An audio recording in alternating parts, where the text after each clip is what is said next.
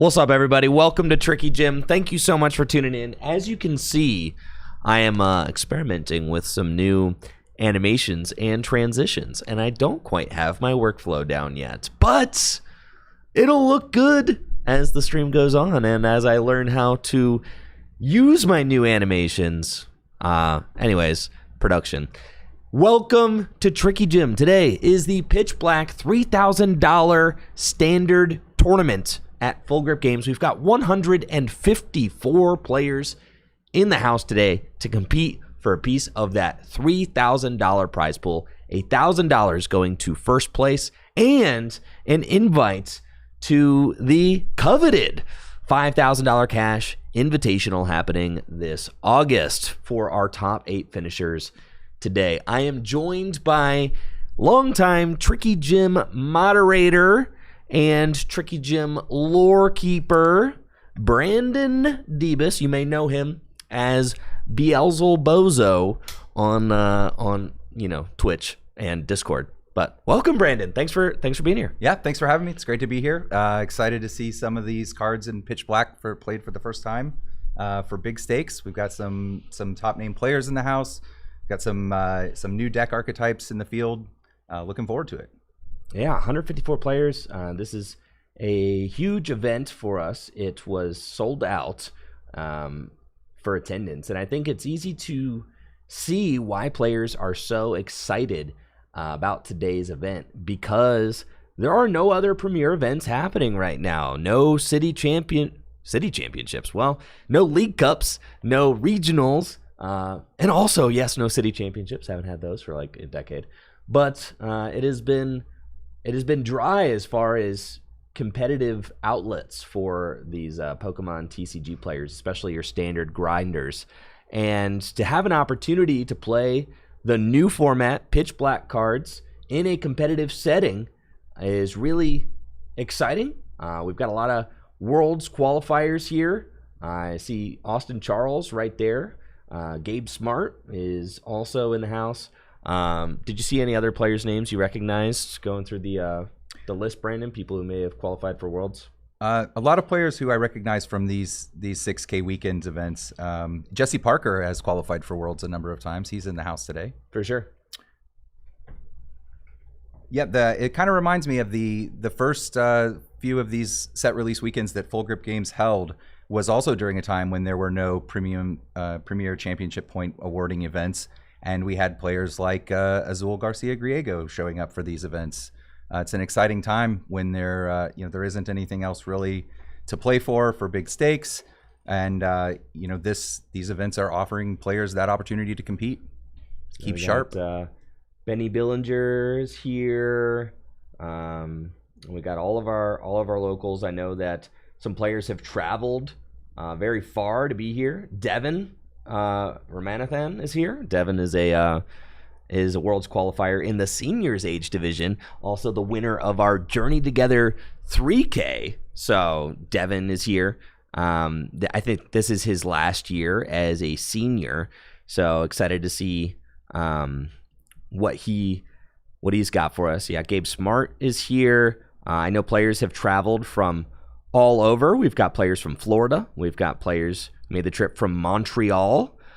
We got players who have made the trip from the Midwest. There's big Buffalo contingent here today. Yeah, Buffalo, Chicago, Indianapolis. Just a lot of people traveling out to these events. Makes them very exciting. So huge thank you to everybody who has who's made the trip out. It's really amazing to see such hype surrounding these release weekend events. I think that they've been a big success this year. I'm really excited about them, especially culminating in our first ever invite this August. It's going to be really cool to see. And, I hope that these events continue. I think that, we're greenlit for another year to do another invitational. These are some of my favorite things to produce, as they just generate so much hype and notable moments from newest expansion, right? I mean, I remember Austin Charles winning the post-rotation one, the first post-rotation tournament with Pult Chicken. That was like a big moment. He went on to play Dragapult very well at the next few regional championships, and really kind of made a name for himself playing that Dragapult Blaziken variant. And now I'm thrilled to see if there's any new contenders from Pitch Black that are going to be able to make an impact on the metagame. Brandon, is there anything that impresses you from the new set, and do you have any predictions for us here today? I think if I had to pick a brand new archetype to make it to today's top 8, I think I would probably pick the Mega Excadrill EX. I think that's looking like the strongest new card early. I mean, a lot of existing archetypes are certainly getting, buffs. Like the Festival Lead deck gets a lot better now with Gladion's Final Battle. But I think as far as completely new archetypes with, a new marquee card, I'm looking at Excadrill. What about you? Yeah, Mega Excadrill is the deck that I've got my eye on for sure. It feels really good to play. The Metal deck, I felt like it was it was close. It like had some pieces.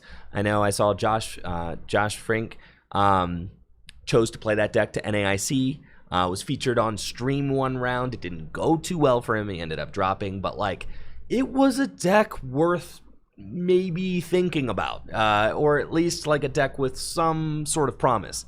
Then you drop a huge Mega Pokemon into the equation, Mega Excadrill EX, which is one of the strongest Mega Pokemon, I think, in the format right now. A lot of these Mega Pokemon that they've released so far have been a little underwhelming. They either don't do enough for giving out 3 prizes, or they don't have like the built-in draw engine like Dragapult has, so they're just not really worth playing or building a deck around.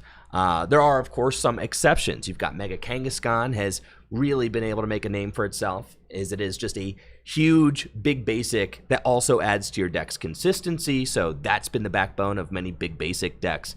We've also seen Mega Lopunny and Mega Frostlass, Mega Starmie make some waves and do some things. I think that the Stage 1 Megas are particularly strong because they just kind of come onto the scene very easily without having to evolve up through a Stage 2. You don't need rare candies or anything like that. And then they can change the game with a groundbreaking amount of HP. And that's something that we see from Mega Excadrill. It's got 340 hit points and can do 330 damage, and its 2 energy attack is disruptive. It does 90, and it mills the top 2 cards of your opponent's deck.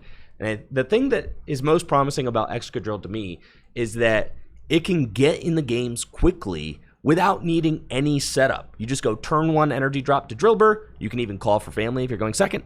Turn 2, evolve into Mega Excadrill, start swinging. Off the board. Yep. Yeah. And that's the thing that I think sets Mega Excadrill apart, is that it does play off the board so well. It's not a deck where, I need to figure out how to jam in some sort of like consistency engine. Like I need to play the Dunsparce or Dracloak or something like that. You don't have to play any of that because Genesect EX sets up the whole deck. And then you use Metang, and Metang just accelerates energy out of the deck. So you don't have to actually have any of those cards in hand. All you need is Buddy Buddy Poffin and the Drillbur, who calls for family. You set up the whole board. Or Trolley, if you're playing Trolley. Set up the whole board with that, and then you play off the board. So it's very low maintenance. It is, and I think it's very attractive about it. And I think you're right that a lot of the Megas just thus far haven't really seemed like worth risking 3 prizes. I remember when Mega Kangaskhan EX was first revealed, and the Tag Team podcast was talking about, you guys were saying, are you really going to put this thing in? Like, drawing 2 cards is nice, but are you going to put this 3 prize liability into play?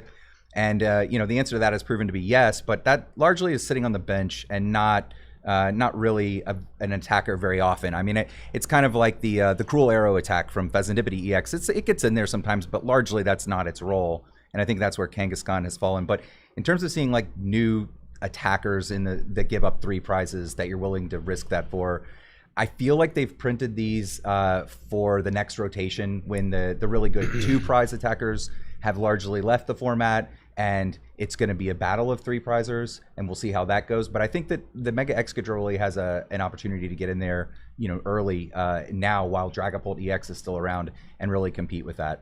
And I'm interested to see how the meta adapts to or changes, responds to the potential of Mega Excadrill.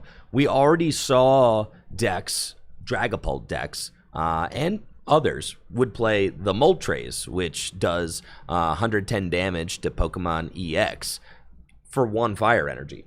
And that is like a very easy card to splash and is good against your like Teal Mask Ogrepons, your grass decks, and now is also good against the Excadrill deck. Another Fire Week attack. Exactly. It can one-hit KO the Genesect that Excadrill will pretty much always put into play.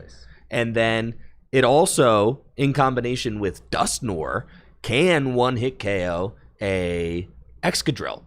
What's interesting about the Dragapult versus Excadrill matchup, it's very Excadrill favored, because all Excadrill has to do is like knock out Badoo and Dracloak turns 2 and 3 with its first attack that does 90 and mills 2. And then by the time a Dragapult comes into play, swings into the Excadrill, you just one-shot it, and you could even play like an ice cream cone and heal yourself, one-shot it, and then they're like out of the game. And Dragapult, Dusknoir plus 200 is still 10 short of the knockout. So it's really bad math for Dragapult, but the Moltres and Dusknoir does kind of fix it. And another way to fix it is if you're playing Blaziken with Dragapult, as Blaziken can one-hit KO the Mega Excadrill. Yeah, absolutely. I think that the Blaziken variant of Dragapult kind of gains some stocks with this set. But it'll be interesting to see if Dragapult remains so dominant. I mean, of course, we expect it to be at the top still, but will it be as dominant now with an improved power in Festival Lead kind of countering it, and with the Excadrill giving it a hard time as well? Yeah, Festival Lead is another deck that I expect to see a lot of today. It gets a huge buff with that Gladion's Final Battle? Final Battle, I think it's English. Gladion's Final Battle, which makes it so that your non-rule box Pokemon do 80 more damage during the turn that you play it. Twice, yes. In the case of Festival Lead, that is twice. So that is a plus 160 damage buff. Pretty good supporter damage boost. Kind of insane. The caveat, of course, is that it has to be the last card in your hand. And if there's any deck that has the engine that is going to make that a possibility, it's Festival Lead. You've got the Thwacky, which can boom boom groove and search out whatever card you want out of your deck, as long as you got a Pokemon with a Festival Lead ability in the active spot, and you can boom boom groove like 2 to 3 times a turn. Play Secret Box, Ultra Ball, thin that hand down, play the Gladion. You can even play the Gladion, then use boom boom groove afterwards to fill your hand back up, and then take the huge knockout. So I think that Festival Lead is probably the single prize deck that gets the biggest buff this time around. I have also seen people playing Alakazam with Toucannon. Okay. I don't know if that's going to be a thing that we see a lot of today. I think we'll see a lot of Toucannon tomorrow, but I would be interested to see some today as well. That's true. Yeah, Toucannon in Gym Leader Challenge. Toucannon is a heck of a card in Gym Leader Challenge, that's for sure. But today, Toucannon, I tried playing it a little bit, and I felt like in standard format, it has a little bit of a tough time getting everything it needs. It does still say Stage 2 at the top, which is a tough hill to climb in standard format Pokemon TCG. It does. That is true. All right, we have got players getting ready for... We've got players getting ready for our second round here. I'm checking the walkie. I see our judge there. Hello.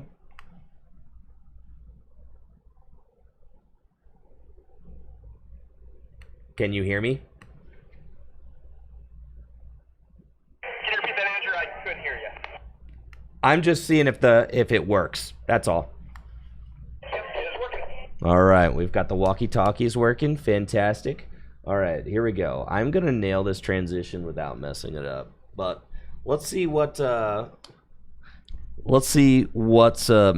we've got. Looks like we got Mike Anderson, who you may know as Manderson, on I think let's see. The Eevee deck, it looks like. Oh, it said no, Eevee. Okay, I was like, why did Natalie say Eevee? It's the chair. The Eevee chair. We got it. Yes, it that is. Will be Manderson on the right. Mike Anderson is on the right. That like, makes Eevee. more sense. Like, I was trying to figure out Eevee versus a Pikachu a deck. spicy That's matchup. Crazy. Yeah. Was not expecting Eevees. Yes, so usually before we got these awesome secret lab chairs, Natalie would tell me like, "Oh, well, this player's on the white side, this player's on the red side," and now she is differentiating by chair. We've got Mike Anderson on the right. If you were watching stream the other Wednesday, Manderson gifted like 70 subs to the channel. What a legend. It looks Yeah. like he's playing the Manectric deck today. Woo! Somewhat spicy. Yeah, and right away on the other side, we have Kevin Ware with Dragapult Toucannon. Holy, let's go. So we are going to see some Toucannon today, right away. Let's go. That's exciting. All right, round number 2. Getting ready now. Let's head down to the table and see what these players have got in store for us.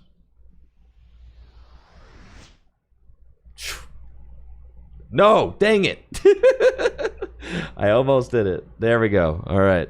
You can imagine how sick that would have been, though, if that went through. All right. I can picture it. It's beautiful. You can picture it? All right. We're going to do it one more time. This time it's going to be this time. All right. All right. We were close. All right. We were close this time. This is the one right here. All right. Let's head down to the table and see what these players got in store for us. Bang. All right, there we go. Clean. See? Just need to practice that. And then I'll get it down and it's going to look really good. I should only have to do that transition between I should only have to do it between games. So really I have ample opportunity to improve. Let's get into it. Round number 2 of the Pitch Black $3,000 cash tournament. Release weekend event here at Full Grip Games. Both Kevin and Mike are 1-0 to start the event. And we see Kevin going first, playing that Dragapult Toucannon deck. And it looks like there's Noctowl in here, Fan Rotom, and of course Dragapults. So a very cool and unique deck from Kevin. And then, you would think that maybe Kevin had the most unique deck at the table, but that's not the case, as Mike Anderson is playing Mega Manectric and is 1-0. I have to know what Mike beat round 1 and what this deck looks like. Yeah, both of these players have already won a set and have already proven that their decks at least function a little bit. So we'll see what the Toucannon and the Manectric can do here. We've already got a lot of Dragapult EX variants, and it looks like maybe there's another one. This is the 4th or 5th different way to play Dragapult. Taking a look at this Mega Manectric deck, it is a thick Mega Manectric line, and then it plays Electric to accelerate energy into play, and then plays Mega Electros EX, and then also plays Iono's Kilowatt Troll to draw cards. And the new Voltaic Lightning Energy, Prime Catcher, Prism Tower, Canary. Holy cow, dude. Then we've also got, looks like a 3-1-3 line of Toucannon. So not just a light Toucannon splash. This is fully a Toucannon variant of Dragapult. Like you said, the Noctowls are there. We have, in addition to the Dragapult EX to provide the Noctowl with its Terra Pokemon requirement, looks like we also have a couple of different, nope, these are both the Water Mask Wellspring Ogerpon. So we've also got that, just to make sure that our Noctowls don't fail. And the A-Spec of choice is the Sparkling Crystal. Shoo. That is cool. So that allows the Dragapult to attack for just a single energy, which is a big deal. Kind of playing along with the theme of Toucannon attacking for a single energy. Dragapult can attack for a single energy. Fan Rotom attacks for a single energy. There's also a lot of draw power here, as Toucannon also has the aerial draw ability. So you've got the Dracloak Recon Directive, obviously a very powerful and format-defining ability in the Dragapult line, and then Recon Directive combined with Aerial Draw can get you just a lot of cards throughout the turn. And then if Kevin can get that Dragapult into play, also has the consistency of the Noctowl engine, as Noctowl can go search for 2 trainers out of the deck to put into the hand. Mega Manectric does one-hit KO Dragapult. So, like, that's something that I'm sure Mike is going to be looking to do. Mega Manectric EX got the Riotous Blasting attack. Discard all energy from this Pokemon, and it does 130 more damage, 200 plus 130. That's 330 damage. And then you've also got this new angle with the Mega Manectric deck from Pitch Black, since you've got the new single prize Manectric as well, which has the Flashing Barrier attack, which makes it so that you can prevent all damage done to this Pokemon by attacks from evolution Pokemon. So the Manectric EX has an attack that blocks attacks from basic Pokemon, and then this Manectric from Pitch Black has an attack that blocks attacks from evolution Pokemon. And I'm really anxious to see if this ends up being a strategy that is effective. Yeah, absolutely. And you've also got a new damage mod in Pitch Black with the Voltaic Lightning energy. So if you need a little extra boost, that is a new thing that Manectric has available to it.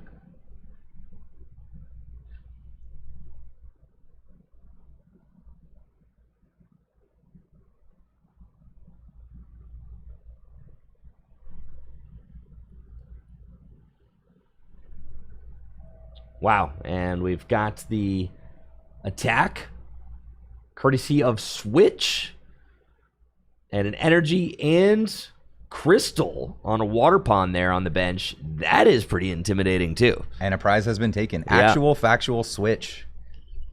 There you go. Off the lilies. No Noctowl needed.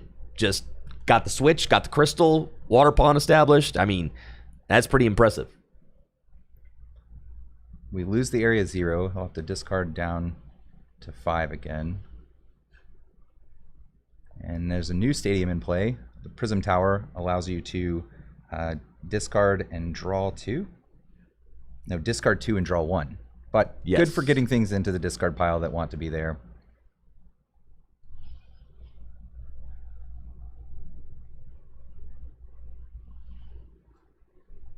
See the Mega Manectric come into play. It's got 2 energy on it now. Flash Ray does deal enough damage to knock out the Fan Rotom and prevents attacks done by basic Pokemon the following turn. But, of course, Kevin's deck is full of evolution threats, as we've got both Toucannon and Dragapult.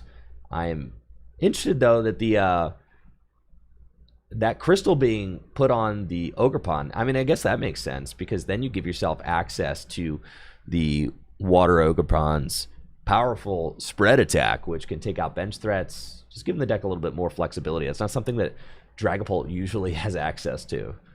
Torrential Pump, right? Right. And that card is weak to lightning, so kind of interesting to see it already in play here. But like you said, it can preserve the energy. I guess it will lose the crystal if it goes down. It doesn't shuffle that back in.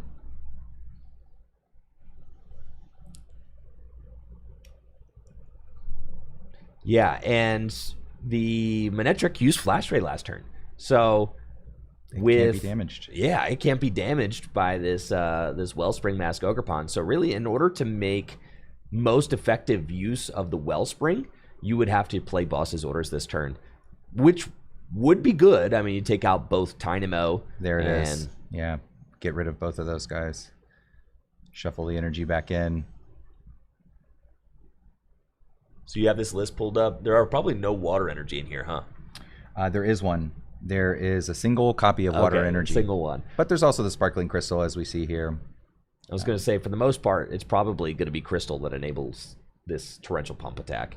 But Sob is also really good. So like, Sob can be good. The Water Pond is just a really good card. This deck is playing a switch, though. Maybe Sob is losing value as people get wise to that. I mean, it does really stink to get stuck by a Sob and not have an out to it, and that's how you lose. But you know, you can't have an option for everything included in a 60-card deck, so it is tough. But this water pawn already, you know, taking the 2 prizes that it's going to give up, you know, and Kevin already in the prize lead, so probably happy to make that trade.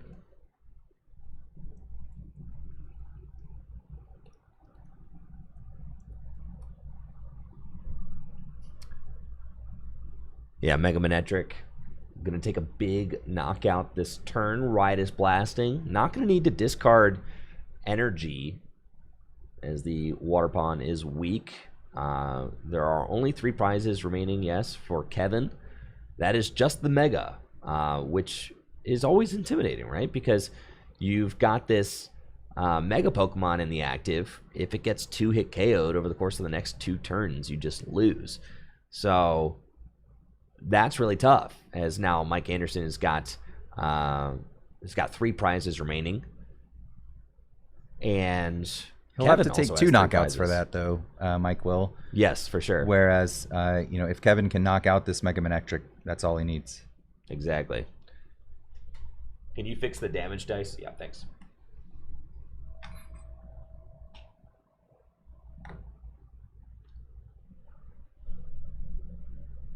Recon Directive. Kevin promoting Dracloak. Does have a huge hand. I mean, has not been disrupted yet. And has Crispin. So Crispin will be able to accelerate the energy needed onto the Dracloak. And if it evolves into Dragapult, we'll see Dragapult swing for 200 damage. Play 6 damage counters on the bench. And then obviously, the Mega Manetric can just one-hit KO that Dragapult, bring Mike down to a single prize remaining. But the 2 cannons lurking out there. Exactly, it's right? just a rare candy away. Looks like there are 2 copies of rare candy in this list. I think that probably the single water energy also helps with the Crispin. You hate to, you know, fail at Crispin and just use it as an energy search. But having that water energy floating around in there helps ensure you can get an acceleration if maybe you have the other one in your hand already. But yeah, being knocked out in response to this is not great for the Dragapult side. We'll, I assume, be looking to 2 cannon to clean it up for the game.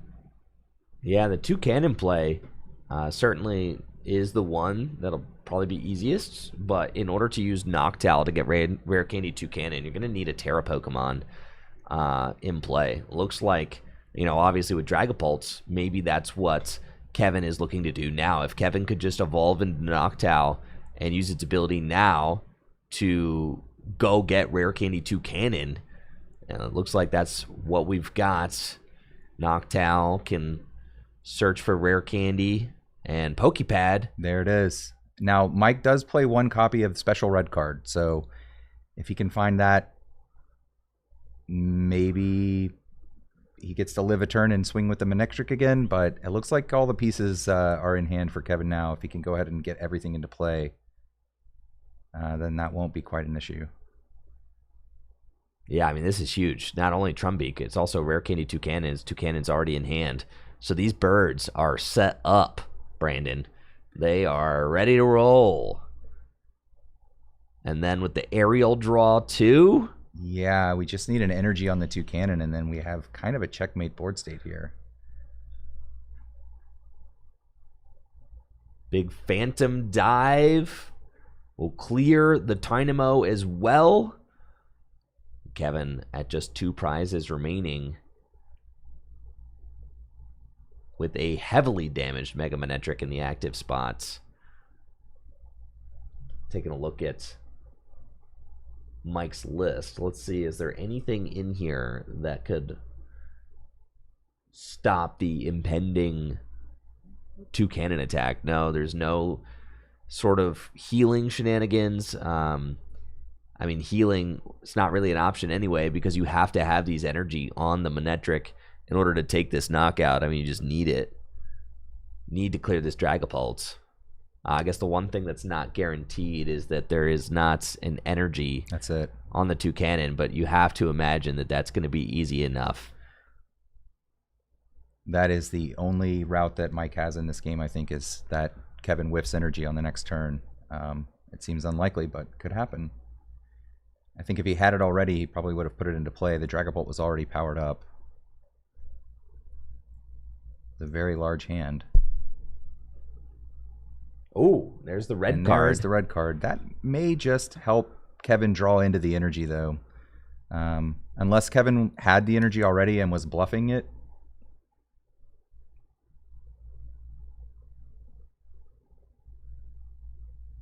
No energy yet for Kevin.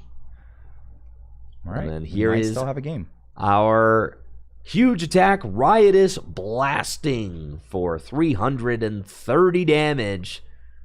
1 to 2 prizes. But even if Mike doesn't lose this turn, he doesn't have no energy in backup, play. Yeah. like response. Well, Kevin is going to draw a lot of cards here. You get draw 1 off the Toucanon, draw 3 off the Pheasantipede. Might hit another Toucanon and draw another one on the benched Trumbeak. A special red card. Well, there's the energy. And that is it. Yes. The Toucanon's math ramps up really fast. Right. Palkia V-Star math. Yeah, a lot faster than you might expect. Feather Rondo does 60 damage plus 20 more damage for each bench Pokemon. So what? 2, 4, 6, 8, 10, 12, 14, 200 damage. That's 340. Yeah, just so much. Yeah, 340. What if you've got 8 bench Pokemon and your opponent has 5? That's 260 plus 60 is 320. Yeah. So you can one-hit KO Dragapult if your opponent has a full bench with a Toucanon, single prizer. It's just a classic really Rondo attack, really big attack. And obviously, if both players fill their bench to 8, well, then it's just getting ridiculous, as you're doing 380 damage for 1 energy on a single prize Pokemon. Is absolutely insane. So, a tough game there for Mike getting started. We're just seeing the weakness of having a 3 prize Pokemon. Obviously, it's very good being able to just knock out a Dragapult, but when the 2 prize and single prize Pokemon are just kind of flowing as attackers, and you are throwing a 3 prize Pokemon into the equation, that's really tough. I'm curious to see if Mike can leverage that single prize Manectric at all. Is that a potential way to do this? I mean, the attack only does 50 damage, but it does 1-hit KO a Toucanon with 2 Voltaic energies attached, I guess. Okay. So, not that it matters, because Toucanon can't, damage it anyway. We could see maybe, but then there's, the thing is the Kevin's deck has the Water Pond that can attack. So, even if you're going in with Manectric and saying, I'm going to wall everything off, eventually the Water Pond could potentially be a problem. That's true. You've got one Manectric that walls basics, one that walls evolutions, but if you can attack with either, you just pick the other one.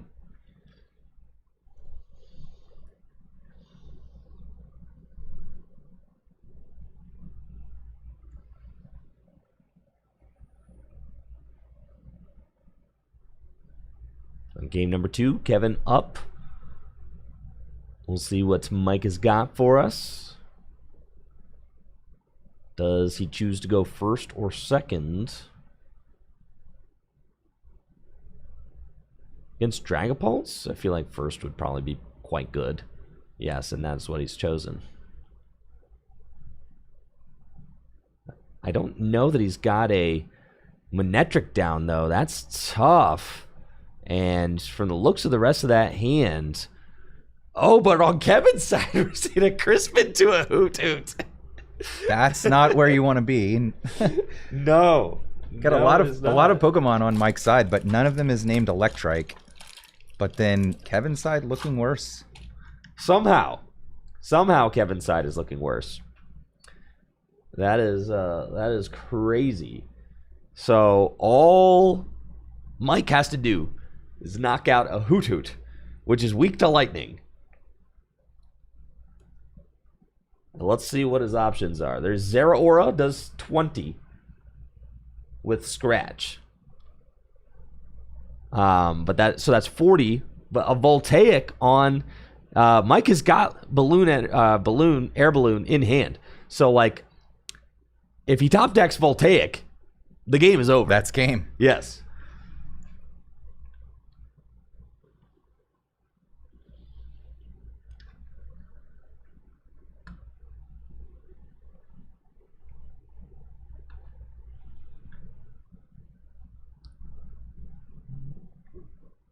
Electric? No. All right, what does this Iono's bird do? All right, Iono. You can flip a coin to do more damage. Quick attack. Flip a coin if heads, it does 20 more. Oh, and then Kevin top decks Dawn. Unbelievable.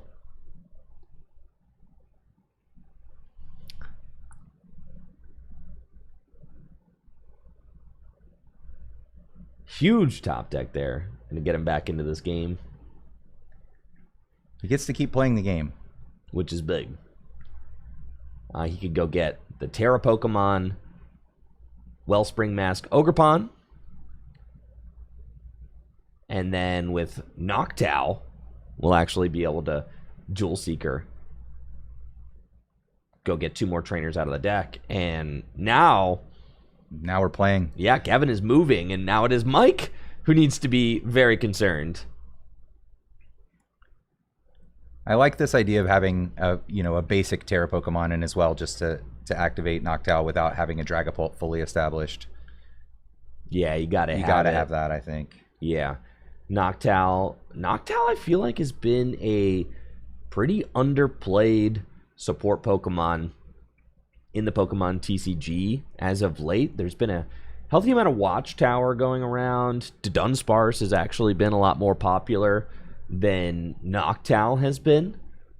I think that one of the upsides of Dunsparce is that it removes itself from play in a format where Dragapult is kind of like your tier 1 meta threat. Being able to bounce yourself out of harm's way is very good because you don't get those damage counters like stacked up on you and eventually knocked out. Whereas like Noctowl just hangs around waiting to die. Damage counters. Yeah, waiting to get knocked out, right? So it is certainly a card that has a very high power level with its tutoring ability, Jewel Seeker, but has not really done anything in Standard. It's so good. 2 trainers out of the deck is absurd on a stage 1, but it hasn't really made a name for itself this post-rotation Standard format yet. No, it definitely feels like we used to see a lot more of it in previous formats, but Kevin showing here that it's still viable. It's kept him in this game. Speed Wing getting in there. Yeah, taking the knockout. The turn 2, turn 2, turn 3. Was that turn 2? Yeah, just had turn 1 Crispin, turn 2 Evolve. That's right. With the Dawn. But Mike getting a card that I don't get to see very often. Not since pre-release? Probably. Have I seen Iono's Kilowattrel? Has the flashing draw. And then with Electric, okay, can Dynamotor to the Iono's Kilowattrel. Okay, I see the vision. Drawing up to 6 always good. But yeah, you want basic lightning energy in the discard pile anyway, and this accomplishes both. It does. Unfortunately, that's an energy that you're not going to have on a Pokemon to launch an attack. We've got Buddy Poffin from Mike, so you can go get those Manectric into play. I am going to see an Electrike here. Yeah. A little later than he would have liked. I'm worried that Mike's not going to be able to launch a meaningful attack this turn either, which seems quite bad. I feel like Mike needs to be putting some pressure on Lightning Energy getting attached to the Electrike saying like, yeah, there's not going to be any meaningful damage coming in this turn. I guess if you found a Voltaic Energy and attached it to your Zeraora, again, you'd be doing 80 damage, which would knock out this Noctowl. But maybe Mike is saying, I want to try and go with my Baby Manectric this game. I mean, there aren't any Dracloak in play, so no threat of a Dragapult next turn. Well, there are the 2 copies of Rare Candy, which, probably for the Toucannon, but could be used on the Dragapult. You're right. There is actually the threats of Dragapult next turn. And Mike knows that. He saw a Rare Candy at the end of Game 1.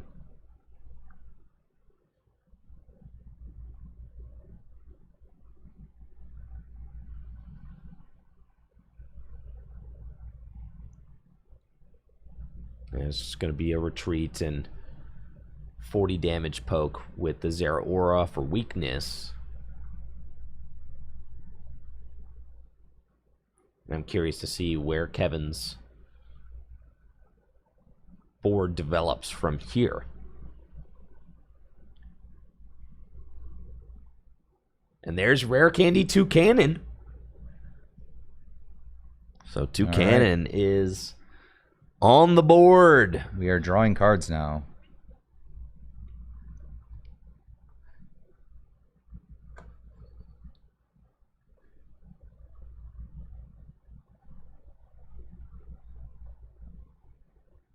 Oh, looks like considering the other Rare Candy. Good sequencing from Kevin. You like to see that, doing the Recon Directive before the aerial draw. He did find the second Rare Candy, and it is another Toucannon, not a Dragapult. So we'll draw another card. There's another Dracloak. We'll draw 2 more. We're just drawing cards. Yep. Who made this deck so consistent?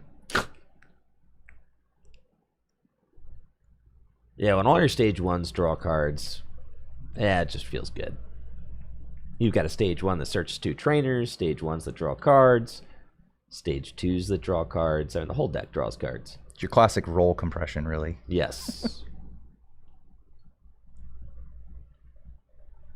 So Kevin has got a all-star looking board now. I mean, after a pretty sketchy start, Dawn just got Kevin right on into this game. And a Crispin for turn with energy attachment to Toucannon, so Toucannon can take this knockout. And then, I mean, Toucannon is weak to lightning. Toucannon taking a knockout on Zeraora is not like the biggest deal, but it is a prize taken. It'll put Kevin to 4 prizes remaining, and Kevin can clean that up by either knocking out a Mega Manectric and a single prizer. Yeah, you got to figure he's probably looking to map with 3 to a Mega and then 3 singles with the early aggression and the Toucannon at this point. Water energy going on to the water pond there on the bench. And here comes Toucannon. I think this is my favorite card from Pitch Black. It's absolutely. So fun. Not that he needed it, but that was 260 damage hitting that Zeraora. Sheesh. For just a single energy, giving up just a single prize in return if it's knocked out. It's crazy to think, Good like, rate. Palkia V-Star was, like, one of the strongest decks in Standard during the years that it was legal. And he had to pay 2 energy for this attack. And was a freaking V-Star, on top of all that. So Toucannon coming in with that attack for a single colorless energy is crazy. There was even, there was like a Skeledirge that was released in the Fire Skeledirge that does this same math on the attack. The Rondo. Yes. These attacks are always named something Rondo. We had the legendary beasts earlier with the Rondo attacks. Well, and Lily's Clefairy. Yep. Yeah. The attacks that do more damage for the amount of bench Pokemon that they are. They weren't always called Rondo. They decided that. I think, was it with the Vs that they started Rondo? Let's see. Got the list here. What's the oldest Rondo? Prima Rondo on Meloetta from Breakthrough. If this Pokemon has a psychic energy attached to it, it does 50 more damage. All right, Well, that's not the same thing. That's not the same thing. There's a Witch Rondo ability from Sword and Shield, and then yes, Blizzard Rondo, Burning. Yeah, Rondo, the legendary and Lightning beasts Rondo. V's is what I really associate that with. All of are those the guys first had their ones. moment in the format. Yes, this style of attack had always kind of existed in the Pokemon TCG. Far back to the original EX era, with like your who's the guy with like the rain dish hat? You know who I'm talking about, Ludicolo. There you go. Yes. Ludicolo. The fella with the rain dish, you know what I'm saying? And he was involved in the Suicune V deck, so there you go. It's thematic, there you flavorful. Go. Yep. So, knockout there from Mega Manectric on the Toucannon, but wait, there is another Toucannon. And the two cannons are just kind of flowing for Kevin right now. Yeah, they don't ask a lot with that single energy attachment. It's a little easier to stream them. They are still stage 2s, of course, but kind of pull their weight with the card draw and the very cheap attack. Dawn will be the supporter for turn. Can go get a Dragapult for when you want that. Maybe get a Pheasantipity EX to put down. Would be nice for some additional draw power, just to have that. And then really at this point, the question is going to be whether Kevin can power up a final attacker, right? Like this Toucannon is going to deal a good chunk of damage to the Mega Manectric, maybe 240 if he pinches out. Yeah, 240. That's good. It's within Dragapult range for sure. Yep. But there is no cheap one prizer for Kevin to finish the game off with on the bench. So you're kind of thinking about that too. Like this Dragapult list that Kevin is playing, it's not playing Monkey Dory. It's not playing Dusknoir. It's not playing any way to like cheat that extra prize. So just 2 copies of Boss's Orders to try to get that Meowth up there. Yeah. That's probably what we're looking at. Now, the Area 0 is interesting because we can get another Hoothoot down and try to just search the boss. But does he have a Hoothoot? Looks like he's put the stadium in play but not benched anything extra.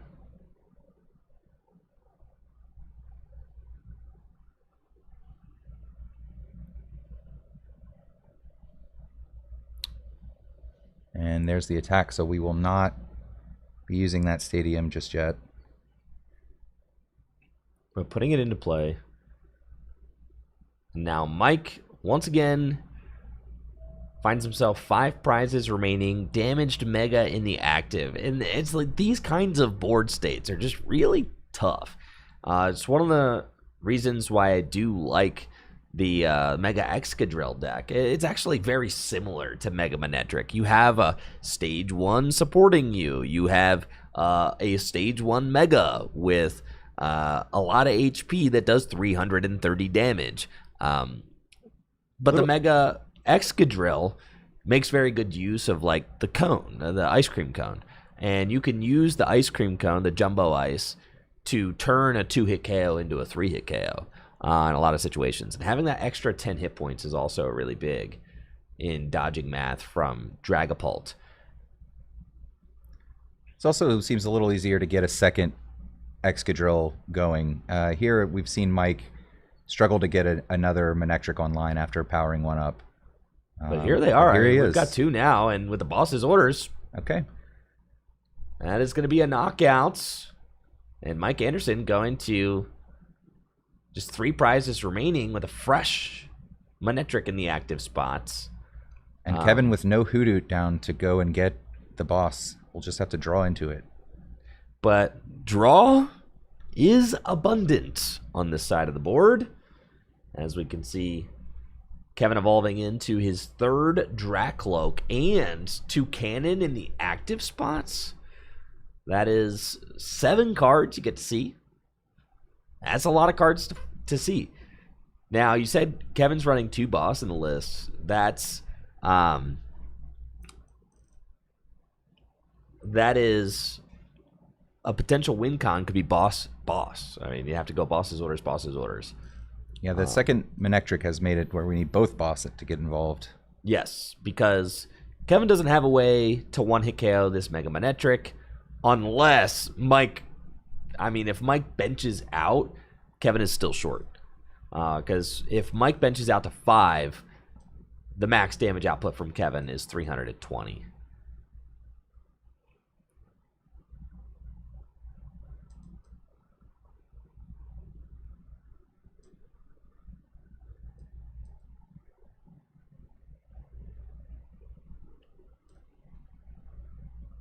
And then here is that boss's orders from Kevin. 2 cannon, taking a big knockout on Mega Manectric with that Feather Rondo attack. There's a Hoot Hoot. So now it should be easier to just get that final prize. And with the Sparkling Crystal going on to a Dracloak, that makes it very easy to win the game. Area 0 Underdepths as well. And a Feather Rondo for the KO, and 3 prizes taken down Mike's Mega Manectric.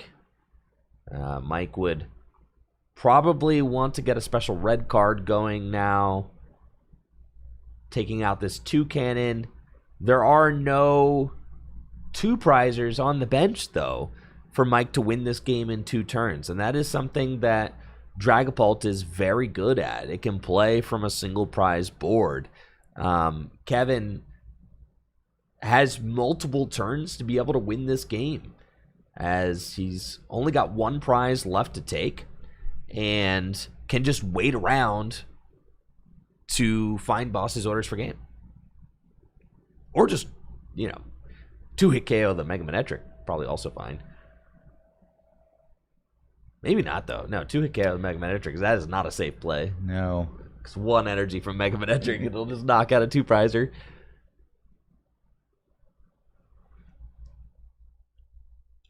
But it could be just as easy as evolve into Dragapult's Noctowl for boss.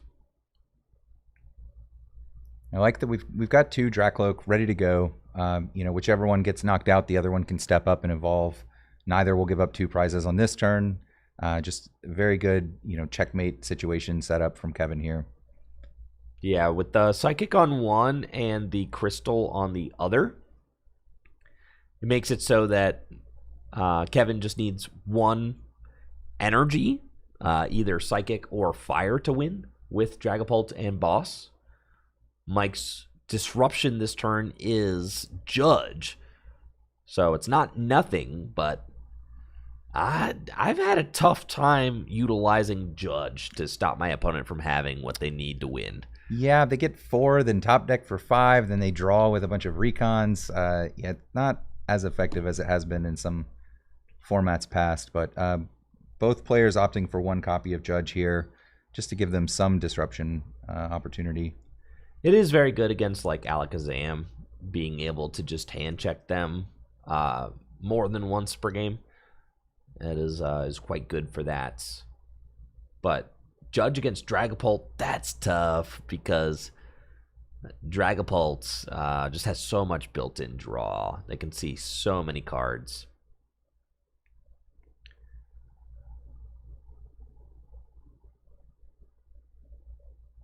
And the 3rd energy committed to the Mega Manectric.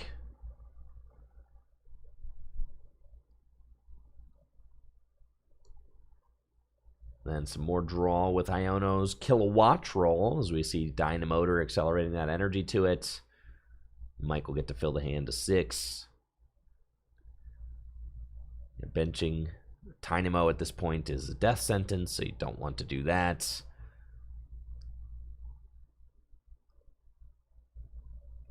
And Riotous Beating. Take that knockout. 2 prizes remaining for Mike. Riot is blasting this Manectric Nose. Riot is Thinking blasting. of the old Zoroark. Yeah, I was gonna say, who knows Riot? That's Zoroark GX. Gosh. Remember that card? Oh, how could I forget? Clearly, I'm still calling it Riotous Beating. It's Riotous Blasting. It's like that. I'm not even reading it. I just look at it. My brain fills in the rest. And the writing looking like it's on the wall for Mr. Anderson here. Kevin needs a pretty obtainable combo in order to win. It is a 3-card combo. You need Dragapult, Boss, and Energy. Is an instant win. Not guaranteed. Let's see if we can piece it together here. Ultra Ball and a Pokepad was played earlier. That should do it. If there's an energy in hand, Psychic There's to the energy. the Dracloak. And here we go. Dragapult evolved into play. Boss's orders in hand. And Dragapult takes the win. Phantom Dive. Dealing 200 damage to the active. And that is a 2-0 win for Kevin Ware, who will advance to 2-0 here at the Full Grip Games Pitch Black 3K. A very unique deck list. It was cool to see the iteration happening there on Dragapult EX. Toucannon getting some time to shine also. Put in a lot of work in that matchup. Yeah, absolutely. Actually. Made a real strong case for itself to be a new Pult variant. Looks like we've got a meta breakdown here from the floor, and we have a breakdown of the Dragapults. 1.9% of them are Pult Toucannon, which might just be this player. 1.9%. Yeah, it might just be this one. But it looks like overall the field is 34.4% Dragapult today, with 4 variants being identified. We had 40% just straight Pult, 40% with the Blaziken, and then the remaining 20% a combination of Pult Noir and this very unique Toucannon build that we've seen today.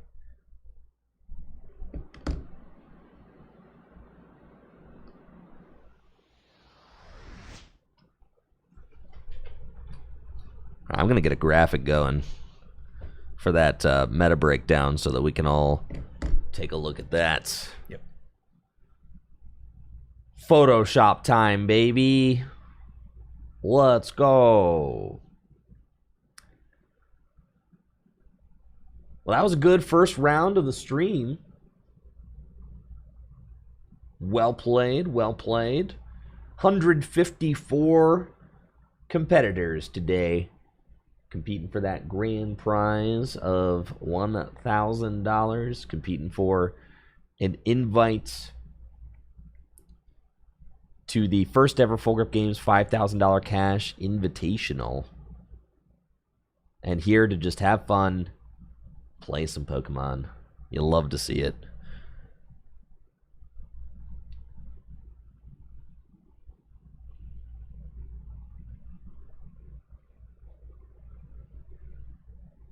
Come on, airdrop.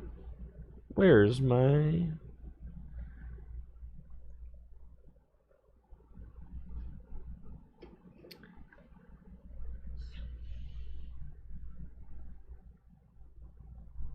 I know how to do this.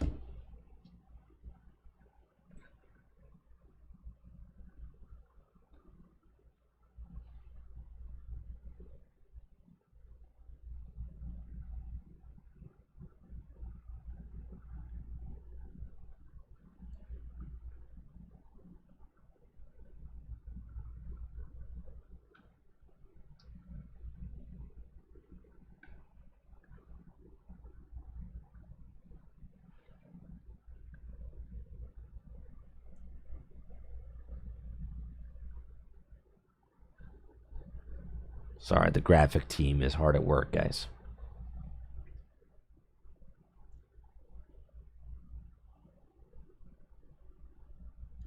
Oh, yeah.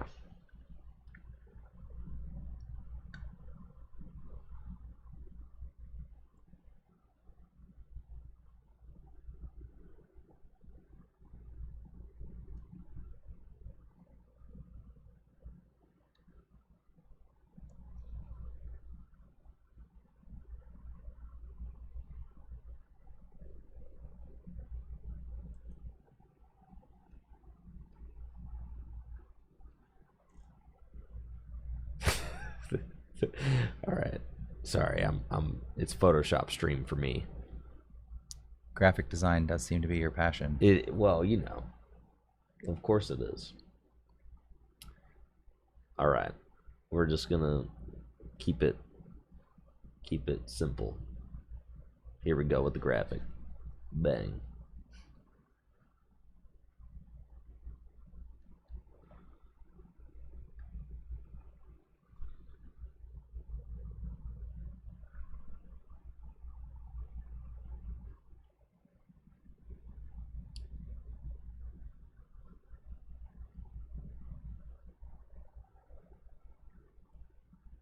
Sorry, Mr. Wiki.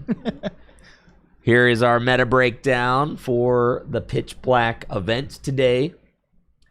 154 players in attendance, obviously. Dragapult is the most represented deck. You surprised by that, Brandon? No, not terribly surprising there. I would say that that's probably the expected outcome of any tournament in our current standard is that Dragapult is going to be the most represented deck. But there are some different variations. 21 players playing straight Dragapults, 21 players playing Pult Blaziken, 10 on Pult Dusknoir, 1 on Pult Toucannon. Now I am surprised that Pult Noir, I mean, it continues to put up results. We had a top 4 showing, Justin Neudorf from Indianapolis, and we had a NAIC finalist showing from Nettie, and it still continues to be the least popular Dragapult variant, which I do find that pretty surprising. I am not surprised to see an increase in Pult Blaziken being played, though, especially with the hype behind the new Excadrill. Yeah, if we look at the excluding the other category, we've got the 3rd and 4th most played decks. Both weak to fire, and the Excadrill in particular, very scary for the normal Dragapult build. But having that Blaziken answer, and it's not like the Blaziken is only here for the Excadrill. Blaziken was involved in the Dragapult meta before this, but now just getting that little extra boost in relevance. Festival Lead is showing up today. As Festival Lead, there are 14 players playing Festival Lead, 18 players on Ends Zorark, 11 Mega Excadrill decks, and I'd say that is like a very healthy meta percentage for Mega Excadrill, a brand new archetype, right? I mean, 11 players showing up with it. I think that if any Mega Excadrill players end up kind of showing out today and making a top 8 appearance, I'd say that'd be a pretty good sign for the deck, as there's only 11 players here with it. I'd expect at this point multiple Dragapults to make top 8. What are some things that you expect to make it all the way to top 8? Do you have any top 8 predictions? I think we might see a Hydrapple as a deck that we haven't mentioned yet. I see in our list here some notable players on Hydrapple.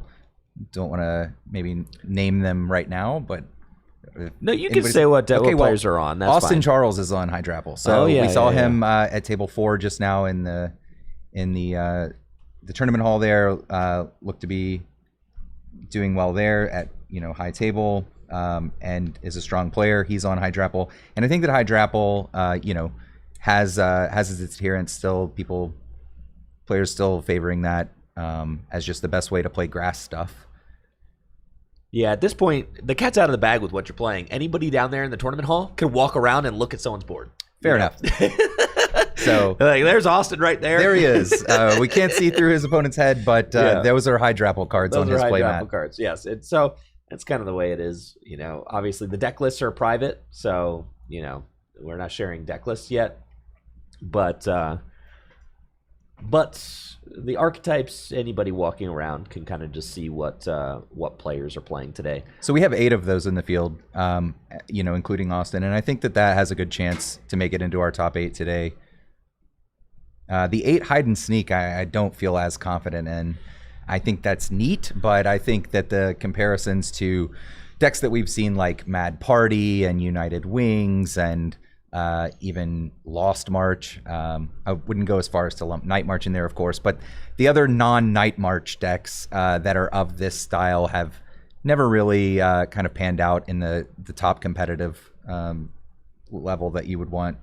But we do have eight people trying that out. Yeah, as and well. I'm curious to see if anything comes of that.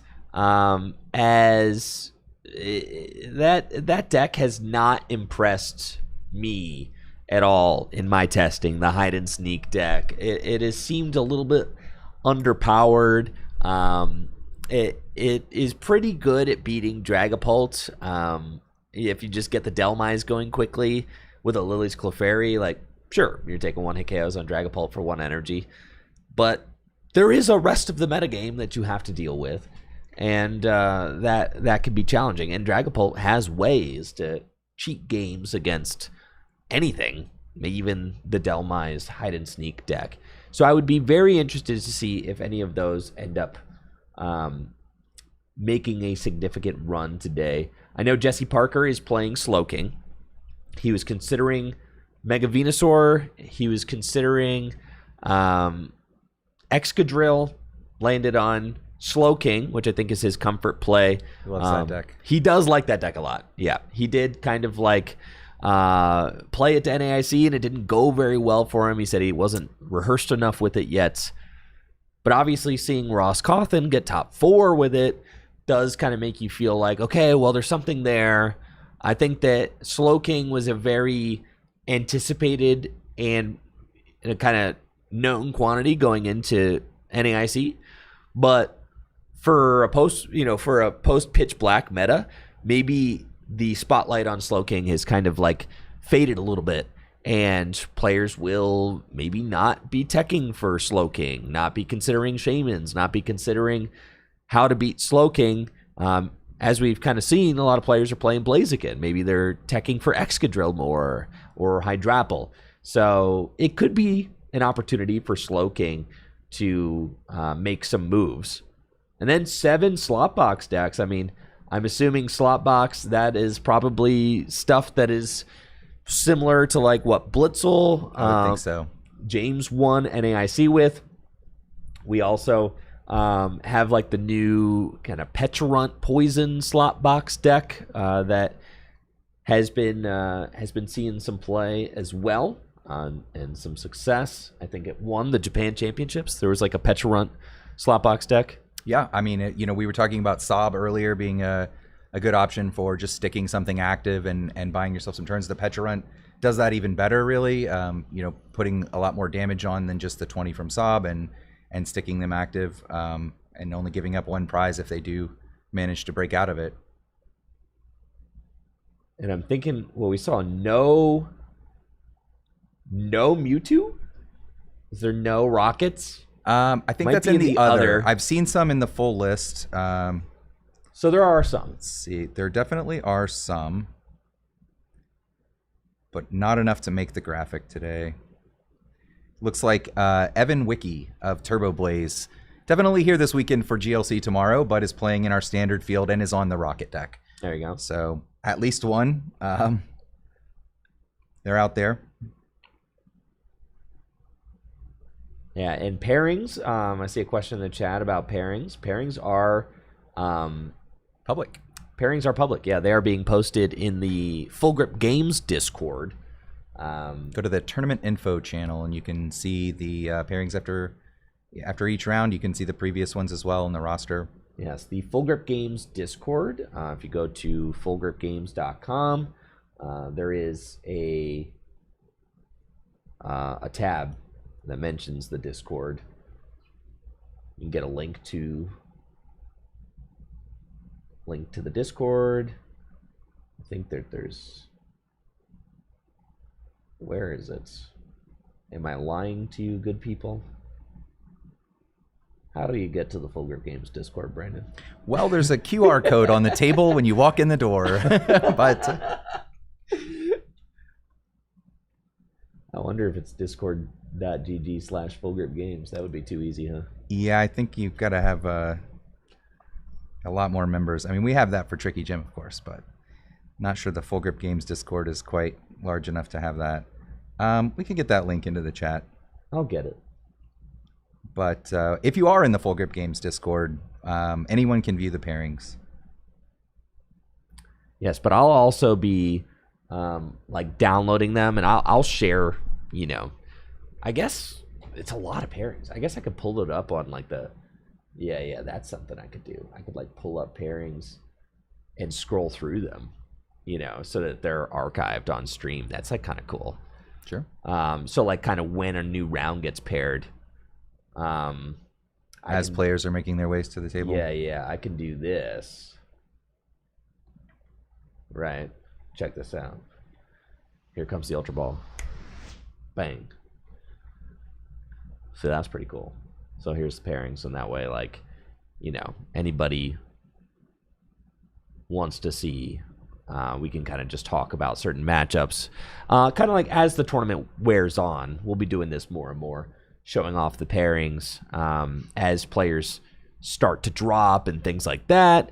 It'll be less intimidating to look at, as there are 70 something tables worth of players. There are right now. But... Yes, but that field will start to whittle down as things progress today, and I'm excited to see what ends up doing well. I think that next round, I'm going to want to make some predictions. So start thinking about, like, what you think is going to make it to top 8. I think next round would be, like, a good time to do that, since we won't be too deep into the tournament yet.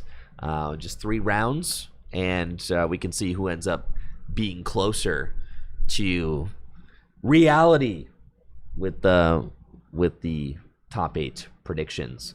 We've got 154 players today, $1,000 to first place, $3,000 to give out today. And of course, that is courtesy of today's tournament host and sponsor, Full Grip Games. Full Grip Games is always buying bulk and singles at fullgripgames.com. If you've got extra cards laying around that you'd like to turn into cash or store credit, Full Grip Games is always buying and, of course, always selling Pokemon TCG singles and sealed product. They've got excellent service to back up an excellent selection of cards.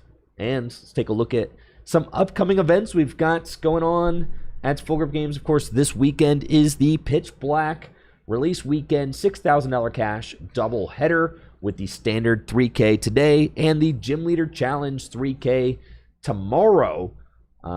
Players will be earning invites to the standard invitational 5K, which is going down Saturday, August 22nd. There will be about somewhere in the ballpark of 60 invites handed out to that event in total. So it'll be about a 50-player invitational. 50 players competing for $5,000. That's awesome. And of course, that prize pool is put up solely by Full Grip Games. There are no entry fees being collected for that invitational. So that is something that players, it's like a thank you to all of our players who compete in our cash tournaments throughout the year, as all of our release weekend events give you an opportunity to qualify for that 5K. So that's just Full Grip's way of saying thank you for the players that travel out and participate in our events throughout the year. I'm imagining we'll be running it again next year after this season's invitational, but of course I'll have to confer with the powers that be to make sure that this is something that we're going to be running back next year. But if you've ever wanted to make a trip out to Full Grip Games, these release weekend events are absolutely the best time to do so. We've also got an exciting Throwback Series event coming up in October 24th. Heart Gold and Soul Silver through Black and White. That is the 2011 World Championship format. Full Grip's been hosting quarterly retro tournaments. Been a lot of fun to produce and cast. And I look forward to seeing what players brew up for this blast from the past. What amazing artwork that is on that. The world's artwork with the Pikachu. Phenomenal. And dude, so sick. The skateboard. Dude, the Pig Knight with the boombox. Yeah. Whimsicott's on there. That's a good one. Dude, I mean, that's like an all-timer World's Art right there. Absolutely love that. And of course, this channel is sponsored by Dragon Shield. Dragon Shield's the best place to get your sleeves and accessories. You can use code TrickyJim at checkout for 5% off your order at dragonshield.com. Folks, we're going to be right back with round number 3. Natalie wants a little cough drop delivery, so I'm going to be doing that. We'll be right back with round number 3 in just a moment. Looks like the rounds just got paired, so hang tight. We'll be right back after this. This tournament is sponsored by Dragon Shield. Dragon Shield makes the highest quality sleeves and accessories for your favorite tabletop games, like the Pokémon TCG. Dragon Shield sleeves are super durable, making them perfect for tournament play and collecting. They also come in a huge variety of colors, so there's always a great choice to match your deck. You can even turn your favorite photograph or design into a custom box of Dragon Shield sleeves using the Sleeve Crafter on dragonshield.com. Head over to dragonshield.com and place an order for your favorite sleeves today. Use code TrickyJim at checkout for 5% off your order. Again, that's dragonshield.com for the highest quality sleeves and accessories for your favorite tabletop games. Huge thank you to Dragon Shield for being a continued sponsor of the channel.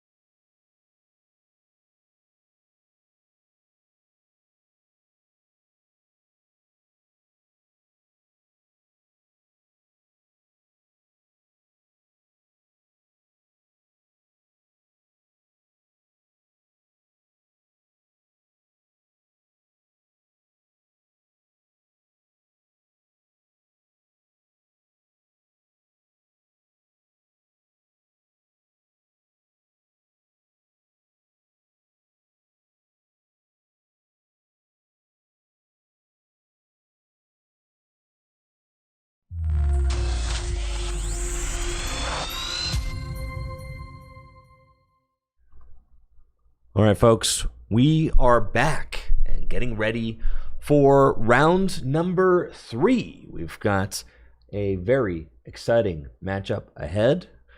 Andrew Zhang versus Thad Wayand.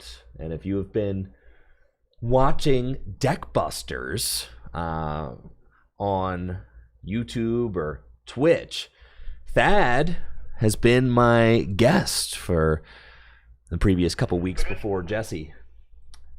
We are good to get started. Thad has been my guest, my co-host on Deck Busters. He was really into Excadrill, so I'm excited to see him playing Excadrill here at today's event. He's 2-0 to start so far. Thad was very much into the secret box variant of Mega Excadrill EX. And he has that today. He does. And I have come to agree with Thad's assessment of Mega Excadrill that secret box is my preferred A-spec for sure. At least anything other than trolley. I think a lot of the lists out of Japan have been trolley variants. But from my testing so far, I have not wanted to play the trolley variant. I've found myself gravitating towards secret box or maybe something with a higher power level. Well, Thad does not have a trolley, but he does have one card in the list that you're not going to like. He is running the one of Heavy Baton. Yeah, this is a way to keep energy in play, but this deck, that's not the thing it struggles with. It's very easy to get energy into play with this deck normally. He's also running Jumbo Ice Cream in the count of 3. That is a high count of Jumbo Ice Cream for sure. The Heavy Baton, it's fine. It passes energy back. Sure. I don't really feel like that you need it, but looks like he cut an air balloon for it. So we're down to just one air balloon now. Yeah.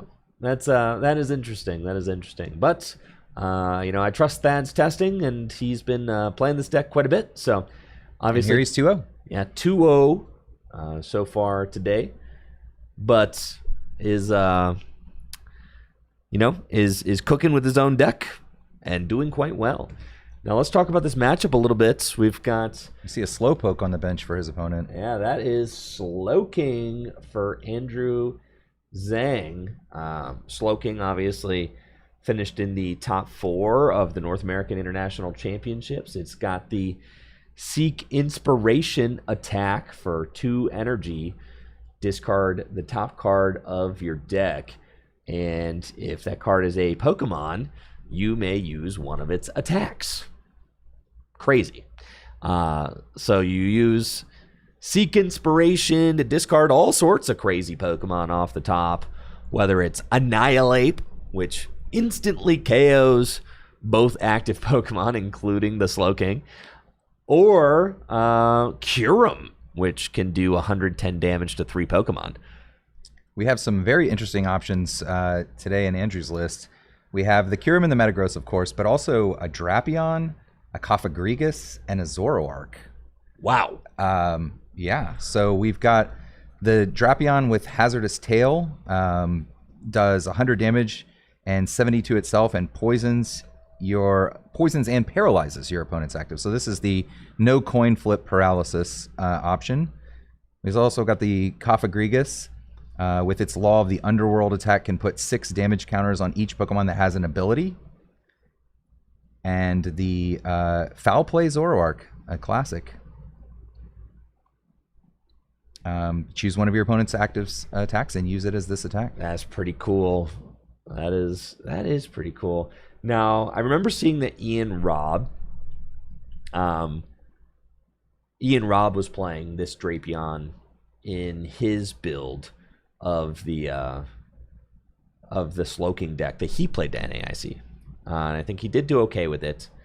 He made day 2, but wasn't like a very significant finish outside of that. But he was talking about this Drapion and what it allows you to do, since you can just stick an evolved Pokemon in the active spot. I mean, say like that evolves into Mega Excadrill, and then Slowking comes up and uses Hazardous Tail to stick the Mega Excadrill there for a turn, and then uses Metagross to like finish it off. Now, I actually think I like this strategy better than like the Annihilate, because I think Jesse is running Annihilate, and Annihilate knocks out both active Pokemon. To me, that's like, yeah, you knock out the 3-prizer in one hit, but you give up a prize doing it. It weakens your board state, and it does just give your opponent a prize card as well. And then they get their turn to attack and take more prize cards. Will you promote something else? So yeah, not. I don't think I agree with you. Not as strong as the strategy that we see here. Lots of options for inspiration seeking. Now, obviously, the play to look out for this turn would be if Andrew can get the Trifrost with Curum. That is always the question, right? If Slowking can go first and get the turn 2 Trifrost, I mean, the game can kind of get out of hand very quickly. We'll have to see if Andrew can draw into the pieces that he needs. He's got Slowking, he's got energy. Latias is in play. No stadium yet. Yep, there's no stadium. So off this Lily's Determination, Kangaskhan's already been used. Would have to find Curum plus maybe an Academy at Knights. Prime Catcher is being used also. So we don't need the... Oh, we have the Latias. Prime Catcher is being used, and I think... I mean, Andrew's perfect turn would be to use Prime Catcher. I mean, because Thad has his air balloon is already in play. Use Prime Catcher, bring up the Genesect, and then hit the Curum Trifrost. This game would, I think, be over if that happens. And no Shaman, of course, in Thad's list. We wouldn't expect that. But I wonder how many Shaman are even in this room today. The Trifrost, like you said, if players aren't respecting that, could have a field day.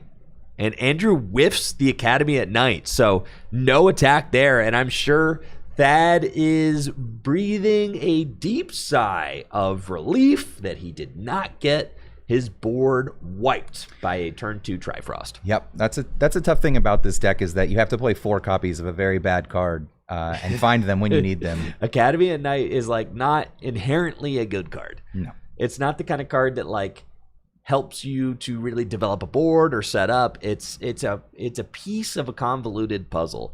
Now, obviously, Slowking is a combo deck. It is a combo deck. It is a very extensive combo, having to set up a stage 1 Pokemon with 2 energy on it and then stack a card on top of your deck and discard it with the effect of the attack.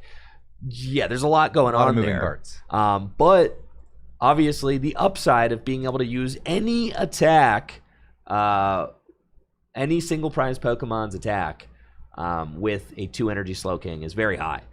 So sometimes you will just naturally miss the piece you need. As it's not always just a given that you get everything you need turn 2.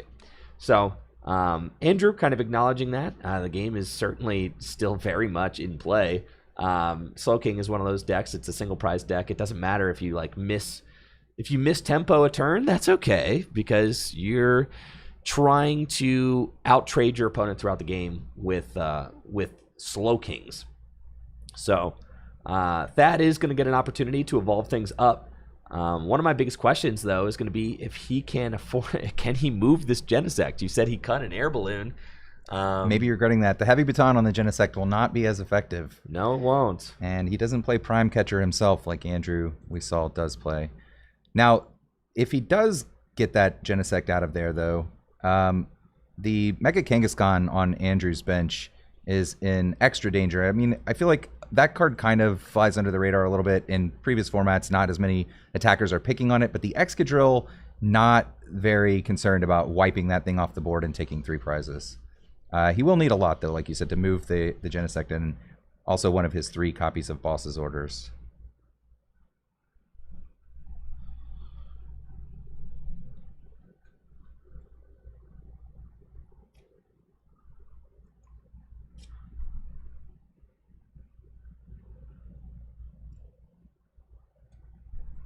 Yeah, I believe the single remaining air balloon is already committed to the board.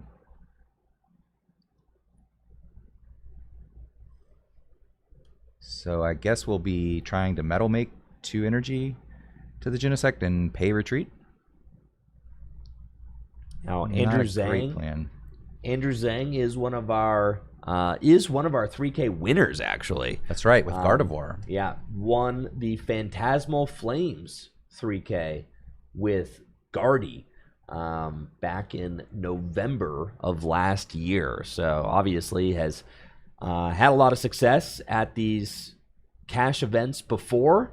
Now is still playing a Psychic deck after his success with Gardevoir, but Gardevoir no longer legal in the standard formats after its rotation. So pivoting now to Slowking, and I'm interested to see how his run ends up.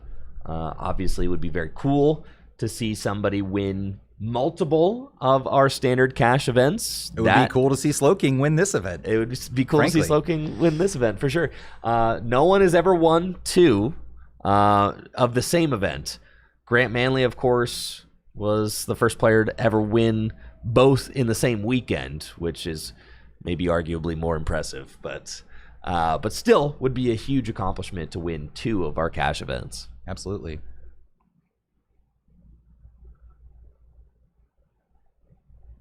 We got YouTube chat saying that Thad has 3 Metang prized. Is he playing 4? He's playing 3. He's playing 3. So 3 Metang prize would be a big problem, but he hasn't got scooped the game. prized. Now, going to 3 Metang is a little greedy. There is 1 in play, yeah. So definitely not 3 prized, but 2. 2 prized. It's looking like 2 prized. Going to 3 Metang, though, in the build is a little bit greedy. That is a little greedy. Got to find that 3rd ice cream, though. I don't think 3 ice cream is I don't think that's necessary, but Thad has been really high on the ice creams. I'm down to 1 in my list. Thad loves them, though. So we'll see. Obviously, he's low rolling right here. He's getting punished. He's got his Metangs prized. You know, you play 3. 3 is usually enough. You only need 2 to 3 in play. You don't ever need 4 Metang, so I understand playing 3. You don't ever need 4. Sometimes you need 3, though. So, and it's just a card that like makes your whole deck work. I think my argument for 4 is that you play the Metagross. So like one of them might evolve up. Sure. Right? And then you would still have 3. And you still have 3 or even 2 if you prized 1.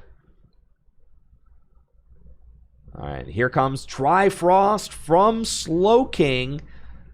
That is devastating for Thad, as the Metang and Beldums have been removed from play now.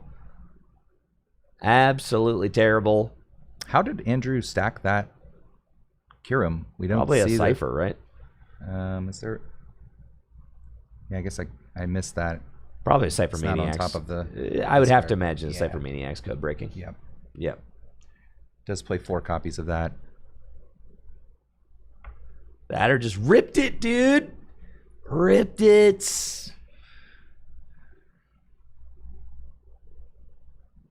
All right, how did that Genesect move? I missed that as well. I was looking at Andrew's board. I was looking. You distracted me with the how. I'm sorry. And then I looked back at Excadrill. It was a Kieran. A Kieran. Okay. A Kieran is there's 1 copy of Kieran and it can be used as a switch. But with the air balloon and the Kieran gone, the next Genesect is going to be sitting in the active. So now I'm curious to see, will Andrew go for the for like the Drapion play? Yeah, that's what I'm thinking. I'm thinking that the strat is going to be to Drapion, which he might have stacked underneath the Kyurem with the Cypher Maniac to have access to it if he draws into the stadium. Yeah, we haven't seen that yet. The Academy at Nights.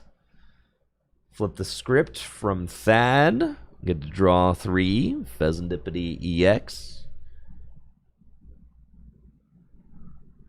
Mega Excadrill.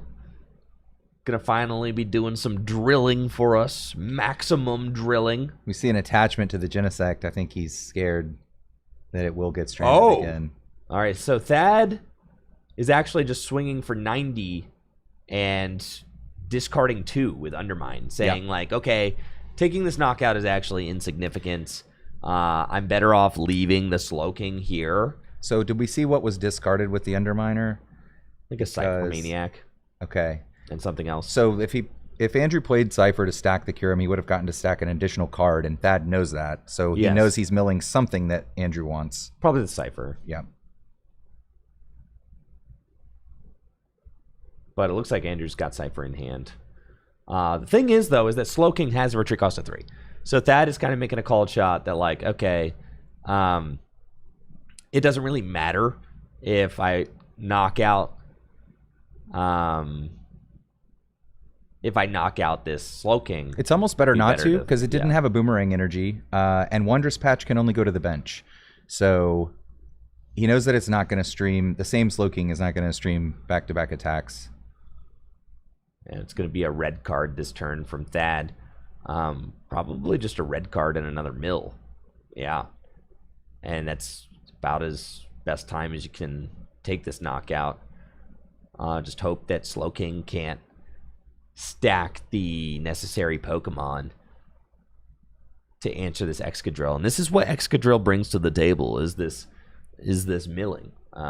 It has this angle, which is something that, you know, we saw Mega Manetric on stream earlier, and kind of just comparing apples to apples. Mega Manetric doesn't have this angle to go at. It can prevent damage from basics, but that is not very good against a deck like Slowking. So the single prize decks probably hate to see Underminer coming. I mean, their resource counts are, you know, pretty tightly managed, and just losing 2 random cards could be devastating if they hit the right ones or the wrong ones, depending on definitely. I mean, a lot of times it ends up being recovery, stuff like that. The single prize decks usually need to be actively recovering crucial resources throughout the game. The heavy baton is in play. And guess what? That heavy baton is not going to matter at all, because if this Excadrill dies, the game is over. But if you prize 2 Matang, we would have needed to see that involved a lot earlier. I guess so. To be relevant. I guess that is true. All right. Night Stretcher. Academy at Night. Wondrous Patch. Kangaskhan in the active spots. I mean, Drapion is here now. So Drapion is going to come into play, as Andrew already has all the pieces that he needs to get the Drapion onto the top of the deck with Academy at Night. And Thad, having already used his Kieran now, has, I believe, no outs in the deck to heal this paralysis. It's going to do 100 damage and inflict paralysis and poison. Pretty gnarly. Thad knows the Drapion's coming, as he just saw Andrew search it out of the deck.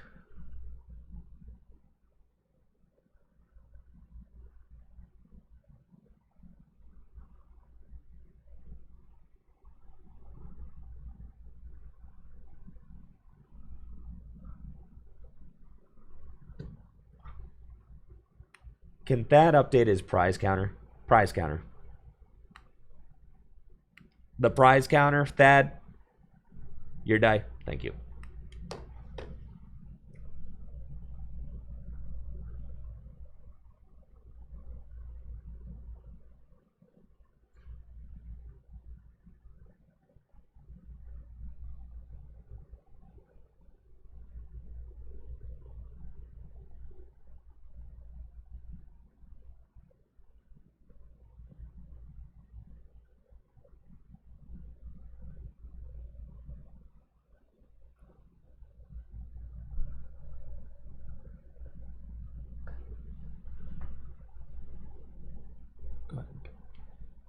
All right, we do have the Academy at Night in play now. And we know that the Drapion is in hand. There's the Seek Inspiration. The Drapion is found. And Thad's Mega Excadrill EX is now paralyzed. He's turned it to indicate confusion, but it is paralysis. And poison, and it should have 110 damage on it.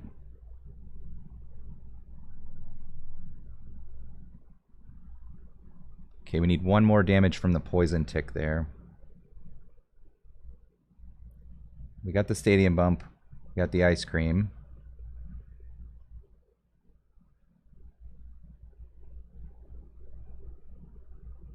Okay, Thad's Excadrill should still have 30 damage on it. We are still a damage short, having missed the poison tick. Not sure if that will come into play. Because of what? Got 100 damage on it? Took 100 damage from the Drapion attack and 10 from poison, and then he healed 80 with this Jumbo Ice. Okay. Thad's Excadrill needs one more damage counter. Yeah.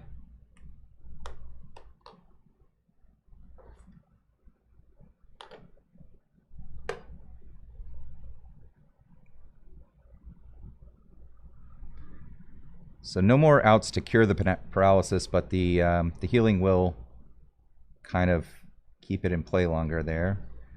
Not sure where to make the attachment. Ends up committing it to the Genesect. Genesect now with 2 energy. With 1 more, it can knock out a Slowking, so not just for retreating there. And that just has to pass. I mean, if Andrew is able to stack a Metagross now, that's all he has to do. It looks like a pass. Yep, there's another poison tick, so that's going back to Thad. Doesn't have anything in his hand. Oh, wait, he's using the Slowking's other attack, I think, here. Yep, just a Super Psybolt. Yeah, Super it does like 120. 120, yeah. Yeah. So Super Psybolt there from the Slowking. But obviously, if this Excadrill goes down, Thad will lose. So needs to tread carefully. Okay, but he did just take 3 prizes, bossing up a Kangaskhan. Something Excadrill has little trouble accomplishing. Okay. And I mean, 180 damage on the Mega Excadrill. It is poisoned, but 120 damage from Slowking still won't win. And Andrew just has to go for the top deck of the Seek Inspiration. And Thad is able to clean the game up with back-to-back bosses. The wheels just completely falling off for Andrew Zhang. And Thad is able to do the unimaginable and claw his way back into that game after losing all of his Beldum and Matang to Trifrost. Absolute insanity. And you can see on his face exactly that. Unreal. That was craziness for sure. Thad, I mean, you can tell his expression. He's like, wow, that was like a 25, almost 25 minute game 1. That's almost half of the round time. Yep. And I squeaked out a dub there. Like, so the random card milled from the unstacked Seek Inspiration was Lily's Clefairy EX, which would have an attack that would do lethal damage. But Seek Inspiration specifies, if you don't know, the Pokemon, you can see in there on the overlay, the Pokemon must not have a rule box. So 0 damage there from that one. Exactly. And Thad showing, I mean, that's just how you beat the Slowking. Knockout. If I could just get a quick 330 to knock out the Kangaskhan, knock out a Meowth, that's 5 prizes right there. So all I have to do is knock out 1 Slowking and then bang, bang, game. Andrew was poised to win that game. He was so far ahead. All he needed to do was find Metagross off of Seek Inspiration following the Drapion paralysis, and he won. Absolutely. But he didn't have that extra boost of consistency coming down the line after the initial special red card from Thad. Thad played the special red card. Andrew was able to draw out of it with the Drapion attack. But then Thad targeted it on the Kangaskhan, and there was no additional draw there to help Andrew close that game out. Do you think that the Slowking player is able to play the game without putting Mega Kangaskhan EX into play? I mean, it seems like it would make it a lot harder, but gosh, You really are just leaving Excadrill, half of its prizes sitting there. No, yeah, Kangaskhan, You gotta have him. He's got to be there. I mean, pretty much. That is why pretty much all the successful Slowking decks are playing Kangaskhan now, because that boost of consistency is just such a big deal for how the deck operates. Getting you that residual draw every turn just is such a huge buff for the deck. But we'll see. Maybe Andrew can get it cracking here without the Kangaskhan. The problem is if you roll without Kangaskhan, then you're just a special red card away from getting absolutely wrecked, right? That's true, but I mean, the Ross Cawthon didn't have to contend with Mega Excadrills one-shotting his Kangaskhan's. That's true. Maybe a little tougher for the deck now with this deck out in the field. All right, here we go. Thad with the turn 1 Lilies. Andrew's got a great setup going first, though. He's got to be feeling this. Lilies, Clefairy, the active, maybe not ideal, but it shouldn't really matter. It is a waste of a bench spot, as you wouldn't bench that in this matchup. But there it is. Does have the telepathic, though, to go get the Latias and the backup Slowpoke, so that is very strong. Thad finds another Beldum, a bunch of energy, and another Lilies, and a Petrol off of this. I don't think Thad has a Drillbur, and that is going to be the major point of weakness for this turn 1 from Thad. No Buddy, no Drillbur, that. And this could just be game. It could be, if there's a Trifrost. And here it is. Game. Academy at night. Bang. Oof. And just like that, oh my We're headed to game 3. God. Right. Oh my God. Just like that, we are on to game 3, completely benched out. I mean, you think 3 Pokemon in play, you should be safe for to live a turn, but not with Kyurem. You would think. Around. I lost a round at a regional championship just like this, actually. Got benched turn I think it was turn 1. With 3 Pokemon in play. With 3 Pokemon in play by the Vulture, Zapdos, Articuno, Tag Team GX. I remember that card, yeah. Yes.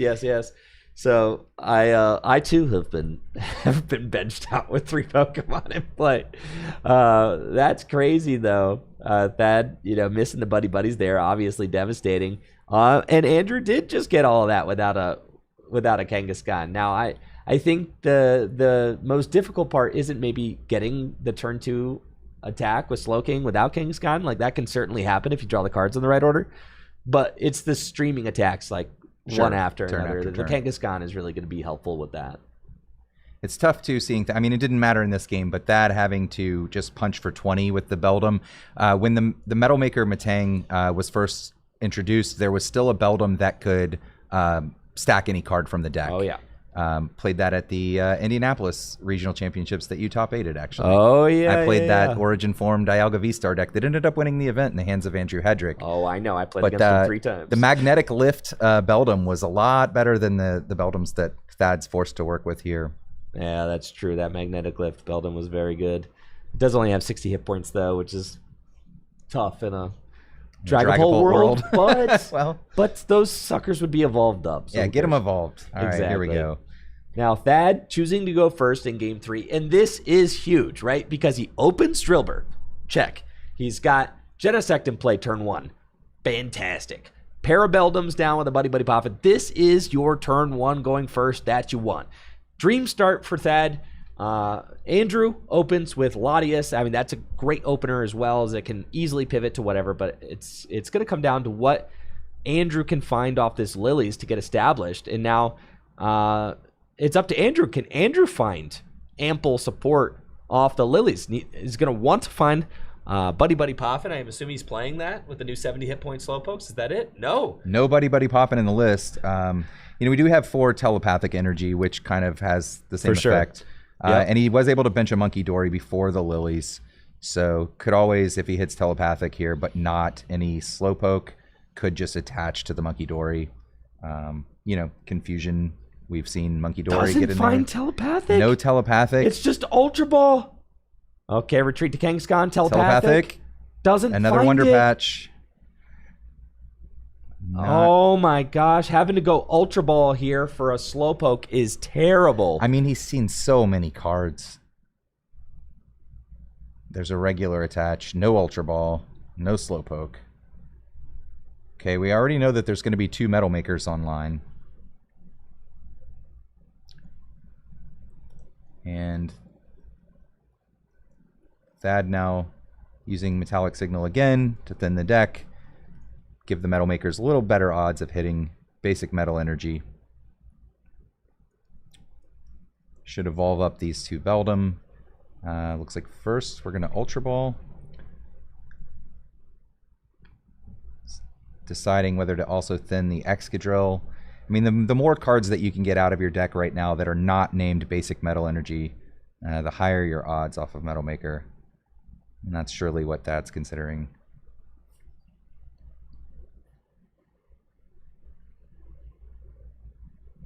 And here we go. This is going to be big. I mean, can Thad get to 5 energy? I think there's probably 13 metal in the list. 13 Metal. Yep. Yep. So it doesn't have any in hand for starters. I mean, you ideally want 1 in hand to attach for turn. I've hit 4 off of a single Matang. Feels good, doesn't it?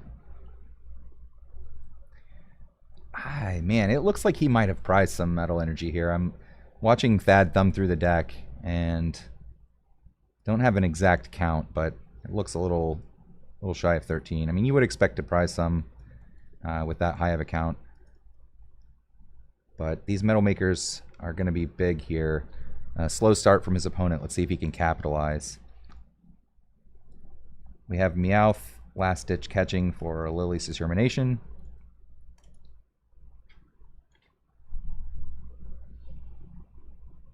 Let's see if he plays this before or after Metal Making.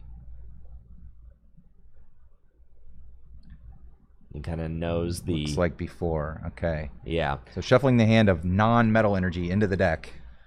I know, but Could get punished if he draws, 8 Metal Energy here. I just don't know. I don't know the math on it. I don't know either.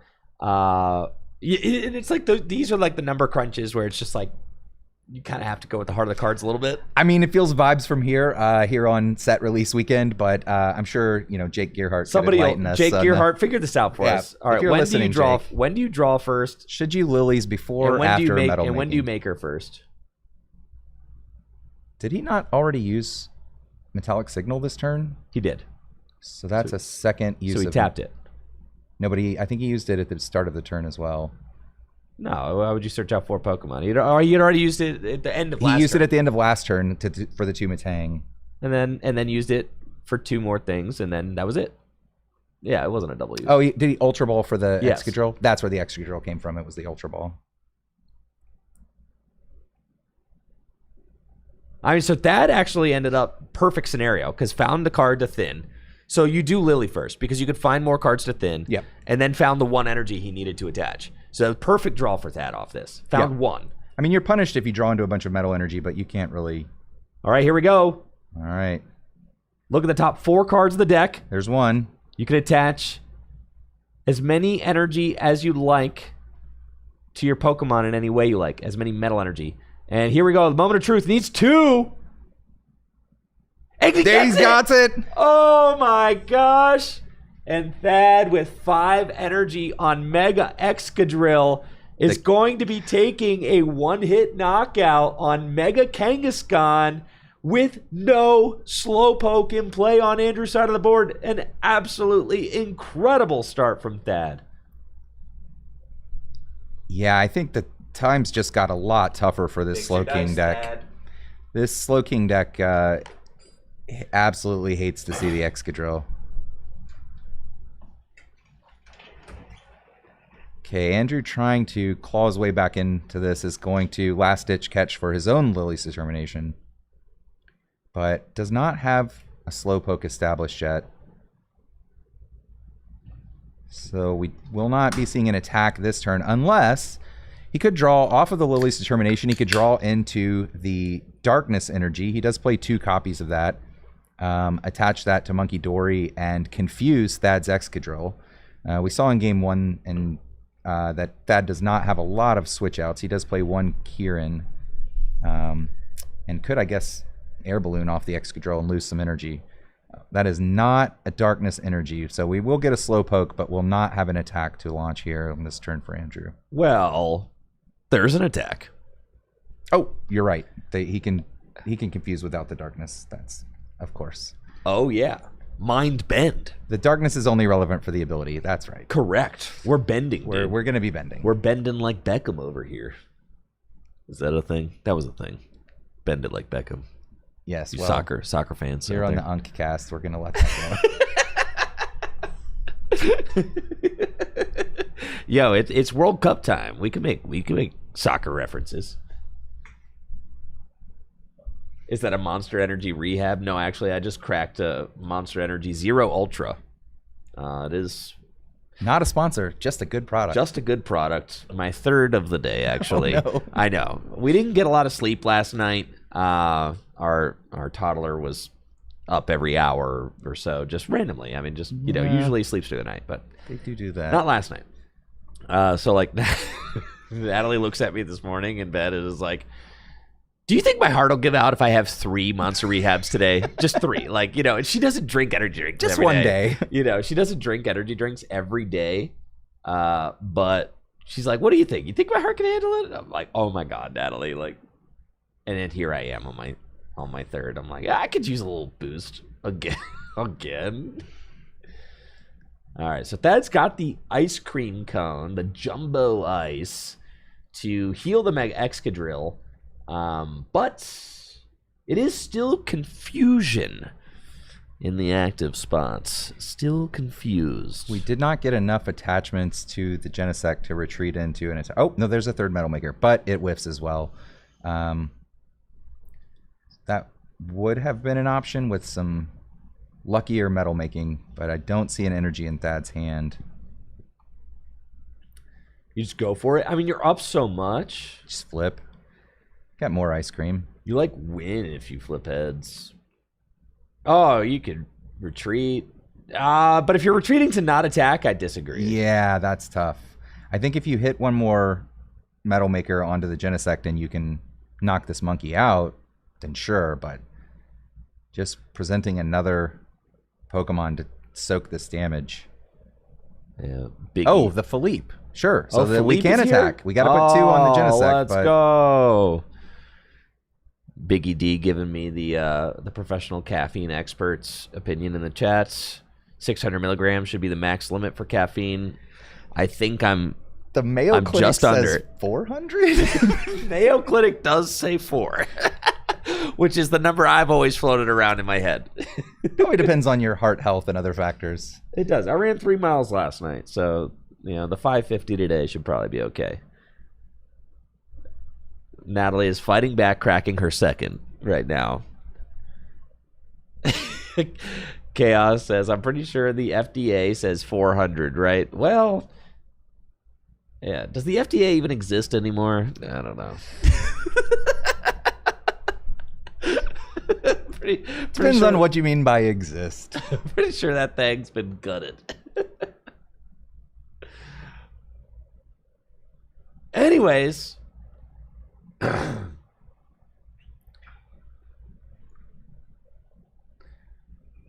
Now, Thad, firmly planted in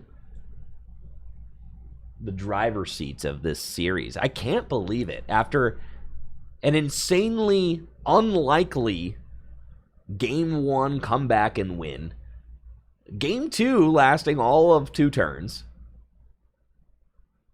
and then Game 3 with the absolute Excadrill pop-off. I mean, that is the start that dreams are made of. There was an Excadrill pop-off, and there was also a pretty bad brick from the other side. So those combining to give us kind of a non-game of Pokemon here. This is pretty emblematic of how I felt about Standard playing it and watching it, is that... You get 1 good game every 3? Yeah. Yeah, that's tough. And that's just kind of the way it is, which does make it so that... it makes it so that best of 3s do feel very good to play in this format. I mean, provided you get to finish 3 games. And our players here will finish 3 games, but, not getting to finish all 3 and seeing your 2 bad games in the first 2 is tough. It is. Well, Andrew had a good first game. I'd argue games 1 and 3 here have been like good enough games. They're good games. I mean, Andrew just didn't get off to the all-star start you want. I mean, really just kind of whiffed off the Lily. And that just happens. So after he whiffs off the Lily, do you think this game turns out differently if he Ultra Balls for a Slowpoke? I know you don't want to do that. I think he should have Ultra Ball for the Slowpoke. But do you think if he had, that we would maybe be in a different position here? Potentially, because you could even just go, like, if you go Drapion, the Excadrill, stick it, then the whole game's different. It does buy you a whole turn to play with there. So I think that, it's hard to say, right? It's hard to say. But I think, in my mind, I'm always getting the Slowpoke there. I mean, at least, I haven't spent a ton of time playing Slowking, but like, from like the Dragapult angle, like you Ultra Ball for that Dreepy, like for sure, like we're getting it, dude. Like it is what it is. All right, we do get a Trifrost off, and Andrew playing with conviction here, playing very quickly now, aware of being less than 10 minutes down, and I mean that's a huge play. It's a big play. He's now it was 6-2, now it's 3-2 prizes. Yeah, that is a huge play. Absolutely insane. The Seek Inspiration. I mean, we can just see how the high-end potential of this Slowking deck and the ability to just completely board wipe. Thankfully for Thad, the energy's already in play. He's got the energy. We're going to need the boss to take the 2 prizes on this turn, and he only plays the 1 copy of Meowth EX, which we see in play already. So he's going for Fez. If he just finds the boss, draw he wins. Into the boss. And there's 3 in the deck. 3 in the deck, yeah. So decent odds off of Flip the Script. Could just rip it. All right, we see him shuffling, so maybe nothing else in the hand to thin. Could find Secret Box as well. Secret Box hasn't been used, that's true. For the Plenty win. of cards to discard. Yep. Ordering his deck, obviously, I'd seen like, now ordering his deck, not. Oh, there's the metallic signal. Yes. Thin. Yeah. Yes. Is obviously reordering his deck is what I meant to say. Because, using the Metangs in previous turns, we saw the Secret Box like go to the bottom of the deck. You probably want to shuffle that back up. Shuffle that back around. Give it an opportunity to potentially be on the top 3 cards. That's a fun mini game with the Metal Maker Metang, is keeping track of what's on the bottom of your deck and how you can get it back up if you don't want it down there. So does not win. Did not find the boss's orders off that Flip to Script. Does have Ultra Ball, but there is not a second Meowth in the deck. We see boss's orders floating around in there. Secret Box floating around. I don't think that you want to put any more Pokemon into play at this point. No, we can take a Drillbur to hand. But we don't need the boss anymore if we miss it this turn. Well, I think you're just going up with Excadrill and potentially using Undermine. That's true. There's no energy on this Slowking. Cannot Wondrous Patch to the active. So yeah, Thad is going to play Lily as the supporter. And then we'll most likely have an out to boss in the hand. After this Lily, I think would be pretty unlucky to not. And we'll go up with the Excadrill and Undermine like we saw him do in game 1, not take the KO. Really heads up play from Thad in that first game. And there is a boss in the hand now, so most certainly will not be taking this knockout. I'm fully expecting Undermine. Actually just going up with Genesect. Okay, so like this is fine too, because now you force like a boss's orders and a... But I like this play less. Yeah, I think the Underminer play was the angle, because now we can Wondrous Patch to this other Slowpoke. We get free retreat off the Fez. You could boss and Drapion the freaking Excadrill. I think that would be and the then best you just play. give yourself a route to lose. Where I think if Thad goes up with boss in hand against Slowking, Slowking is not disrupting your hand. You get to keep that boss for sure. Yeah, it looks like no copies of Judge or Red Card in the Slowking list here. If Thad loses keeping this, the boss. If Thad loses this, it's because of that decision right there. I think you're right. Yeah, he's allowed Andrew a very narrow route, but there wasn't one before. Right. I think and he made the clutch call to undermine in game one. Energyless. He knows about that play. He knows about that play. So that's what's like driving me nuts here. I'm like, dude, you knew about this play. You made the right play. Do we see any Wondrous Patch here off the draws? No. Pokepad. Just taking a look at what's left in the deck. Now I'm sure Zhang has got to be excited about this because like it was looking like he maybe had no route in this game. Now definitely has one. We have the Drapion. We have the Academy at Night. We need 2 energy. One will have to be from Wondrous Patch. Here's the Pheasantipity. Oh, and he concedes. He doesn't have it. Yeah. Oh my gosh. Had to find it off to flip the script. Did not have it. And Thad will be your winner for round number 3, advancing to 3-0 with Mega Excadrill. I know a deck that a lot of players are excited about. It's been awesome to see Thad brewing with this deck over the course of the last few weeks during our Deck Busters show on Twitch and YouTube. And now to see him on stream during the tournament win his 3rd round with a deck he's been working on for the better part of a month now is really cool. So huge congrats to Thad, and for Thad to take down Andrew Zhang, who again was our Phantasmal Flames 3K standard winner with Gardevoir. So a very talented player himself. Big win there for Thad. And the tournament is not over yet for Andrew, as he will drop to a record of 2-1 and still have a chance to play for top 8. Andrew, of course, will also be invited to our 5K Invitational, having won the Phantasmal Flames event earlier this season.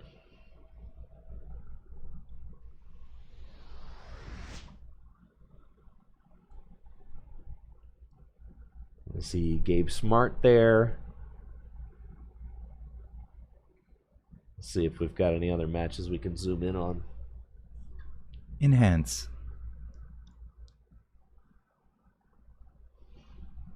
Looks like Dragapult here versus kind of like a slot box. Water Pond.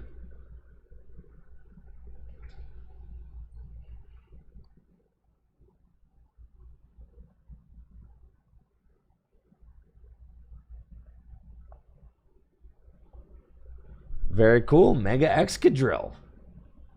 3-0. 3-0. Congrats, like I said, Thad. There will be one in top 8. I think so. I definitely do believe so. Let's take a look at the round 3 pairings real quick on stream.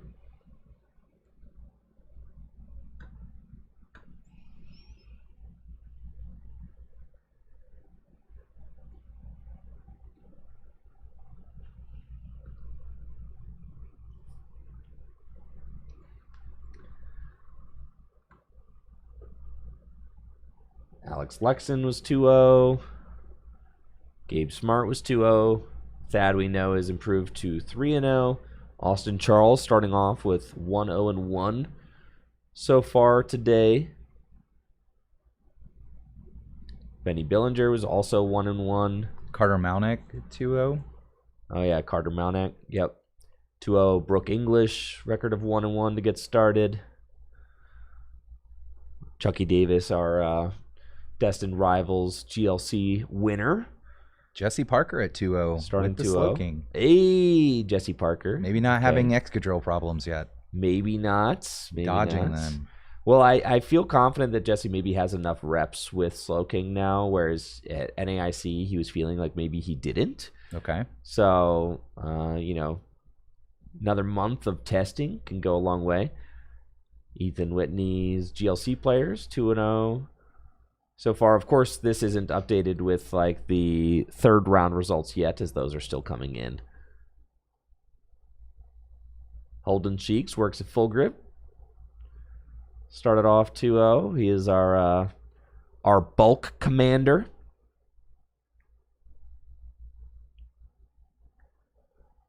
Oh, poor Ihana. 0-1-1. Luke Giffen, the GOAT, dude. That's NAIC champ right there. Luke Giffen. What division is this? Is this a seniors player? Juniors. Oh, juniors player. Yeah, that's junior champ right there. All right. In the Um, house at full grip. Yeah, man. Luke, very good player.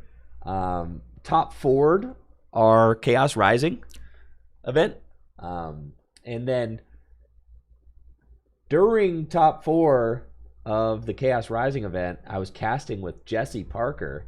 And Jesse was like, yo, what's up with this? The Mickey Mouse Clubhouse or whatever? Because it was talking about like Luke and Devin, who are like juniors and seniors. And I was like, bro, you can't say that. Like, Gotta put some respect on I'm their like, names. that's incredibly disrespectful. This guy is clearly goated. He won $7,000 with Dragapult at NAIC. Well, Let's see this what was he's- before he did that. This was before. This is before he did that, right? So then Today's on Festival Lead.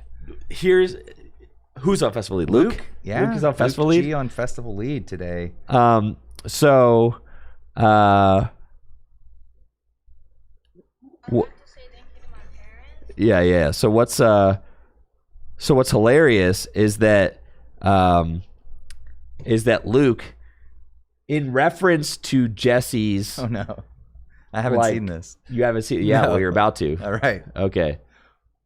In reference to Jesse's disrespect, calling him the Mickey Mouse Clubhouse, this was his winner's interview at NAIC. I'd like to say thank you to my parents and my family for supporting me, my testing group, the Mickey Mouse Clubhouse, and my home store, Send4O Hobby. He says he'd like to thank his teammates, the Mickey Mouse Clubhouse. I know we can't hear that. We can't hear it here in the studio. Yeah. That's very funny. But yeah. That's so- a nice, subtle, way to reference that without putting Jesse fully on blast. I like to shout out all the losers and the haters. All the losers Very and the nice. haters. Jesse Parker specifically. Jesse's heel turn in the community. Yeah. So Never saw it coming. So like I showed Jesse that, and he was like, "The Mickey Mouse Clubhouse. What the heck is my dude talking about?" I was like, "You." He's talking He's talking about you, my guy. He's talking about you. He's like, "Oh, I forgot I said that." He didn't, clearly. No, he didn't, bro.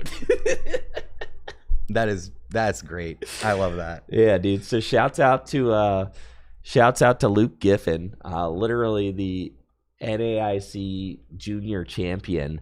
Also our Chaos Rising 3K top 4 finisher. So like obviously showing that he is a junior player to watch. And not the first case of our younger players being successful at these major cash tournaments at Devin full has been games. very successful at these events. Yeah, A Devin very strong young Romanathan. player. About to enter the Masters division, you said? Yes, and Devin won the Journey Together event. That was over a year ago, so he was even younger when he won that. And is Up past his bedtime a little in that finals, as I recall. Yes, Devin was much younger when he won that event, and put a clinic on display with his Terra Box deck back with our Journey Together 3K, and is qualified for Worlds again this year. I think Devin is like 5th overall or something for like seniors championship points. And he's like, yeah, it's the worst season I've ever had. I'm like, Fifth. what are you tough. talking about? I don't think he said he didn't top 8 anything or something. I don't know. Devin has had a very good season, but is like being, I think, a little tough on himself. But he's a very good player. He's had a very good season. Going to be competing at the World Championships this year. Yeah, he has a couple of seconds. I mean, I think he said he didn't win anything. he didn't win anything. That was it. He's like, I didn't even win anything. Like, dude, what? Yeah, that's okay. it'll be like that sometimes. Yeah, Devin Romanathan. Let's see. Devin's tournament history was like. Oh yeah, sorry. Those second place finishes are with Lugia. That's not from this season. No, that's not from the season. No, I don't think he top 8'd anything. I think he had a little bit of a tough year. I don't think he top 8'd. But he literally like lost an ASIM of NAIC. So he's like, worst year I've ever had. I'm like, it's a really good finish. Sure. It's a really good finish, Devin. It's a really, really freaking good finish. So yeah, I think Devin said he didn't top 8 anything, but still had a good year. Still is qualifying for Worlds, and it's very exciting to see Devin improve over the years and continue to show up at these release weekend events. But then obviously Luke Giffen. I mean, what? Let's pull up this dude's Limitless page. I've got it up right here. It's pretty impressive. Yeah, let's pull up for a junior player, the junior age division. Just looking down here, you're like, oh boy. Has won NAIC 2026, has already won $20,000 in the Pokemon TCG as a junior.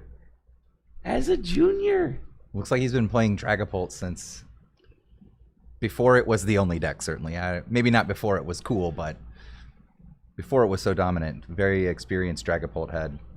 Dude, I mean, just an absolutely insane back-to-back regional wins with the deck.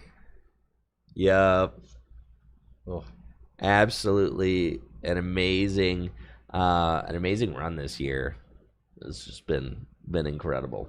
2024, 2025. I mean, just the last 3 years, really, been just lighting it up. Wow. 4th place at my hometown Louisville regional, which we are getting back this season. We're getting back. Yo, how stoked are you? I'm very excited. After we lost it last season, I thought, well, there were complaints about the venue and bathroom availability and things like that, and I thought, too bad, we're not going to get this back. But we are. There will be a Louisville regional championship this October. Yeah, and Baltimore's back too. Baltimore's back too. I hope to see you guys there. Yeah, that's gonna be sick. So, how far is that from your place? The convention center, it's just downtown, like 12 minutes. 12 minutes? Yeah. It's like not even. Yeah. Dang, dude. That's like literally your hometown. Yeah, I love it. Hometown. It's great. Regional. I hope we get it bring NAIC. No, it's not a big enough venue for that. NAIC back to Ohio. I mean, NAIC Chicago, I think, is very exciting. It is. I didn't go this summer because I kind of did New Orleans twice and thought I'm kind of good on it. That's what I felt like too. I'm interested to see it move to a new place. In Chicago's, I think, a great choice. Yeah, I agree. Very thrilled about that. I mean, obviously I'm biased because I'm in the Midwest, but Chicago is also just a very easy to travel to city. It is a very accessible hub in the Midwest. I mean, you can get there by plane, by car, by train, all very easily. 2 airports. One of them is, they claim, the busiest airport on Earth. Yeah, it's very easy to get into Chicago. It is, and there's great things to do and see in the city. If your tournament run doesn't go well, you can go lick the bean. You could do, yeah. I don't recommend it. There's a sporiasis or whatever up there. Oh yeah, it's pretty gross. There's a lot of people on it. You can touch it though. It's like they're on the ground. We took pictures in front of it. We just took the kids to Chicago recently, and they had never been there, and we did all the classic, deep dish pizza and the bean and architecture tour down the river. If you're looking for something to do in Chicago at NAIC, I think far and away the coolest thing that I've done there is that you go on like a boat down the Chicago River, and someone points out how long each building's been there, which ones are from which eras and things. And it sounds kind of dry as I'm describing it here on the Uncast, but it's very interesting. Like even my, children aged 11 and 14 were very interested by it. But they've got a lot of museums and stuff, and it's all kind of right there in the spot. It's all centralized, and it's very easy to walk around and take a look at that stuff, if you're in town for NAIC. All right, Brandon. Oh, prediction time? This is how we're doing it. All right. Predicting our top 8. Well, and this is why we have our top 8 or our top-down camera set up, because we could just show off our predictions like this. And how easy is that? So, very cool. But first, we have to write them. There you go. And then I will also get a pen. So we're just listing our 8 deck archetypes, not players, not players. Just- Just archetypes. So you could say like I think that we'll what's the fair over/under on Dragapults? We lumping them all together? Yeah, I'm lumping all my pults together. I guess like you should differentiate. No, don't lump them together. We have the breakdown here. It's a 40-40-20 split. Yes. So I will say like we're gonna get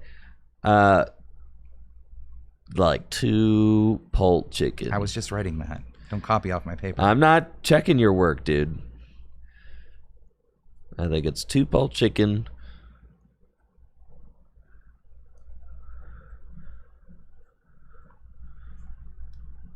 Yeah, no leaks, dude. Need a Sharpie with more juice.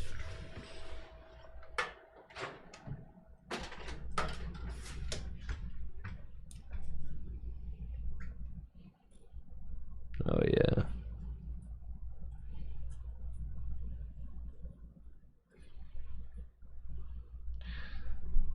How many Excadrill?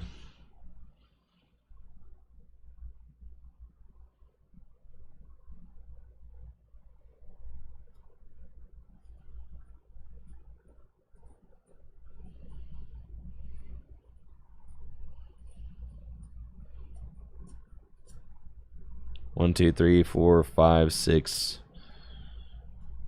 2 more. Is 5 Dragapults a fair guess? Let's look at a lot of Dragapult. Let's look at our meta graph again. All right, what do I? We're 34%, 34.4% is Dragapult. Slowking could make it. I don't know. After seeing the Excadrill pick it apart, I mean, if there's one through, I assume it's Jesse, and he didn't hit an Excadrill. But I don't know if I want to bet on that. He says he could beat it. Okay. He says he can't. What about Enzork? Do we believe I'm in that? putting one in there, yeah. I mean, maybe. I don't know.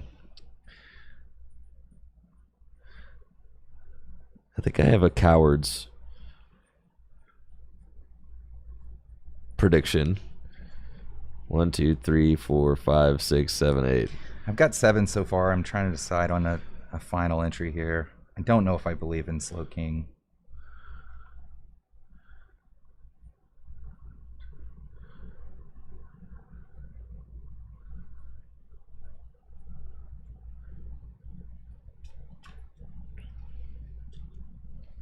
All right. Okay, Locked in. hold on.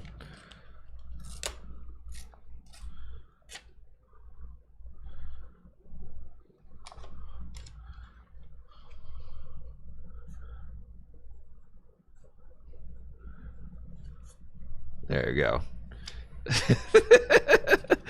Production. Ready to reveal here momentarily. Let's go. Our predictions. Top 8 predictions. 3, 2, and 1. There we go. Brandon and Andrew. We both have 2 pult chicken. I feel like that's a very fair thing. I feel like that's the safest thing on here. That's why it's at the top of both sheets. Yeah. It's like pult Blaziken. There's good players playing it. And it's probably a good pick. It's good into the field. Yeah, probably a good pick for and today, it's well represented. Right? And it's also, well represented. Good players are playing it. Good call for today. Yep. Then next you put 1 Excadrill. I also have 1 Excadrill. We also both put 1 Pultnor. I felt like 1 Pultnor. I would have said 2 Pultnor, but there aren't that many players playing it. No, but they're out there, and the deck is still has Dragapult EX in it, and it's just a proven archetype. Yep. And we both have 1 Enzork. Enzork is a deck that it was my last pick because I was like, there is a good chunk it's of the them. second most represented deck in the room for one thing, and I think that the people who play Enzork are kind of Enzork heads. You know what I mean? They are, for there sure. are decks like that where players just gravitate to the deck, stick with it forever. They've got a million reps on it. I think some of those guys are going to be showing up here with that deck. We both have a Hydrapple. You have 2 straight pults. I have no straight pults. No straight pults. No straight pults. So you've only got 3 Dragapult? But I've got Festival Lead. Yeah. Yeah, I decided to forsake Festival Lead. I think I have a grass deck in there, but I picked Hydrapple instead. Yeah. And Hydrapple is Hydrapple. I think that's a deck that we could see. I was pretty high on Hydrapple early on in my testing for this format, but now that I'm thinking that maybe Excadrill is kind of taking that spot in my heart. You know, that Hydrapple was kind of fulfilling. It feels like Excadrill might have a better Dragapult matchup, actually, which is very nice. You love to have, honestly, the Excadrill into Dragapult matchup is one of the best that I've seen. Well, we're going to see a straight Pult here on stream in round 4. We have Luna Dunham on the right at 3-0 with straight Dragapult. And Luna is going to be up against David Stressman on Mega Greninja. Sheesh. All right, now Mega Greninja is a deck that I have consistently been hating on. But I am like ready to be proven wrong. I love getting proven wrong. You love to hate on a deck and then be proven wrong. You know, I'm not the kind of person who will just look like cold hard evidence in the face and be like, no. Bad variance. No, right? Like, I would love to get proven wrong. So, to me, that's fun. Is like calling a shot. I got to call it like I see it. I haven't believed in Mega Greninja yet, but I'm willing to let the results speak for themselves.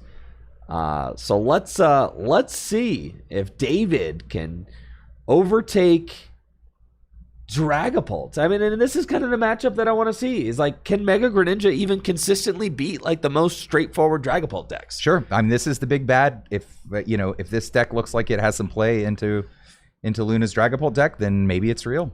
Maybe its time has come. There we go. Rounds number 4 getting underway here at Full Grip Games. We've got Luna Dunham on the right, David Stressman on the left.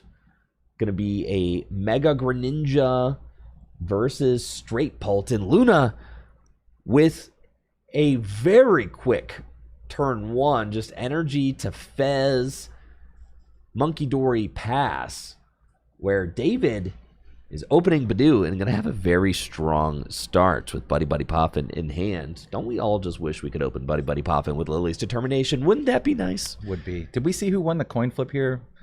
Did Luna elect to go first? It's hard to say who wins coin flips, right? Because the coin flips, it lands away, and then somebody just starts playing. Yeah, hard to say. But this is a very strong start for David. Obviously, you've seen that David has chosen to partner the Mega Greninja with Dracloak, and that's something that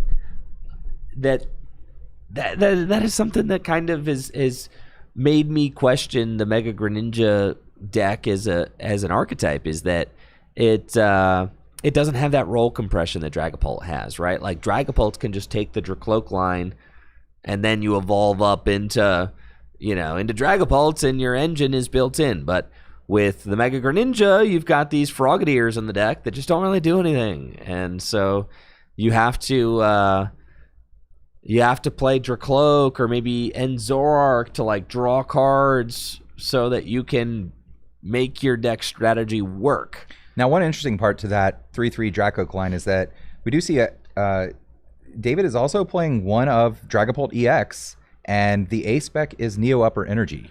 Oh, so it's one of those can Greninja actually decks. attack with Dragapult, not just a draw engine, but certainly not the roll compression that you would see on Luna's side with the pure Dragapult deck. Yeah, this is a Pult Greninja deck. Yes. Interesting. Yeah, that Neo Upper Energy does allow you to attack with Dragapult. Just one Dragapult EX in the deck, as obviously you can only attack with it with the Neo Upper Energy. But the Neo Upper Energy is also incredible with the Mega Greninja, as it allows you to just attack with the Mega Greninja. And that frees easily. up your basic water energy for the ability. It does. It does. If you don't need them to attack, you've got the Neo Upper, then you can Mortal Shuriken a few more times. And at this point, I mean, really, David is like one card away from winning this game because, or I guess 2 cards, right? Because it's Greninja EX and then Mirage Barrage do 120 damage to the active, 120 damage to the bench. The active is weak to fighting. So if we see a Mirage Barrage from Greninja EX, this game is over. And like I said, this is exactly why I feel like Standard just has to be a best-of-3 format right now. It is. Too many non-games. Oh my gosh. The amount of non-games is insane. Yeah. I don't think that like Badoo is a bad card for the format, but it does actually kind of create a decent amount of non-games. So I don't know. It's hard to say. Hard to say. It is certainly a culprit when it comes to non-games. So. Well, you have to just be aware of it and build around it. I mean... Yeah, but like you can only put 4 Buddy Poffin in your deck. It's true. So like you can only put 4 Pokepad in there. Yeah, there's the scooper. There's the game. Not even a scoop. That's just game. That's just game. Mirage Barrage. 120 damage to the active. Fez. Finding one of the ignition energies to activate that. Yeah. All right. Yeah, maybe Greninja's broken, dude. Maybe. Well, can we revise our top 8 predictions? I would like to put a Mega Greninja in there. Yeah, I would like to. Only 3 brave Mega Greninja players in today's field of 154, but we see David is at least being quite successful with the deck. Oh yeah.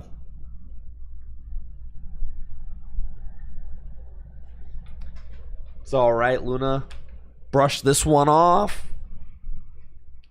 Plenty of time for 2 more games.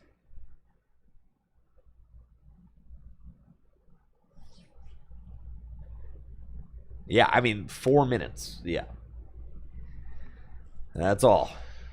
Not a lot of game there played by Luna, unfortunately. But now we will know for sure what Luna is picking first or second. Yeah, that's true. Oh, the double Meowth start. Oh, you no. see Luna and David having a good laugh about that. I mean, what else can you do but laugh? And Luna did choose second, which makes sense. But David showing us how it's done. When you go first, you got to open the Buddy Poffin card. Just simply open it. Simply open it. Yeah, do that, right? Don't not do that. Do that. Now, if you're Luna and you got, kind of bullied off the board there, game 1, opening Meowth is like game 2. You're like, I've won 3 sets so far, and you're telling me... This is how it goes on stream. It starts to feel like a curse. It does. It does. And you're like, oh, when it rains, it pours, doesn't it? It's like, okay, well, I guess, it's either I lose a close one or I get blown out. Both are a loss the same, So like I kind of start to think like that. Like it is what it is. Even though this loss feels really bad because I'm getting destroyed. That is on stream. Yeah, on stream, it is. They count the same. 0 points. Now Luna also's got Buddy Poffin. David able to get the energy drop on the Froakie, switch into Badoo, and keep that energy drops pretty significant. But Luna also thumbing that Badoo to the front of the deck, showing that she will probably also be item locking. So this is going to be a classic Badoo v Badoo situation. Interesting that David was able to preserve the energy drop from turn 1, though, by playing what we have now seen as the second actual factual switch, making its way back into decks. A card that has never not been in standard format, but it kind of makes its way in and out of relevance. And I feel like we had a format there for a while where nobody was really playing Switch. Nobody was respecting the retreat locks, even though there were a couple of them out there with the Eviltal and the Water Pond. Yeah, retreat lock kind of turned out to be fake. Yeah, a little bit. And I think that's why we didn't see people adding Switch to their decks. But now, this is the second time that we've seen a player on stream play a Switch. Now, the Greninja deck makes really good use of Switch. Because you've got the Mortal Shuriken. Correct. You want to do that more than once. Exactly. So Greninja likes it. It's plays kind of like the Iron Valiant switching. Yeah. Plays more like Switch. Surfing Beach, too, so you can make those plays. It's pretty cool. It's a switcheroo kind of deck, for sure. But yeah, a lot of decks out there just kind of retreating their guys. I do think that this kind of situation is interesting. I usually, when I'm playing Dragapult Mirrors and I get to be the one to punch into my opponent's Badoo first, I always feel very good about that.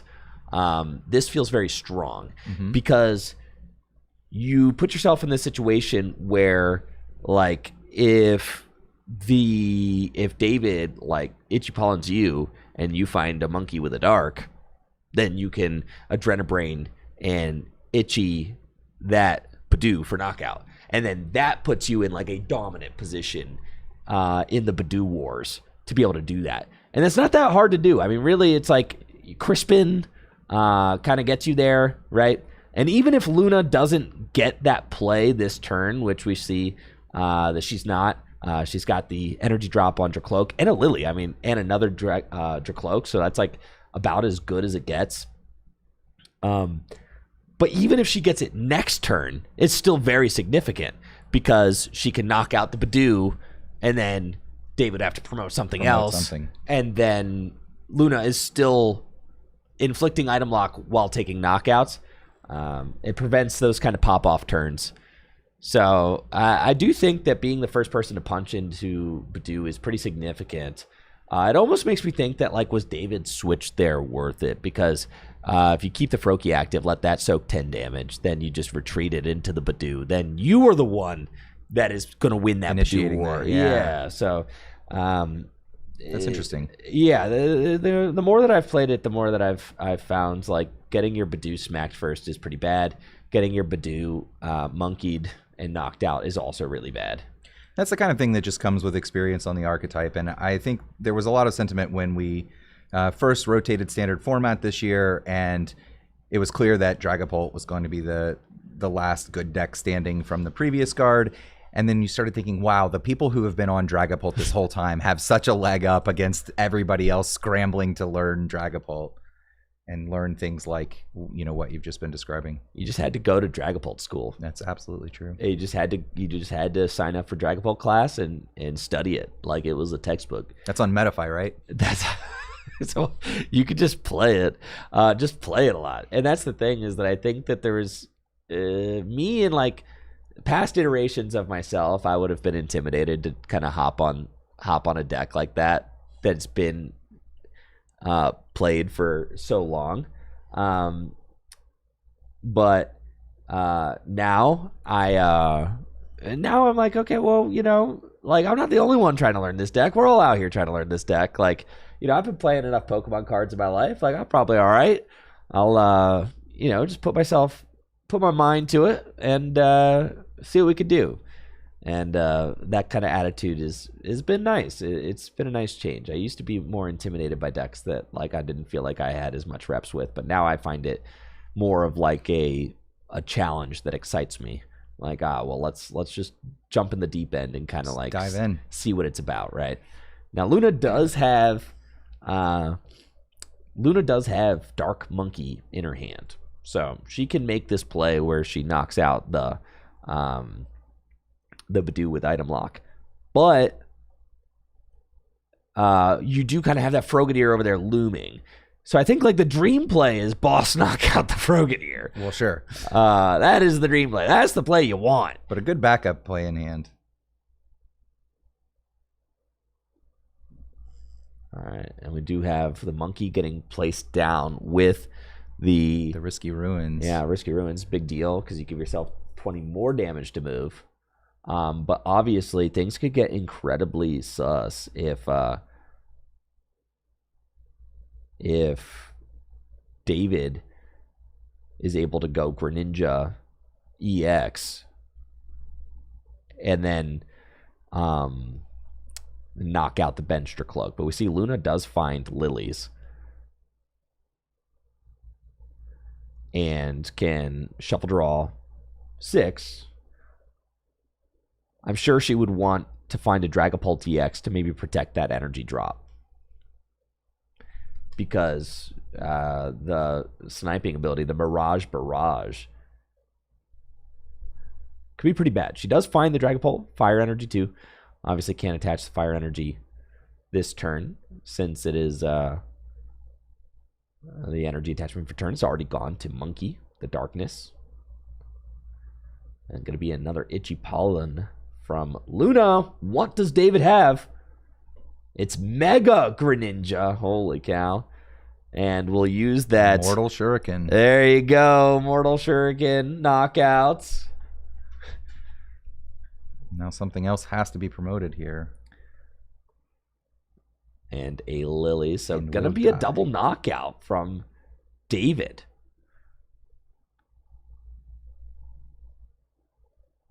Yeah, big double knockout. Ninja Spinner. Won't even have to give up an energy. Just the base 120 will be plenty. No, but do you want to? I guess the extra energy attachments, you have to think that maybe David was like considering a Mortal Shuriken, but like the Mega Greninja is the one in hand, so that's the one we're going with. So there is the question of like, do I want to use Ninja Spinner to bring an energy back to my hand so that maybe I can Mortal Shuriken that later, and that's what we see him do. And that's what we see him do. Wow. Yep. But that does leave you in a position where you could get double hammered. As now the item lock is finally broken. And also, obviously, David has been item locked like the entire game so far. Does not have any of those Dracloak down in play. So if Luna is able to play red card, or not red card, too many cards in this freaking game, dude. Many such. Unfair stamp? Yes. She does have an unfair stamp as well as a special red card. All right. If she's able to find unfair stamp this turn, then that could be absolutely devastating, right? Because she's going to get the first big swing into David's Mega Pokemon. I mean, that always puts you in an advantageous spot, being the first person to get like a meaningful damage placed. Sure. When you got to lose 2 prizes to get there, though. Yes. But it's like right now we're battling board states, right? Like the Dreepy on the bench has got 2 damage counters on it. Like it's going down. So like David's not going to have any sort of like backup plan here. It's just this Mega Greninja that gives up 3 prizes, and Luna will take a bonus knockout from the Dreepy. So if David keeps that Greninja there in the active, like that's 3 prizes going Risking down. the game, yeah. Yeah, it's 3 prizes going down. So that's like, it's pretty tough. Pretty tough. Now, I don't think David has anything that like is sneaky and like heals, right? There's probably no like, what are like the heal cards? What's the freaking The ice cream cone Wally. is not in here. The Wally. Wally. Oh yeah, the mega healing. yeah, no, there's no don't Wally. see that. No.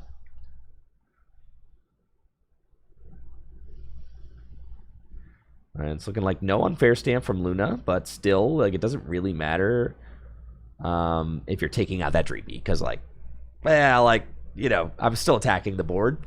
So, not being able to attack the hand is a little bit of a bummer. But there's only going to be 1 Mortal Shuriken, we know that, because there's only 1 Mega Greninja in play. Mortal Shuriken doesn't really math out anywhere right now. It doesn't take, like, an additional knockout. It doesn't like allow you to one-hit KO this Dragapult in the active spots. It just feeds the monkey. It does. It's going to be Ultra Ball for Pheasantipity EX. At this point, David cannot bench a Dreepy. No, it's a little late to get that started. Yeah, thank you. Yes. David cannot bench a Dreepy, or else that's game on board. It won't be able to evolve in time. Yeah. Because Luna just needs to take this Mega Knockout and then 1 more prize.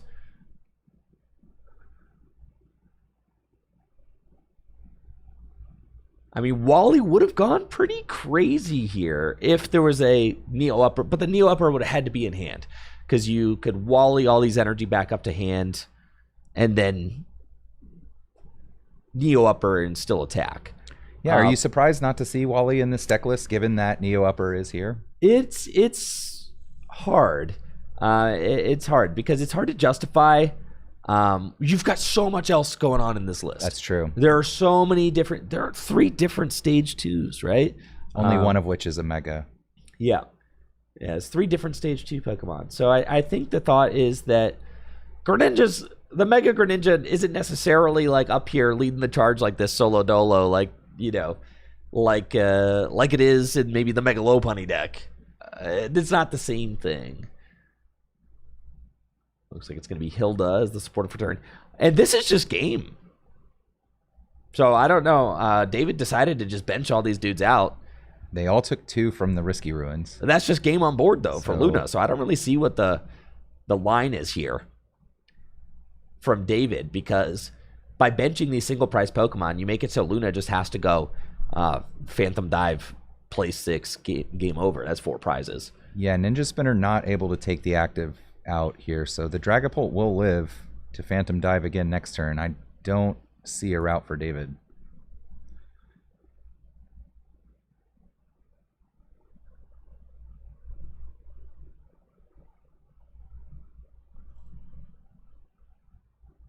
You place 6 on the active, okay, and then Ninja Spinner does 220 or 200. 200. Just 200. Just 200. So 260 total. Yeah. And Luna just says, okay. Okay, I'll take it. Game. Like, right? Yeah, we got to put all these dice on, draw my card. And then I'll say Phantom Dive. That's game. And David's like, oh, right. I guess Megas it are worth is. 3 prizes? I got to give you 3 prizes for this thing? And you see David's kind of reaction there. It was like, wait a minute. Yeah. That's a lot of prizes. You're right. These megas are crazy. That is game. Wow. Okay. Silly me. Yep. All right. We got a game 3 situation with 30 minutes to conclude it. I love a game 3 situation.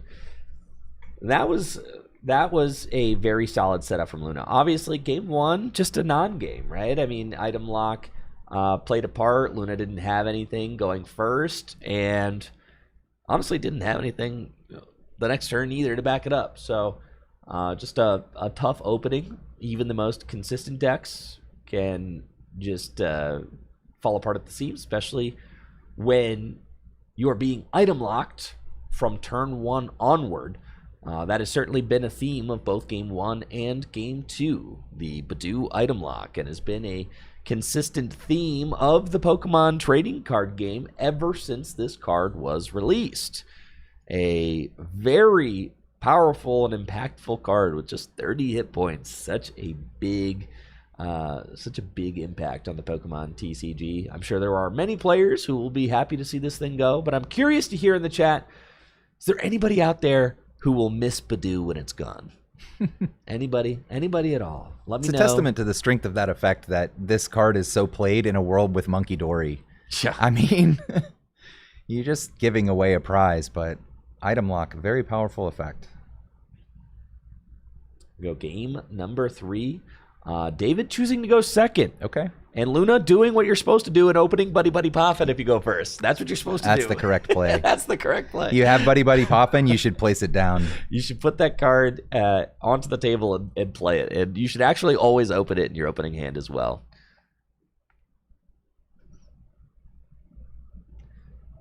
Now, if you're watching on YouTube and you have not already, while we see Luna doing her opening deck search, make sure to give this tournament VOD a big old thumbs up over on YouTube. Hype it if you've got hypes. Give it a thumbs up.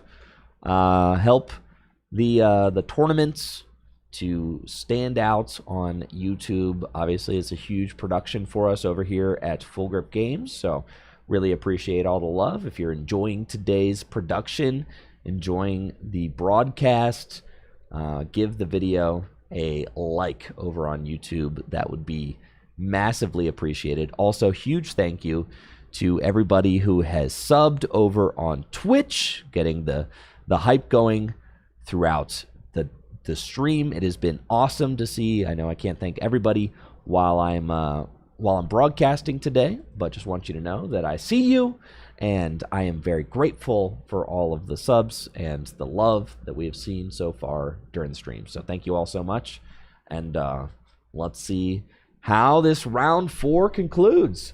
2 Dreepy down, a Badoo, Monkey in the active, and a pass from Luna. What does David have in store for us?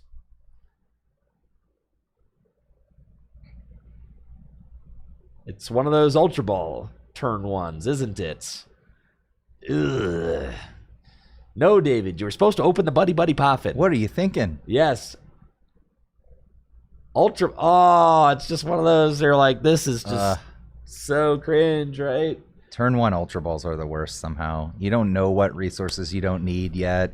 You have no idea. Yeah, like just guessing. I guess I can live without this. Exactly, right? Like, you have no idea what's prized. You don't have any other search options in your hand. So you just have to go in. And at least it's going to be a Meowth for Lily. You're looking at the hand. You're like, it's pretty much just got to be Lily, right? At least there was a Dreepy in here.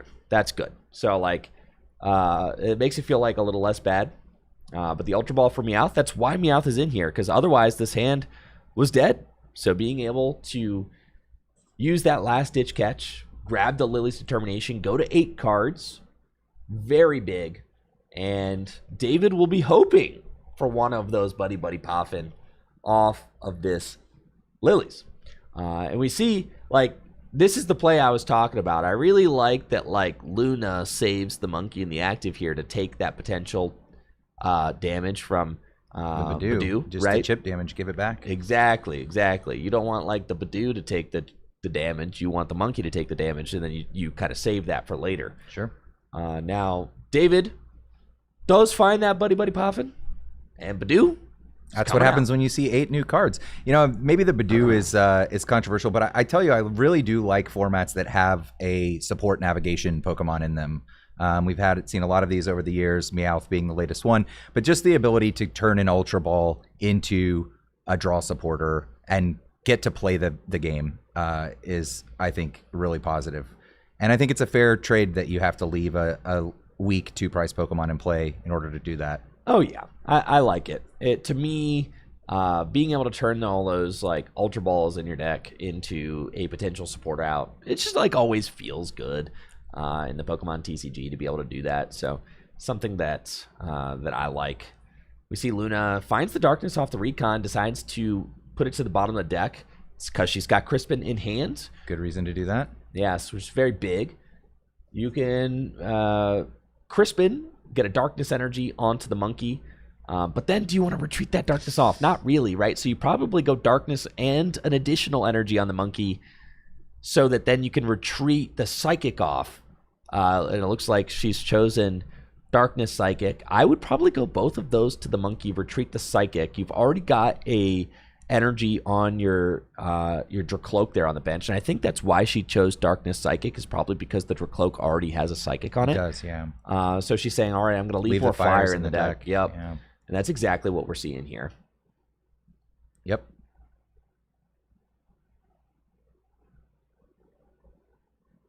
And it's going to start working those damage counters actually over onto a bench Dreepy, saying like, okay, I know that's going to evolve into a Dracloak, and Dracloak has 90 hit points. So I can start to math out that Dreepy. If I can get it to 3 damage counters, then that is going to be a additional prize I get to kind of steal throughout the game. I'd say that this is a pretty solid start for Luna. Going first, it's about as good as it gets.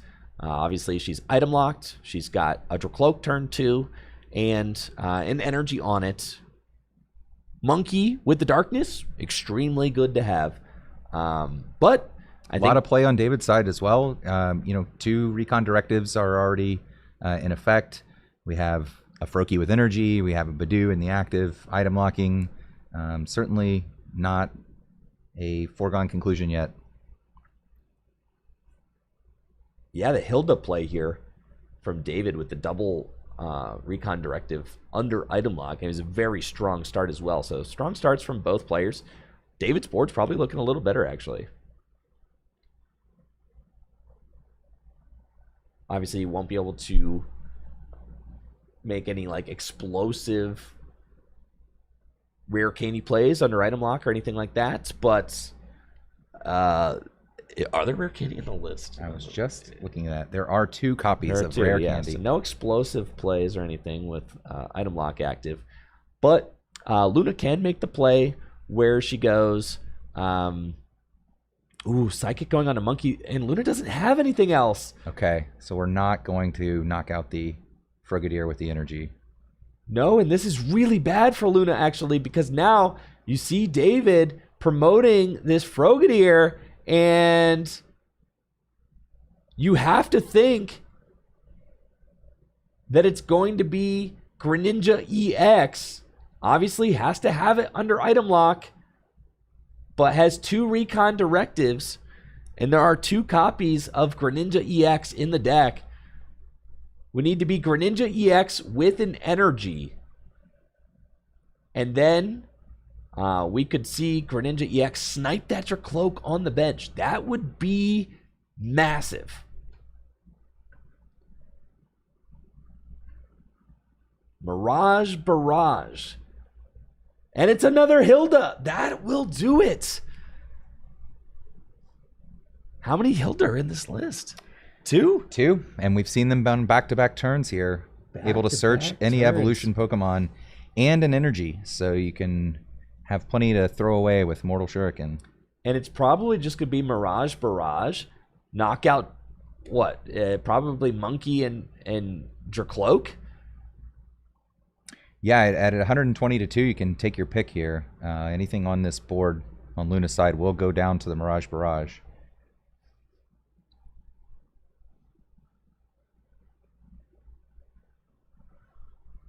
There are 2 copies of this Greninja in the deck. So the Greninja EX, and there goes the Monkey, and that is got to be the game. I have to imagine David just drawing all of this so perfectly, and now, because of that ignition energy, is still threatening another Mirage Barrage next turn. I mean, Luna is in a terrible position.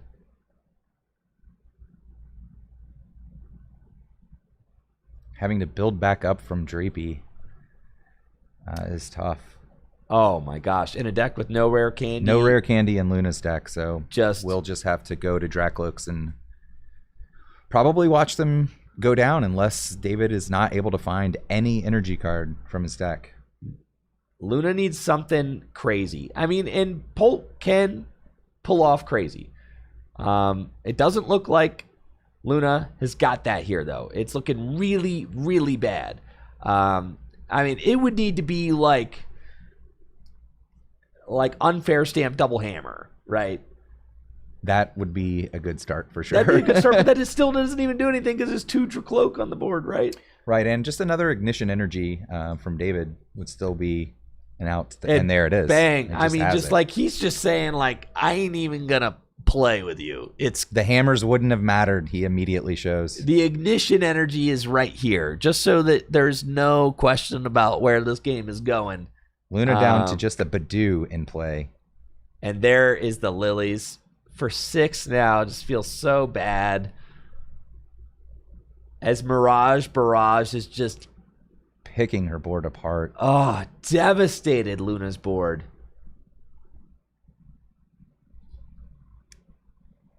Now, I have to say, I've been a Mega Greninja hater. But they're making it look pretty good here. No, that's not what I'm about to say. Mega Greninja. Oh, no, the Mega. Oh, yes. Is sure. still You don't not need the Mega. good. You don't need this the Mega. One is the one that's This is the good one. This is the good one. Mega You did Greninja. say Mega. I thought you were saying you were a Greninja hater. No, Mega Greninja I'm a hater of. Sure. This card has been actually kind of eating, though. Yeah, David seemed surprised in the last game that Mega Greninja was giving up 3 prizes. Just stick to this 2-prize one. This one's crazy for sure. Especially when no one's playing Shaman. It seems like no one's playing Shaman. And it does seem that way. I've looked at several lists today so far and haven't seen one yet. Yeah. Haven't seen one on stream for sure.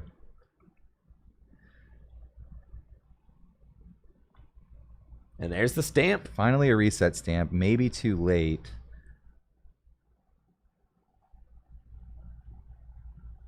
If you're a frog enjoyer, you've got to love what you're seeing on this stream match. Oh, I'm sure. Making the deck look very real. Oh, yeah. Frog enjoyers, raise your hand if you are loving it. Watching Greninja take down the BDIF.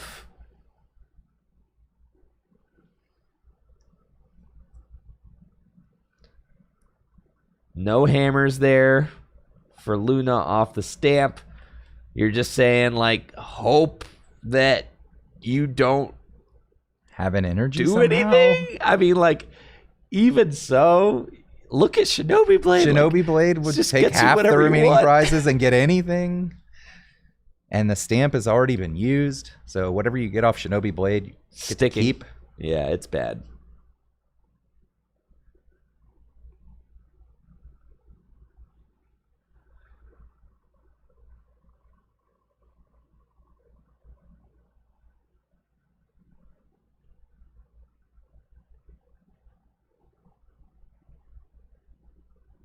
Luna going through all the motions to try and reestablish her board, but it does feel too little too late.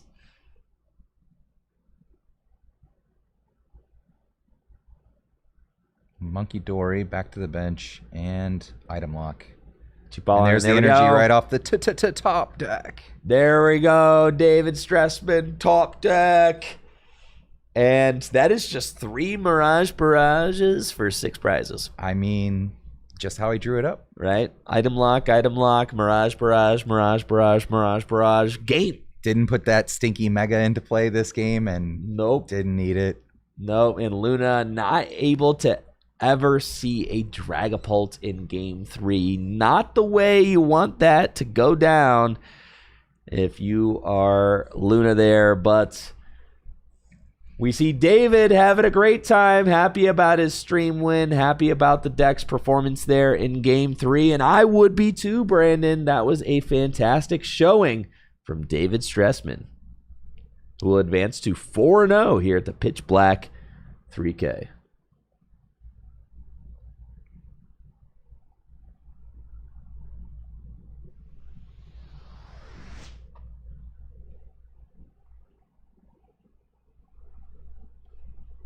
About 15 minutes left in the round. Still lots of players finishing up. Dude, how about the Magikarp There's fit? a Magikarp hat right there. Not just the hat, Brandon. Oh, is that the whole The ensemble. enhance? The Magikarp playmat with the And the shirt. and the shirt and the look at that playmat with the cool. It's I not see it. rectangular. Oh my god.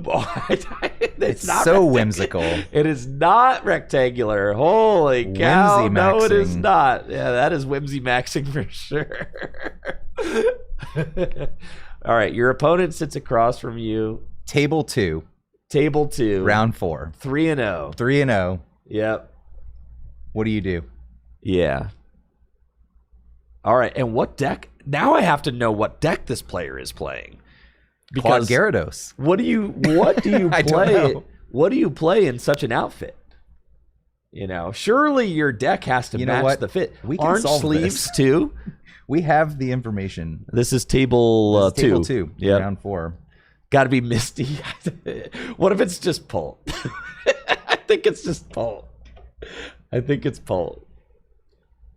Yeah, if you can't have Whimsy in your deck selection. It is Pult. Okay. It is Pult. It's yeah, just Pult. you know.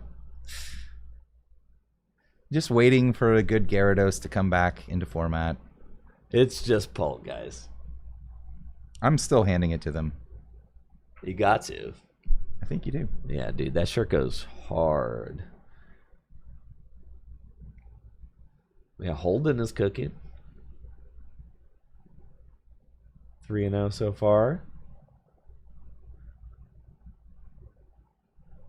That's Andrew G. Has been a frequent chatter here in last couple months. Met him at the Indianapolis Regional Championships. He is Cynthia's Garchomp's strongest soldier. Okay.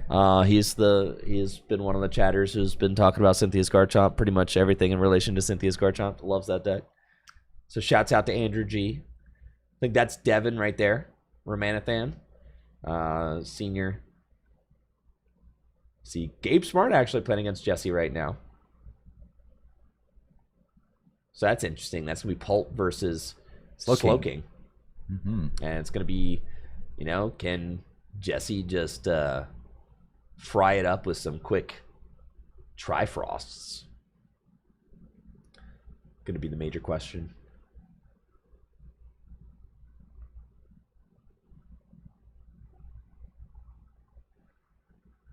So Greninja, Greninja, man. I really can't believe it.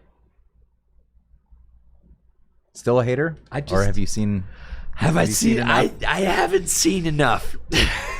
I'm going to need to see. What if it wins this event? If it wins the whole event, I will have to concede. I have to concede if it wins the whole event. I do. I have to concede. But I can still say that I need to see more.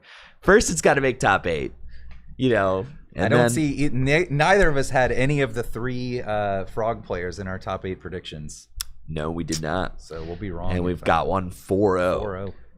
4-0. 8 rounds today. Yeah. This was long day 1. We got 8 rounds.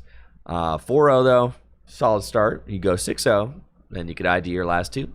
6-0 and 2. Yeah. Matthew over on YouTube asking, does anyone know where this tournament is taking place? This is Full Grip Games in beautiful Akron, Ohio.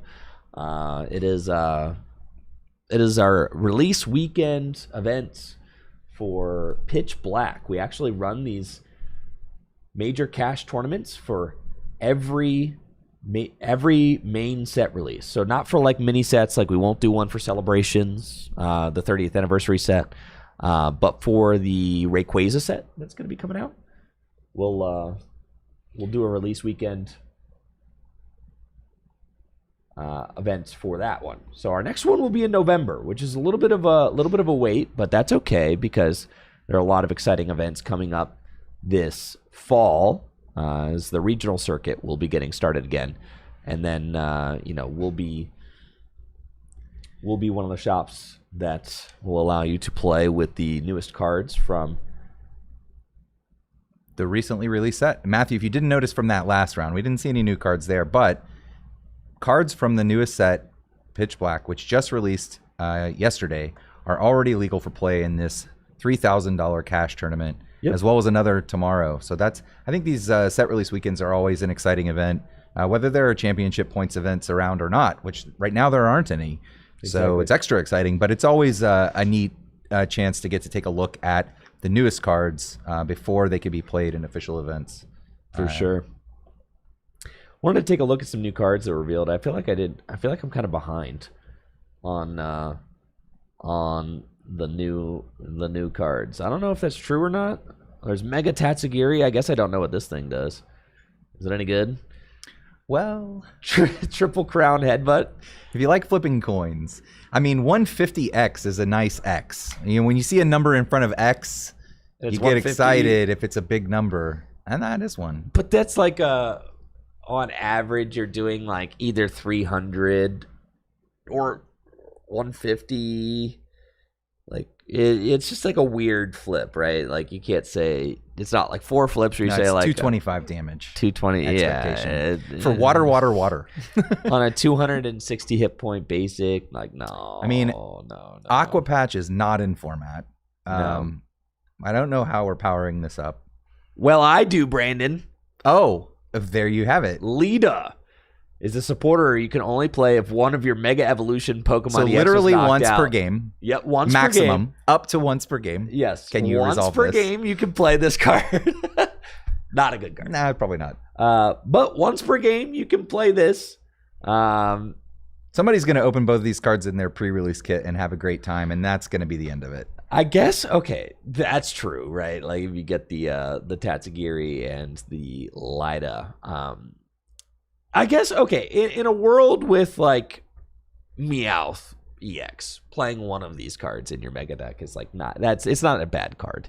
Because you could just that play one, yeah, by itself not. You could just play one. You can only you only need one. You only need one. You could actually only play one in the game. Yes, you can't possibly play 2. It's like a world with like Briar, right? So like, Briar is only good at one point in the game, but when it's good, it's good. Exactly. When it is good, it is good. Yeah, I missed these guys too. I didn't see the Mega Golisopod yet. Let's see him. Grass Wimpod? That's cool. There he is. Jerky fans are eating. That's a great illustration. Wimpod always gets great illustrations. If your opponent has any Pokemon EX in play, I like that. I like when they do stuff like this. So he's got a 3 retreat cost, but if your opponent has a Pokemon EX, it's free retreat. That's cool. Wow. Conditional free retreat's kind of fun instead of just like slapping a free retreat on a guy. And then Golisopod, Mega Golisopod EX, 340 hit points. Finishing Blow does 60 damage plus 160 more damage. If the opponent's active Pokemon has any damage counters on it. The Wishy Washy EX. Ocean Gain heals 50 damage from Wishy Washy if you're in the active. And then Hydro Splash for 4 water does 220 damage. I think this card's probably just better than the Wailord EX, which has more HP, but is a stage 1. Wishy Washy is just a really big 2-prize basic. So that is... As Wishy Washies are wont to be. Yes, for sure. That is nice, right? And you can play this with Misty. Sure. Okay. That seems fine. It heals itself. That's good. It's a really good ability to have on a Pokemon like that. Delicious Rice Balls heal 30 damage from your active Pokemon. And 30 more damage for each Delicious Rice Ball in your discard pile. They love to do that in Magic the Gathering cards. Like They AK, do, don't they? The AK effect is like for each one of these. Hey, there've been some Pokemon cards that have had that. None of them have really been playable. No. There was like a student that drew for each student in the discard or something like that. There was. Yeah. Yes. This one probably not much better. More of a Magic thing, right? Like, does Healing 30 from your active. Is this actually good in some Magic? There are cards that draw for each one. And then healing isn't a thing, but yeah. yeah. I mean, I guess you could discard some other ones and then you heal 90 with this one right away. I don't know. It's probably not very good. Custom vests. The Pokemon's cards attached to take 60 less damage from your opponent's Megas. Just any Pokemon. Yes. It seems like it should say a certain stage or a certain type. Excluding Megas. So just any non-Mega. Can't be a Mega. Well, a Pokemon still. EX can take 60 less damage from Megas. Only from Megas. Okay. Yes. So, I mean, like... Oh, that's pretty conditional. Dragapult EX could play this to not get one-tapped by the Excadrill. Excadrill. Okay. And that is, like, a significant... Why are we giving Dragapult EX exclusive tools? Well, it's because it is a dragon Pokemon. Arune, supporter. Search your deck for 3 supporter or stadium cards. That's Scott, dude. Yeah. He's there literally, he he stole He's Scott's. literally Scott's swag. Dude, he stole Scott's To the swag PKMN cards. so bad. What the heck? This is your favorite thing to do is tell the kids what old card this new card is. It is. This is my favorite. Like, learn your history, all right? We got to study Welcome our to history. the Uncast, everyone. Dude, this is, well, they should know. The kids should know your history. That this was literally printed in Scott. 2005 and it was good back then. All right. It's funny how good it is. Like I played this in 06 decks and it's like a supporter that finds supporters feels weak. Like when you petrol for Lily for next turn, you're not excited about that. But this getting 3 of them and being able to get a stadium as well, just pluses your hand and yeah. The reason it's so good in 06 is because the stadiums are very important. Stadiums are very impactful. They're very high impact. Yeah. So like fetching the stadiums while getting you a supporter for next turn and chaining those along is quite good. So that is why that card sees so much play. But also the reason that this is getting printed is because of our new dual stadiums, right? So you have a supporter that can go get you the both legendary, both pieces of the legendary. And a supporter for next turn. That's what I'm saying. That's a pretty good deal. Exactly. If you want to play a legendary stadium, it's a pretty good deal. You can only put this card in play if you have both halves of legendary Ocean Trench. When a Pokemon plays healed, double the amount of damage is healed. Yo, the Wailord decks. Now your Rice Balls are going crazy. Rice Balls are going nuts. The Wailord decks, the Wishy Washy decks. They're healing for 180 with the last Rice Ball. Dude. Yes. No. Does the Rice Ball count itself? Maybe it has to, right? Heal 30 damage. Yeah, you're healing for 240. 240. You're full healing your Wailord without losing any energy off of it. That's crazy. If it doesn't count. The first one doesn't count. The first one is just 30. Right. In the discard so the fourth one, there are already 3 in the discard. Yes. The fourth one's healing 120, doubled to 240 if you have this Legend Stadium in play. 240, yes. So healing 240 without losing energy or anything like that seems good. But it's a combo. Hold. Okay. Pokevital A. Oh, no. For 300 damage healed, Brandon. JW, go buy him out. 300. Who's going to be healing for 300 damage? Anyone who doesn't need a secret box or an unfair stamp. Who's going to be healing for 300 damage? Surely you're excited to heal for 300 damage with Pokevital It's A. a little bit of deck space. You need these 2-piece stadiums and the Scott supporter and the heal card, but hey. Yeah, that's pretty sick. All right, so those are new cards on the way, but it's gonna be a little while until our next main set in November. We had a couple here, kind of rapid Pretty fire, fast. back to back, Perfect We could Order, kinda Chaos use a break. Rising, yeah, and now Pitch Black. We do have the 30th anniversary set coming out. I think I saw some like leaks from that, but nothing that I would talk about on stream other than the fact that I saw. But it has not been revealed yet, so we can't talk about them. But there has been some 30th anniversary stuff revealed, like the reprints. Is there any hate the reprints leaks on that? Is there any reprints that you are excited about, Brandon? From the 30th Tropical anniversary? Beach, right? Is that in there? Is that one in there? No, It's dude. not? You know Tropical Beach didn't get reprinted. I don't know. The reprints don't really do a lot for me. I'm kind of a purist when I'm building retro decks. Wouldn't really use them for that. You're a I mean, purist. I think if they had reprinted Tropical Beach, that would be great for Gym Leader Challenge format to make that card more accessible.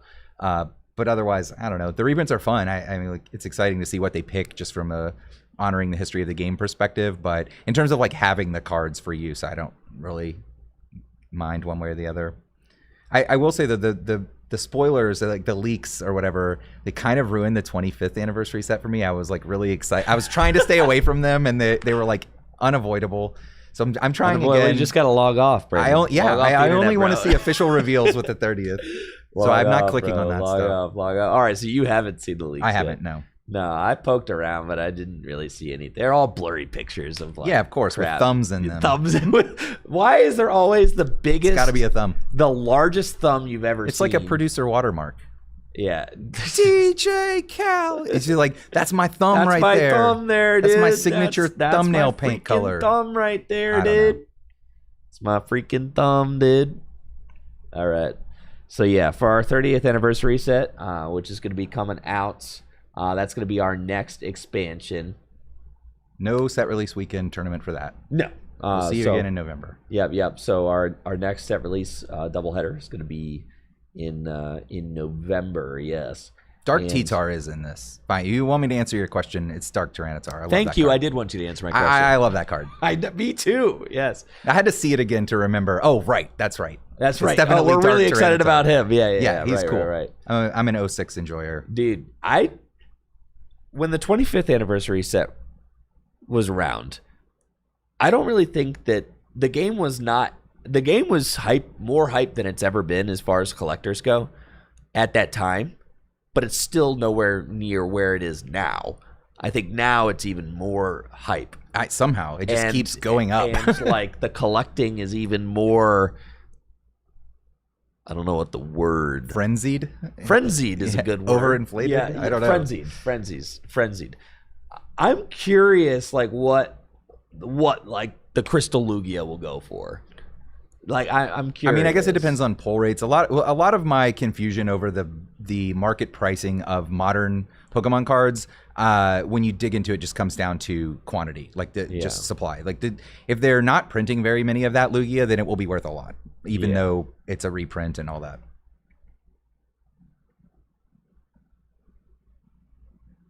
But I'm with you. The valuable cards should be the old rare ones that are only declining in stock and not making new ones of. I know, but you can't hypebeast those on social media as easily. The people who build retro decks with these reprints will enjoy that Caesar EX being in the set. I am enjoying this Scizor EX being in the sets because I just bought one. I'm sure, yeah. It was like not cheap anymore. $300 or something, like good looking card. So, and like I think Natalie and I own two, and one is like played, and was less than $100 because of how played it was, but the other one is like pretty nice. We got it for like, I don't know, somewhere between $200 and $300.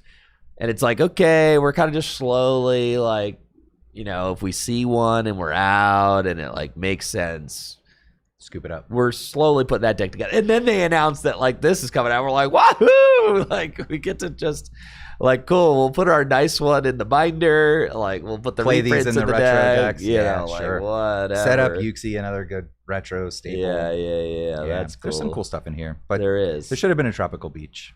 There should have been a Tropical Beach. I'm but I kind don't of think- team just reprinted into standard. Like Oh, I don't think it would yeah. ruin the game or anything. No, I actually think it'd be dope. So I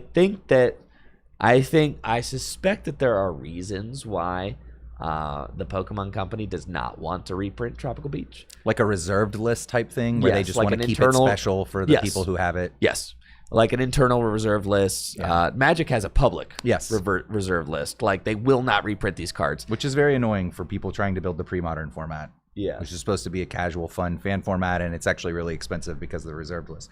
Pre-modern, maybe they're doing that's that. funny. Yeah, pre-modern's cool. It's already fixed. It doesn't ever change. Nothing's ever being added to it. Really? Which is I like eternal formats like Gym Leader Challenge where it moves slowly, but there's moves. a new Toucanon. There and is. he's gonna have an impact tomorrow, even though a lot of the other cards in the deck might look the same as they did before him.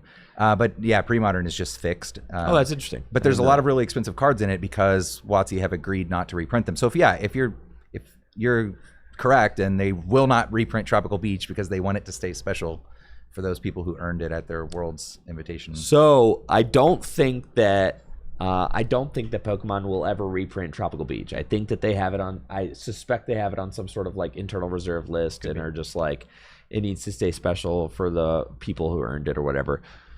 Don't care. Okay, what you can do is reprint the effect and rename it. Sure. Just name it That would something be else. fine too, Like yeah. that's fine because like you've done that, and that way you're You not just like, reprinted Scott and didn't call him Scott. They literally. I don't know just who that did other guy is. I'm yeah, such a I don't fake even fan. know. I don't know who that other guy Aaron- is either. I didn't play the new game. I don't know. Aaron Stanley. But like, just reprint it as like I don't know, Juba Life Village or Juba, yeah. Except that should have just been in draw to 7 and shuffle your draw turn. 7. It should have been Shuffle draw 7. It was shuffle draw 5. Yeah, but it could have been fill to 7. It could have been fill to your 7. turn. But if they really wanted to keep it shuffled, then have it shuffle draw 7. That'd be even better. Cool, not a problem. So that. Yeah. Anyways, I think that's my cope now is that like one day they'll just reprint the effect into standard, but we'll have to see. Okay, it looks like our round timer is elapsed, but I don't see the new round pairings yet, so we're probably getting started here shortly. Yeah, we're gonna be getting started with round number 5 in just a moment. Again, huge shout out to today's sponsors, the host of the event and home of Tricky Gym, Full Grip Games. Full Grip Games, the best place to buy Pokemon Trading Card game singles and sealed product. You can check out fullgripgames.com today for a great selection of singles. Full Grip is also always buying bulk and singles online at fullgripgames.com. Filling out a buy list is super easy to do.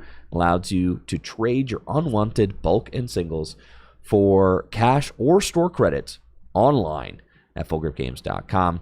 And of course, channel is also sponsored by Dragon Shield, best place for sleeves and accessories. You can use code TrickyGym at checkout for 5% off your order. Folks, we will be right back with round number 5 after this quick break. This tournament is sponsored by Dragon Shield. Dragon Shield makes the highest quality sleeves and accessories for your favorite tabletop games, like the Pokémon TCG. Dragon Shield sleeves are super durable, making them perfect for tournament play and collecting. They also come in a huge variety of colors, so there's always a great choice to match your deck. You can even turn your favorite photograph or design into a custom box of Dragon Shield sleeves using the Sleeve Crafter on DragonShield.com. Head over to DragonShield.com and place an order for your favorite sleeves today. Use code TrickyGym at checkout for 5% off your order. Again, that's DragonShield.com for the highest quality sleeves and accessories for your favorite tabletop games. Huge thank you to Dragon Shield for being a continued sponsor of the channel.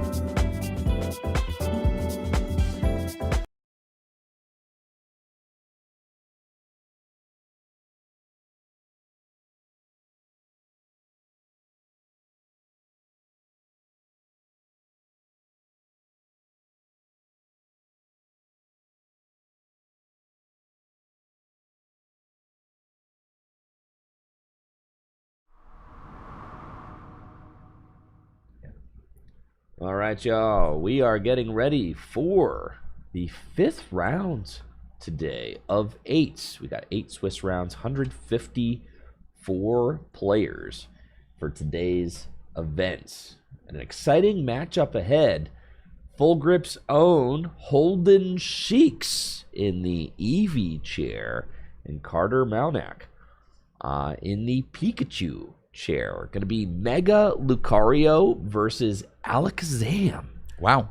Both at 4-0. The people who are always in the official TPCI chat saying no more Dragapult mirrors are eating today. They are. You're It's not true. showing Dragapult mirrors so It's far. true. It's true. It's true. And all right, here we go. 50 minutes on the clock. Let's get into it.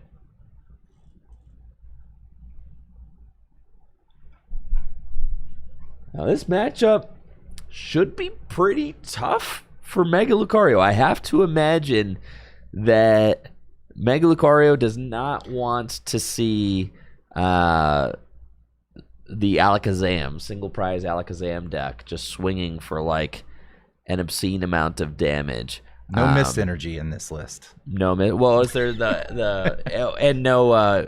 You wouldn't play Mist Energy. You'd play the No, new of course not. Fighting Energy. Oh, that's right. There's a Prevents- fighting energy with mist effect. There is. But we don't see that either. I guess Fighting Gong can't search it, so And it doesn't work. it doesn't work with the rocks. Yeah, Exactly. So just basic energy today. Yep.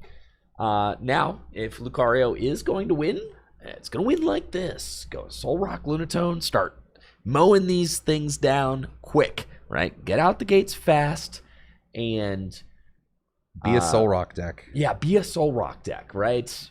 And with Premium Power Pro, You can be. you can be, right? You can take a lot of knockouts with just Soul Rock. Also see an accompanying flute in the Lucario deck, which might get in there if Holy cow. you pull some of those little guys up there and You say that so casually as if accompanying flute is a card that we ever see. no. There's a freaking accompanying flute? Yeah. Reveal the top 5 cards of your opponent's deck. They don't get to look at them, you do. You may choose any number of basic Pokemon you find there, put those Pokemon onto their bench, Oh, and then my. they shuffle the other cards back without seeing what they were. That's crazy. Accompanying flute. Okay. What do we think is the Intended target for that? yes? What's I don't know. I was what's hoping the you would flute tell me. tech? All right, Lucario. Where are any Lucario experts in the chat? Yeah, Lucario experts. What is the accompanying flute doing? I guess okay. If we think about it as a way to like maybe cheese like a 2-prizer into play, that's interesting. If you think about it as a way to maybe like cheese out a Mega Kangaskhan against a Slowking Yeah, deck, if you hit a Kangaskhan or Meowth, you're pretty, you're ka-ching. loving it. Yeah. So I guess, right? Just because you need to be like trading favorably in that way with your Mega. So that's really cool. Now, unfortunately, not a lot of hits in this particular matchup. I don't think there's a single multi-prize rule box Pokemon No. in Holden's list. So you might clog their bench with, some stuff that they wouldn't have benched otherwise, but not going to get a Mega Kangaskhan out there. No.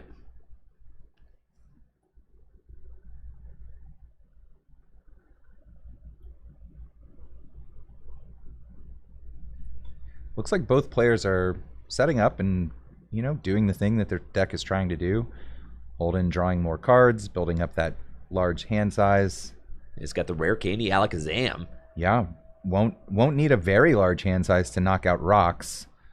And there is Fez. So Fezandipity is a that's 2-prize. Yep. Sorry, the artwork in Holden's list I didn't immediately recognize as a Fez. It's like the secret illustrator art rare. rare. Yeah, the secret art rare. That is a 2-prize Pokemon. But yeah, Holden's playing the regular rare there, so it's weird the digital version. Well, digital version I don't of know. the secret art. Yeah. There we go. Rare Candy Alakazam's got the handheld fan on it, so if it takes any damage from an attack, Holden will get to push an energy away. And this is the part of the game that's really hard for Lucario to figure out, because if Holden can get to the knockout, then as the Lucario player, are you just sending up a Mega Lucario into this Alakazam? Mega Lucario doesn't even one-tap the Alakazam with Aura Jab. It's actually short. Aura Jab does 130. Alakazam's got 140 hit points and a minus 30 resistance to fighting.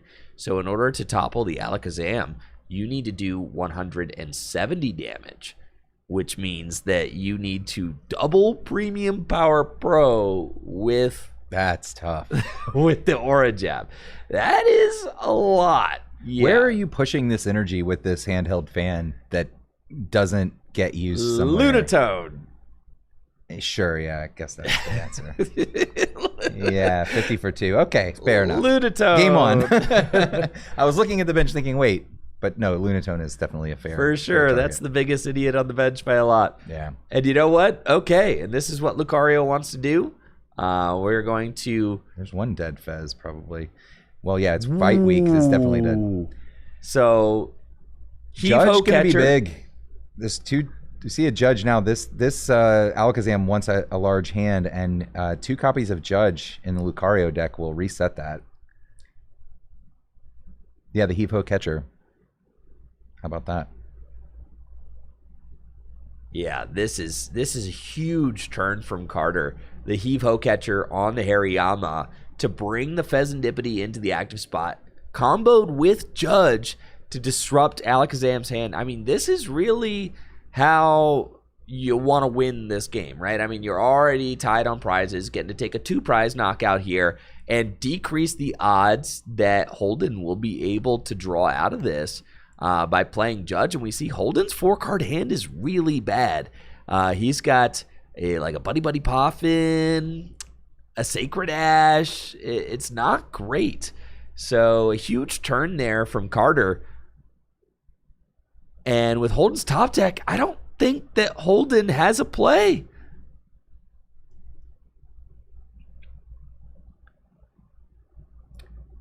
Well, we were just saying that Lucario would struggle with this matchup, but maybe not. I mean, there's one dead Pheasantipity already. It's knocked out, sorry. It's likely that Holden at some point will try to get it back into play to use its effect again, and then there will be another one in play.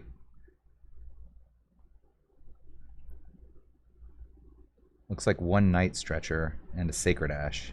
So yeah, could try to see that Pheasantipity again. Yeah, I really like this build of Lucario. It's very no-nonsense. Nice 3-line deck on the Limitless viewer. Sheesh. You love that. I mean, I just love everything that I see about it. It doesn't have any kind of gimmicks or frills except other than for the accompanying flute, which we still haven't solved, but somebody will tell us. That's got to be for some specific matchup. It's also a secret box variant, so just going for that maximum consistency. I like it. It seems like just a consistent, hard-hitting Lucario list. It's got all the buffs that you want. It's got the Hariyama and some Boss's Orders. It's got a healthy amount of pivots. Yeah, so a very cool list there from Carter.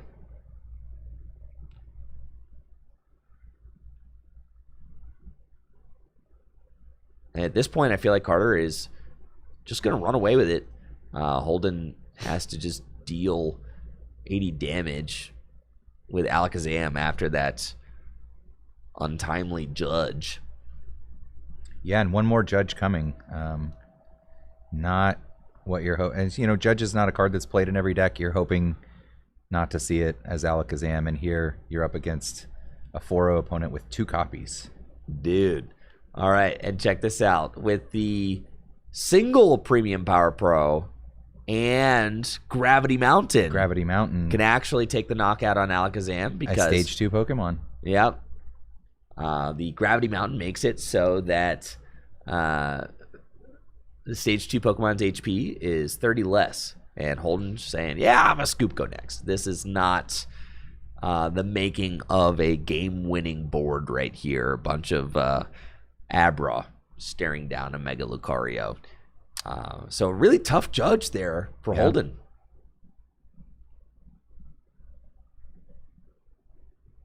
Yeah, that was brutal. Carter got to be feeling good about this, though. I mean, already 4-0. Up game 1 on stream. Smooth operating. In what should be a not great matchup. I think if you're holding, you just shake that one off as bad variance, and you've got plenty of time to finish 2 games that you hope go more in the expected way of the matchup. Now that I'm kind of like looking at it, I suppose there are routes for the Mega Lucario deck. It plays 2 copies of Judge, so you have that. It's got a lot of single price Pokemon that decently attack with the Hariyama and Solrock. If Fez comes into play, that thing is getting taken out instantaneously. Sure. So the Fez, that's big. And the 2 Judge, also big. We'll see if Holden can have a little bit of a stronger, more stable setup. The Gravity Mountain also big, as we saw. Oh, for sure. He's got to know that's coming now. It changes the math in a meaningful way. Yes, it does. Now, it looks like Holden's got Elgium start and does have a telepathic psychic energy in hand. I'm wondering if he chose to go first or second. Looks like first. And has a strong opening. Telepathic Psychic to Abra. Decided to open Elgium in case Carter opened Solrock. And Carter did. Again. Yep. Moving energy from one of your opponent's Pokemon to another of their Pokemon. So it's a handheld fan as an attack on a basic. Yeah, Elgium is a nice disruptive Pokemon. It can be used to deny energy. We see Carter's got Pokepad. Pokepad can go get Lunatone so that you can start using Lunar Cycle to churn through the deck. You got to do it, but now you're giving your opponent, a place for LGM to put the energy. I don't think this LGM's going to live very long, Brandon. There is only one. You're right. Fair enough. That's the only LGM in the deck. I think this LGM's He's probably going to... Accompanying Flute. Here we go. Fez? Do we see Fez? Ah. Swing and a miss. Yeah. Oh, well. Would have been sick, though. Just slap that Fez into play and say, like, well, it's going to be there.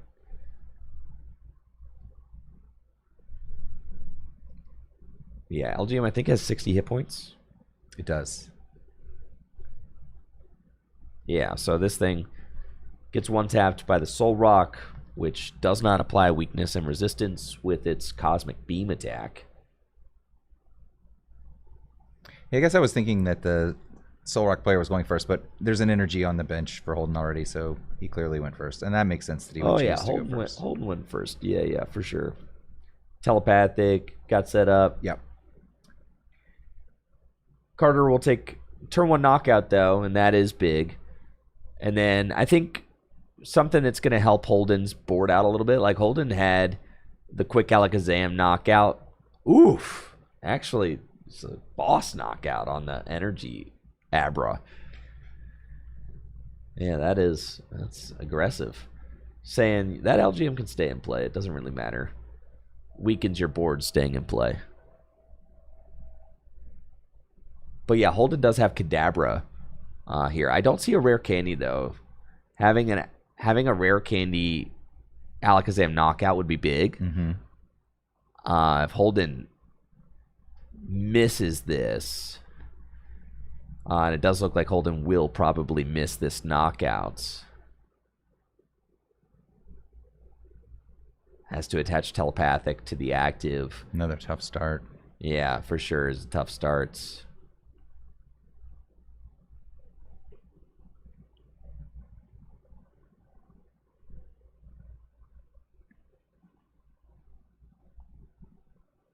Go get another Abra off of telepathic psychic energy.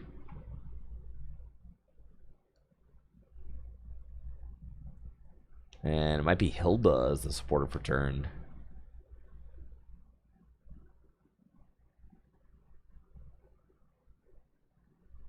Holden does have a Pokepad. Could just go get Kadabra. I mean, but with the Abra being targeted down last turn, Holden does not have an opportunity to play a second Kadabra and then maybe find the rare candy. So just is going to have to evolve this active into Kadabra. And that is not great because Kadabra has only got 80 hit points. Can easily get knocked out by a Soul Rock with a Premium Power Pro. Just one Power Pro. Yep. And only dealing 30 damage. Yeah. Soul Rock weak to grass, not psychic. Yeah, it's not good.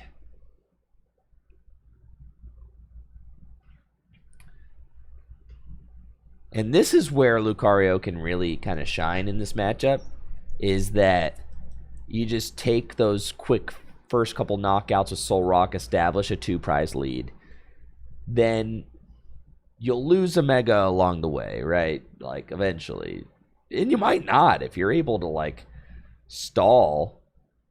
Or, like, if you're able to, like, judge on the turn you attack with Mega Lucario, like, maybe the Mega Lucario doesn't go down. Mm-hmm. So I think that maybe the strategy for Carter is going to be take a couple of cheap knockouts with Soul Rock, then go in with Mega Lucario with Judge to knock out an Alakazam when it comes into play. Somewhere along the line, pick off a Pheasantipity, and then win the game from there. You'll lose a Soul Rock, you'll lose a Mega Lucario, then you go in with like another single prizer. It could be Hariyama, weave that in there. And then you could force a Mega Lucario at the very end, maybe with another Judge, and just make it very difficult for your opponent to win. So now that we're kind of like seeing it play out, I don't think that Mega Lucario is that unfavored here. Especially with Holden's starts. I mean, Holden's starts have not been like not very explosive. High. No.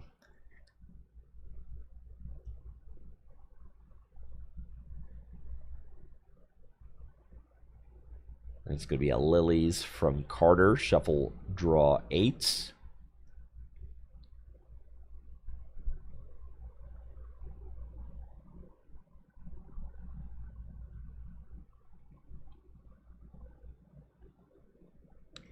According to Limitless Labs, this is about a 50-50 matchup, actually. I could see that. Mm-hmm. Because, like, if the Alakazam deck is just drawn a little better than this, you should be putting on a lot more pressure. Yeah, another player got to feel cursed by the stream at 4-0, obviously having a good day, and then just kind of sputtering on the stream match, failing to get off the ground.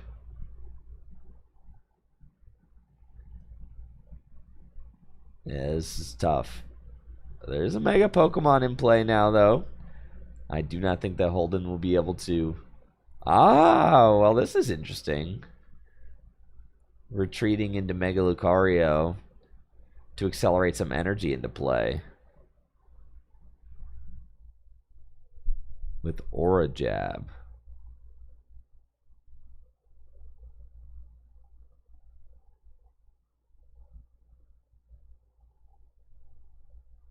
Oh, did Carter Lily to 8 there? Even though he's got a prize. Oh. Can I just get a hand check? Did Carter Lily to 8 there? Or was it 6? I don't know. That walkie's not working. Natalie indicated that the battery's low down there. Okay. I'm not sure if we swap out there.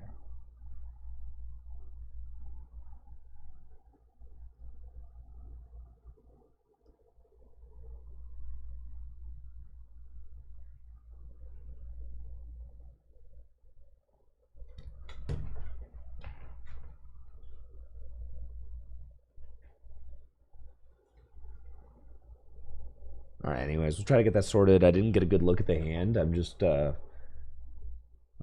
get a comment in chat saying that Carter Lily to 8.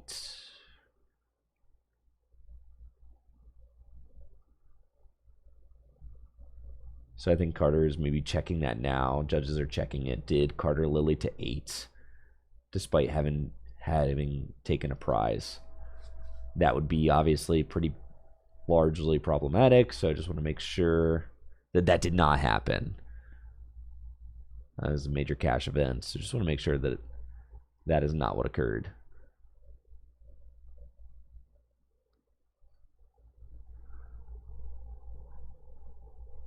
See if anybody is sleuthing on the they're trying to solve it down there, but if anybody's sleuthing on the Pull up the VOD. on the VOD and can see if Carter lilied to 8. I only have one comment on YouTube saying that that occurred. All right, here's the lily right now. I'm looking at it. I'm at the spot. All right. Let me see. All right, holding shuffle cuts. Okay. That's looking like 8 to me. I think that is a draw to 8. Yeah, it's a draw to 8 for sure.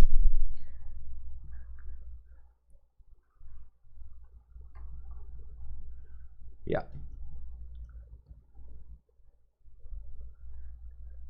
Yeah, so Carter did draw to 8 there off of the lily. We are confirming. Yep. So I make that. I mean, that mistake happens. That's an easy mistake to make. Such an easy mistake to make, especially after just a single prize has been taken.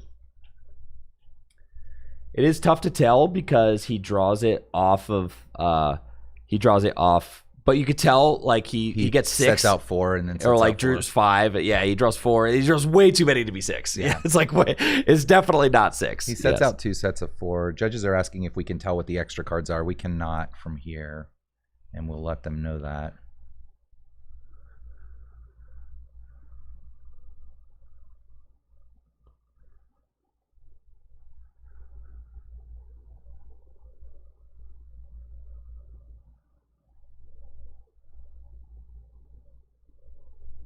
Yeah, I'm thinking that it could just be a game loss, which is like, I don't know. I don't know how fixable it is. I don't know that I can. What cards were played after the lily? All right, I guess I can go. I'm being asked by the judge to see what cards were played after the lily. Excuse us as we try to repair this game state here.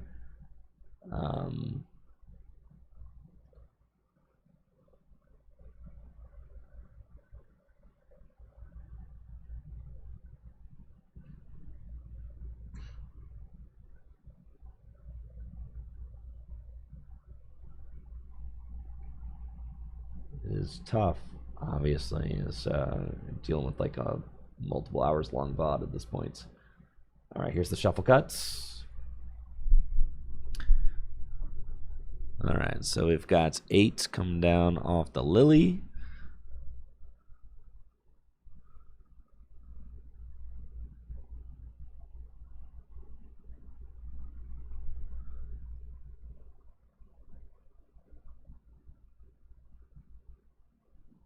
He ends up retreating to Mega Lucario, I believe.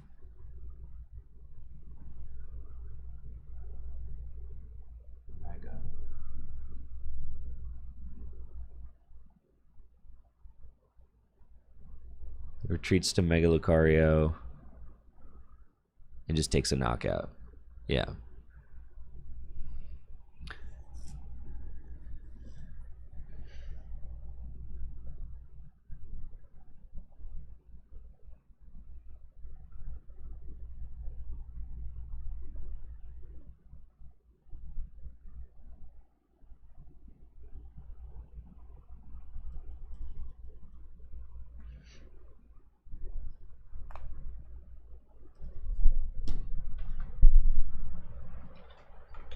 Yeah, all he does after the draw to 8, I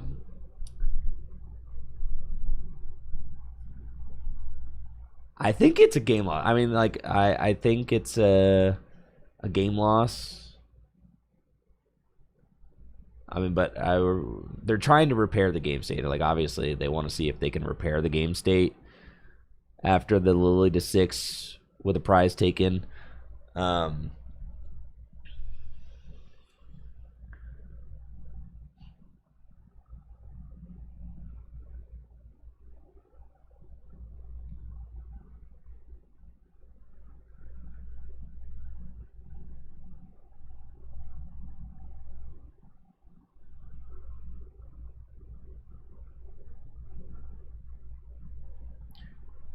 Carter did draw his cards face down onto the table. It's not possible for us to see which cards were drawn in what order.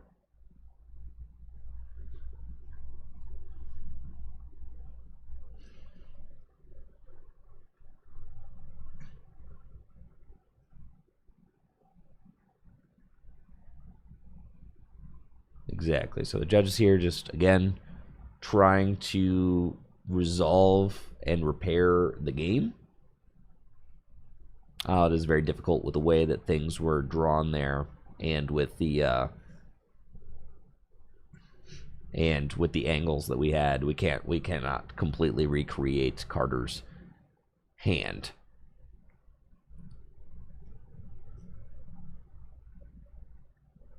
Yes, if it had been caught originally, it would have been a 2-prize penalty, but it went on way too long for sure.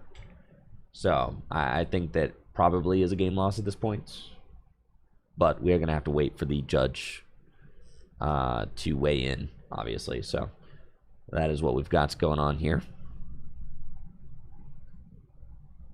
I'm going to wait for the cue from the judge and then carry on.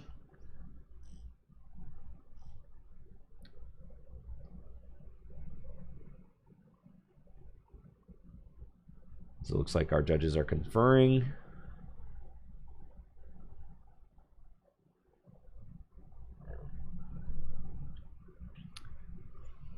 And I'm getting, it's a non-reversible game state, so it's a game loss. Moving on to game 3. Yeah, I think too much occurred after the draw to 8 there. So it is going to be a game loss being issued to Carter because of the draw to 8 on stream. Judges were just making sure that they could not repair the game. It was too much had happened. Can't identify. And I think that at a certain point that's just okay. It went on maybe a little bit too long. We do have very nice cameras facing the players so we can see their reactions, but we do not have additional cameras over their shoulder as well to look at their hands, so there's just no way to know what was in Carter's hand before or after that draw. We got Harry Dev over on Twitch saying, I also drew too many off of an Iono while playing Lucario on stream at Lille Regionals. Well, that's happens. Yes.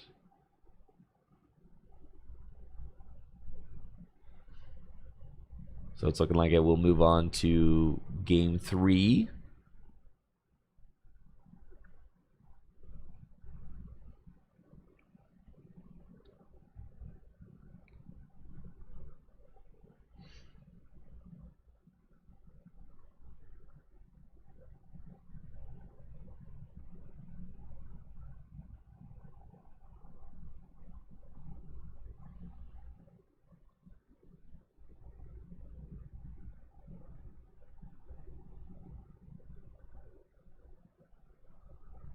And honestly, game 3, I mean, I'm stoked. Reroll it. Clean slate. Yeah, clean slate. Both players an opportunity to win the set.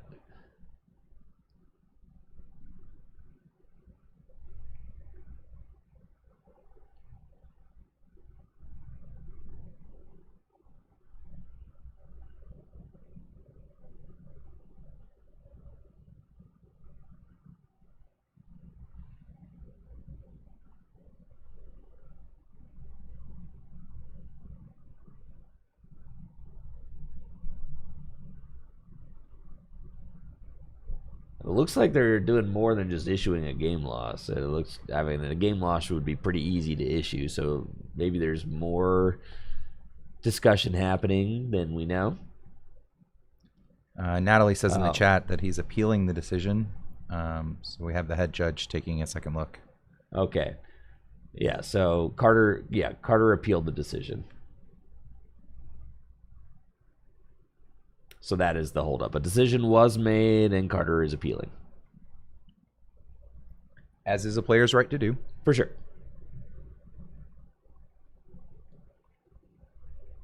And And now we see the scoop. Okay, so Carter just wanted to hear it from a second opinion before he scooped up his cards. You know, wanted to make sure. It's hard, right? I mean, you draw 8 cards, but then like we went on minutes before we caught it. That's the difference. I think Carter probably thinking like, oh, I've overdrawn before. That's a DPL. And it would be if it was caught immediately. I agree, right? If it was caught quick enough, then sure. Or if we had like complete view of the hand while he drew, then sure. So yeah, Edelgard stepping in and confirming that it is going to be a game loss because the hand's not recreatable. So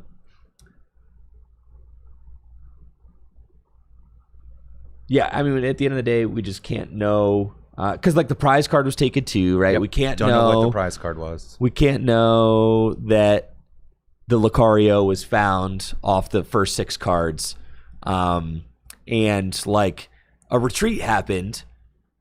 So like you can't go back and make a different play, you know, and say like, oh well, I would have taken that knockout with Soul Rock. You can't say that because it's not what you did. You retreated, right? And it's like so many different things and kind of like had happened at that point. Just irreversible. And then he played a pad for Hariyama after the Lily. That's part of it too, right? Like so, right? Yeah, all that is part of the equation there, and we just can't know if any of those cards were present in the first 6, the Lucario and the pad and all that. We didn't get a good look at his hand before he started playing cards. There were certainly 8 cards there. So, and now we'll be moving on to game number 3, fresh slate, both players with an opportunity to win the sets. Obviously a lot of money, prestige on the line. Easy mistake to make there for Carter. Certainly one I have made myself before. Not a mistake that I would ever want to make on stream. It is a bummer when it happens.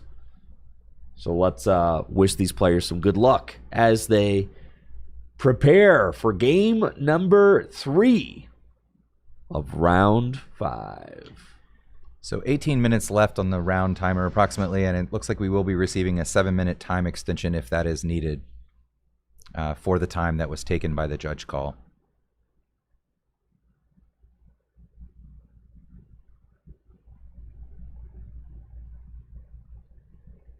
Carter again choosing to play second, and Holden has a telepathic psychic energy to his Abra to get some backup Abras and passes the turn.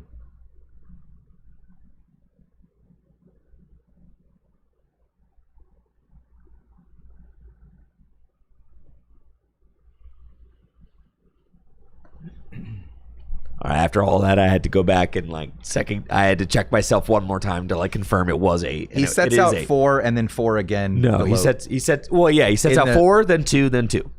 Oh, so, is it? Okay. So that's how but I had to make sure. I just like wanted to quadruple check because obviously issuing it's a little hard to see, honestly. It's a little hard to see, so I just wanted to like really put my eagle eye glasses on and make sure that I didn't just like I'd been so embarrassed if I had like kind of made that call. It wasn't correct. But yes, it was correct. It is 8. It's a little hard to see on the camera, obviously, because we don't get like a great look at the hands, but it is. Yeah. It is confirmed 8. So we have a good game 3. Both players have set up. Yep. So hopefully we have a satisfying conclusion to the series here. For sure. You never want to see game losses obviously interfere with the gameplay. You want players playing cards to decide.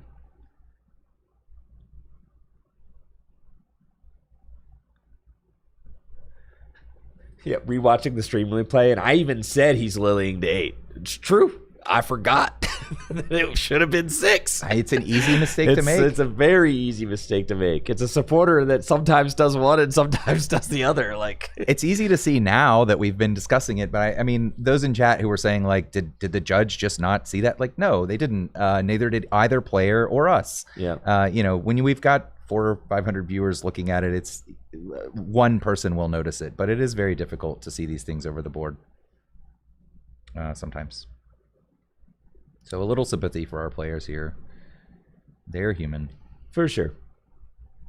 All right.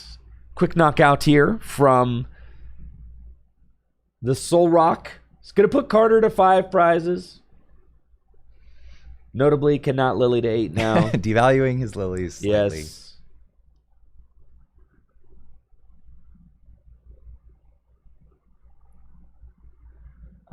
So I see some kind of players getting up in arms on YouTube saying like, it shouldn't be both players' responsibility to catch things like that, but it actually is. It is. And the reason why it is because like on the other side of the coin, if you are, you don't want to. It's illegal to be like, say Holden saw Carter overdrawing, right? And thought, oh, great, I'm going to get like, a I could penalty. stop him, right? Like I could stop him, but no, I'm going to let him go. Yeah. And then as soon as he starts playing like a couple too many cards, I'm going to stop him, call a judge, and get him a game loss. That is right? against the rules. That to is be against clear. the rules to do that. I've met players that don't understand that it's both players' responsibility to maintain the integrity of the game state, and that doing the thing that Andrew just described would be cheating. Can we fix the prize dice? The prize dice.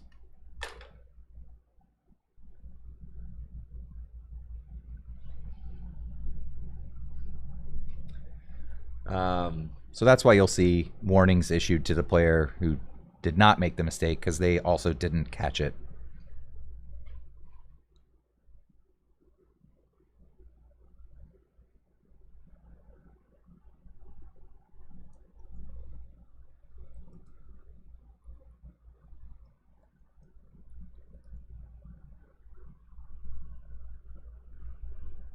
Once again, we have the brave Algium with his handheld fan while we evolve up our stage 2 purple guys.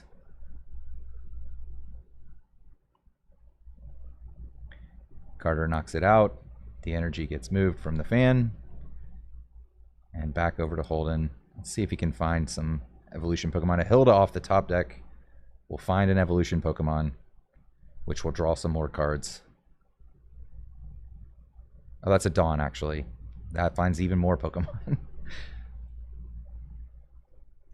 Yeah, so the 2 prize lead that Carter wants, I mean, this is the perfect start.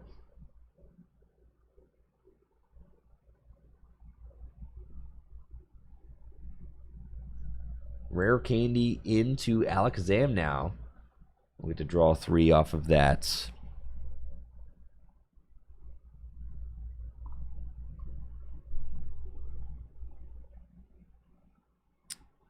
Kadabra for 2. Get another Dunsparce possibly here.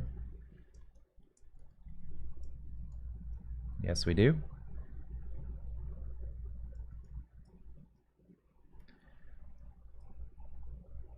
All right, finally evolving up our Alakazam lines. Behind 2 prizes already, though, so that's tough, but we can make comebacks by taking 3 prize knockouts on Mega Pokemon. Alakazam definitely not out of this game at this stage. Got another Pokepad for another Kadabra. Gonna draw 2 more cards.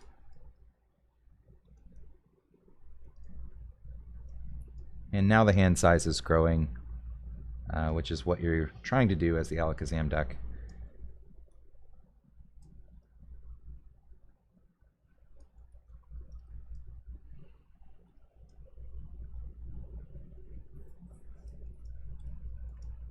We have an energy, so there will be an attack.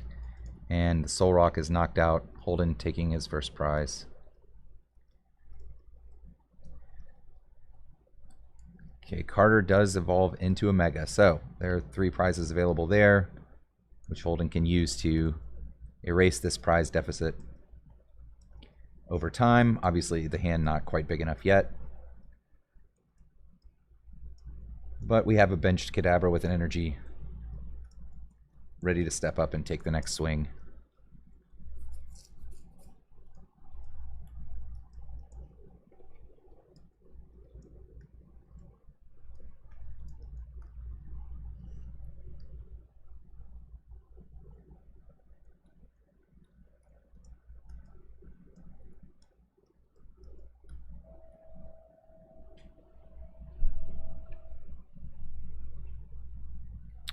Here's the Gravity Mountain again. So all Stage 2 Pokemon have their HP reduced by 30.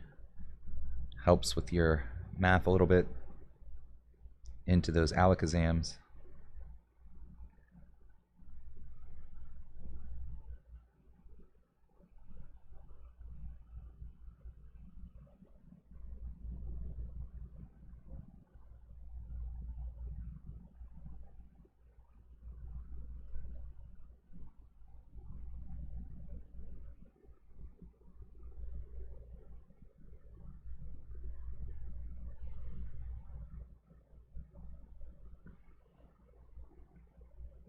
Kind of have a fascinating discussion going on YouTube right now about players both being responsible for upkeeping a legal board state, and just why it is both players' responsibility. And it's because it is both players' board game state. The game is a shared game state by both players. It is not my board and your board. It is our board. And if you allow your opponent to make illegal actions, that's just as much a you thing as it is your opponent's thing. And since the board state is a shared board, there could be situations where if a player notices an illegal action happen on the opponent's side of the board and allows that to go on long enough to where the opponent feels like they could call a judge at a prime opportunity to get the highest penalty possible for the opponent, that is unsportsmanlike and not allowed. That's like illegal gamesmanship, right? And against the spirit of the game. So you cannot do that.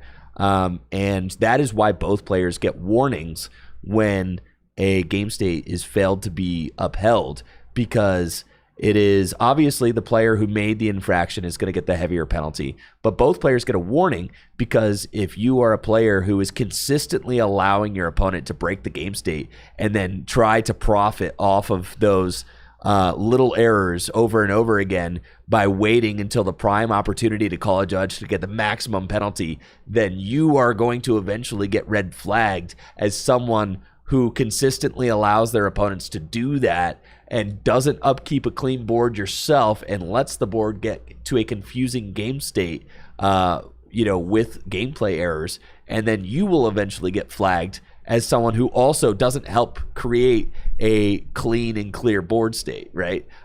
So then that eventually will well up on you, and you will have things escalated in the future. So we have Holden trying to dig out here from a devastating judge on the same turn that the Mega Lucario came into play, setting him back to just 4 cards. But he's once again built the hand up to a pretty large size, despite that setback, and is looking to launch a big attack into this Mega Lucario EX.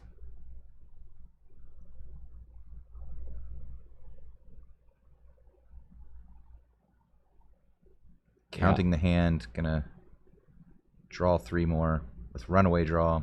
It's such a big thing to try and powerful hand a mega Pokemon after a hand disruption, especially when you're not hitting for weakness. It's such just a counters placed, no weakness. Yeah, such an unfortunate thing, right? Because Mega Lucario EX is weak to Psychic, but powerful hand doesn't deal damage; it just places damage counters. I see. 17. Do we have it? That's 17. That's it. Just checking the count here. Once he says powerful hand, it will be too late to change the hand size.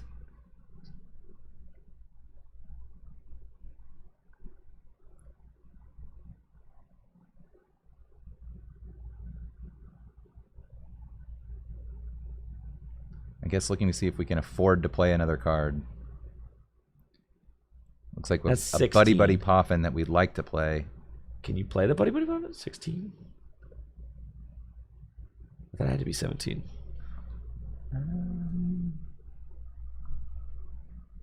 Does need to be 17. 1, 2, 3, 4, 5, 6, 7, 8, 9, 10.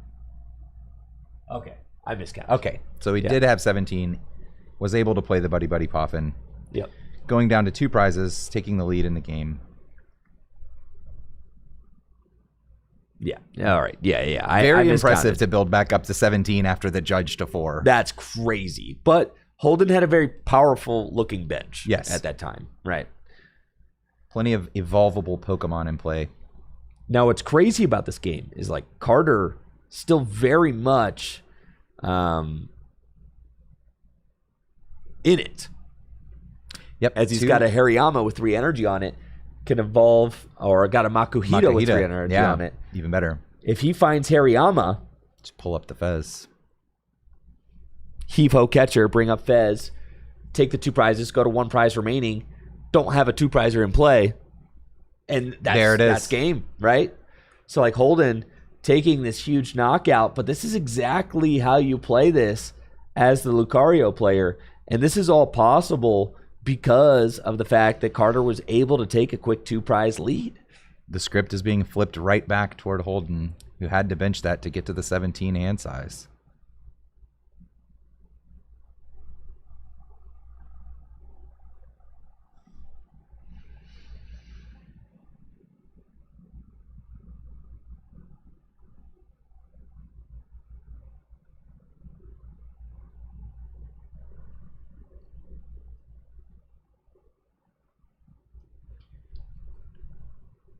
Trying to build a backup attacker to close out the game.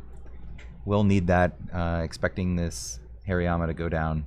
Right, and I guess, yeah, the knockout next turn's not guaranteed. It's 2 energy on a Makuhita, right? I mean, Alakazam is a little tough to knock out. Not for Hariyama, if you can go back-to-back Hariyamas. But we are going to have to see if maybe Holden... Does Holden play red card? No. Doesn't look like it. I'm not seeing a red card. Yeah, so no red card to disrupt Carter's hand. So it's just going to come down to whether or not Carter has Hariyama energy available. All of Holden's disruption is energy-based. 2 copies of Enhanced Hammer and 4 Handheld Fan, but too late for those to have an effect here. So just knock out the Hariyama and pray.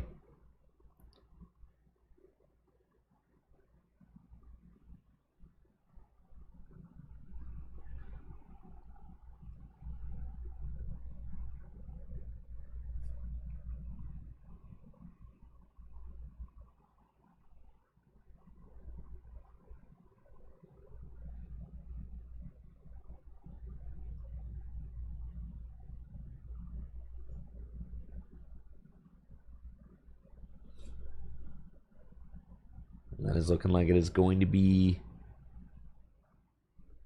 game over if Carter just has it. And he's looking pretty cool and collected. Hariyama Wild Press for 210. Stadium Bump not relevant anymore. No. Doesn't need it. Ooh, this also actually doesn't matter at all because Hariyama doesn't knock itself out. Right?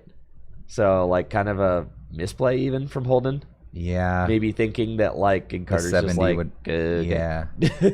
It'll live with 10 after the recoil. Yep. So. Oh, yeah, it will. Yep. I think. It looks Nothing like Holden else double checking that now. Yeah. But yeah, the better line was to knock out the built Hariyama and hope. And then Holden kind of realizing. Sees the problem now. He's like, oh. Yep. It was so much damage on there. I thought he was going to 50 HP though. Wow. Thought he was going to knock himself out. Wow, that was an exciting conclusion. It was. And you know what? With all of the drama, it still took like the exact amount of time for the round. So like that's pretty hype because, you know, regulation ends in about 60 seconds. And as you can see, almost everybody else's round has just about wrapped up. So Ben Peacock and Austin Charles still at it. They are. That means we got ourselves a full 50-minute dose of content, and Brandon, that's what I'm here for. I wish every round could be a full 50-minute dose of content.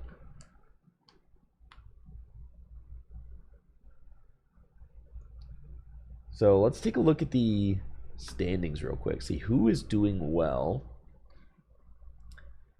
We've got our 5th round standings. Let's take a little look, shall we?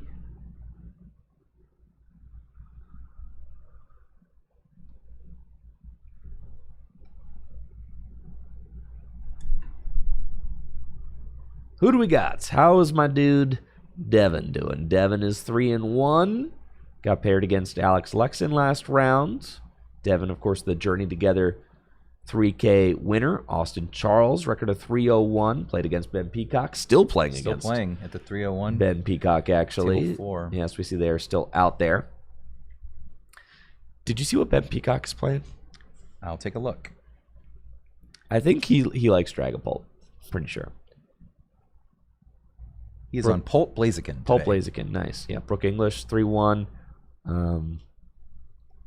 First, Will Sasenko. We saw top-aided. I think Will Sasenko top-aided one of our recent ones. Or, no, was in top-aided of one of our recent League Cups. League Cup. Okay. Yes, with the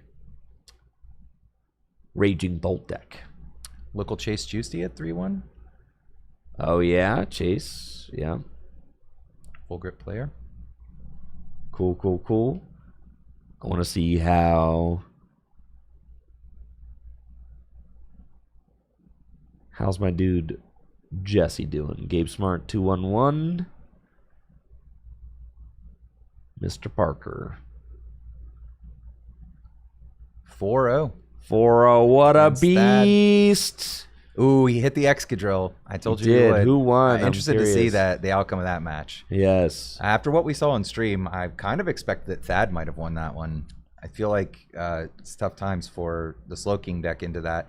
But, you know, if he gets a quick Kyurem in a couple of different games, might just wipe that off the board before he gets to play the game. So interesting to see that result for sure. I'm gonna, I'm messaging Jesse asking if he right now. won. Let's Yeah, if he figure it won out. last round. I'm gonna get.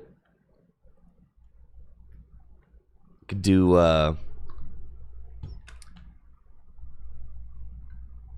If some of our undefeated players end up like Double IDing.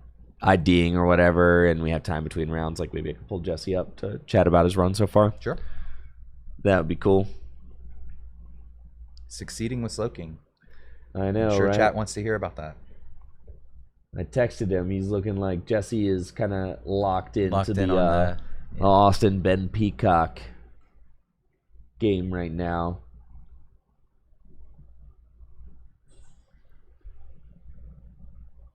Shout out to the hot dog. We're all trying to figure out who did this. Who did what? Have you seen I Think You Should Leave? No. You gotta you gotta check that out on Netflix. But there's a scene that the guy's wearing a hot dog suit. Chat will know. Oh yeah, chat will Don't worry. know. Yeah. You're confident? They'll get it. Yeah. We got a hot dog. We got Hunter in his safari get up there, featured in the thumbnail on YouTube. We got the Magikarp. A lot of characters in the building today. Yeah. We got Jesse Parker at 5-0. All right, so he did defeat that then. Yep. Wow. Said, and I quote, "It wasn't close." That's your trademark line. It wasn't even close, bro. Yeah, it must have been a Kyurem angle, Dude. I imagine.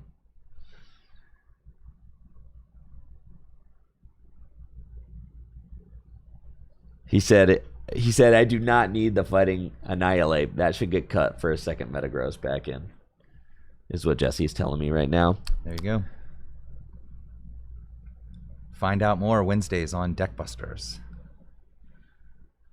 He said, if Excadrill isn't playing Shaman, you do not need Annihilate. And I believe that. Because, like, you can go Trifrost. And I think that something that we didn't see Andrew doing is that you can Trifrost and, like, pre-hit an Excadrill. You could, like, hit an Excadrill. Well, Thad's playing 3 cones. But, like, No shaman. Yeah, no shame. But you can like pre-hit like the Genesect on the bench too. You could 2-hit KO the Genesect with Trifrost. You could 2-hit KO Meowth with Trifrost. Fez, right? Like Trifrost hitting those other EXs is also very good. And if you hit 3 Beldum. Yeah, if you hit 3 Beldum, you could also Trifrost and go like Trifrost and like hit the Excadrill and then also like hit a Genesect and then like hit something else and just say like, all right, you have to like double cone the Excadrill or I win, right? Because even if the Excadrill, 110 minus 80, is that 40? Yeah. That's 30. 30. Frick. Frick. All right, the math actually, you only need 1 cone. Math works out. Still, maybe that's why Thad has the 3 cones. Maybe one of those cones would be better as a shaman. Depends on how much Slowking you expect, and maybe he wasn't expecting much. I wasn't expecting much either. I don't think I was either. I mean, it's easy to say that now, but yeah, for sure.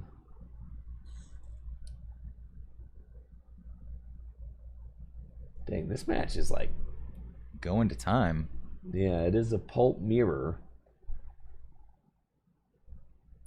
Both these players, Austin and Ben Peacock, are X0-1.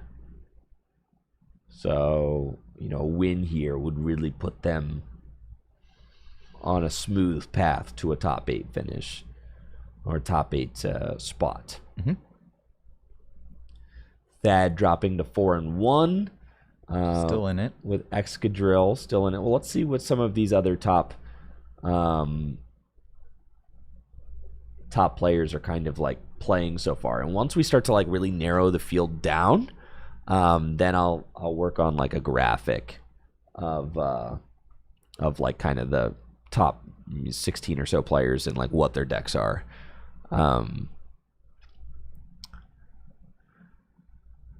Oh, is Austin on Hydrapple?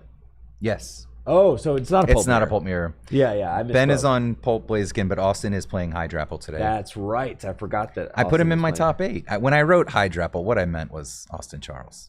There you go. I forgot Austin is on Hydrapple. I just assumed he was on Pulp. I mean, that's a fair assumption in most cases. It but is. not He's today. big into He's the Pulp. guy. Yeah, he's big into Pulp. But Austin is playing Hydrapple today. Hard to tell. It looks like the game is concluded, but I can't tell from their faces who won. Well, I guess from just Ben's face. Did Austin register hide and sneak? No, Austin did not register hide and sneak. Apparently, Austin said on his stream last week that he was going to. No, yeah. he lied to you. That was fake news. Yeah, that was. We do was have, fake news. I think, 8 hide and sneakers in the graphic. Let me take another look. Yeah, 8, but not including Austin Charles. But are any of them doing well? Well, we don't know. I know Gwen's on hide and sneak, and she's done well at these before. Let's see where she's at.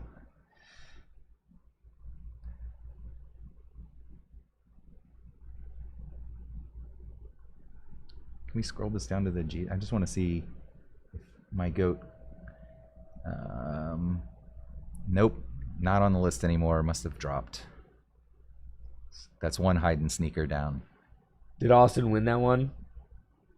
Yeah, I assumed that like it passed Austin's turn and he like fist bumped it. So I assumed Austin won that one. I mean, the fist bump could also be a concession, but I'm assuming Austin got there. I'm not sure. Guess we'll know soon. That has to be one of the last matches. Should be seeing pairings. I soon. imagine the pairings are going to be popping up. Yep. Like the whole room was kind of waiting on that one to conclude. They had quite a crowd gathered around. They a did. rail, as you would call it in poker. The what? They had a rail. A rail? Yeah, Oh, is that what that is? Poker terminology for you. Yeah. Oh, when explain you've the like rail. gathered a crowd around you, there's usually a rail separating the players from the gallery, and if a bunch of people are all gathered and bunched up on the rail, leaning over trying to see your table, then You have a rail. you have a rail. Oh, that's beast.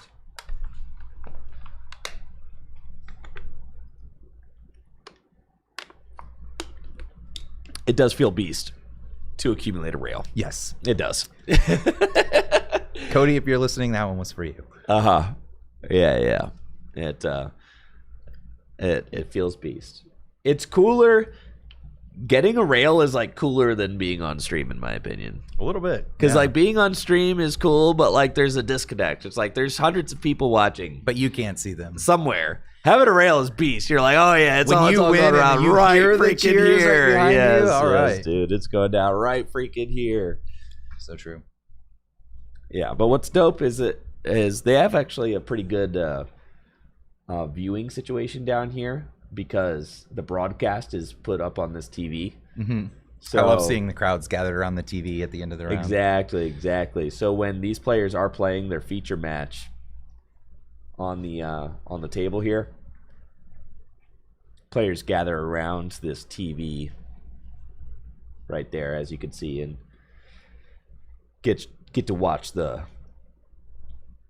broadcast. Now Hunter, as we can see, who is on the YouTube thumbnail as well, and how could he not be? Very handsome fellow, one of our with locals. His safari hat. Yeah, with his safari hat and outfit. He said he's going full Jurassic Park today. He's got his boots, he's got his hat, he's got his shirt. He's even got whatever that freaking red little like scarf The thing. little scarf thing.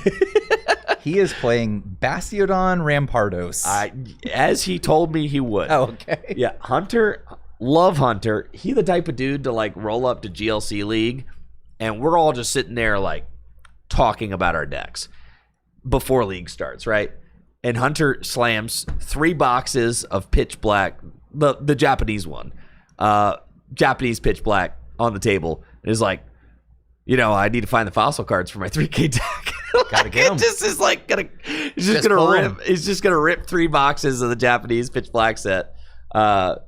Just to play. He's like, oh, I have to play the Rampardos deck.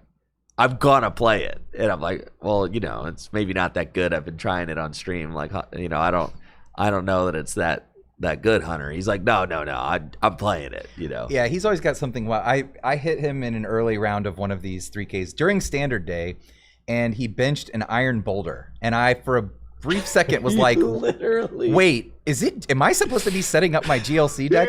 But no, Hunter was just playing Iron Boulder in Standard Day because he wanted to, because he likes that card. He's the anti-Ted Tobin in some ways.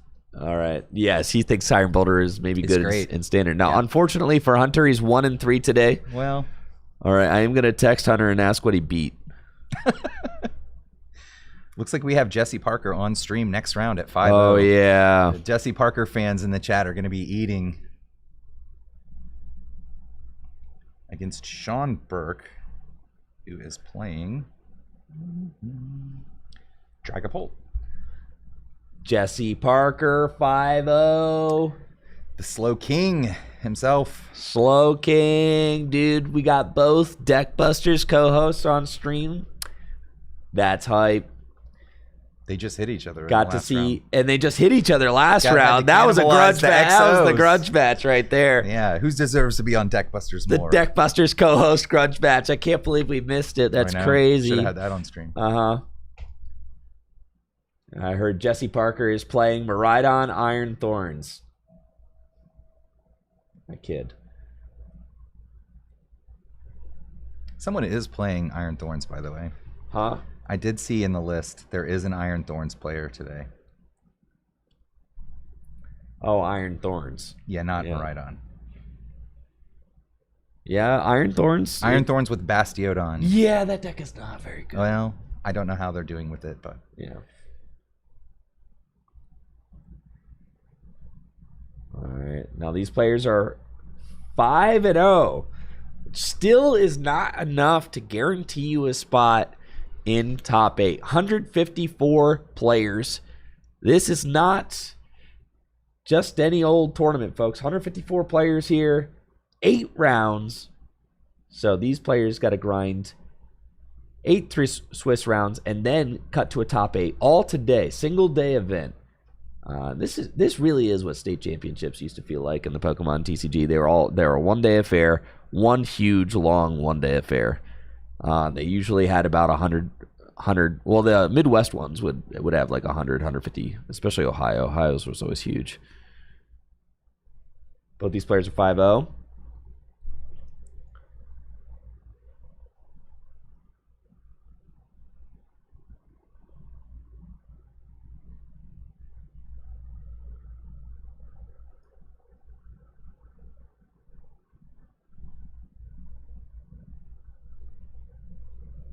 This is round number 6.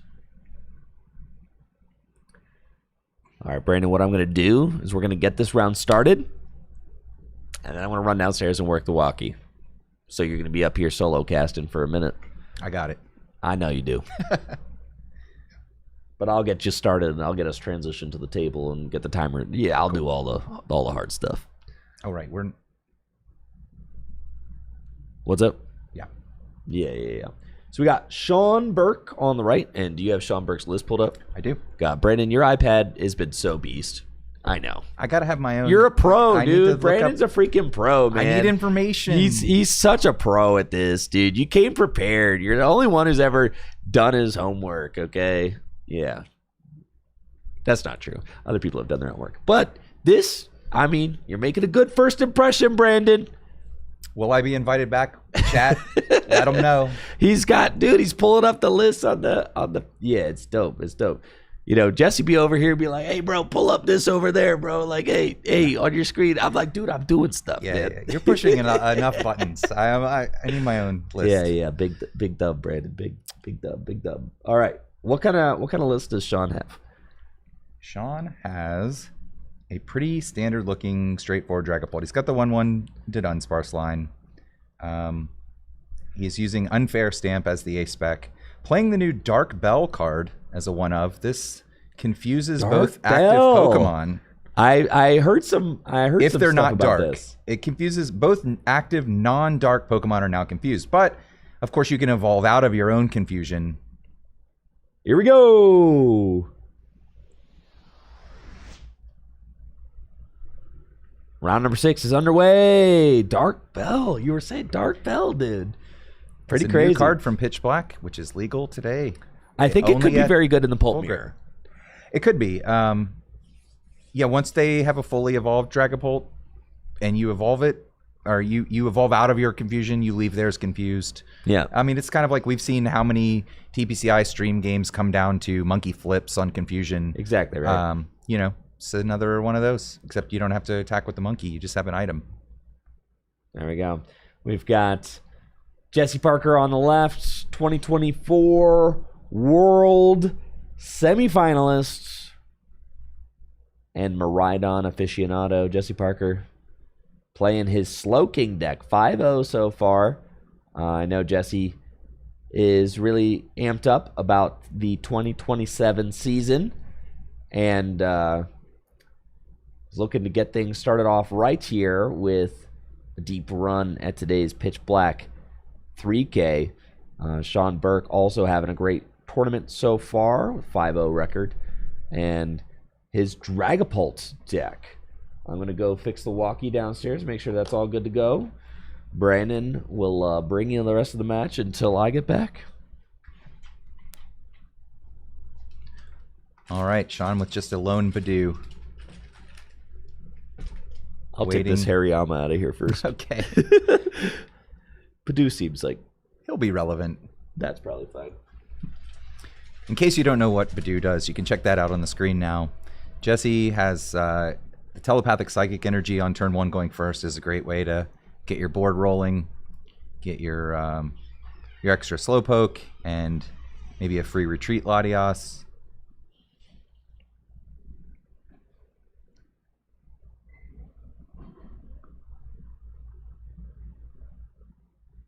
Also has his Mega Kangaskhan already. Start drawing some cards.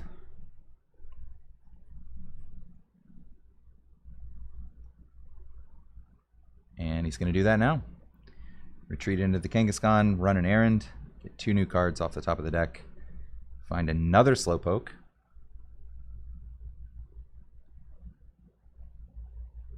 and passes. All right, let's see what Sean can get going here on turn 1. Sean just playing a straightforward Dragapult list. No Blaziken, no Toucanon, as we saw in round 1.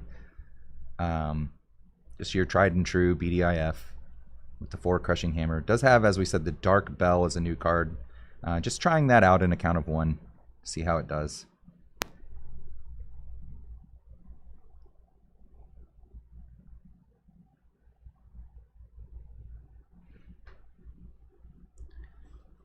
Sean nice and hydrated for this match with his gigantic water bottle.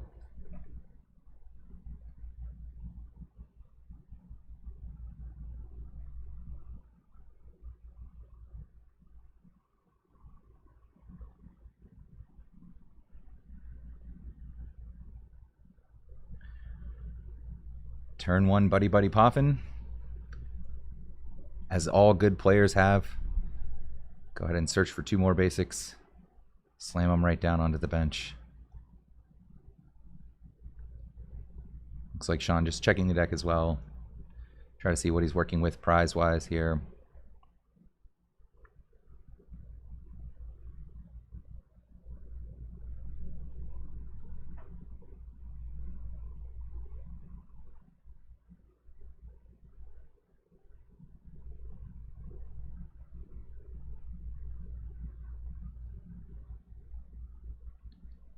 Taking some notes about what cards are prized. And settles on 2 Dreepy. Already has the 1 Dunsparce in the deck, so just get some Dreepy established.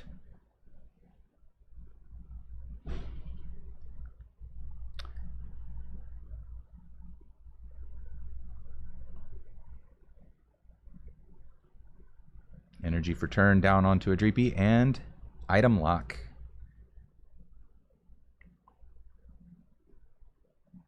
Jesse's going to start out with an errand run for 2.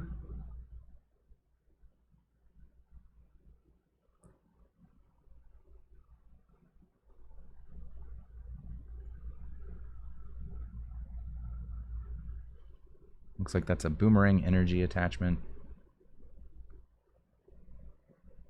Very good with the Kyurem attack that he's hoping to launch later.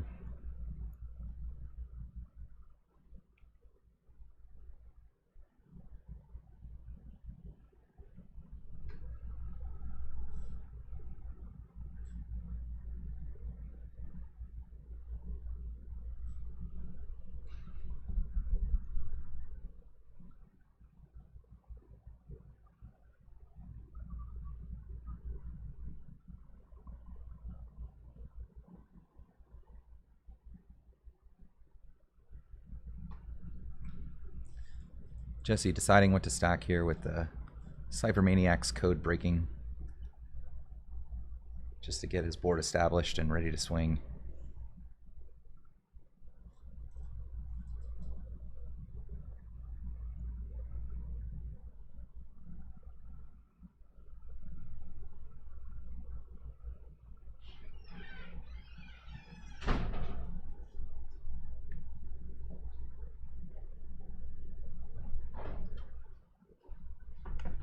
Someone win yet? Not yet. We're setting up the decks here. Got a fresh walkie. In case there are any other chat judge calls. Oh, yeah. All right. The walkie situation has been solved. So we already got a Trifrost. So Sean back down to the Badoo that he started with. No way. Yeah. It's just that easy, bro. He just makes it look easy. It's just that easy. Just freaking slow king him, dude. Just hit him with the old... Inspiration was sought, and he was inspired to Trifrost away Sean's entire bench. Yeah, dude. Nice, and he just scoops it up. Yeah, dude. He says, I dare you to try to do that again. This literally, I was like, in the amount of time, I'm like, Jesse probably going to Trifrost. It's going to be over. You missed it by about 10 seconds. Almost missed game 1. Dang, dude. I mean, you can see why Jesse likes this deck. He's like, dude, how free was that? He's comboing off. He stormed on him. Dude. I mean, you just make it look that easy. You're like, yeah, I'll just freaking Trifrost things. I'll just Trifrost. I mean, nobody is playing Shaman. No. Right? You can't buddy for it. I want to revise my top 8 predictions. I think there might be a Slowking in the top 8. There's no Shaman. Who's going to stop them? Shaman, dude. There's no Shaman. Nah, I believed in Jesse. Especially seeing him start 0-2 or 2-0, I was like, oh yeah. It's, it's cash money today off to the races. For Mr. Parker. Mr. Parker is dialed in today, folks. dialed in. See Colby in the chat saying, Jesse making sure everyone brings Shaman to Worlds. I mean, kind of. I don't think, no, because No? surely, like, if people were going to start playing Shaman, they would have started playing Shaman after Ross, maybe top 4 at NAIC, but, like, no, people still aren't going to play They're Shaman. still not respecting it? I still makes don't it a better think play. people, exactly. Slowking's one of those decks that nobody wants to respect, and I get it, because I don't want to respect You it. can't tech for everything. No, you got to can't just tech for decide you're everything. going to lose to some of these things. And Trifrost off the top might be one of those things you're willing to lose to. All right, Jesse already opening the Kangaskhan.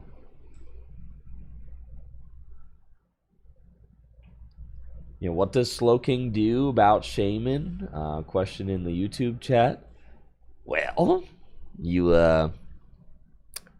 try to knock out the things you can knock out. I mean, you're going to try and go like, Metagross, knock out a... Yeah, you're a toolbox deck. You don't need a Trifrost. Nah, you just You knock want out to. You knock out Pulse. Sure. Yeah. You one-tap Pulse. Obviously. You got Lily's Clefairy in there. You can one-shot a Pulse. You just try and do that. Yeah. Does this deck attack with the Lily's Clefairy or just use it for the ability? I mean, your main attacker you can is attack Psychic, with that but you thing. could also attack with the Clefairy itself. For sure you can. I mean, you got Wondrous Patch. Yep. Yeah, I've never really tried this deck. It's always seemed daunting to me. It's just so many moving parts, and I'm just not a combo player. Sean has got the double buddy poffin. Get this Pro game start. going, dude. That is how you do it. I don't know why more people don't do this. They all should, really. Open double buddy poffin. I used to wonder that about VIP Pass. I'm like, guys, you can only play this on the first turn. You should just have it on the first turn. You should have this card in your It's opening dead hand. after that. Like every game. Yeah, what are you doing with it? Exactly. Well, that's how you do it. Sean's showing us how it's all done right there with the double buddy poffin. Well, he's already prized fewer Dreepy than last game. So that's good. 2 Dreepy prize with a Trifrost incoming. That's not That's what you a little like. rough. Yeah. Now Jesse's got the Kangaskhan in the active spots, so some good draw there. With the Run Errand ability.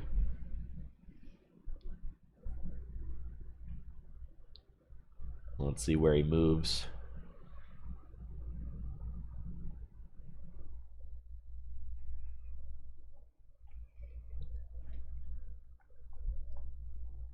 Sean, a diligent prize note taker. He spent about as much time noting prizes last game as playing, unfortunately. Unfortunately. Probably wanted to do more playing. Yeah, I was going to say, yes.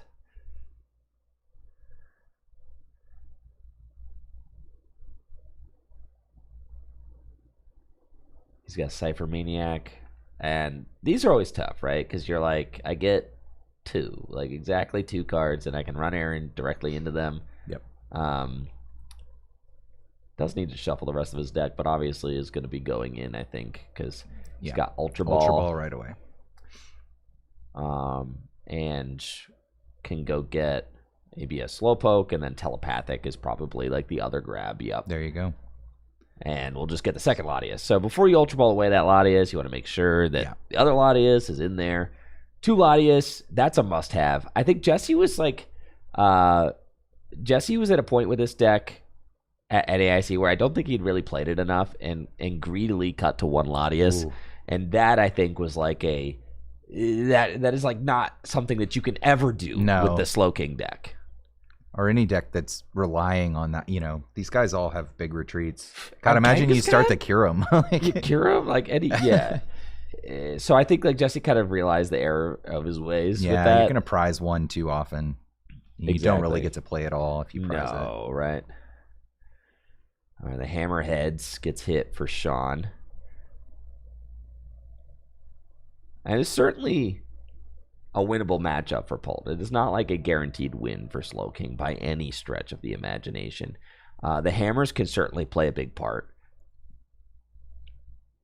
And we see that first Hammer come into play. Those are all very annoying. And I think Ross Cawthon's deck didn't play didn't play the Smoochum. So that was something that really kind of ended up hurting Ross's run in the end, was that the hammers kind of did him in, as he was not able to replenish energy attachments under item lock. Right. And then was able to just let his opponent kind of build up an inevitable board state. Yeah, Wondrous Patch obviously great if you're not under item lock, but if you are, it can be tough to replace those hammered off energies. And Sean, of course, playing the full 4 hammer, so Jesse has seen 1 so far and will have to contend with more.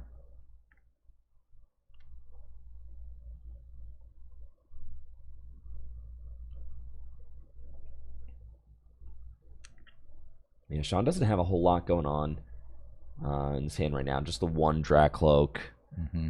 Is using Itchy Pollen, so, could slow Jesse down. Lily to 8, but Jesse does find a Slowking, so he's got that.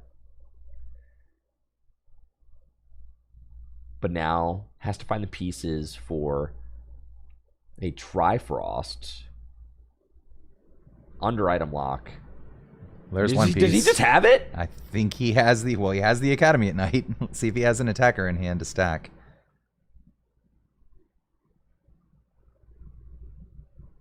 Retreating into Slowking, I guess we have some attack coming. I think you just swing with the king. Yeah, I mean, you might as well just Super Psybolt if you're. Oh, he's putting something on top. Let's see what it is. I mean, what is it? What is it? It's a Trifrost. Is it a Trifrost? If it's a Trifrost, like Sean should have gotten that. It's just that guy. He can just do that. He should have got that the freaking 4th guy. Dreepy. Well, why did he not have 4 He's just that freaking guy, dude. Jesse's like, yeah, I'm just him, under item lock, I just freaking. There's have apparently no stopping him. I feel like we're going to be seeing this again on stream in a couple of rounds here, if it's just like that. Well, now that special red card in Sean's hand is suddenly activated.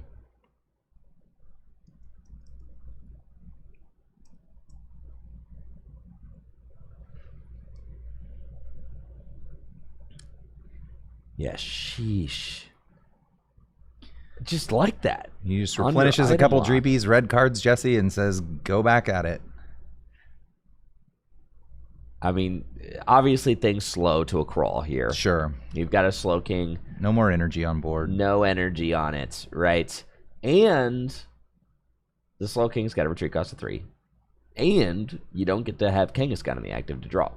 And Slowking cannot retreat with Ladia, so you just kind of not a basic. You just kind of chilling and here. You can't Wondrous Patch to the active. It's tough if you use the Trifrost. I mean, that is a real cost, having to discard the energy. Obviously, if you have Boomerang energy equipped, then it's GG's. But Jesse, just with 2 basic Psychic energy, had to discard them and is now stranded in the active for a turn.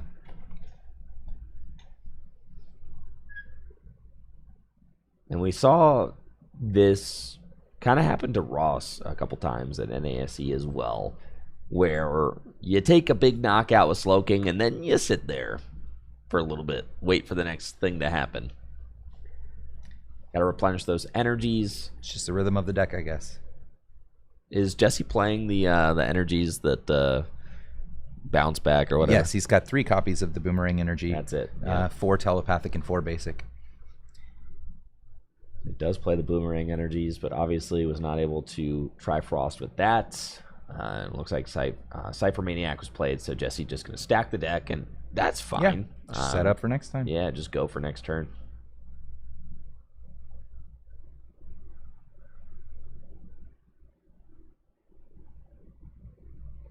And now Sean has got a Dracloak with a Psychic. That's not nothing. 1 step closer. There's a Boomerang energy there. But now there's a Dracloak with a Psychic. Just so a pass. Slowking could go down. So the top deck is the other Cypher Maniac card for Jesse right now. It's kind of tough. I wonder, I guess you attach to the active, but, I guess if you attach to the bench, then you're just hoping that they knock that out and you're waiting for them to boss. So you have to attach to the active, but if it knocks this out, you're back that attachment again. Yeah, I don't know. The Slowking deck seems difficult to pilot. Jesse making it look easy for sure. It is. It's got its own rhythm, right? And it is kind of like a stop and go deck. And you got to manage your board and your resources very carefully. And that was kind of the conclusion that Jesse had come to after an AIC, was that he just did not have enough games logged with the deck.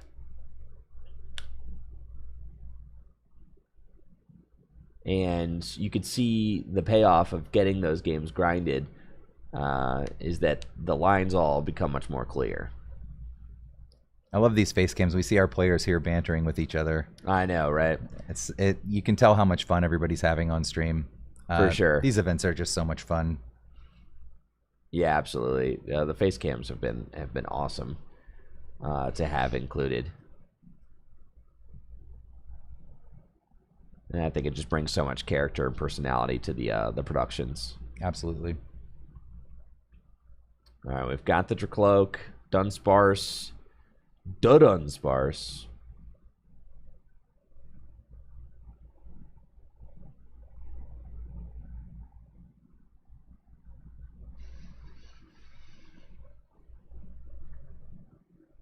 And Buddy Poffin.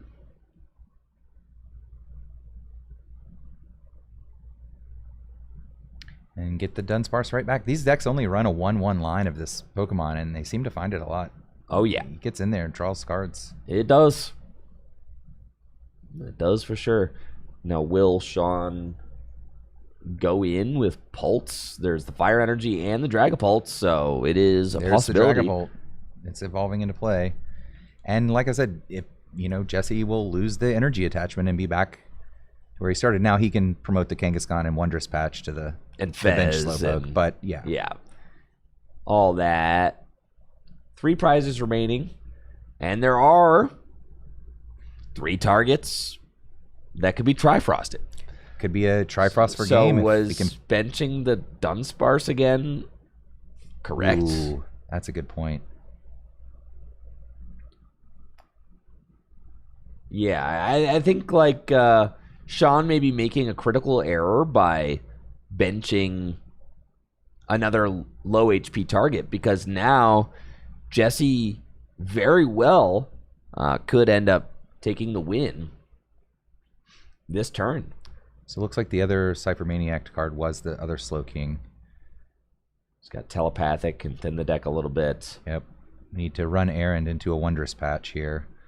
And the Stadium is still in play, so if we can get the Kyurem back out of the discard, got 2 copies of Night Stretcher to accomplish that, can Trifrost again. Exactly. I mean, it's so close. I mean, really, all you need is the Wondrous Patch. Wondrous Patch, Night Stretcher. Yeah. Yeah, that's it. I mean, it's it, right? You're so close. Oh, there's 2 copies of Kyurem, so the other Kyurem or one of the 2 Night Stretcher. Yeah, and then one of the 3 Wondrous Patch, and that's game. And a Lily. And it looks like 6. a Lily. We haven't run Errand yet, so it's going to see 8 cards.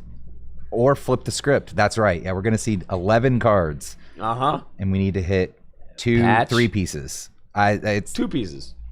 Yeah, 2 3 ofs. 1 of each 3 of. There's 3 Wondrous Patch and 3 outs to Kyurem. No, because all Pokepads are also an out to Kyurem. Let's play. You're right. It's even easier. It can't be missed. There's still a secret box. How could he whiff? Yeah, it ain't. The hardest part's finding the Wondrous Patch. Yeah. The Kyurem guaranteed. There it is. There it is. Yeah, I forgot. I was thinking we were like trying to hit Night Stretcher. Pack it up. Yeah, is that just it? Pack it up. Pack it up. Secret box is there. Secret box for Wondrous Patch. Yep. Free. There's a Wondrous Patch right there off of the run Errand. Yep. No Doesn't secret even box need needed. It. Just like that, folks. Man, really making this deck look just smooth. I mean, Jesse with the 25-minute win. And you see the secret. You see Sean's secret boxing anyway. Sean's little eyebrow raise, like, oh. Is this BM? I think I'm fried. Doesn't he just have game already in hand? What is it? What are we doing? I don't know. Jesse, what are you Oh, doing? maybe that was an Annihilate and not the second Kyurem. No, because there's a Pokepad. He would have just used that. He's got Night Stretcher in hand. Okay.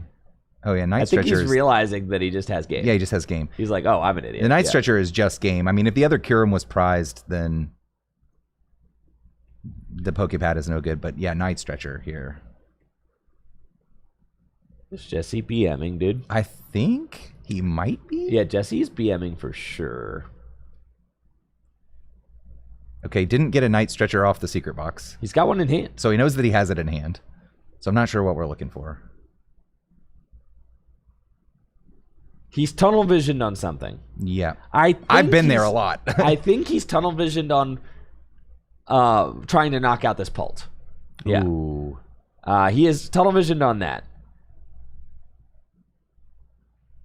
I mean, that would normally be good, but yeah, there's a Metagross taken off of the pad. Ooh, yeah. I think it's just Night Stretcher for Trifrost this game, though. It's funny because, like, I mean, Jesse's still going to win. Yeah. You know, and we're going to be like, hey, bro, you could have won like 10 minutes earlier. Like, a win's a win. And he's right. Yeah, man.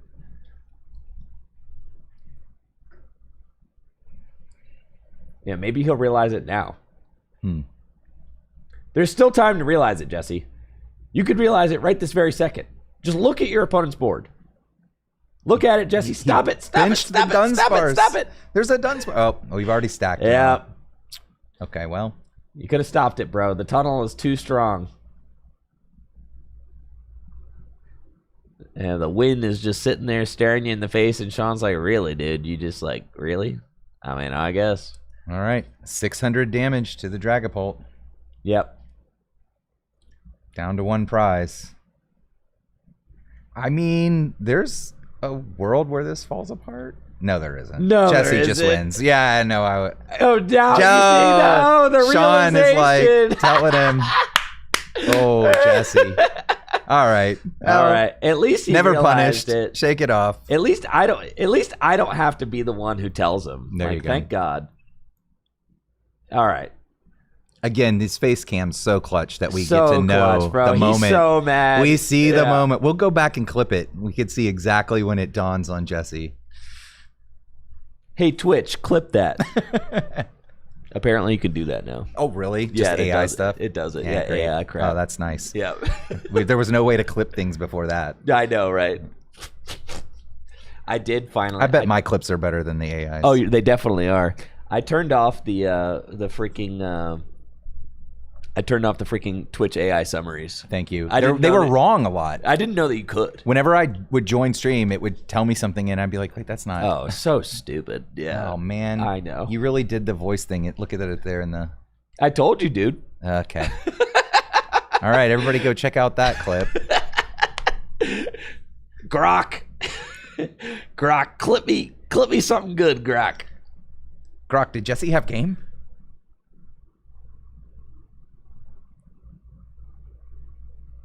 Yeah, Grok saved the moment where Jesse realized the error of his way.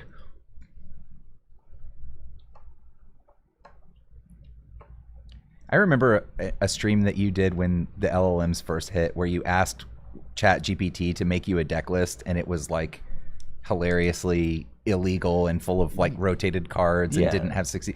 And now you could probably just say, No. make me a deck list, and it would be like You can't. reasonable. You No? can't, and I know that because Natalie said someone came into the shop. It was like asking about how to build a deck or whatever, and Natalie was like giving them some like input, you know, on like coming to League and like learning and stuff like that. And she's like, "No, I had ChatGPT build me one," and like.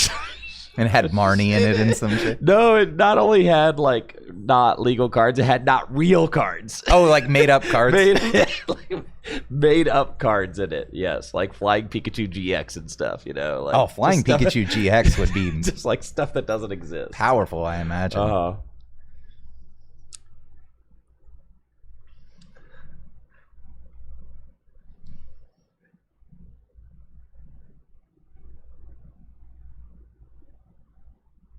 well, this is exciting. Wow! Very exciting coin flip. Holy cow! One of the most exciting coin flips I've ever seen. It's a heads. Hammer crushed. Take that, Lily's Clefairy. Gotta love Jesse Parker with his mind on the content. Just really prolonging the inevitable in this game. Saying, I can milk 10 more minutes of content out of this one. We appreciate it, Jesse. We do,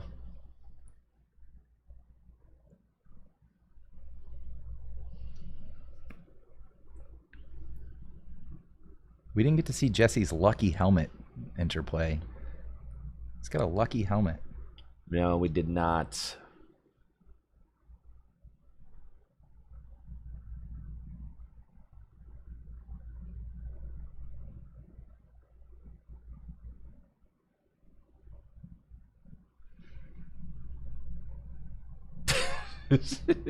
He just has to sit there and endure the rest of this game. I know. It's like I can't scoop, right? Oof. But... Oh, I wouldn't scoop if I was Sean. I No. would definitely...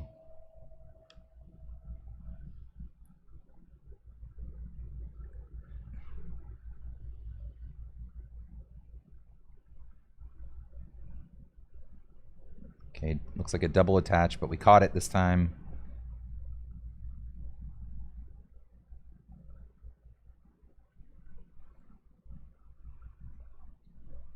Thank you, Jesse, pointing out the 20 damage on the Dunsparce there. Yep. All right.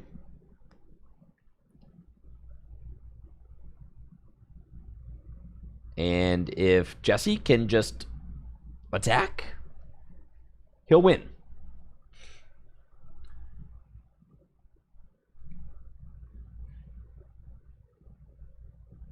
All he needs to do is attack. The Hammerheads was big for Sean, as it Makes him work a little harder. Yeah, it did remove an energy. So now you do need to find a Wondrous Patch. Jesse only runs 3, so we're down to 2 in the deck, I believe.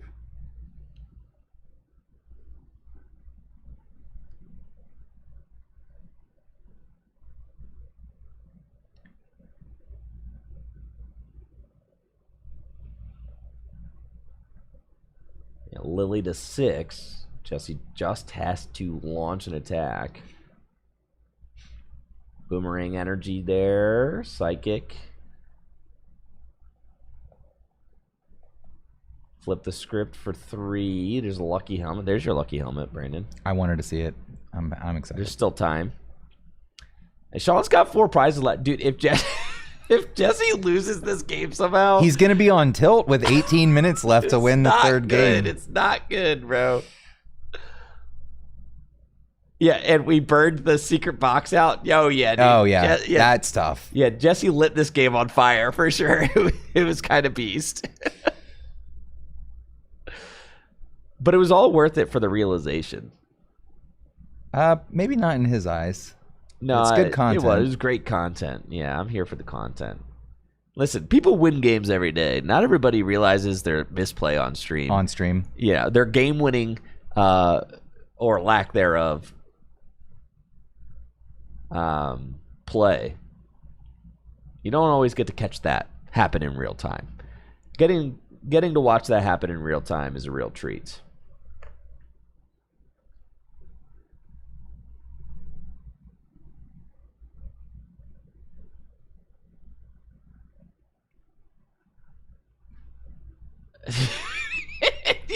Jesse's just beside himself. He's in the tank, bro. Like, to be this deep in the tank in game after 2, missing game, yeah. In like the 35-minute epic game 2 is like so nuts, right?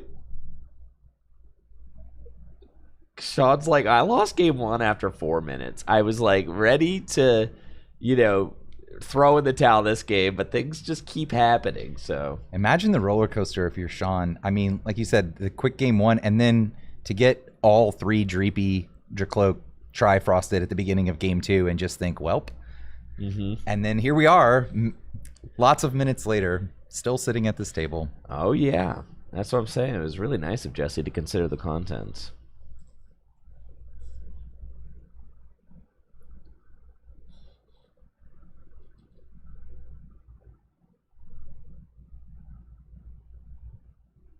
Is Jesse playing 3 Wonders patch? Yes. Yeah. So at a certain point, you need the energy to like stay.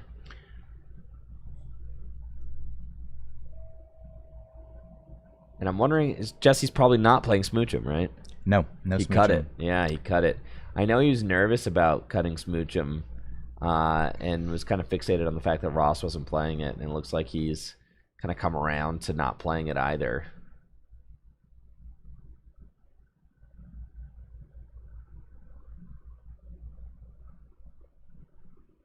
A recon from Sean after a pass from Jesse. I mean, if you're Sean here, I think you're very okay with the outcome of winning this 40-minute epic game 2 and then Maybe just tying. drawing, Yeah, then just tying, right? Because you're like, I was so losing. To be able to convert that insane loss into Call a that tie, back into a tie is big. I mean, you're these fine players with both that. XO. A tie, fine. Just kicks the can down the road. You're still going to need to get one more win out of your Sure. final 2 rounds.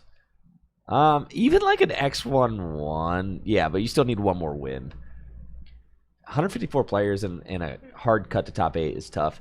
Now, for these one-day events, like obviously this is a one-day event, so like we don't have the luxury of being able to do like an ASIM top cut just because To be a whole extra hour. dude, the streams already take like I already cut off the first hour or the first First hour round. plus the first round of the stream, and the VODs are still like 12 hours. But so like, there's no ASIM. There's a great, I think, consolation prize if you bubble out of top 8, but have the same match points as the 8th place player. You do get invited to that free 5K next month that we were talking about. So that's kind of a nice, if there's not, obviously ASIM, everyone would probably prefer, but there just isn't time for it. And I think that that's a nice consolation prize for players that happens to. precisely, and that's where I was going with that. Is that it could be a 5-1-1 bubble today, which is like really hard. I know somebody who 5-1-1 bubbled at the 2015 World Championships, so it's just like a really tough place to be. 9th place and a field of great competitors. But we could see an X1-1 bubble today. And those players that do finish with the same record, as Brandon said, will get an invite to the free 5K in August. So that is a nice thing to be able to hand out to players as a thank you for participating, and also as like a feel good, because a 50-player tournament with a $5,000 prize pool is like that's pretty crazy. So No good entry fee. opportunities, no entry If fee. you get invited, you Yeah. got to get invited, but then you get to play for free for free 5,000. 5K. Yep, that's pretty hype. It That's is pretty very hype. I'm looking forward to watching that myself.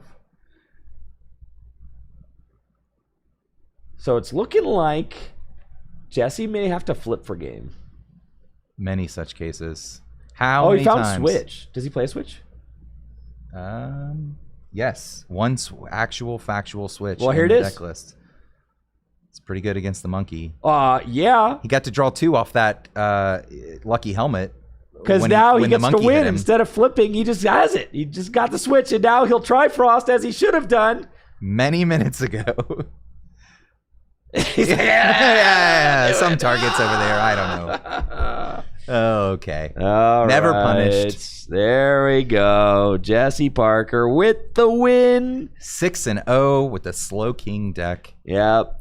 Just milking out another 10 minutes of content there for us. Appreciate you, big dog. And now he'll be looking for that double Triforce play a little harder in coming rounds. Yep. Having GG's. overlooked it once. You can see him laughing about it. But better to make those errors when it and not get punished. Yep. So, hopefully he can clock that now and be like, all right, no more of that. Get that out of your system. And also, I'm glad that I don't have to be the one to be like, hey, bro, chat was like screaming. Yeah, hey, buddy, you're not going to want to watch back this VOD. At least he already knows. Yeah. It's great. It's like the best thing that could possibly happen is that you misplay and realize as soon as you did it, you're like, okay. His opponent must have said something like, you don't run Night Stretcher? Or he's like, oh, you just chose not to win there. Yeah, I guess. I would now. I'm the type of player who will say something like that. like, I would just be like, oh, Let them know. Did you just like not want to win there? I'm the type of player who'll say something like that. Just maybe put them on tilt. Yeah, just like, Is that sportsmanlike? it's like, oh, no Night Stretcher, huh? I would just be like, well, Oh, you don't play Night Stretcher? yeah, Oh, interesting. couldn't find the Night Stretcher. Did you prize Akira? I don't know. I don't think it's poor sportsmanship. I'm just talking. Yeah. What, so it's illegal to talk now? I did that once. It's illegal to ask questions? I did that once. Let me apologize if Zach Pra is watching this. I did that to Zach Pra at one of these events on accident. He was on Raging Bolt, and he had a Raging Bolt active, and he had a Hoot Hoot on the bench. And he said Burst Roar, which is the non-damaging attack that discards your hand and draws. Oh, I know what it does. And I looked to see what he discarded because I want to know what resources he's down. And there's a Noctowl and a Cornerstone Mask Ogerpon. And I said, oh, you're discarding a Terra Pokemon and a Noctowl? And he goes, oh. And I'm like, oh, I'm not criticizing your play. And I really wasn't. I was just like surprised. And I think I just expressed that surprise in a way that, but I don't generally do that to play. Like, I'm not. That's a crazy call out for sure. I didn't. I'm sure to anyone who had been watching it would have looked like I was trying to That's a tilt crazy them. call out. Like, wow. I wasn't. I was just surprised. It's an interesting decision. Sorry, Zach. Yeah, that's beast. That's beast. We got about 10 minutes left of the round. I'm going to get Mr. Parker up here for a little interview, see if we could talk with him about his tournament run so far, talk with him about his deck list, and just hear from him how he's doing. We'll be right back after this quick break, y'all. Thanks so much for being here.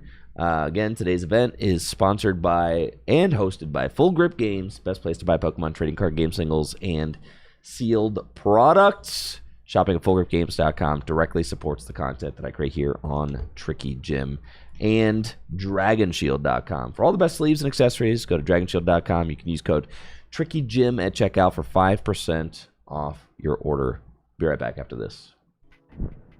This tournament is sponsored by Dragon Shield. Dragon Shield makes the highest quality sleeves and accessories for your favorite tabletop games, like the Pokémon TCG. Dragon Shield sleeves are super durable, making them perfect for tournament play and collecting.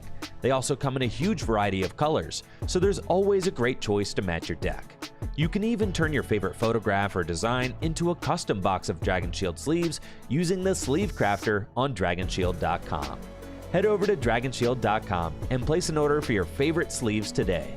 Use code TrickyGym at checkout for 5% off your order. Again, that's dragonshield.com for the highest quality sleeves and accessories for your favorite tabletop games. Huge thank you to Dragon Shield for being a continued sponsor of the channel.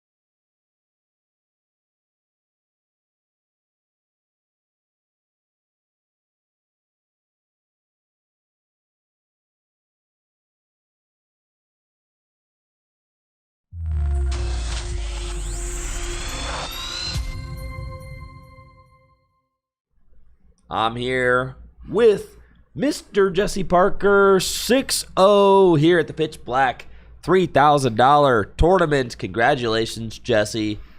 How's it going for you so far? Your voice is already shot, isn't it? It was shot at like round 2 today. Dang, bro. It's gonna be a long weekend. It's hard out here, man. Yeah, man. Put your blood, sweat, and tears into this. There's freaking the air is polluted outside. It's a lot better today. It is better today, but Thank it's been a rough last couple of days. The last couple days were rough. Yeah. But yeah, thank you. Yeah, I'm here, and it's not a Wednesday. It feels kind of weird because I really am only on camera on Wednesdays, it feels like, for Deck Busters tabletop streams. But yeah, this is the first standard 3K I've got to play in. I can't remember the last time, if ever, I've got to play in a standard 3K. So it feels good to be doing well at my first one I've got to play in here in Pitch Black format. And yeah, I just went with the deck that I got the most practice it with, Slow King. So I played it at NAIC, the North American International Championships. That's the deck I played. I didn't do so well at NAIC. I had a pretty good start. I was like 3-0 at one. I like started 3-0. It's like one of those classic regionals where you just like win the first 3 games in a row and you're on top of the world, and then you just like everything falls off the rails. So yeah, but I also am not a fan of like the one of my Slow King list. I only played 1 Latias because I really wanted to fit some other cards, and I don't think that you should do that. The Latias, 2 Latias is really important. Yeah, because there was a game like that I prized Latias, and I just had no chance of winning that game. So like, you definitely don't want that. So but yeah, it feels good. I almost, as you saw, I almost threw that last round pretty bad. Yep. No. I could have just. The game was so easy that I just like didn't want to. The games are usually not that easy. Like at NAIC, every single one of my Dragapult opponents had Shaman in their deck, so I got so used to Shaman being on the bench. So I guess I must have just been imagining that Shaman was on the bench. But I realized it right after I did a Metagross attack, and then I'm like, oh, it'll be fine. I got an energy on my bench, Clefairy, and then he plays 3 hammers. And hits 1 and leaves me with no energy, and I'm out of Wonder Patch, and I'm like, oh crap. But I'm like, I can still win because he only has energy on his monkey, so he can't boss and chase my energy because he can't crisp it and boss in the same turn. The best he can do is boss and hit me with monkey. So that would leave me at either having to do a 50-50 coin flip or having to Lily. And, you know, I had Ultra Ball in my hand. I had a lot of burnable cards. So I'm like, I'll burn my hand down, play Lily. My deck was pretty small. I needed the Switch, the Stadium, and a Pokemon. So I discarded all the things in my hand that weren't attacking Pokemon to leave me with lots of cards. I could have drew into the Zero Aura, the Kyurem, the Night Stretcher. There was a lot of things I could draw into. Switch was clutch, dude. Yeah, thankfully I drew into that Switch. If not, then I would have had to just, assuming I drew into the Stadium and the Pokemon, then I could have, flipped and tried to win that way. So yeah, that was a little sketch, but I did still have a game 3 if it came to that. And going first against a Dragapult deck that doesn't play Shaman is your very favorite as Slow King. But it can be a little suspect when they play hammers, because the hammers, yeah, if dude, they hammer you an item lock, off smooch 'em, dude. Yeah, no smooch 'em. So I'm just going the Ross Cawthon list, playing the extra energy, because the list with the smooch 'em usually you play 3 psychic, 3 basic psychic, but Ross Cawthon's list you play the 4th. And yeah, you just say basically the Smoochum takes the place of an energy. It also can take the place of a 3rd Kangaskhan, but the 3 Kangaskhan's been really nice. You just started a lot of games, and the games are so much easier when you start Kangaskhan because Cypher can just set up your whole deck. So yeah, feels really good. The deck's consistent. It doesn't feel like that many people are playing like Bench Barrier, so that's always good. Yeah, man. I did tech. The only regret is I playing the Fighting Annihilate. All right, the Fighting one. Okay. Yeah, and the Psychic Annihilate. Yeah, tell me about both these freaking Annihilate. Yeah, dude, there's 2 Annihilates, and they're different types. They're just what the heck is going on here? Yeah, dude? So the Fighting Annihilate is because I wanted to respect Excadrill. Yeah. Mega Excadrill. Because that has 340 HP. So Metagross and Brave Bengal is not getting there. So, and then there are some Excadrill lists. If you saw it, like yesterday, Azul was playing the deck in a tournament. He was playing Hero's Cape in his list. So there's some people playing Mega Excadrill with Hero's Cape, in which case that Fighting Annihilate is going to go a long way because it just knocks out the active Pokemon. And Thad was even playing a what do you call it? The tool that passes energy back. The fan, right? The No, handheld fan. No, not handheld. Oh, fan. the baton. Heavy baton. Yep. And the Fighting Annihilate denies that as well. That's So, good, yeah. but I didn't even have to use it against him is the thing. Like the Kyurem got the job done. So I figured out in that matchup, like Kyurem you just trade so well into them. Like you can do 110 to the Excadrill, KO 2 Matangs. Yep. And then you're just a 1 prize and a Mega away from winning. It's so easy. So I definitely in the future I'm definitely going to be cutting the Fighting Annihilate. Yeah, because you can kind of just like math it out with You can. Trifrost. Yeah, you really right? can. And especially if your opponents are not playing. If they're not playing Shaman, then Trifrost just like allows and they you to can't really... even 90 your Mega Kangaskhan because if they do the Undermine attack to try to mill you, they're 10 damage short of KOing you with the 200 attack. They would need to get 5 energies. So it's kind of awkward. Like he wasn't able to do. He wasn't doing Undermine. He was just hitting me for 200. Yeah. I don't know if that was correct or not, but yeah. I mean the matchup felt really good, and I didn't use the Fighting Kangaskhan, so that kind of and that's why I played it was for that matchup. Didn't use the. So I think going Annihilate. forward, I would go back to playing the 2. All right, now tell me what the Metagross. heck, dude. You sent me this Pitch Black Annihilate, the and you're like, Psychic you're Annihilate. like, yeah, bro, I need one of these for today. It's a good card. Yeah, it actually isn't a. I think that card stays in the deck. Yeah, This there's a thing. new. What the heck is this thing? There's a dude? new Psychic Annihilate that has an attack. It's almost like a mini Dragapult attack. I see that. So it does half the damage, and you have to put all. So it does 100 damage to the active, and then you can put 5 damage counters on one of your opponent's bench Pokemon. Okay. So the idea is it gets around Shaman. And it actually not only does it get around Shaman, if Dragapult's playing it, it gives you a way to KO Badoo and then set up Shaman to be KO'd the next turn by using it again. So it's like a way to take prizes under Shaman. But even better is against Festival Lead, they will usually play Shaman and Rapska. So if they don't get Shaman out, you Kyurem them and they lose. If they do get Shaman out, you Annihilate 100 and then 50 in KO and Applin. And then that will sometimes just win you the game on the spot because they had to burn a card to get Shaman, and then they usually prioritize getting their Grookey's down. So not only does it do that, but also against Alakazam, the Abra's at 50 HP. So it lets you just take 2 prizes, and the Relor's got 50 HP as well. So they try to set up Rapska, you can do 50 on the Relor. So there's just a lot of the single prize decks just have very low HP basics where it just is a way to take 2 prizes if they get Shaman out. I guess so. It's pretty good. And it's just a good vanilla attacker. Like I even used it against a Dragapult Blaziken earlier in the day to KO their active and put 50 on a Torchic. So when he evolved it to Blaziken, it made it so even if he healed it with Monkey, it was still in range of a Metagross. Because you put 50 on it, they heal 30, so they have 300 HP left. So you can set up weird math like that as well. So yeah, it's just a good vanilla attacker. I think that card as long as Festival Lead remains like a good deck, I think that card stays in the deck. Yeah, it's cool. Yeah, but I might consider putting Brave Bengal back in and or a second Metagross because the way the list is constructed right now, you don't have a really easy way of dealing with Hydrapple. Like your only way to one-shot Hydrapple is using the Fighting Annihilate, which you don't really want to do because you're taking 2 prizes, but you're KOing yourself. So then they're just gonna boss, take 2 prizes, and then they're just gonna win the prize race. So, but other than that, the list feels really strong. It's just very consistent, very much like how Ross Cawthon has it built. 4 Cypher, 4 Lily. Cypher's the best card in the deck. You just want 4 of those. When I was playing 3 in my list, it always felt like there's a lot of turns where you're ciphering for the card you need, and then you get another cipher for the next turn. So having 4 cipher is like amazing. Oh, for sure. And yeah, the 3 Mega Kangaskhan, and yeah, just feels really strong.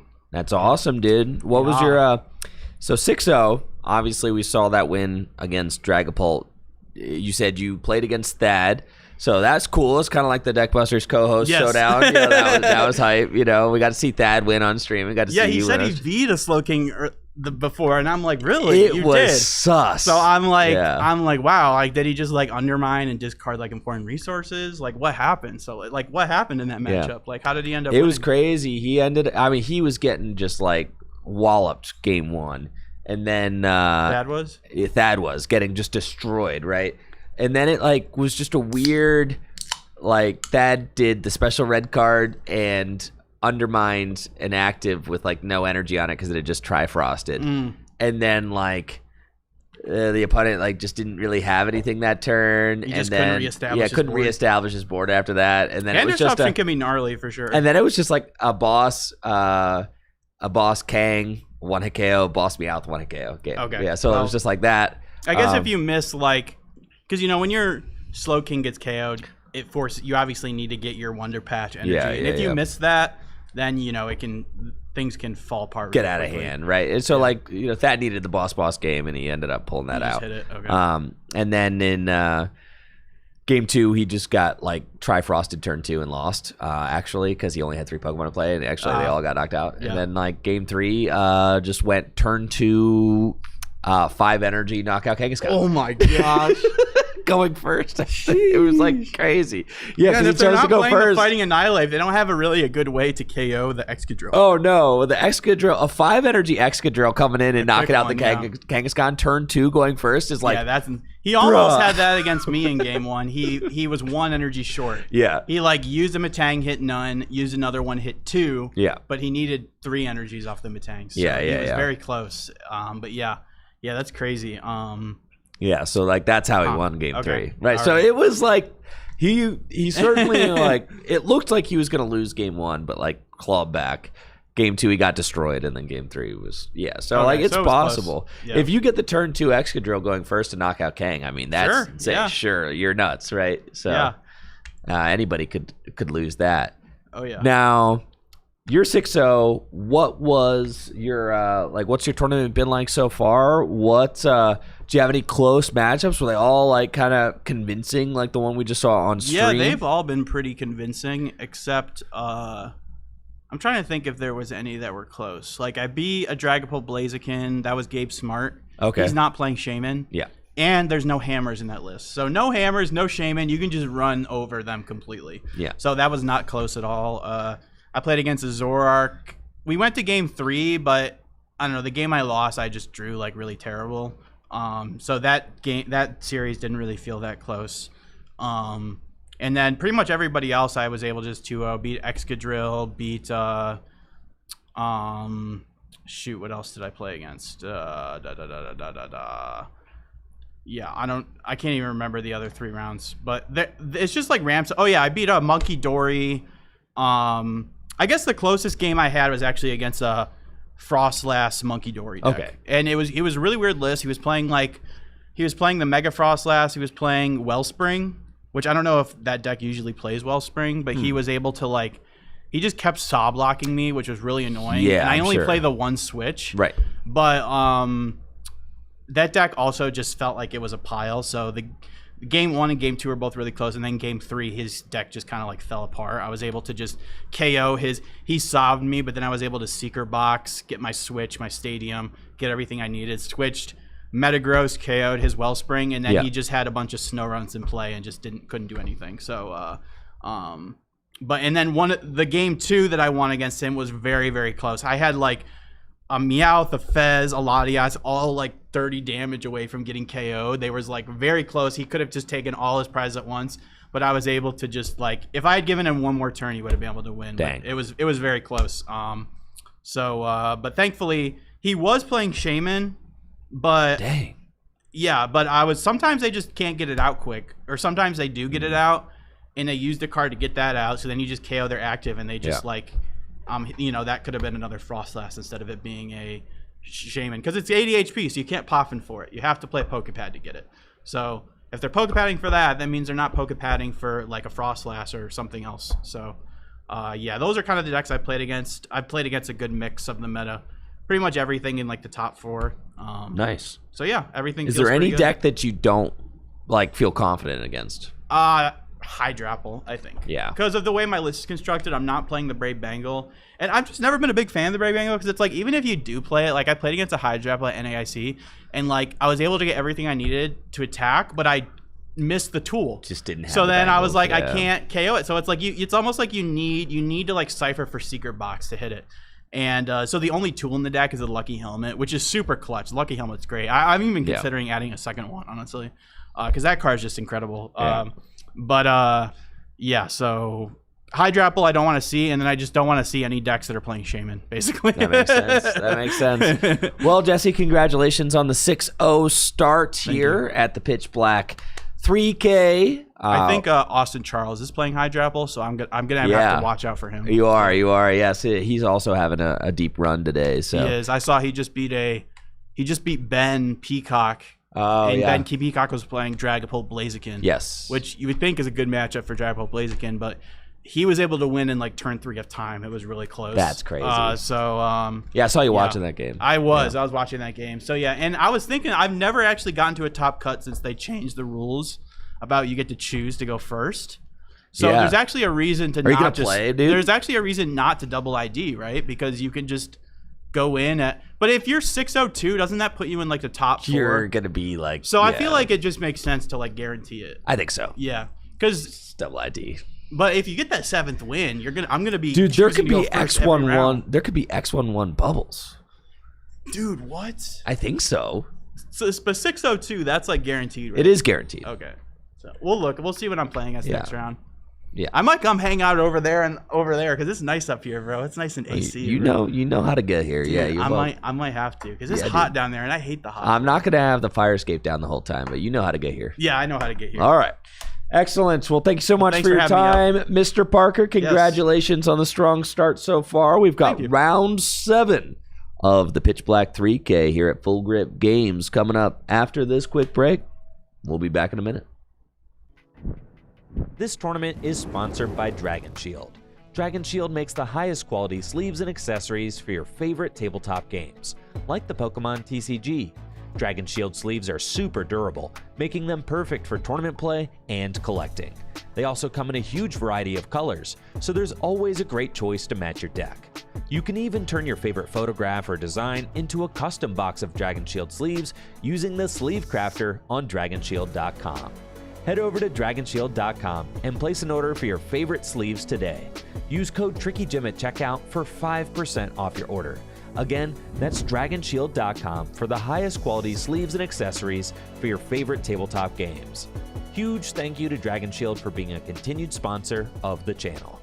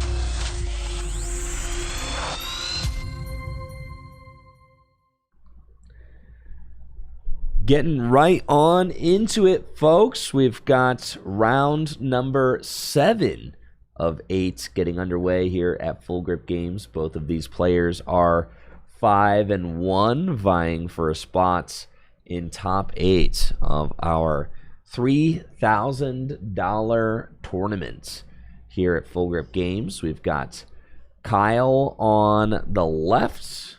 Looks like he is going to be playing Dragapult. And Hunter Smith on the right. Do you have any intel on what he's got for us? Alakazam? Alakazam. All right. Should be an exciting matchup. These players, if they can win this round, will be at 6-1. Then potentially just an ID or one more win away from top 8 of this event. And of course, an invite to the free $5,000 tournament happening here at Full Grip, the 5K Invitational in August. So obviously something that players who are participating in this event would want to be able to participate in. I'm really interested to see how this one goes. Obviously, we did have Karis Jones prove to us that Alakazam can win a major tournament. She really put some heavy-handed Dragapult counters in her Indianapolis regional winning Alakazam list, and kind of showed everybody how to get it done. One of those pieces is, of course, that Genesect that we see in the active spot. The Genesect makes it so that if it has a tool attached to it, no Ace-Specs from the opponent can be played. So, got an interesting disruption package here in this Alakazam deck. In addition to the Genesect that you mentioned, we have 2 handheld fan and an enhanced hammer, just like the last Alakazam, but we also have 4 Nighttime Mine, which is a stadium card that makes it so that attacks used by each Terra Pokemon in play cost colorless more. Yeah, that was the Karis Jones package. That's the package. Yes. Yeah. The Nighttime Mine was the real innovation there. As previous versions of Alakazam were playing more of the Battle Cage, but the Nighttime Mine, just preventing the Dragapult from being able to attack some turns, ended up proving to kind of overwhelm the deck. If you just jam those until eventually they miss an attack. So you think that's better than a stage 2 fossil Pokemon that does the same thing? Yeah. All right. I do. And I think I hear Mr. Parker coming in, which probably means that he ID'd his last round. And I think that yeah, so Jesse just ID'd to a record of 6-0-1. ID'd versus Lucario. Yeah. Jesse says he wants to ID and help the Lucario player to make top 8. That would be good for him. So there you go. So obviously the Genesect, it's already got a tool on it. That's what it needs. Yep. So that means that there will not be any sorts of unfair stamp. Yeah. Yes. That's the one. Big. That is big. Still a special red card, but the unfair stamp now offline by that Genesect ability, the Ace Nullifier. And now you have a nice pivot with the air balloon. God, I love to see the players using the Dragon Shield ability markers. I know I'm an ability marker hater. I am an ability marker lover. I know you are. So I'm in safe company here to talk about ability markers because I'm talking about how cool they are here. Well, because they're the Dragon Shield. They're like they're these Dragon Shield like metal bronze like coins. Mm-hmm. Very cool. That Dragon Shield used to sell with their playmats because the playmats used to come in these cardboard like tubes. And they had these little notches in them to be like life counters for Magic the Gathering. Oh, okay. And you could like put the coin in the notch to denote like anything can double as an ability marker. Exactly. I love Jesse Parker's poker chips. Those are really cool ability markers as well. Yeah, but so there was like one time where I like asked my Dragon Shield rep, I was like, hey, can I get like some of the like couple playmats or something? And he sent me like every playmat. You know, it is clearly they were like phasing this design of playmat out. They were like ones they just had around the warehouse, and they like sent me like a boatload of them. So now I just have like probably 20 of these coins, and they make for really sick ability markers. So I I do appreciate. You know what? I should probably just start using ability markers, but I just forget to take them off, and then it's like what I don't like about, if I can make the case for ability markers while these players set up, the people who just tap the Pokemon, like, okay, if you tap the active, is it asleep? If you retreat it to the bench, do you keep it tapped or do you accidentally untap? It's just like, it's a sloppier game state, and I like a clean game state, and I think that the ability markers are unambiguous.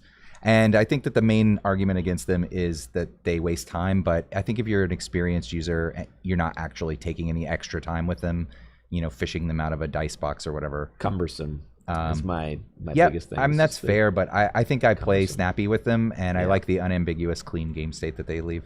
Yeah. My argument is that Magic, you tap your cards. Why can't we just do that in Pokemon? The active Pokemon... I've never had sleep in Magic. I've never had a Pokemon in the active be asleep and also having used the ability, but I could imagine. But there are quarter turns for a reason, or eighth turns. Yeah. Eighth turn. I'm an eighth tap it. You know, I'm gonna go sleep to the left, and then I'm gonna tap it another eighth further. It's pretty easy to just accidentally untap that when you move it back to the bench. I don't know.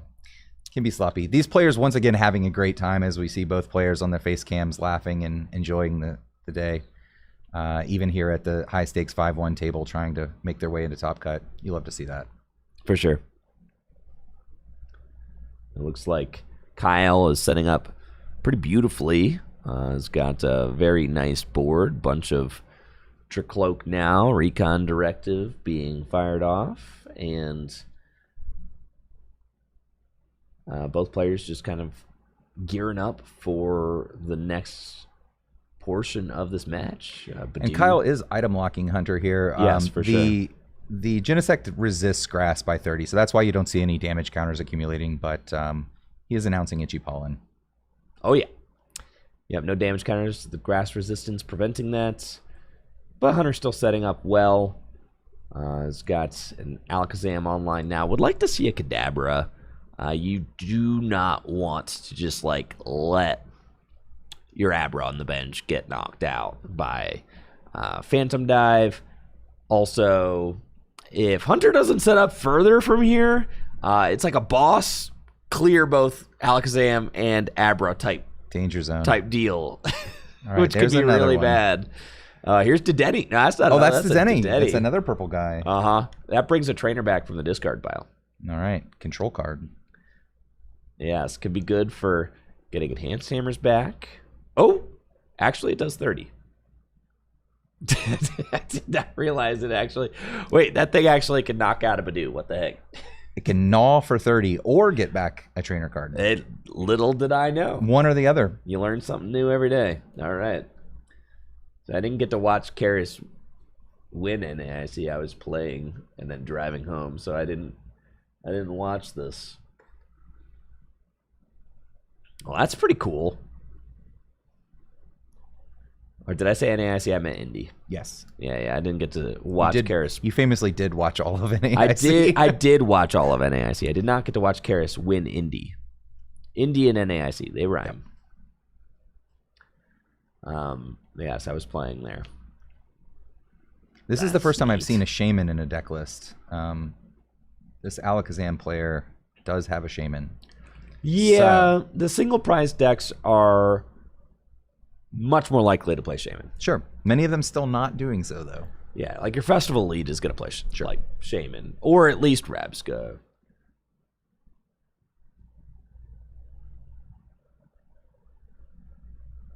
Does Kyle have the Pulse?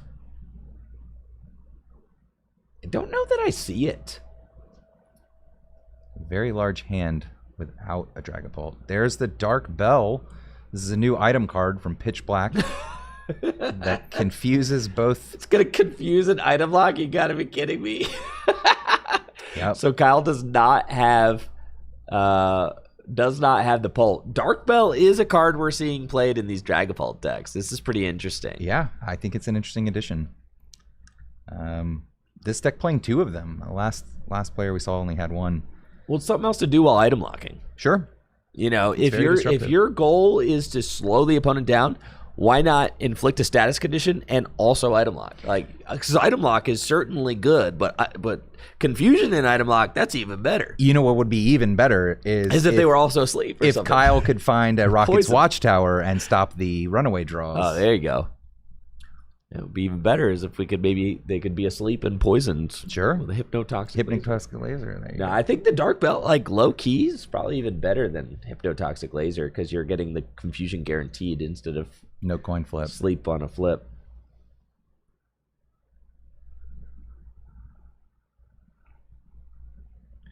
I think it just makes sense given, confusion seems powerful in light of how many Monkey Dory flips we've seen. Yo, it just went for the knockout on flips Gnaw. through the confusion. Gnaw's another Badoo. Let's freaking go. They're gaming. Oh, yeah.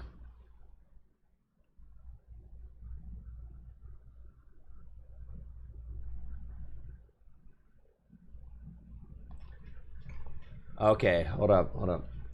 All right, pause for a second. I think we got a double attachment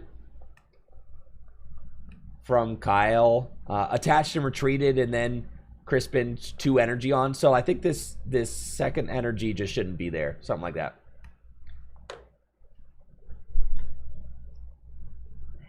The psychic energy. So there was an attachment.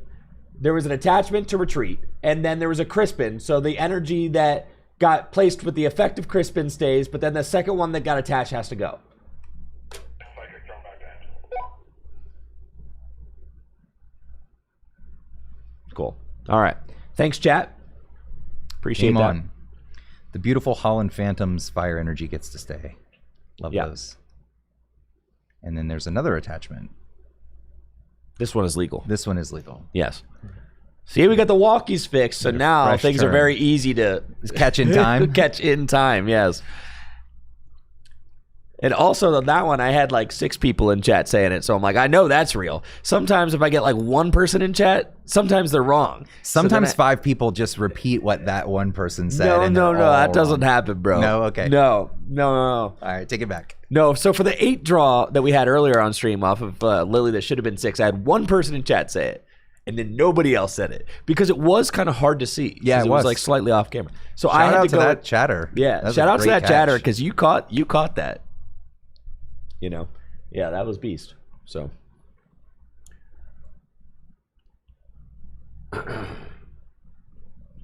Okay, we do have a watchtower in play now without a stadium bump. To counter that, we will not be runaway drawing, No Dunsparce for you. which is tough for the deck that wants to build a large hand.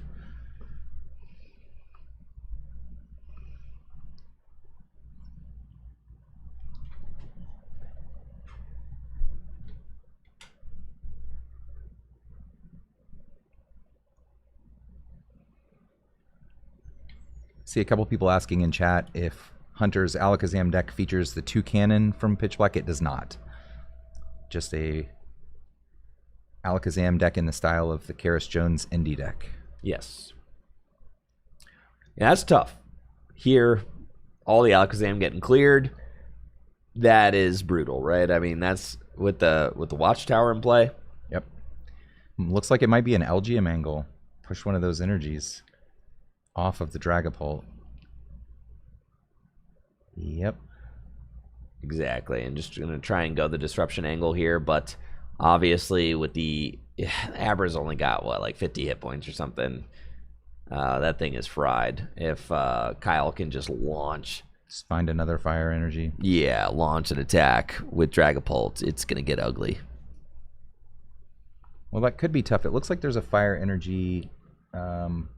On the monkey? On the Is monkey. that, is That's that the a one that- freaking fire? Yeah, that's the one that LGM pushed off. But I think there's another fire committed to the board next to it, right? There is, yes. So just one fire left in the deck. Could be hard to get this attack.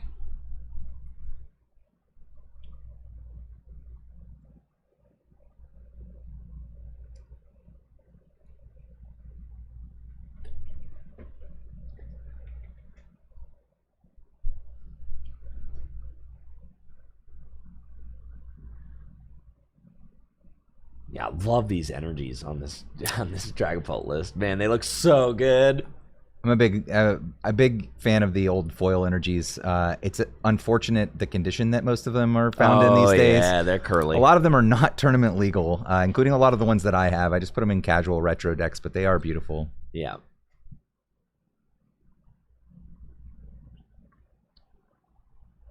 So just the Jet Headbutt? Yeah, like I said, the other fire. There's only one fire left. There in is. the deck, so wasn't able to find it on that turn. And you can see why the Alakazam deck plays so much energy manipulation, because it is kind of... People are building greedy with the energy. Oh, yeah.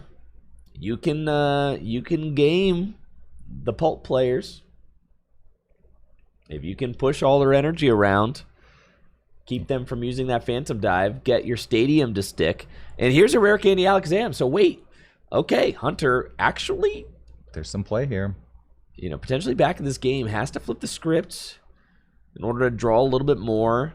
The Watchtower's still there. Would love to find one of those nighttime mine. And speak of the devil, here it is. That could be a mine. It is. Runaway draws are back on the menu.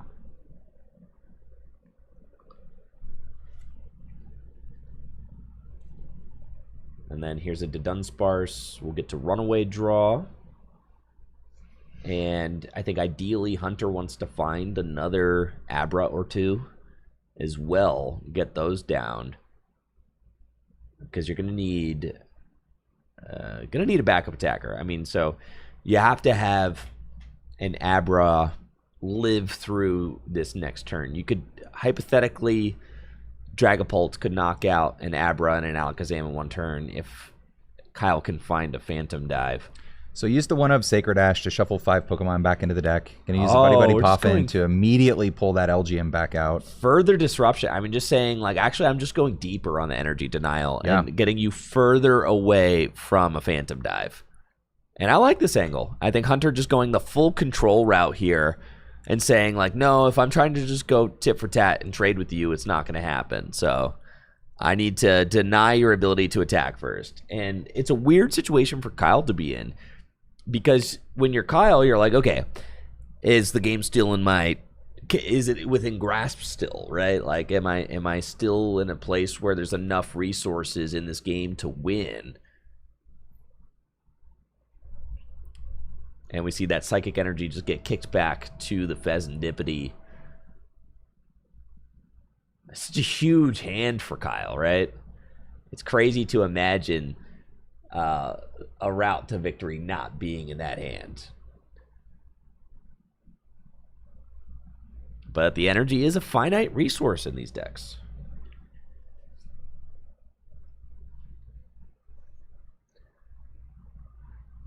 So Jet Headbutt is announceable for just a colorless energy. We're going to use the darkness that normally wants to live on the Monkey Dory just to start dealing 70 damage here to things like this LGM. But now it has a handheld fan as well. So if we Jet Headbutt this LGM again, we're going to lose the dark as well. Oh, there's 2 dark, so... You lose one of the dark. You lose one of them. I mean, if you put it on the Monkey Dory, then it can attack. If you put it on the Fez, eventually there's Crueling arrows coming in. You put it on another Pult line, you're going to get Headbutts back online, but disrupting it nonetheless, spreading it around. Right, and there's the Dracloak on the bench, still has 1 fire on it. So it is a Psychic away from announcing Phantom Dive. And there are 4 Psychic. Only 3 fire, but 4 Psychic. 4 Psychic, so yeah, I like that. That could be found. And really, Kyle has a gigantic hand. I don't think Hunter plays any hand disruption, right? It's all energy, no card. Yeah, all of the disruption is to do with the energy. No, there is an Airy, which could be, I guess, pretty amusing. Yeah. So I think that... With that big hand. Get the Night Stretchers out of there. It's scary because I feel like as Hunter, if you just knock out this active with Alakazam, all Kyle has to do is Dragapult, Psychic, and that's game, because the Dedenne already has 10 on it. And especially if you bench 2 more Abras. I mean, those Pokemon are just ripe for the picking from Phantom Dive.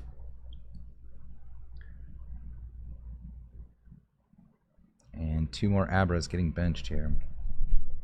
Yeah, so certainly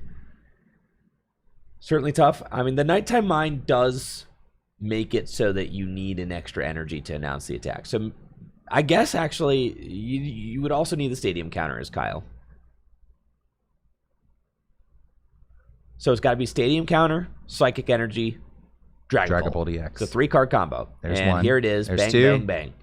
Yeah, there's 3. Just kind of waiting to do this, right? Okay. I mean, odds were good with that size of a hand that the 3 pieces needed were there, and exactly. they were. And that's why I'm asking about the hand disruption, right? Because you're just letting your opponent rock with like a 15-card hand. That's tough. You just can't fit everything in here.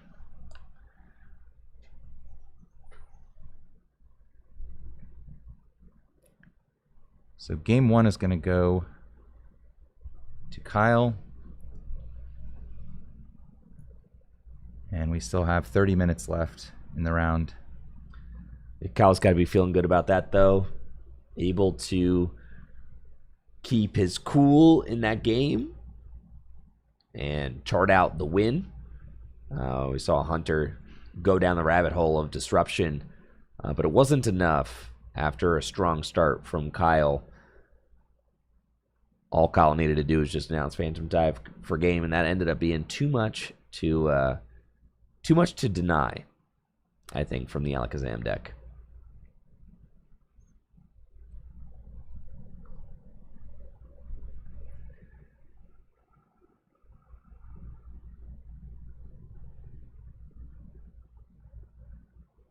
Kyle up game 1, 28 minutes and 20 seconds left on the clock. Let's get into it. Hunter choosing to play first here. No Abra. No, just 2 Dunsparce pass.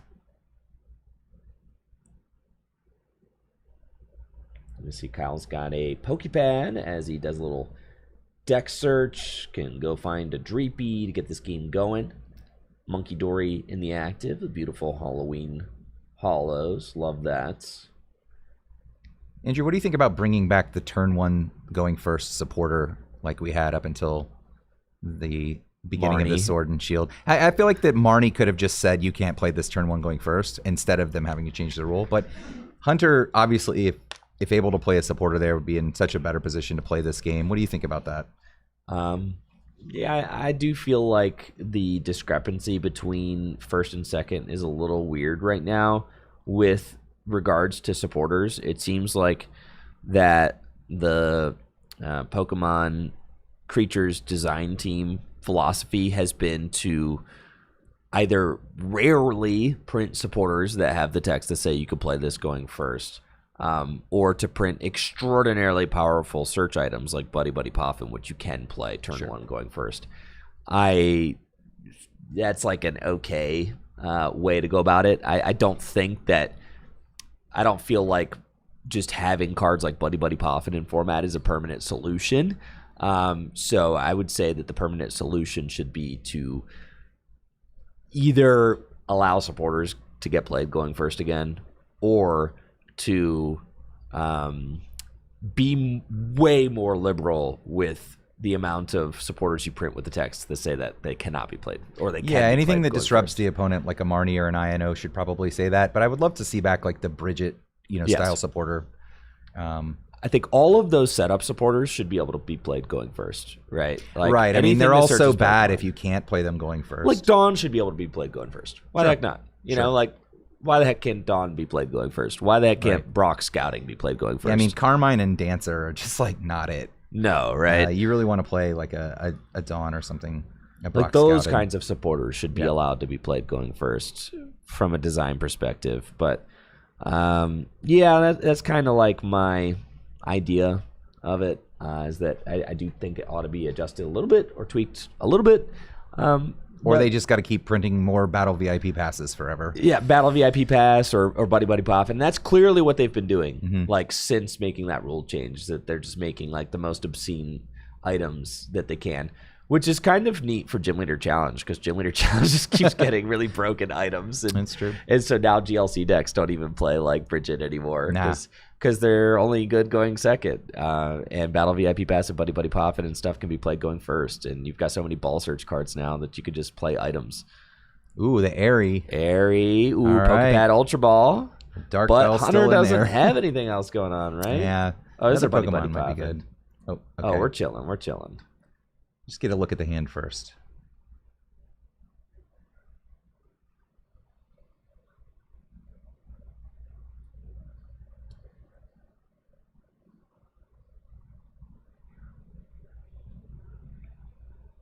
So do we put a Shaman down? Looks like it. I guess no Buddy Buddy Poppin'. Because of Badoo. Oh, Badoo is in play, yep. Yeah. Okay. So, kind of scuffed. That's right. We shuffled the damage counter from Badoo into the deck. It was Yes. on the Dunsparce. Kind of scuffed. Yeah. It's tough. Tough to be down game one and Have to looking bench like a this. Shaman just to not lose. And looking like this in game two.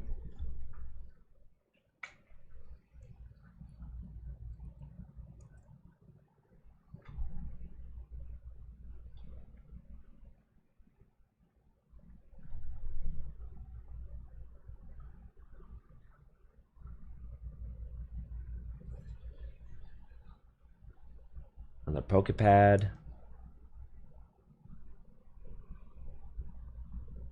Well, that's nice. Pokepad now can get Dracloak, and now the inevitability is feeling like it's starting to set in. Yeah, how come you get to play your items? Yeah. As Hunter has got the poise of a man who cannot play his Buddy Buddy Poppin'. Yes. As he slouches into the EV Secret Lab chair and is like, dang, dude. Yep. He's quite comfortable as he sits there and watches his opponent That play is- the game. That's sweet. I'm happy for you, bro. And it sucks because with a record of 5-1, 5-2 is going to be out of reach for top 8. There's 154 players here today. The second round or the second loss is a deal breaker. Yeah, that's tough. I mean, you have a very good performance here with this many players vying for $3,000 cash prizing. If you want to make it into that top cut.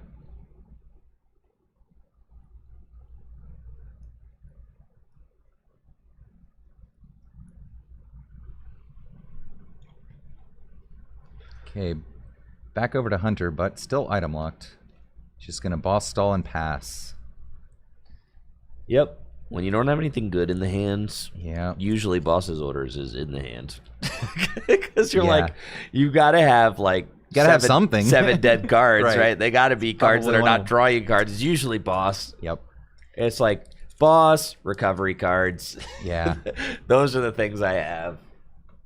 Evolutions with no basics out. Can't even discard draw 7 all your recovery cards anymore. No.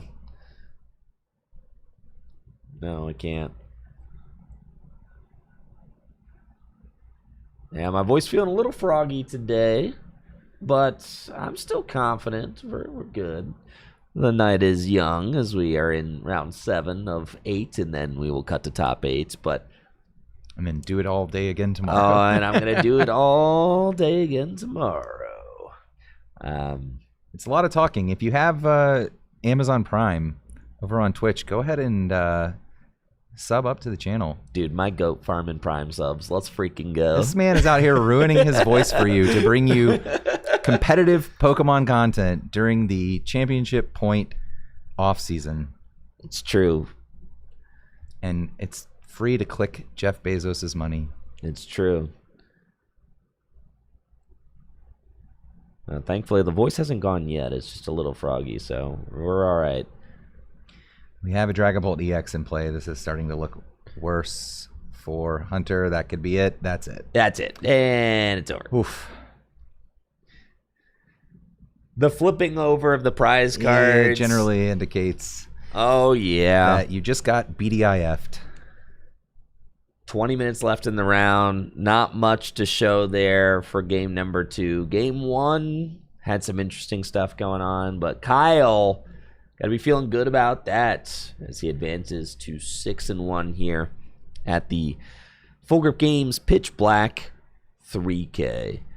Still got one more Swiss round to go before we cut to top 8. I think we want to take a quick look at what some of the top performers from today's events are playing. I'd like to take a look at the deck lists and see kind of maybe like a graphic of what our like X1s and XOs are kind of on right now. Now that we have an idea of like who the 601s are, who the 60s are, stuff like that.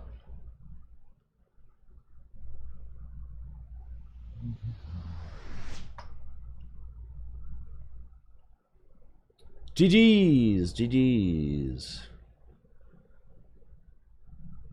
Still got plenty of players out there playing. Dude, Andrew G. Shout out to Andrew G. Cynthia's Garchomp. Strongest soldier over there. At the top tables. I know. Yeah, dude. Let's freaking go. Stoked to see Andrew G doing well with the Cynthia's Chomp. 34.5% Dragapult in the field today, but we are seeing plenty of deck diversity at the top tables. It's true, we are. Jesse and Carter just ID'd, and neither of them is on Dragapult. We're seeing lots of successful decks of all kinds.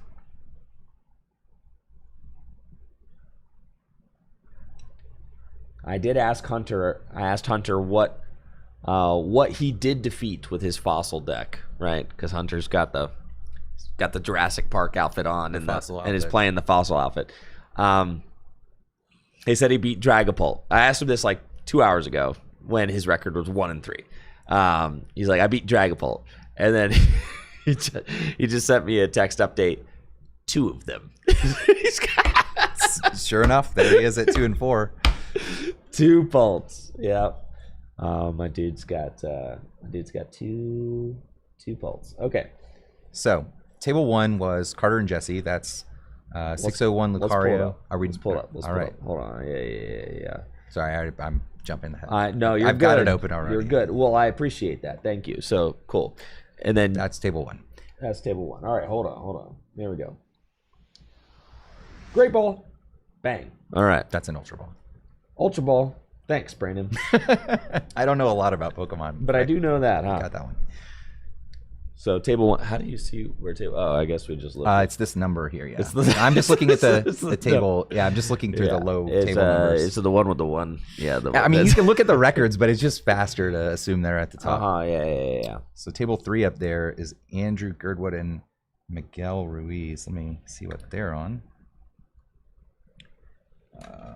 So Miguel was on Port Noir. Pult Noir. Okay, I predicted a Pult Noir in freaking top 8. So Miguel also got second place. Miguel is from Florida. Okay. Got second place at GLC League on Thursday. Who won that one? Deck.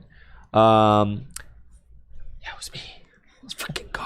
And then Andrew G, of course, as we were saying, is on Cynthia's deck. Miguel is Pult Noir. Mm-hmm. I'm writing this down real quick. Okay. I'm gonna write this down neater so that I can do a graphic. Oh, this is gonna be so beast. All right. So we got let's do it. We got Jesse Parker, Slowking, 601, 601, Slowking. Okay. What else we got? We got Carter. Malnick. Yep. Is 601 with, I believe, the Lucario. It was the Mega Lucario. Yep. Yes, Mega Lucario. We got Andrew G. Yep. Is at least 5-1. We don't know the outcome of his latest round on the Cynthia's deck. See how it's going. In progress. All right. Back to our task at hand. Very nice. Andrew G was at least 501, you said, right? Or 5-1? Looks like 5-1. 5-1, okay.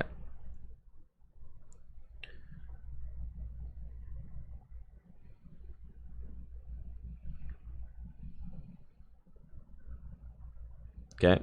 Then we have Miguel Angel Ruiz at least 5-1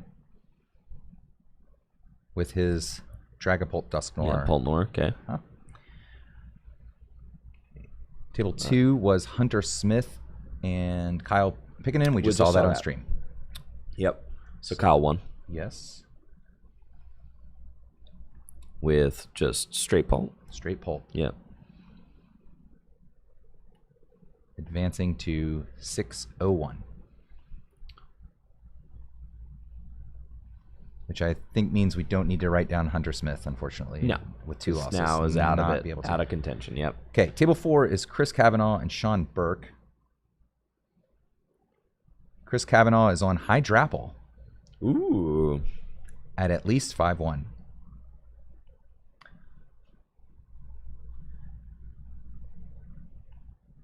Okay.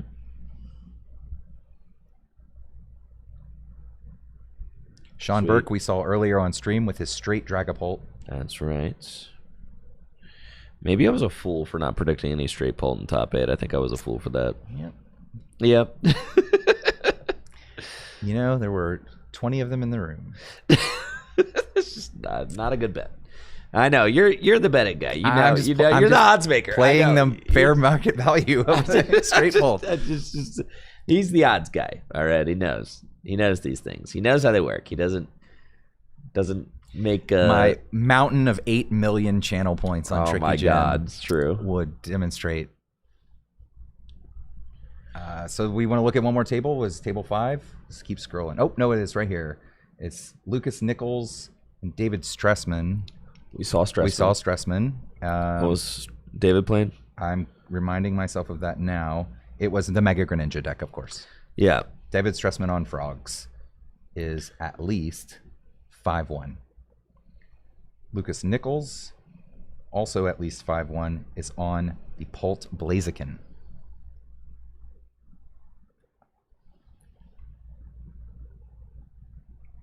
Polt plays again. Okay.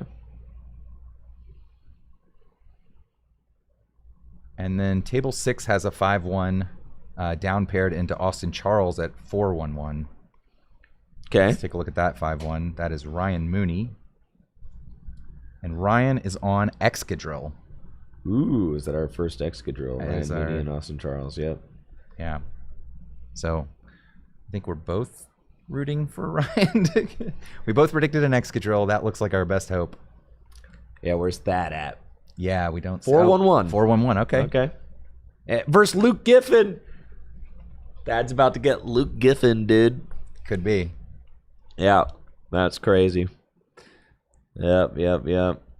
All right, so where am I at? I'm at Ryan. Table 6, Mooney. Yep. Ryan Mooney, 5-1, was playing what? Excadrill. Oh, yeah, Drill. Drill, baby, Drill. And then table 7 is Thad and Luke. So I think Yeah. I think that's the. That's cool. So, yeah, we've got a Slow King towards the top. A Mega Lucario towards the top. Or I should say at the top. Yeah, Cynthia's Garchomp, Poltnor, all looking good. Hydrapple, Dragapult, Mega Greninja, Polt Blaziken, and an Excadrill still in contention. That is all pretty crazy. I mean, the Mega Greninja, the Excadrill, Hydrapple, Lucario EX at 601 did not. Neither of us had Lucario or Mega Greninja in our caster predictions. No, we did not, and shame on us. I mean, lack of faith in the. All right, well, The did frogs Andrew and dogs. G win? Hard to tell. Hard to tell. Let's try to gauge his Yeah, sentiment. look at the demeanor, folks. Sentiment Look analysis. at the demeanor. Oh, it's looking like an L. It's not Ooh. looking like a. He does not look particularly fired up. No, that's looking like. No, Andrew, no. What does it say? Wait. He's got the match slip. Zoom. He won! Oh, he was just stone facing us the whole time. Dude, he won. That's beast. Insane, dude. How about that camera? That was great. The fact that you could just zoom in. You caught it right before he picked it up. You had to be quick before he scooped I the did match have- slip off the table. I did have to be quick with it. Yeah, that was pretty crazy. I'm not gonna lie. Yeah. The match slip. Dude, Andrew G. Okay, Getting so in there now with Cynthia. yeah, Andrew G then is 6-1. And that means Miguel with Poltnor is dropping to 5-2. That's not going to be good enough. No, that is not. So Maybe your no Poltnor call was. Oh no, you have a I had Poltnor. one. You have no straight Polt. Okay. yeah, unfortunate. Yeah. Yeah, dude. What? So there's Kyle is now 6-0 or 6-1 with straight Polts. Who else we looking for? Table shot. Oh yeah, we want to see how this one with Austin Charles wraps up. He's 4-1-1. Thad played against Luke Giffen. And it looks like I don't see them out there on the floor. So I can ask Thad how he did, which I will do.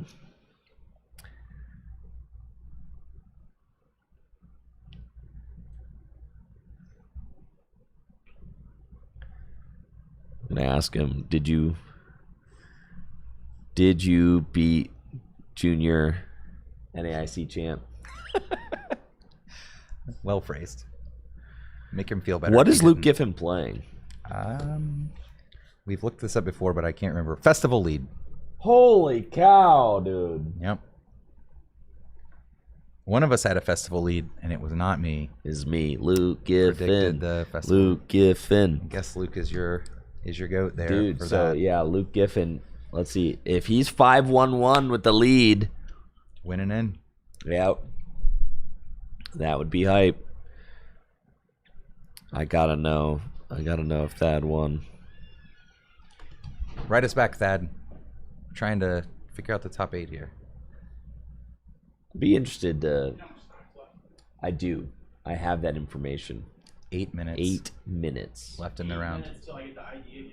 Wow. That's right. Well, at least you get to hang out up here. I love it up here. It's a vibe. It is. It's cool in here, It is. physically. I think I had I got my trophy. I always like that. Jesse's going on about he's got his trophy in here. You know, there's the neon lights, there's the graffiti. What do you There's think the AQI is in here? Oh, it can't be more than 10. What's the The, AQI? the air quality index. It's much better in here than Than it is just out outside. there, yeah. That's for sure. Yeah. Yeah, it is a vibe. There's giant plushies everywhere. I think I had Studio. I had friends in here doing a cube draft once, and I mean we were in here like all day, and I was like, we like stepped outside and we we're like, wow, it's like dark, and we're like, yeah, there's no windows in the studio, you know, just. And Alex like, oh, it's a casino in there, dude. Just just Don't know the what whole time it is. Entire day will pass you by. Yep. These are your predictions. Pumping in air. Yeah. Who do you like better? If you had to bet on one of our predictions. Well, you guys went pretty Well, safe. I got Jesse in there, so he's gonna have to pick me. That's true. No slow king. I just didn't Yeah, believe. not- I know. I know. I think Pult Chicken, that was a good shout to have too, because I think that's a really good deck right now. Where are the end Zoroarks Two at? straight Pult. Are they here? There was Zork. I mean- yeah, it was the second most popular deck. I beat It was. one. If you lump all the how is it Dragapults the together. second most popular deck? That You have to blows lump my all the mind. Dragapults together for it to be, but What makes like Zork like? Why do people like that deck? Dude, I guess they it's just a good, love it. well-rounded deck. People The Zoroark love people Zork, love dude. Zoroark. They love Zork, man. You really went a good spread. A good spread. I put 5 expected you to put, Dragapult like in. 5 Dragapult. Well, I did that instead, Yeah. so that he could be I'm Oh, sick yeah, of- you did, didn't you? Yeah. 5, yeah. I predicted no straight Pult though, so that was I know. my- I had one straight Polt, and I couldn't think of an 8th, so I upped it to 2 because I just didn't believe in Slowking, and I've been proven wrong. I should have believed Well, in there might be Slowking. one, at least one straight Golden Top cut, because the person I played against, if he wins his next round, the guy I played against. Yeah. There could be a Mega Greninja in top 8, dude. I was sitting next to that guy. Yeah, he David. was playing it with With Dragapult. with Neo Upper. That's pretty sick. Did he win his stream round? Yes. He did. Yes. Oh yeah, What did he beat beat? straight Pult. Yep. Yo, was he like sniping things with the No. ability? Mirage Barrage He was Mirage Barrage was with the the best fighting attack one. in that one. The fighting one steals all the thunder. The Mega was also there. Yeah. That's crazy. Oh, well. The Mega was present. Well, I'll be around. All right, dude. Good luck, Jesse. Got a question in YouTube chat. Are there any Hydrapples? You're looking at one right here. That's Mr. Austin Charles playing with a record of 4-1-1. If he can... Actually, is that a Hydrapple mirror? Oh, it might be. A lot of grass energy on that table. No, the Hydrapples are fighting. Wait, is that Austin Charles? It looks like there's a Risky Ruins in play. Austin Charles has on his jersey that says Austin on the That's back. not Austin That's Charles. Not him. Sorry, that's Let's just see, another what white guy round? with... Yeah, well, it's from the back. I mean, There is a Hydra. What table number is Austin that? Charles-esque build, I gotta say. All right. can you see the table number there? Can I see the table number? Yes, that is table 4. Table 4. That is either Chris Kavanaugh or Sean Burke. Got it. And we can figure out We can. who is who by seeing who is on Hydrapple. It is Chris Kavanaugh on Hydrapple. That's the 5-1. That is. And we That saw is Sean Chris- Burke Yes, yes. on stream with Straight Pult. So that is a Straight Pult versus Hydrapple match. It is going very close to time. We have about 4 minutes left in the round. Unofficial, just by our reckoning.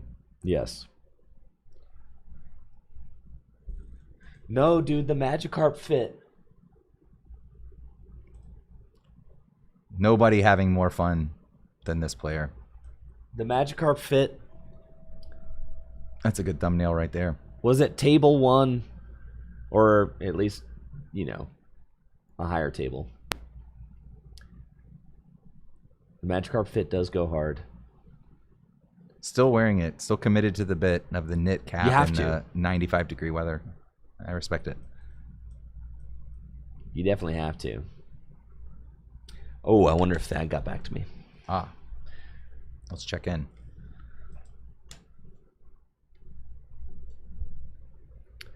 All right, well, now I'm going to call him. Or we're going to get...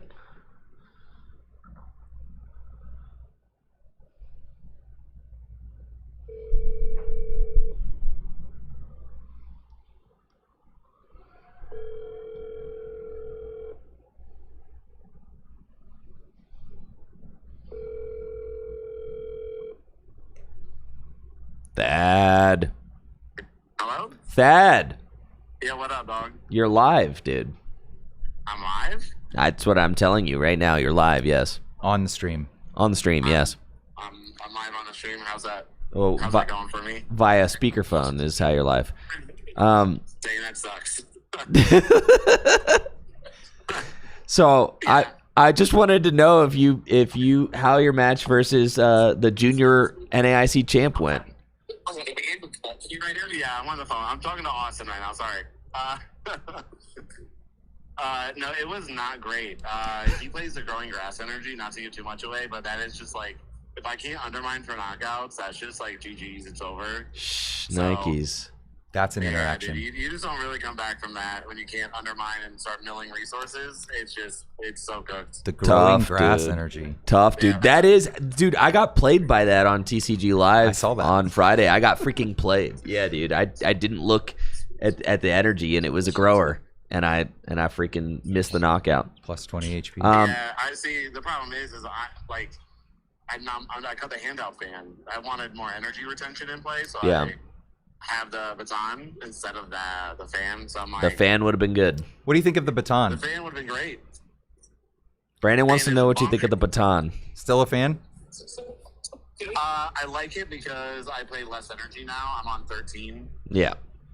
Yeah, I'm super sketchy with the energy, so I have to play the baton. If you don't want to play baton, you need to add energy. But I have like 4 of a ton of things. That way I can just get in. It's all about just playing the game. You play the game, you win the game. Yeah, exactly right. We've seen some non-games on stream. Playing games is good. Did Did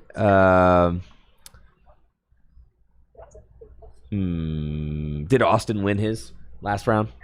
Austin did win his last round. He played against another Mega Excadrill Ooh. next to me. We were literally right next to each other, and he absolutely demolished it, which makes sense because he's on Hydrapple. Hydrapple, right? Yeah, he up paired into that, though. That'd be good for him. Yeah.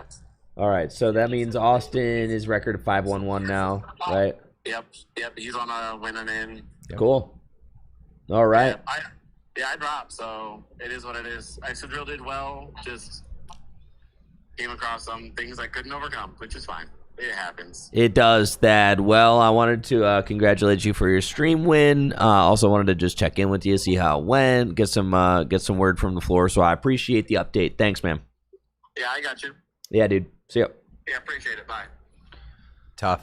There you go. I had him in my top 8. I really know. pulling for There's Thad. still an Excadrill out there. There is. We could still get.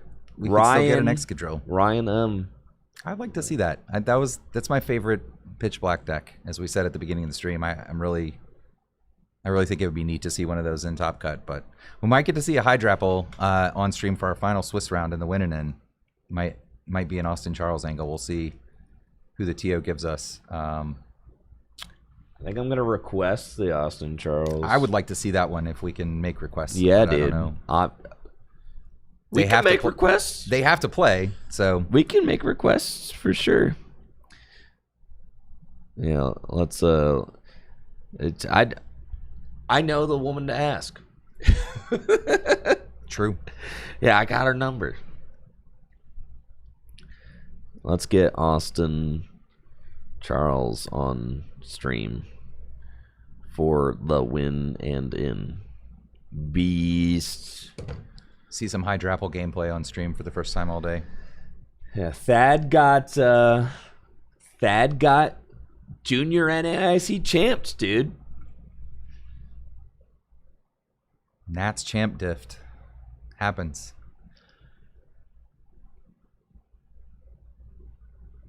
Luke Giffen now. Okay, so that means Luke Giffen up to what? X1 and 1, right? That's right.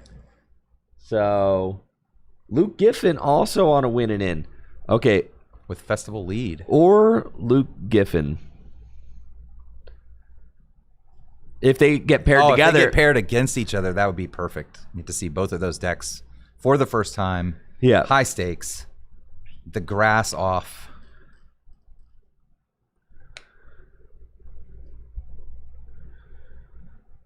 Who's favored in that one? I'm looking this up. It's not. We don't even know that that's a match yet. I'm already gonna look it up. Let's see. Well, what they're the both data X1-1. Like how many X1-1 pairings are there gonna be? Like not that many, right? No. So like they certainly could get paired.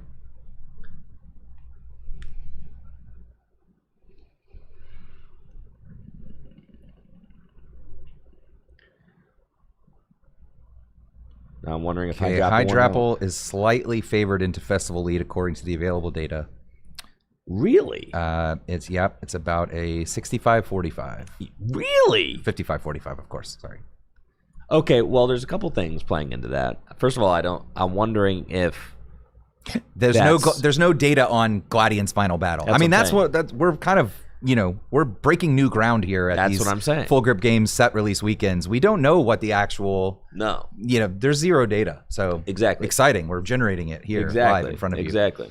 And I think there's a couple interesting things that happen in that matchup because the Hydrapple deck can play Diplin and will festival lead them back.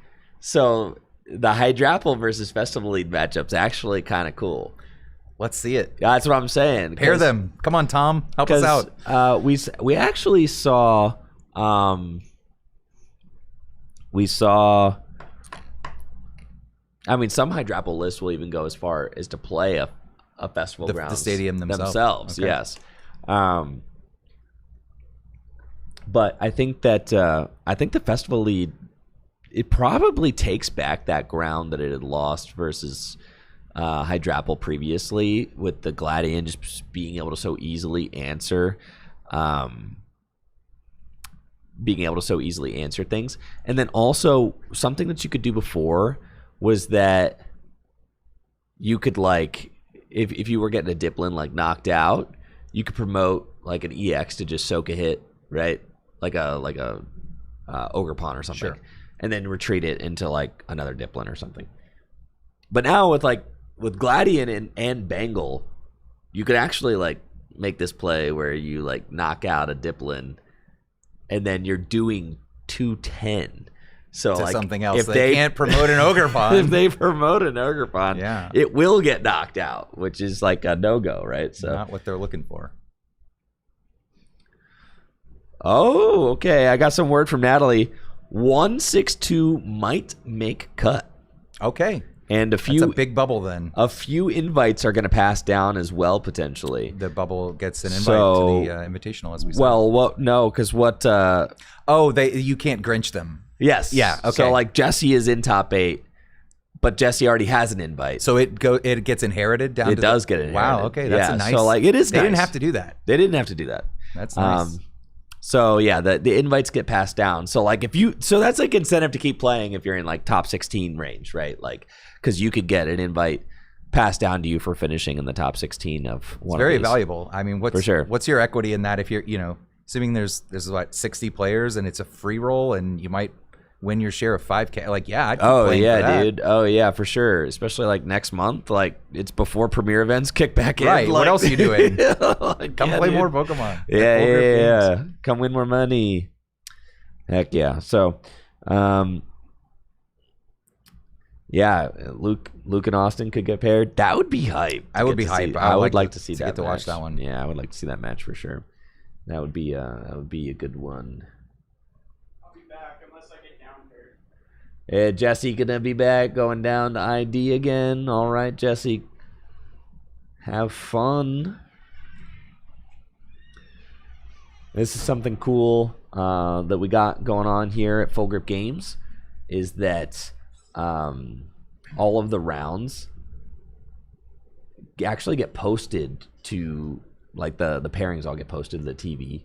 Actually, they all get paired on, they get posted on the phones too. So you see people could like check them on their phones. They get posted on the TV.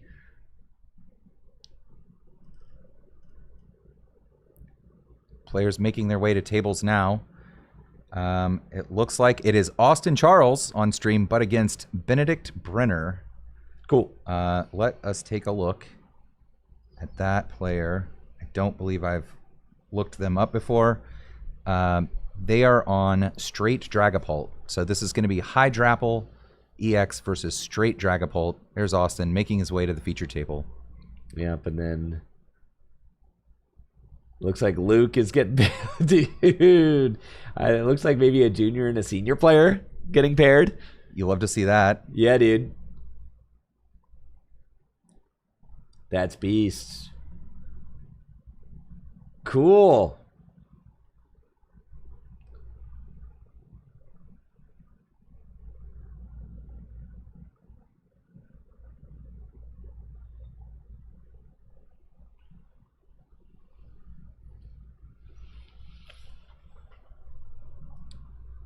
Let's go. Can he do it again? Austin Charles, also a player who is in contention to be the first player to ever win 2 of our cash events, as Austin won the, what was our first post Journey Together? No. The first It's Devin. post-rotation. First post-rotation one. I thought you meant the What first was the one set back. that came out? It must have been Perfect Order.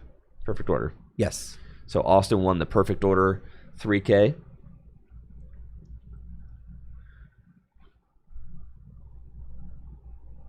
With his Pulp Blaziken deck, is now playing Hydrapple.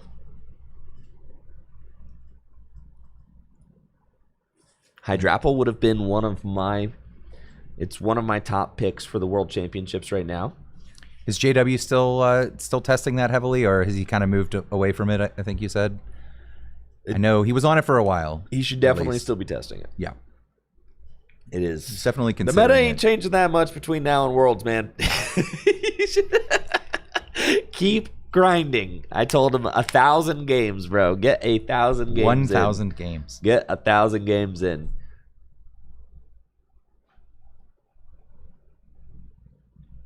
Is our last Swiss round before we cut to top 8.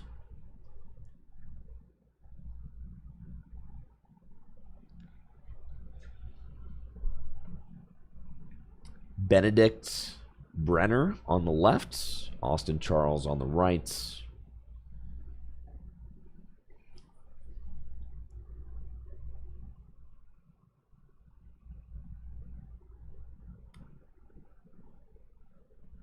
Let's get some hype going in the chat for these players as they get ready to compete for their winning in to top 8.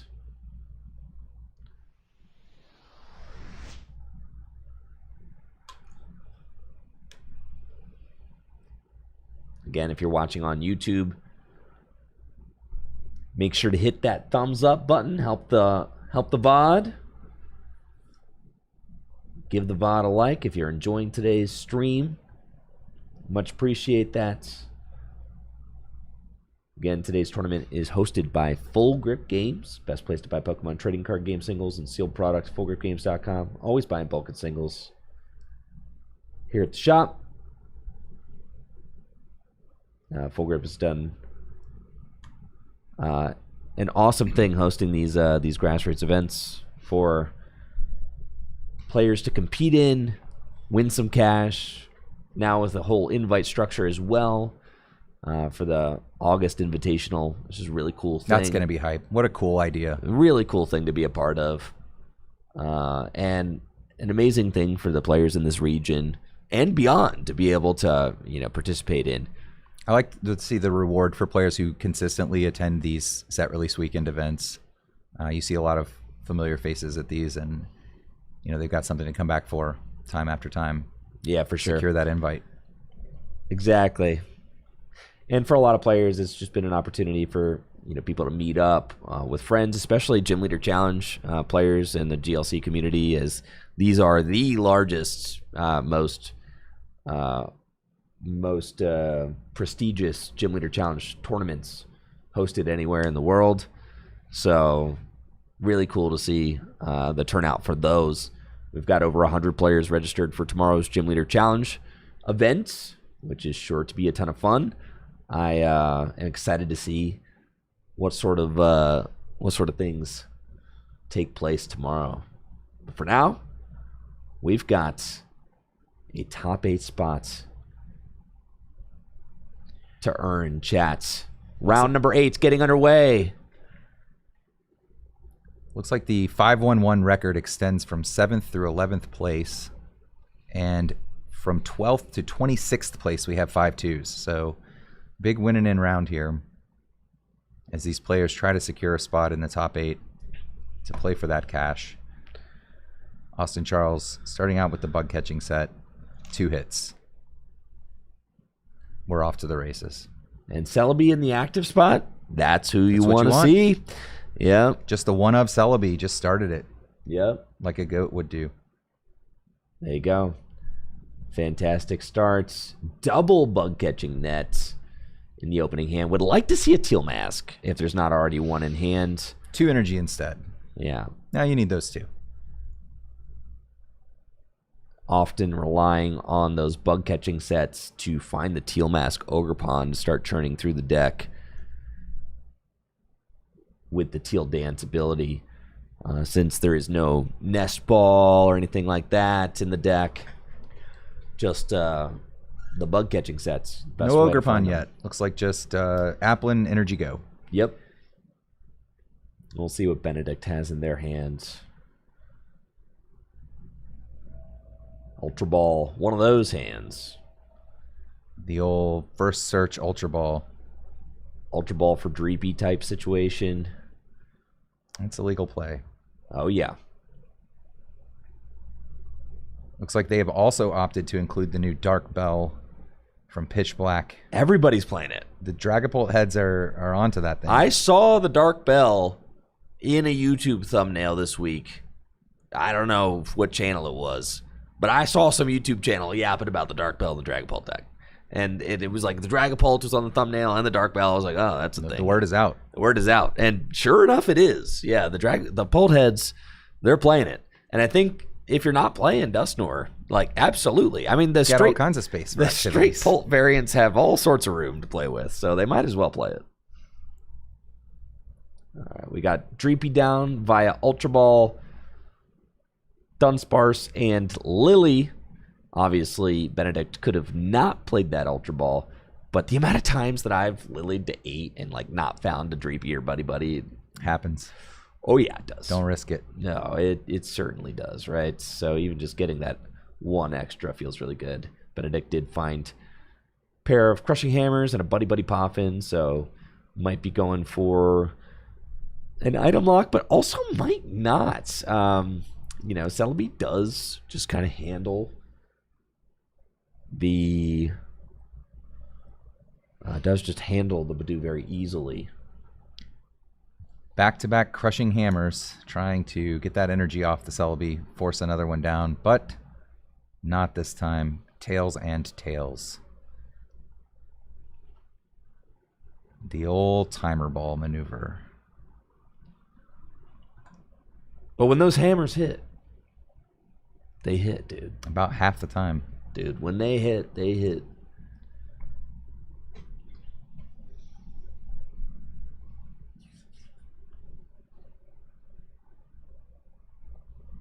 So the Celebi allowing you to get up to 3 in any combination of grass Pokemon and Stadium cards, so you can get that powerful Forest of Giant Plants 2, as well as the whatever Pokemon you're missing after your bug catching nets.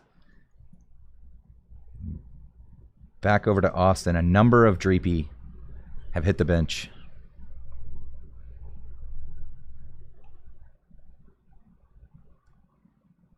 It's doing a good job of getting the early bug catching nets. That's 3 in the first 2 turns there. Still okay. Here we go. Maybe an Ogerpon? All right. Yes.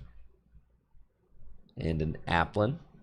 And thankfully did not lose the energy off the Celebi, so has an energy to Teal Dance from last turn at least. And then, Benedict not going with the Itchy Pollen. And when you're looking at Celebi there, I mean, I get it, right? You're like, it's not going to play an item. the Celebi can set up anyway. Yeah. And then knock out the Badoo for like a very easy prize. I think when you're playing Dragapult, you are, you got to be conscious of all those different ways that your opponent is taking prizes against your deck, because this is a tough matchup. You really have to be aware of each of those prize cards. So the Badoo, is it giving you enough of a payoff for the price of the prize? Maybe not. Petrol. For Secret Box, it looks like, has already been thumbed to the front. Yeah, it's Just an looking at interesting what to card in take with this it. Hydrapple list. Not something I see in everyone. Just a one of. Yeah. The one of Petrol for the one of Secret Box. Not item locked, able to play the Secret Box. Living the dream on Austin Charles' side of the table. And it does indeed get the Secret Box.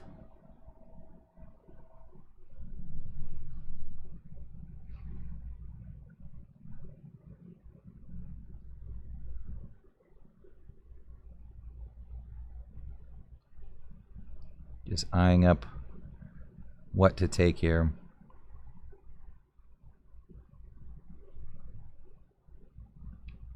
Shuffling the deck, maybe not going to play this yet. It's kind of nice to have. Mm-hmm.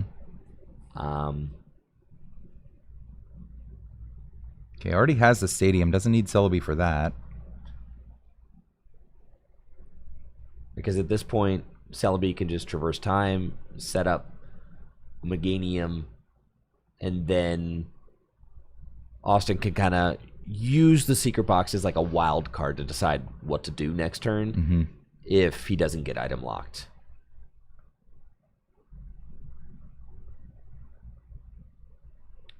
No Judge in the Dragapult list, so Austin will get to keep that Secret Box. Oh! Just going in. And I like this move from Austin. Early aggression. Just punch the Dreepy All right. in the mouth. There goes an energy. And a prize card taken. And if you're up against straight pull, you're basically saying, like, I know you're not playing rare candy. I just know you're not playing rare candy. And, you know, what's the worst you're going to do to me this turn? I am going to establish a Hydrapple and just start swinging. So that's pretty crazy. That is a very strong start from Austin and is now looking like he is going to be taking probably a 2-prize lead before Benedict really gets to do much. Now the question is, can Benedict punish this play? A way to punish this play might be to, like, unfair stamp and then item lock this turn. Make it so that Austin can't develop a board further. Get rid of the secret box in the hand. And then maybe hit a Crushing Hammer, as Syrup Storm does take 2 energy to attack, and without a Meganium in play, you could potentially deny an attack from the Hydrapple and stick it there for a turn. So surely that's something that Austin was weighing when deciding whether or not to go in. You're right. Secret box, or unfair stamp is the A spec, so he might lose that secret box. If they can find the unfair stamp, it would be playable.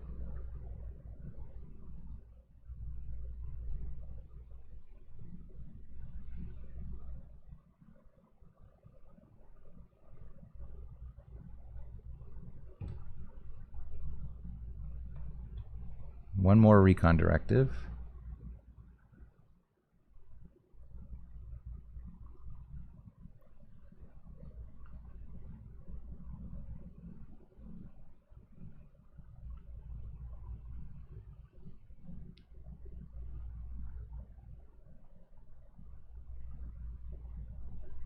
Monkey Dory down under the stadium, the Risky Ruins.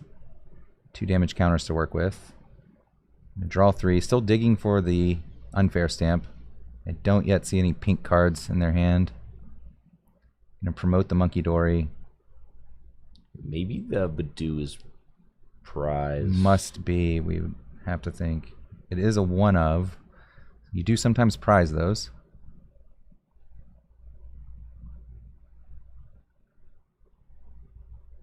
Oh, there's the Bell. All right.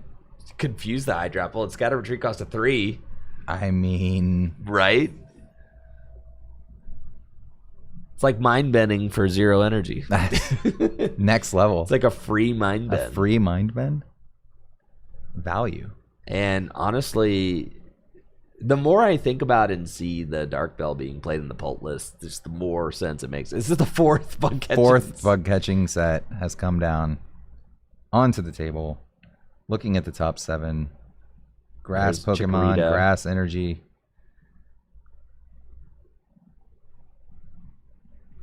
He did lose the Forest, so we'll have to find another one to spring out a Meganium. It's got a secret box in hand. That'll do it.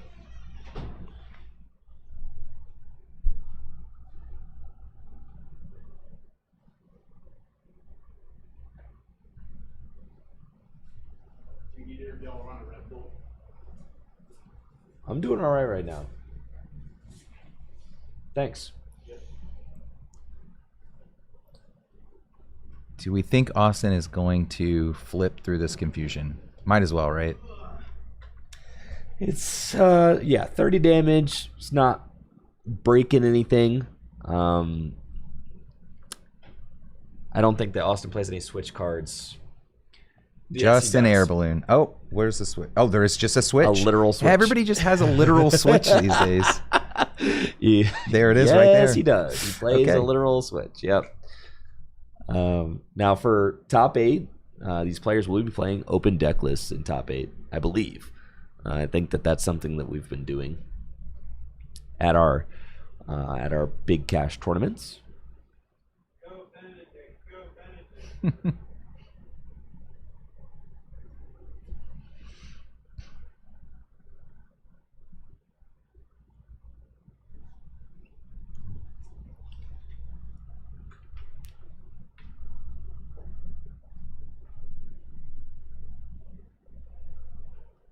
right, looks like Austin is going to play the Dawn. As the supporter for turn, that'll let him search for a basic stage 1 and a stage 2. Get lots of Pokemon into the hand.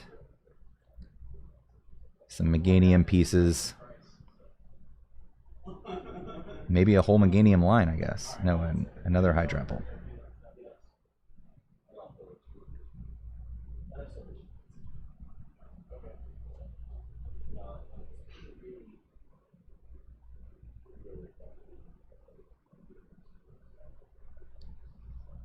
Okay, we do have a Meganium online. Now there are 8 Grass Energy in play.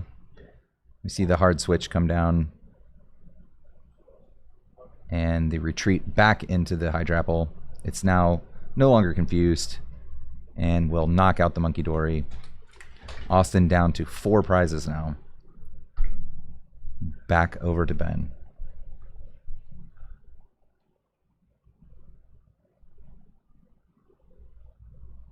Did he get the switch? He had the switch. Sorry, I had to step aside for a second. The switch, the Dark Bell, foiled. And now, I mean, with the Meganium established, it all seems like it's good to go. Smooth for sailing Austin. from here. I mean, the Hydrapple untouched. And the Meganium sitting pretty. I think, yeah, Austin just in a brilliant spot. Would like to, weather whatever hand disruption may be coming. The special red card not an option yet, but unfair stamp certainly could be. Natalie had said that it's possible that a 5 and 2 could make top 8, so it would certainly be very exciting for somebody if they can squeak in. Let's flip the scripts.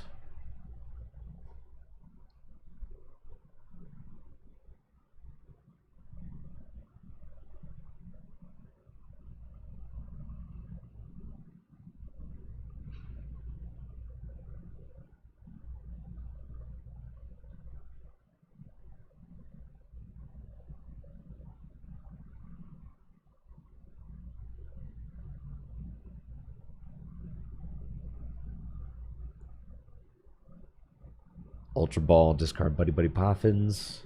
2 of them. Good Ultra Ball targets later in the game. Don't need them. The buddies are out.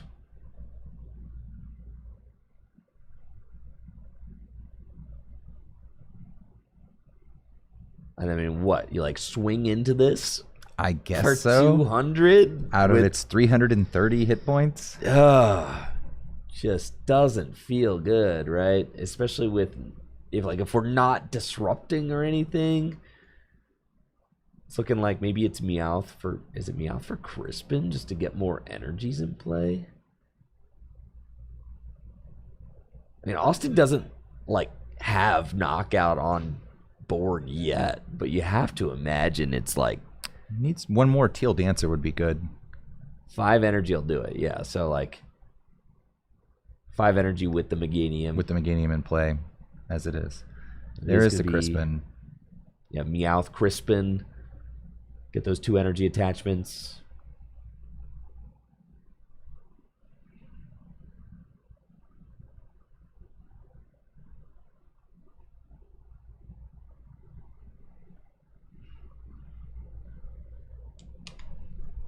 Looks like Crispin's effect will accelerate to the Monkey Dory. The manual attaches to the active. It evolves into Dragapult EX.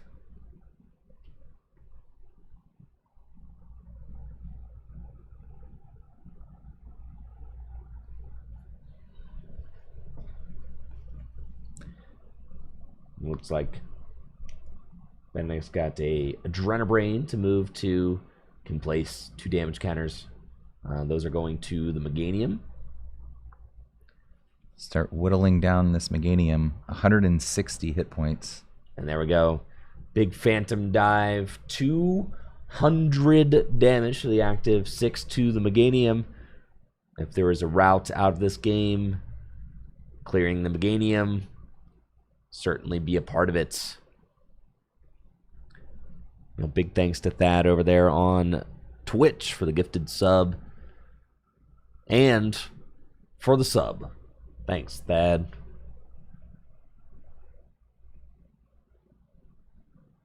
The secret box getting played now for Finally Austin. see the secret box. Been holding on to. The secret box. Surely going to get the cards that Austin needs in order to get the energy in play. However, all 4 bug catching set are down. So as far as like getting energy, you kind of have to just lily into them, right? You just are going to have to find some the old-fashioned way by drawing into Drawing them. cards. Yes, because bug catching set, you can't like get like bug catching set and a lilies off of this. You just have to say like, I'm just gonna have to find them. So hopefully they're already in hand, or there's already like one in hand, or whatever. Austin does win the Stadium War. That is the final stadium in either deck just now going into play. So if he does lose the Meganium, he will be able to build another one quickly, potentially.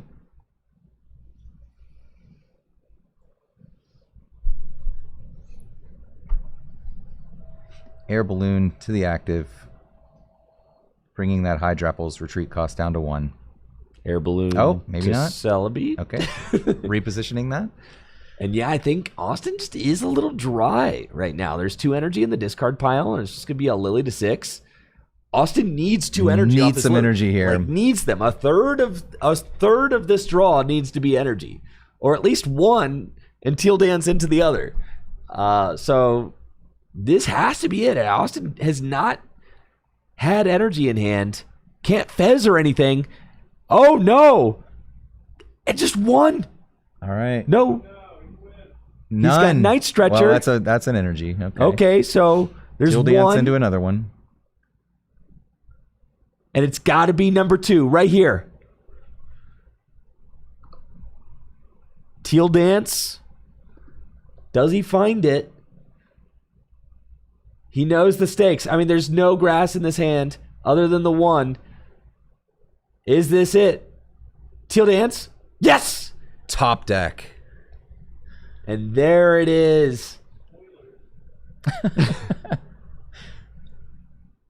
And with the 5th energy, just barely getting there. Syrup Storm for 330 damage. The 1-hit KO. Absolutely crazy. I mean, Austin had been really dry on energy the whole game up until this point. I had the 2 in the discard pile. Barely able to get there off of the Night Stretcher. But making it work there.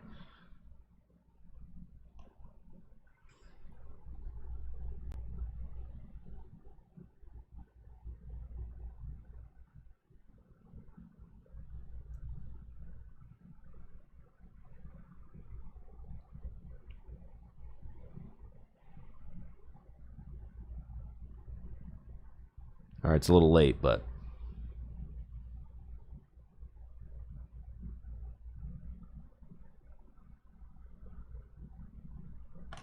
so can I get my top deck animation to go?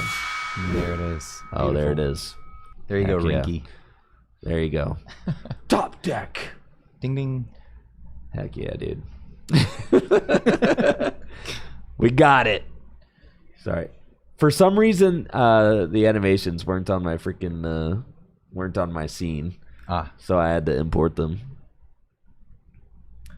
I got that one over though. Just heard it on Jesse's phone. Yeah, that was a crazy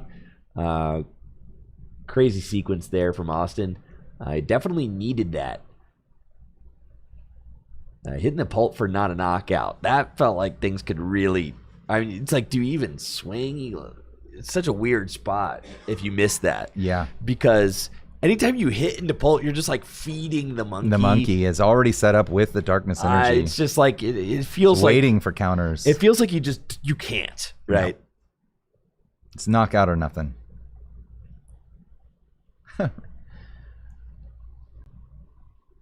You've earned Rinky's subscription for finding the Hawlucha animation. Yeah, thank you, Rinky. Appreciate that. All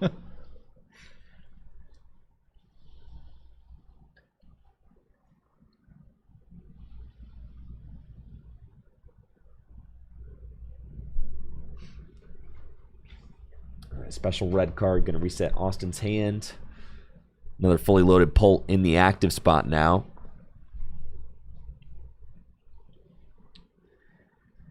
This Hydrapple will go down. I mean, so like, Benedict may have all 6 prizes left to take, but it's possible. Yeah, it is still tough to count out the BDIF. Yeah, still within their grasp for sure. I mean, that's a 2 prize take right there. At this point, both players have invested about half of their round in this game. They don't want to walk away with a loss here. In case this is the game. Oh yeah, I mean it gets like this, right? In 50-minute best of threes, when you're like you're in a competitive game, and it is just like a long game one. You're like the whole set is really riding on this. Yeah, we can't tie this. No, right? But it always feels good. It does feel good. You're like, I have to just perform in this game, and then really like once this game is through. It's going to be like a 35-minute-er, so like, I know I'm not losing, but then, you could just have like a bunk game 2, and then you go to a quick game 3, and then that's, in situations like this, it's why people make the gentleman's agreements, right? And the agreements beforehand about, deciding a game 3, if time comes up, I am of the opinion that they should change things to be prize lead on game 3 should just win. I know that is disadvantageous to control players. However, I just don't care. They're already playing to an alternate win con. They know what they're in for. I just don't care. Yeah, I do not care. Not at all. Yeah. So that's the rules that they use in Top Cut when you can't tie. You could argue it's disadvantageous to control players there. Sure, whatever, man. Don't care.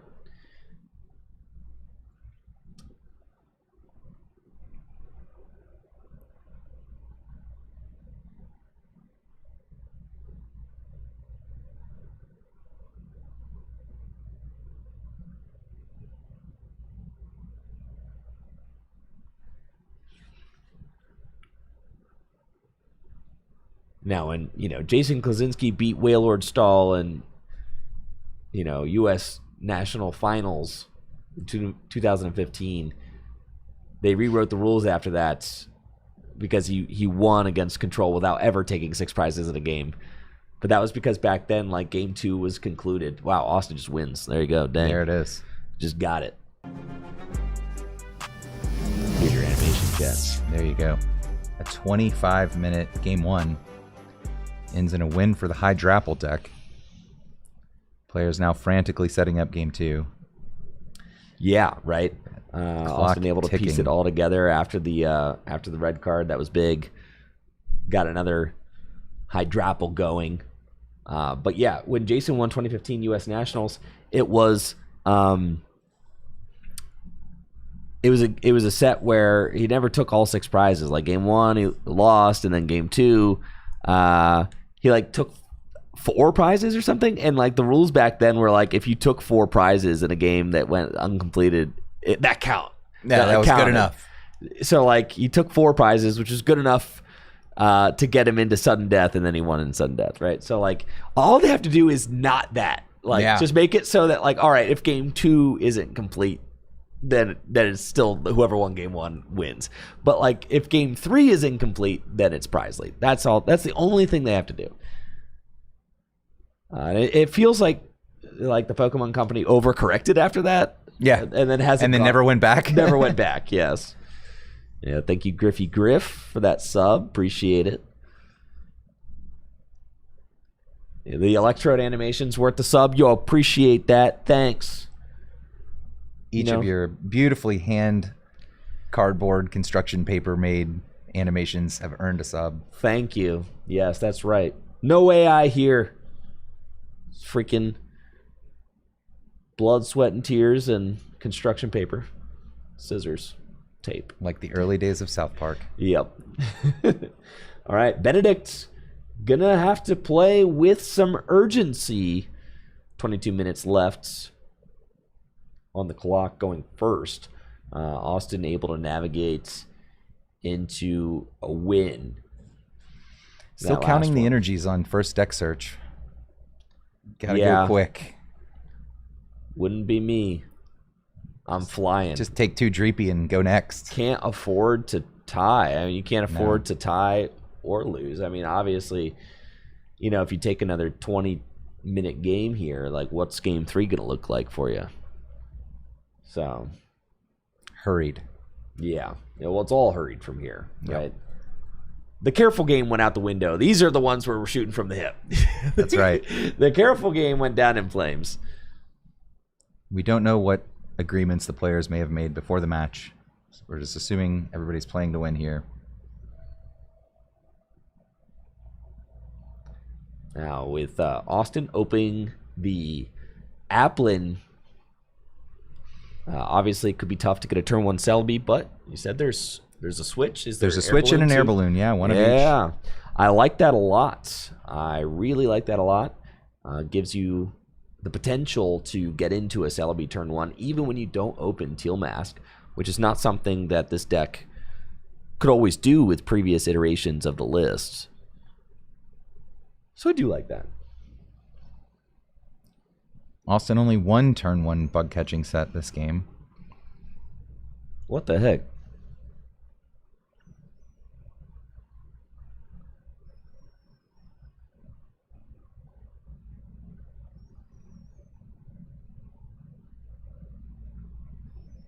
Petrol? The one of Petrol for the secret box again? Are we going to hold on to it this time or play it? There it is. There it is. The one of Petrol for the one of secret box. Checking some targets. Air balloon What is in could we there, get? so I think Yeah, that's what we're looking at, right? Like a turn 1 Celebi via secret box. Yeah. The best 4 for 4 yourself card in the Pokemon TCG. Oh, yeah. You just get to trade 4 cards in the hand for 4 different cards. Honestly, that third discard on the secret box is usually so hard. It's tough. But, It is so difficult. Getting one of each type of trainer card of your choice, a pretty good payoff in exchange. It is. Holy Festival Grounds, dude. You didn't tell me he had the Festival Grounds in here. He's got 1 Festival Grounds. And the Applin in the active. So I don't know if we're going to be seeing that air balloon. Ain't no way. Another bug catching set. Okay, good. Whew. He's going second, right? I thought he was going to only play one he's bug going catching second. set. He's going second. Benedict chose first, for sure. Yes. So. Already see an energy in play over there. This is Austin's first turn.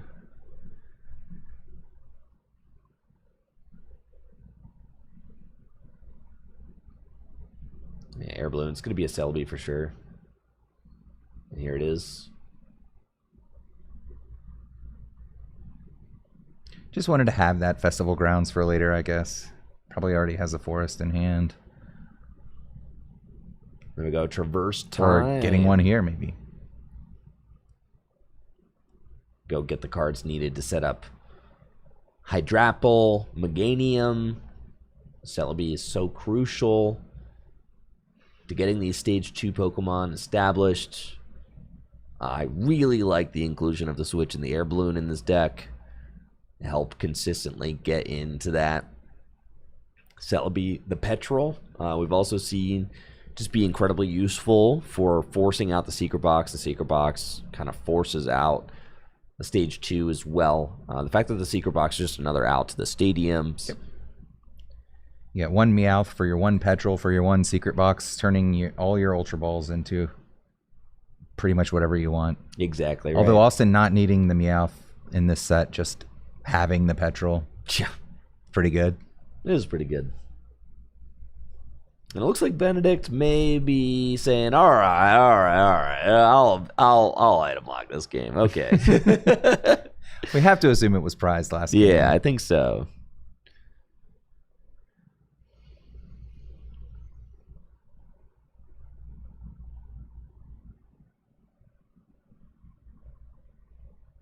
The Dunsparce. These Dragapult players with their 1/1 to Dunsparces just be finding them. Oh, yeah. I mean, how many have we seen runaway draw with just a 1/1 line? They never prize that. No. Couldn't see it. No, always there. Here's the Drakloak. Recon Directive incoming.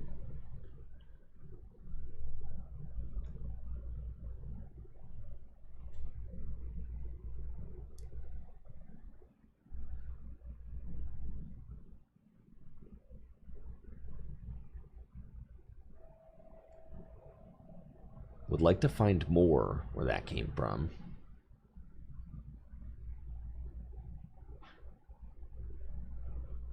The classic Dragapult Recon. Set it down, check hand. What am I looking for again? Yeah. It's just classic Dragapult maneuver there. We all do it. Like, what's in this freaking hand again? Yeah. Man. It's not in line with the urgency play, but No. sometimes you just gotta check it again. I just don't remember. My brain's like a goldfish. I'm like, I do not recall what was in the hand. But then somehow after games I can recall exactly what happened. So I don't know.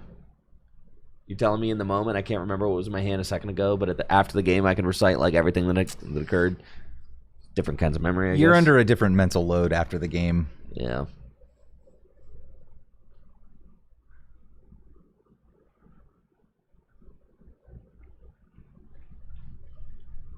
All right, all three Drakloak. Set them down. Check Yeah, the hand. and Benedict 3 out of 3. is not playing with any urgency here. 15 minutes remain in the set. Yeah, he's playing a little carefully, I would say, which obviously is important, given the game one loss. But 15 minutes for a potential 2 games from Benedict's side if you want to win the set. Got to really move. Got to at least win this game. I mean, Oh. irrespective of any agreement. Notice anything about Benedict's board?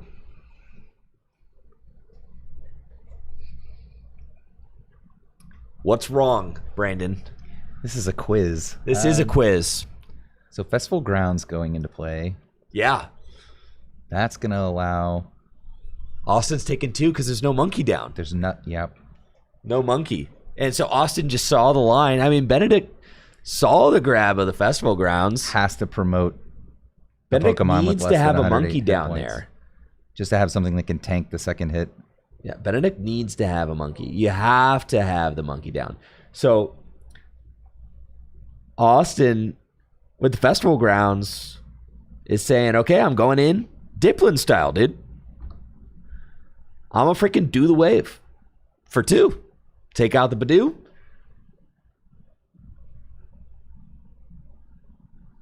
Take out a Drakloak with no energy. Yep. Nothing with 100 hit points on that bench to promote. No, there is not. You may choose any promote you want. Yep. It's guaranteed. But it's going to go down.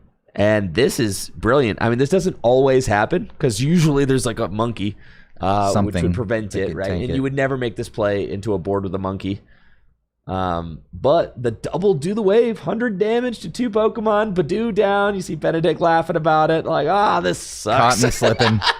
You caught me slipping. You did. Oh, yeah. And Face that- cams, once again, just so clutch in moments like this. They really are. They really are.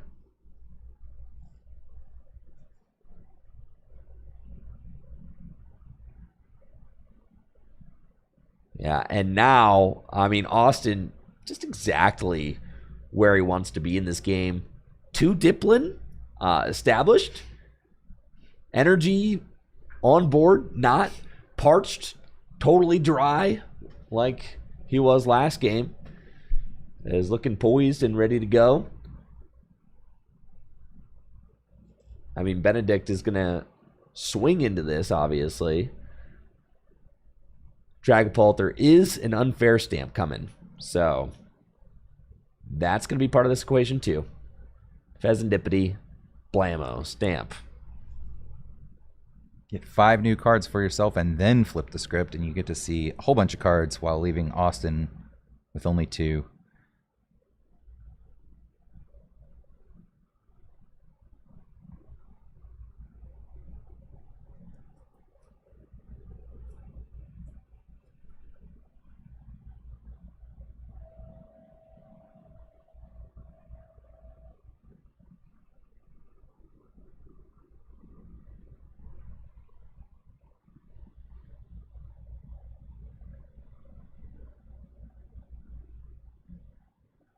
Ben really putting the pile in discard pile.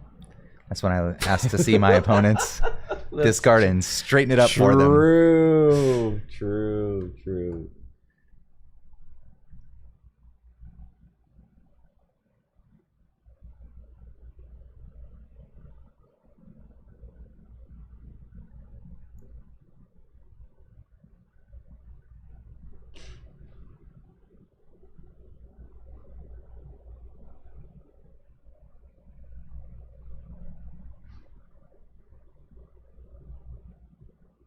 Dragapult out here taking a nap too, you know.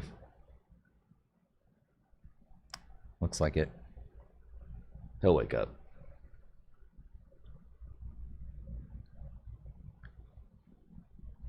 Just a little over 10 minutes left in this round. Oh yeah. If you're Austin, you don't particularly care. No, if the round I mean, concludes. You're not going to hustle your opponent here. No. If they want to play at this pace, you're fine with it. Oh, for sure, right? But if you're the player without a 1 next to their name, you probably need to pick it up here.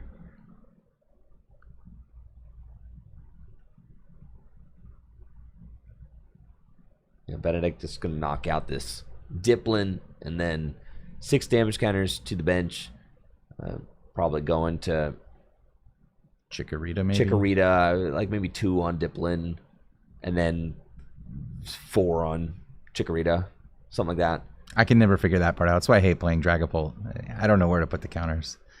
And sometimes it's clear, and other times you're like, you could here, go. You could go like 1 on each Ogerpon. 1 on each Ogerpon. 2 on the Diplin feels good. I'm like putting 2 on Diplin regardless because like 2 on Diplin says like if the stamp's stuck and you don't get an evolution, I'm chasing that thing down next turn, right? Sure. So like the 2's going on the Diplin. Yeah. And then you get 1 on a Chikorita, like you could take that out if that doesn't evolve, and then 1 onto each Ogerpon. I also like this though. 2/4 is like 2/4, sure. That was my first bet. You could also go 2 onto Chikorita and 1 on each Ogerpon. But I think now you could take out the Ogerpon regardless. If you can find like a monkey with a dark, then you can just Adrenabrain take the knockout. Well, there's the Hydrapple. That Hydrapple is a pretty good pickup there. It is. That could be the death knell. We'll see. Hydrapple also does this pesky thing where it heals with the ripening charge, right? Because Austin has actually nothing else. So it's just Hydrapple to protect. And things are getting sus, right? I mean, 369, 1215, 180. Yeah. Looks like Myriad Leaf Shower has been announced, so it is a damaged Dragapult.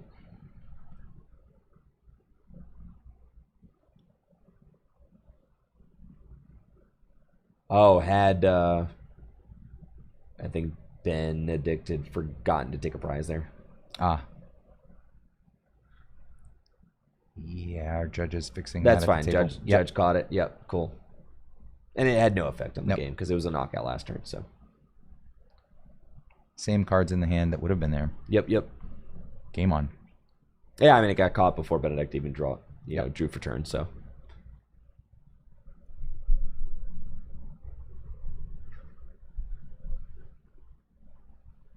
And now, I mean, Pult can win this. for sure. The damage counters being placed on the Chikorita. The Chikorita Did not evolve. No, did not evolve. Can go down. I mean, now Austin is in a precarious spot, just waiting on a top deck. And you're at this point where you're Austin, and you're like, I'm seriously, am I going to scoop? Like, there's 7 minutes left.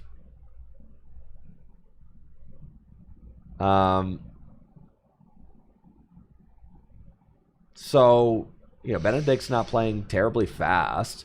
So then you're asking yourself, like, okay, if I get into a game 3, by the time we shuffle up and draw our hands, there's Just 5 a few minutes left. Yeah. I'll maybe get a couple turns. I'll gotta get a turn or two. Obviously, Austin is favored in a game 3. I mean, he's can go up prizes very easily against Dragapult with no rare candies in it. So, but now, I mean, we see like this single turn from Benedict could take multiple minutes. So, if you're Austin, you might be inclined to just Scoop it up. wait it out to see. But For I feel 7 like, minutes? Okay. I don't think 6 minutes waiting it now. out for 6 minutes, it's not looking pretty, right? I mean, because things could just unwind very fast. There are still 9 prize cards on the table, actually. 6 minutes is not... Maybe you're right. That's what I'm saying. There are a lot of prizes left. The monkey being found is going to expedite this game considerably, as now Benedict will get to put damage counters on the active, take this knockout with the Dragapult.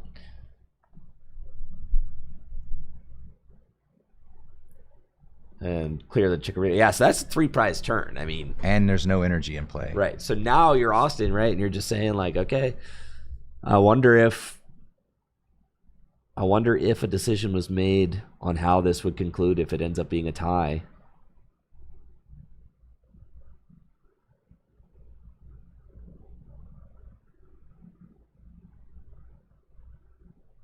And we see Austin shake his head. That was a gnarly unfair stamp. Austin going to scoop it up with 5 minutes left in the round. Okay.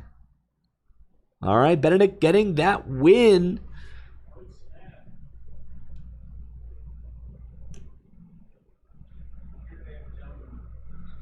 And that is the question. Do they have an agreement? It looks like Austin might be. They're broaching the topic now. I don't like to broach the topic here. I like to have broached the topic Before you 50 started. minutes ago. This, if you're watching and you plan on attending any major events, I am of the opinion that the gentleman's agreement happens before the round starts. Because you have way different situations you're playing under and stress that you're playing under at this moment in the game, right?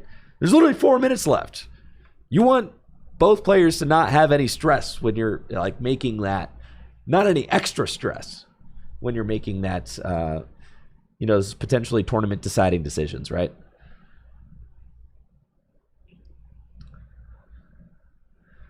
Benedict's got the double buddy, and I'm pretty sure Austin's hand is trash. Doesn't seem thrilled with it. No, and they did do like a very kind of hasty shuffle. I feel like sometimes like if I do like a hasty shuffle like this and get into a game and my hand is dead, I'm always blaming it on like a bad shuffle. I'm always like mentally, I'm like crashing out. That's I'm like, not the place to cut the corner? mentally, I'm always crashing out. I'm like, dude, it's like I didn't. This is like, it's horrible. I didn't even shuffle good.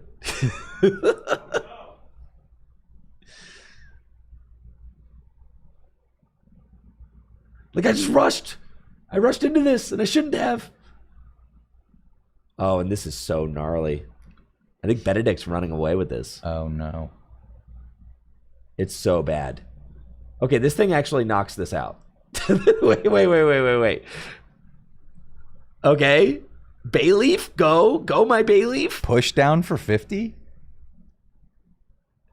Crushing Hammer. Heads. Why not? Oh my gosh, Benedict actually played to the perfect pace to get there. Now you see the vision. Now we see the vision from Benedict, yes. Oh no, Benedict does not have her cloak. But Austin has an Applin. It is actually going to be in the prize lead because of freaking Push Bayleaf. down. You've got to be kidding me. Bayleaf MVP. You've got to be kidding me. Oh my gosh, it's just a pass. Austin is going to Bayleaf sweep. You've got to be kidding me. This is not reasonable.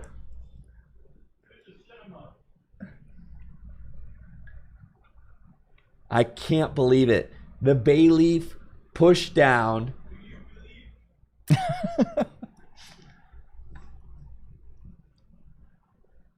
I have never seen a Bayleaf go this hard in my life. Get it on the overlay. Absolutely Push down. insane.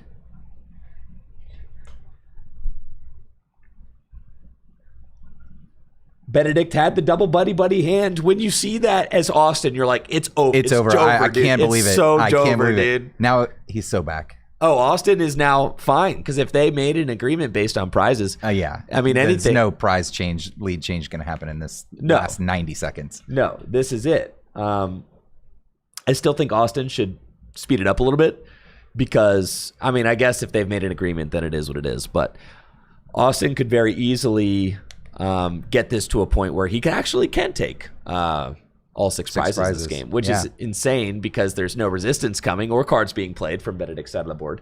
He's playing against the Goldfish Bowl at the moment. Yeah. Yeah, but another pass. And now brutal. It's just looking over. Austin. 60 seconds plus turns. Might just take all the crazy, prizes. crazy. I can't believe it.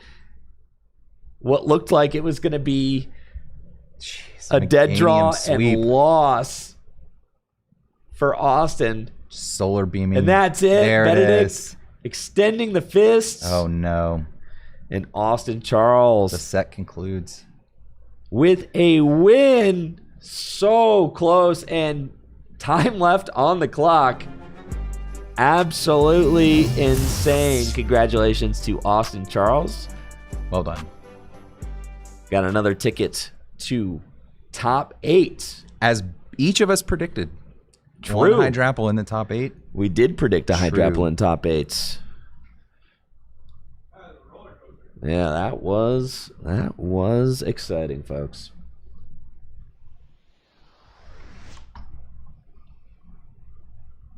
Tough one there for Benedict, but they should be very happy with their performance today. Did a great job. Austin Charles, his day is not done yet, as he will be competing in top 8 with Hydrapple. We are just moments away from having our top 8 decided here, and we'll be putting that overlay up for you as soon as we get it. It'll be posted in the Full Grip Games Discord for players following along in the Discord. But dang, dude, like what a crazy set. That was nuts. A real roller coaster. I thought for sure it was Jover. A lot of ups and downs there for Austin, I'm sure. Dude, I can't believe Game 3 concluded. That's absurd. Solar beam. That is absurd. Push down, That solar is beam, solar beam. Absurd. If your opponent's just going to pass, I guess. Absolutely absurd. I can't believe it.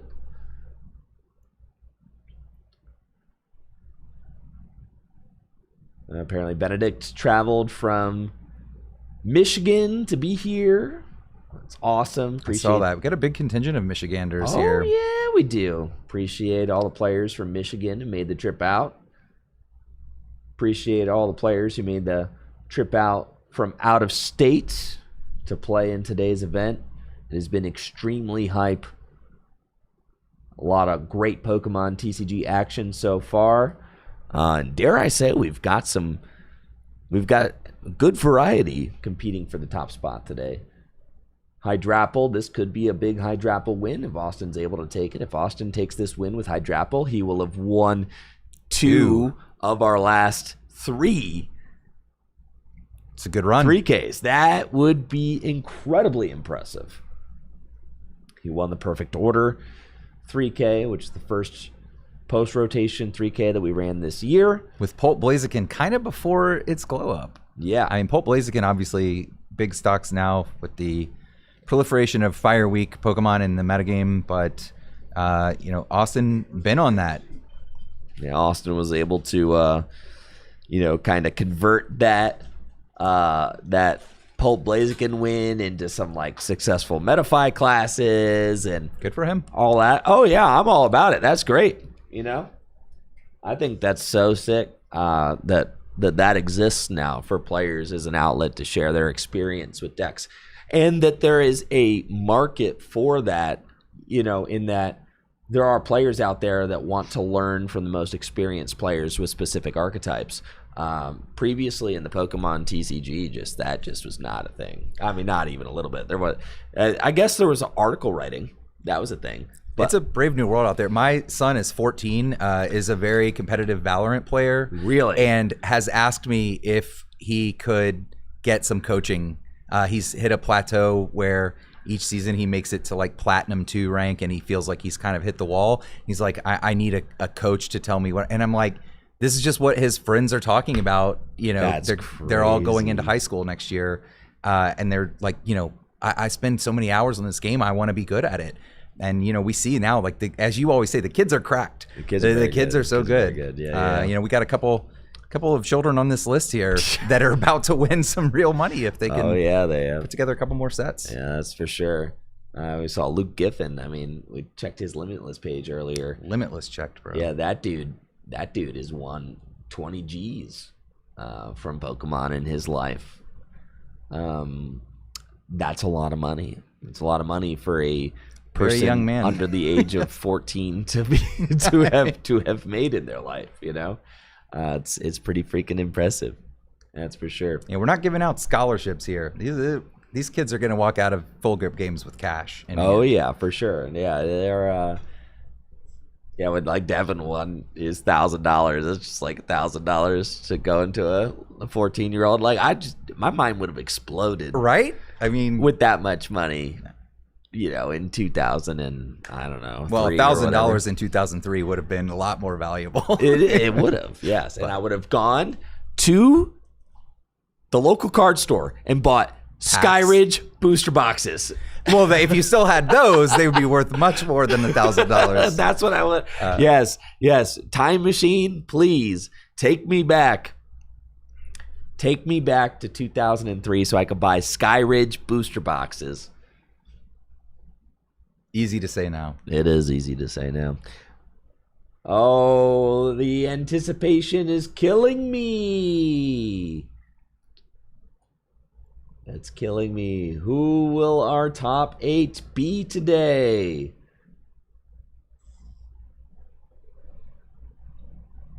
All right, folks. I'm going to take a check downstairs, figure out what our top 8 players are. And when I get back, we're going to show off the top 8 players and decks here on stream. Thank you so much for joining us today. The best is yet to come. Up next, top 8. We'll be right back. This tournament is sponsored by Dragon Shield.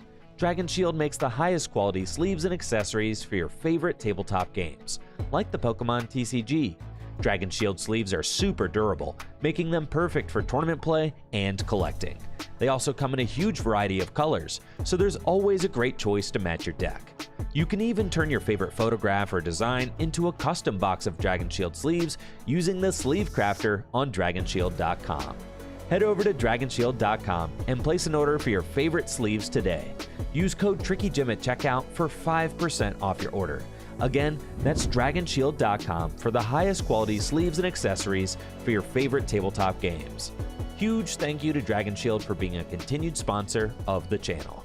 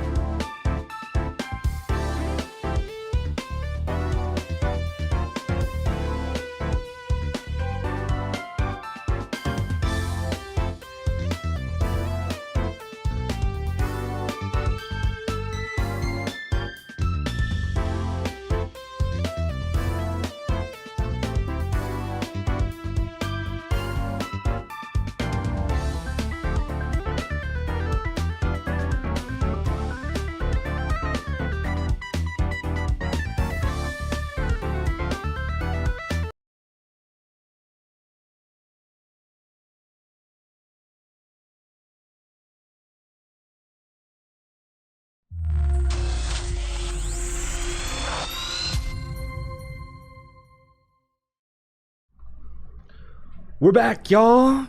Thank you for the patience, and we have your top 8 standings and beyond for your eyeballs.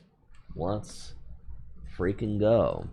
Check this out. Top seed is Kyle, who is on straight Dragapult. Jesse Parker, the number 2 seed. Both players 6-0-2, is playing Slow King.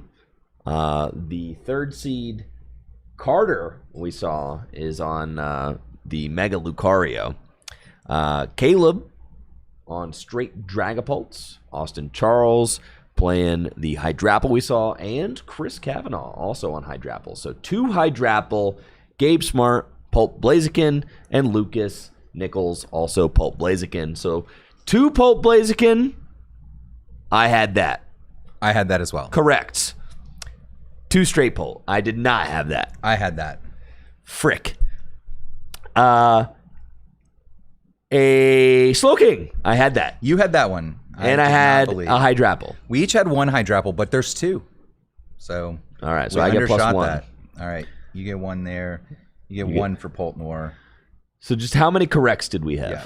So let's just mark out the ones. Wait, that didn't was there a pan out. Poltnor? No. There's no in Zoroark. There's no Poltnor, so I don't get a 1 for Poltnor. Oh, you're right. Sorry. Yeah, I think you beat me.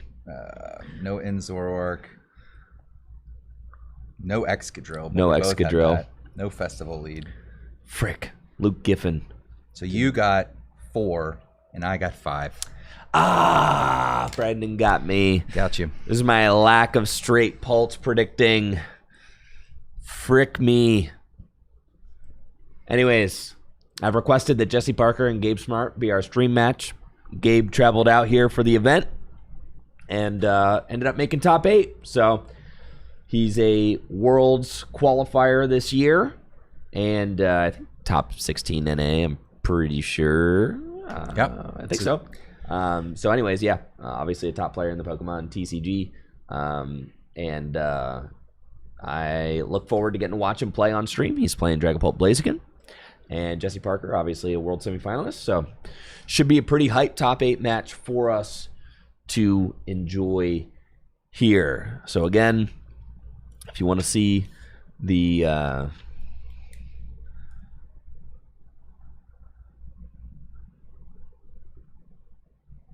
you want to see just the decks real quick, get a quick glance at those.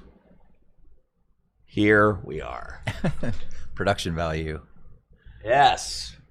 Sorry that I wrote Luke instead of Lucario. It's I didn't okay. know. I didn't know this would be on the stream. You didn't know that you were working on the production team. No. Okay, so we'll see everything. is Frantically production scribbling team. notes as we were asked which stream match we wanted to see. Yes, we have 1 straight Pult, 1 Slow King, 1 Lucario, another straight Pulse, 2 Hydrapple, 2 Pult Chicken. So there you are at a glance. And then we can even do it like this. I mean, like, look at this. Look at this. Now we're really Oh, in, the like, production value here. Now we're really in the, yeah, check this out. So Andrew Girdwood at 19 match points will also be invited to the Full Grip Invitational, but will not Andrew take place G. in the. Oh no, dude, that's crazy. Will not take Bubbled part in the out. Tup Cut, but did bubble out at 611. Dude. So Andrew we'll see you G. next month for the 5K Invitational. We hope. Yeah, congrats to Andrew G for getting the invite there. 611 was a bubble. That is tough. That's tough for sure. All right, so anyways, here's our graphic, okay? Beautiful. Here's the freaking graphic. You got it. And the reason why I can't take any time on these graphics is because, dude, They're ready to go. I mean, top 8 is like happening. Imminent. Like right now. Like Yeah, that- we need to get down to the table. We gotta go. Top 8 is happening. We've got Jesse and Gabe Smart getting rolling right this second. So let's get you down there. Yeah, let's get going, chats. And congrats to Andrew Gerwood, 611 with Cynthia's Chomp, a deck that a lot of players, myself included, have written off and had a good performance with it today. We'll get invited to the 6K or the 5K invite. That is pretty hyped for him, for sure. We see Jesse shuffling up. Slow King, Gabe, Pult Chicken, Brandon. Who you got your money on? I don't know. I mean, we haven't seen. We saw Jesse's Slow King deck in action on the stream. It looked really smooth. He's little misplay aside, he's definitely got some good lines there. A lot of play into Dragapults, but we haven't seen Gabe yet. Very strong player, and on a deck that has Dragapult EX in it. So hard to ever count that out. I think if you're going to make me pick, I think I expect Jesse to win this set. Yeah, it's tough. I mean, the way that we've seen have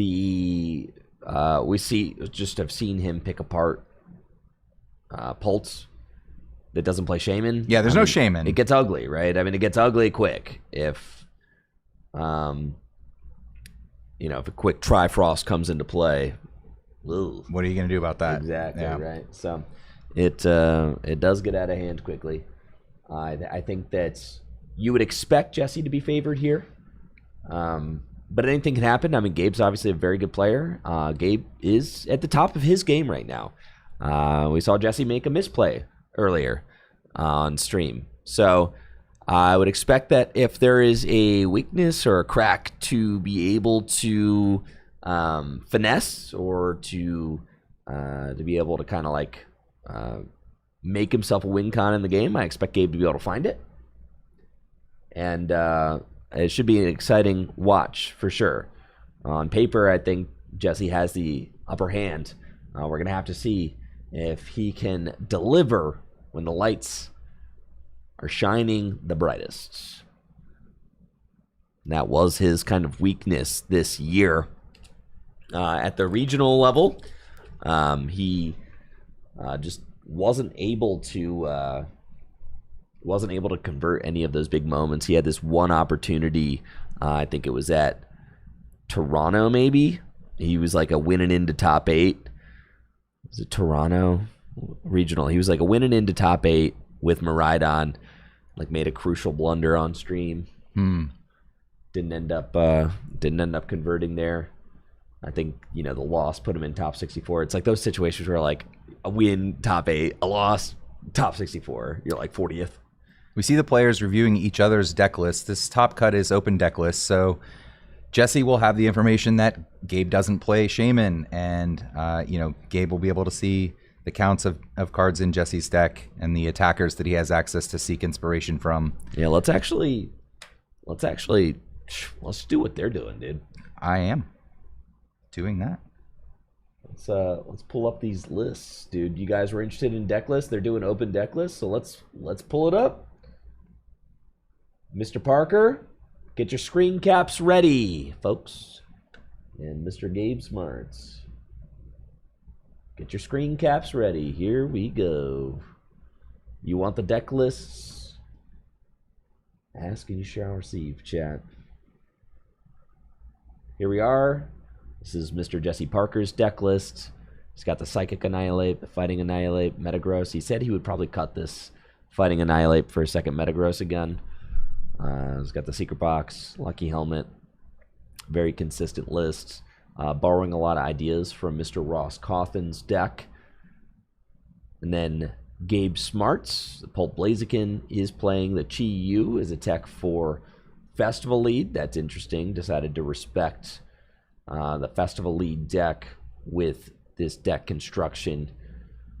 Just 2 copies of Dragapult EX, 2 Blaziken. That is standard fare for your Pulp Blaziken deck, as Blaziken is a very real attacker in this deck.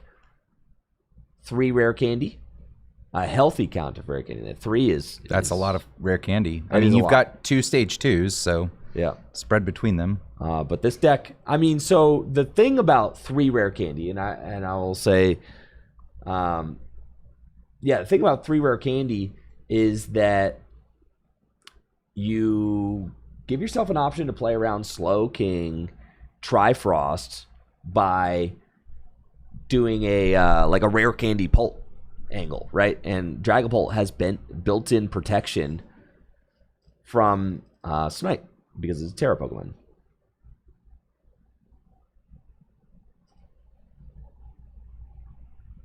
Yep, that's a great way to protect it from the Trifrost. Your, unevolved Dracloaks and Combuskins and things like that, though, will still be vulnerable. And, if Jesse can take 3 prizes off of a Trifrost, that's still a lot of prizes in a matchup here with, not a lot of... I guess Jesse does have the Kangaskhan's as a 3-prize option, but we don't expect to see any of those going down, really. All right, these players are getting started. Let's go.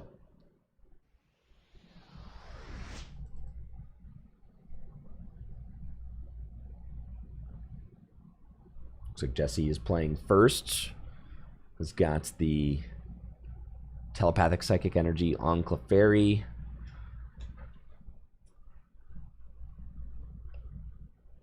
We'll go get Latias. Slowpoke. Pass it on over to Gabe.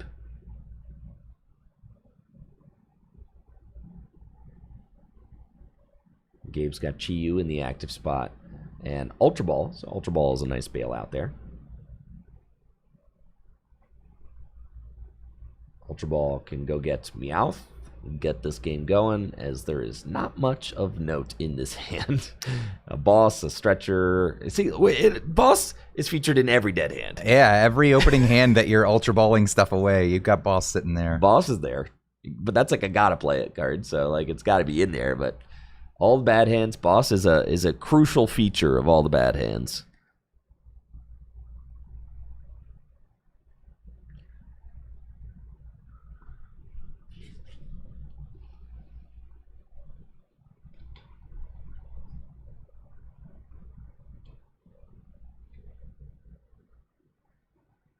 Can I get Gabe to move his prizes in just slightly, and then Jesse to move his board towards the center just slightly? Yep, thank you.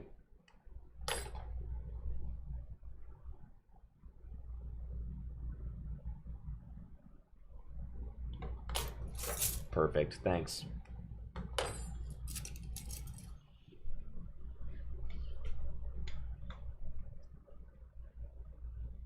All right, we got Gabe is Ultra Ball for... Okay! Gabe is going Ultra Ball for... is not going Meowth. Maybe Meowth is prized. That would be tough. And it's we have this Torchic. And he's got Night Stretcher Rare Candy in hand. So, I mean, like, Blaziken can attack next turn. Okay. But, like... This is brutal. As a brutal start for Gabe. You have to imagine if Meowth is in the deck, we're getting Meowth there, right? I mean, yeah, like, absolutely. It must be prized. It is a one of. You can prize those. Oh, yeah. So, tough one there from Gabe getting this top 8 started. Oopsies. I did not fix Jesse Parker's name. That dang production lackey. I gotta fire him, finally. Get the booth in here. Yes.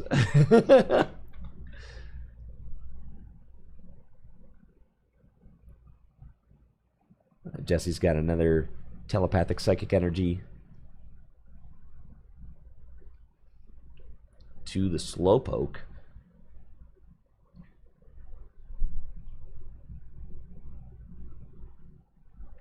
So what are we trying to stop with the Scorching Earth? I'm not a Pult Chicken knower. We've got this Chi-Yu that can deal 40 damage and discard the stadium, prevent your opponent from replaying. All right, Brandon. I'll give you 3 guesses.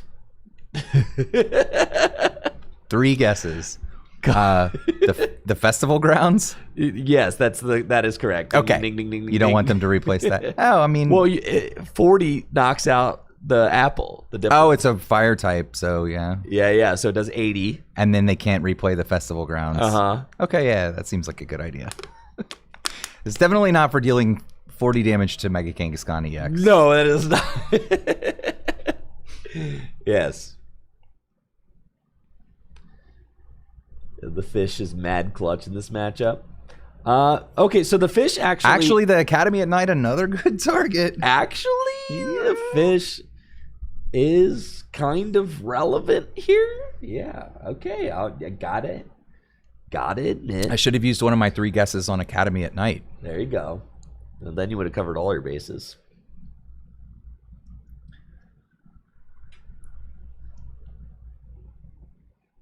Yeah, so let's take a look at the Scorching Earth. Yeah, it's an interesting attack text. It not only discards the stadium, but also prevents them from replaying it during their next turn. Right. Yeah, it's interesting. While dealing, relevant weakness damage in the Festival Lead matchup. That's a pretty good card. So Jesse did not have win there. Notably, was possible to win. No, sure, yeah. Yeah, if you get a Trifrost there, you just win. It would have been asking a lot of the deck, but it could have happened. Now, Gabe's got Rare Candy Blaziken, which is why he went for the Ultra Ball for Torchic. If he had another energy in hand, would be able to attack. But I don't think that that's an option. And now, I mean, with Jesse putting the Academy at Night into play, now Gabe can remove the Academy at Night. That's one Academy down. Yeah, and prevent it from coming into play. And now you've got this weird decision where you're like, you're Gabe, you're playing the boss. There's only one target that matters. Unless you're trying to poke something for not a knockout. Like, just put damage on something, right? There's only one target that could potentially make a difference, and I think it's Slowking. So, like, you're inviting the Slowking up. It looks like he's choosing the Latias EX. And I guess it's just to put the 40 damage on the Latias. Okay. I almost like gusting the Slowking more. And the reason why I gust the Slowking is because you're clearly in a losing position. If Jesse is going to start doing things, having like one of these Pokemon in the active spot is going to make it easier. But if you want to legitimately buy yourself time, like if you bring the Slowking up, it's got a retreat cost of 3. Like right, and it can't replace the Academy at Night, so it's not attacking you. Exactly. So like you guarantee give yourself another turn. That makes a lot of sense. Yeah, I guess Whereas, just trying like, to here, set up Jesse, the damage here for a Dragapult later, but yeah, I guess it still doesn't really matter if you're Gabe, because it's not like Trifrost wins the game now. not anymore. And Jesse does have Cypher, so I mean, like, can go Cypher, swing.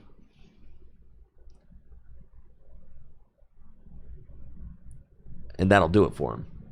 But since Gabe had the Rare Candy, that does not win the game.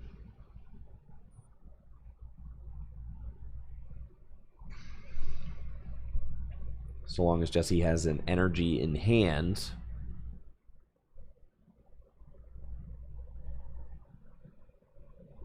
To seek inspiration. And maybe here, let's see, Chiyu's got 110 hit points, so you do have to do 110 damage to knock this out. It's a little weird. We don't know which non-Roblox Pokemon Jesse stacked. Might just be a Trifrost. Could still be. You soften up the Blaziken. You have the Boomerang energy, so you will get that back. Yeah, It's that's the what I'm Trifrost. thinking. Yeah. Yep. Trifrost makes a lot of sense because the Boomer energy, the Boomerang energy just gets reattached.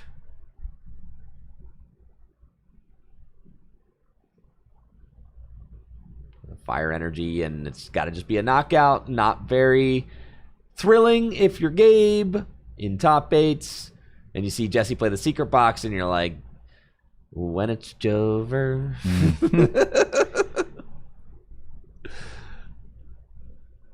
Yep. That gets a lot of pieces. It does. It gets And the stadium. He is allowed to play the stadium. Wondrous Patch. And Yeah, Gabe he just says like that. Don't waste the time. and the Meowth was prized. Yeah. Okay. Makes Obviously, Gabe doesn't just get the Torchic Right. unless Torchic. Yeah. And there we go. Jesse Parker up game 1 just like that. A non-game. Many of those. Yeah, that In happens. this Pokemon trading card game format. That happens. That is a key fixture for sure. You got like the one good draw supporter, Lilies. You got Buddy Buddy Poffins, and you better open them, or else. Or else. And it's the kind of thing that makes you wish that the Pokemon TCG had like a mulligan system where you could force it. It really does. That's the one thing Magic the Gathering has.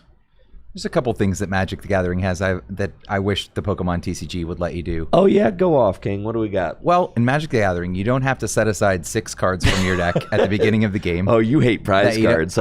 Playing Magic kind of makes you hate the prize mechanic. No wonder all the Magic heads are like, they cannot believe that prizes are a thing. I used to like ridicule them for saying that. Oh, it's a different game. There's different rules. But like, yeah, they kind of have a point.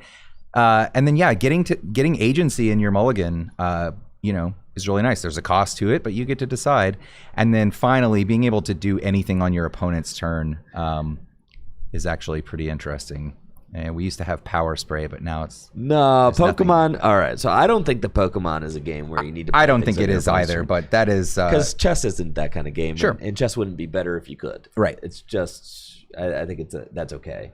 Pokemon isn't that game where you're doing counter spells. It's more of like a chess board development game, and I'm okay with that. I do think that the mulligan thing is the only thing that I think like maybe could take a look at. There are people who will just snap judgment and say like, oh, well, control would be way too strong or whatever. Like, I don't necessarily think that's true, because like the cost of going to 6 or 5 would be way too high. Absolutely. So like you got to pay for it. Would it though? I guess like you could go all the way down. I mean, the fact that you can. Yeah, but the thing it's about not it as is bad. It doesn't work though, because I guess it does. It works less because in Pokemon you have to have a basic, so it would have to be, instead of like you have to like draw 7, find a basic, and then get to decide, 2, and then get to decide. And the thing is, that almost is too strong. That's pretty strong, because like you don't care about all the non-Lily cards. You could go to 2 so long as the cards are basic Lily. That's fair. Yeah, they're very different games, but yeah, I do hate to have to start. Everybody's had that experience where you draw 6 bad cards and you're hoping the 7th one is not a basic, and then it is. Yes, and you're like, all right, well, that. Yep. Fine. Everybody's had that, and you're like, yep, guess I just lose, and that it feels terrible, right?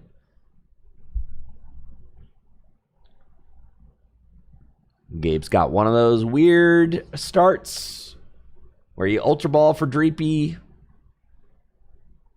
and that's it. That is not great. Nobody buddy. We have an energy at least. Yeah, Dark to and the Clefairy. Sego, not the start you want. Ultra Balling away. Choosing to go first. Yeah, Ultra Balling away the Lily. You like have to imagine that there's another Lily in the hand. It's one of those like, if you could play supporters going first, it'd be really nice. And you got Jesse really kind of laboring over this Ultra Ball.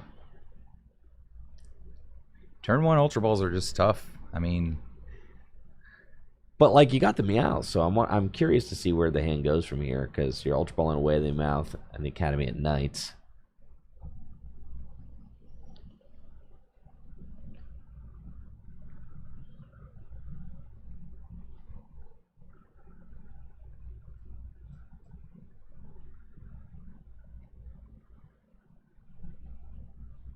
Oh yeah, we got I've heard this suggestion a lot. Draw 13. I kind of like set your own 6 prizes. We tried it at my local store, and it's kind of cool. I'm sure it is. Yeah, and then I mean, you get to play the game. we got other players saying that's way too broken. It's pretty good. I mean, think about like in Gym Leader Challenge format, if you could pick your 6 prizes and you put your Raihan and your Versus Seeker, and you know what I mean, like your teammates, whatever. Like it's pretty good. I don't hate the prize mechanic. I think the prize mechanic is fine. I wouldn't have any qualms with like putting some agency over the prize mechanic though. Yeah. I think that would actually be fine. Same thing with mulligans. It's just agency. Agency is good. Let players make more decisions, express skill, not get stuck with. It's just the kind of thing, like you're saying earlier in the stream, that it makes you you're forced to play best of 3 in this game because there's so many non-games. That's another thing from Magic that doesn't work here is sideboarding. I mean, best of 3 in Magic feels totally different because you're sideboarding cards in between games. Here, you're just like trying to get to play a real game. Oh, yeah. Right. Looks like Jesse took a Latias off of the Ultra Ball. Yeah, and then Lilied. And then Lilied away. Yeah, and it's no problem getting rid of the Meowth because you're going to play Lily here. Energy has already been played, so can't use the Telepathic in hand, but Ultra Ball surely is going for Kangaskhan. And that's why you get the Latias. Yeah. Jesse knows that he can't use Telepathic to go get Latias, so like if you Ultra Ball for Kangaskhan there, then you're saying, what, I have to draw into the Latias? Yeah, it's tough.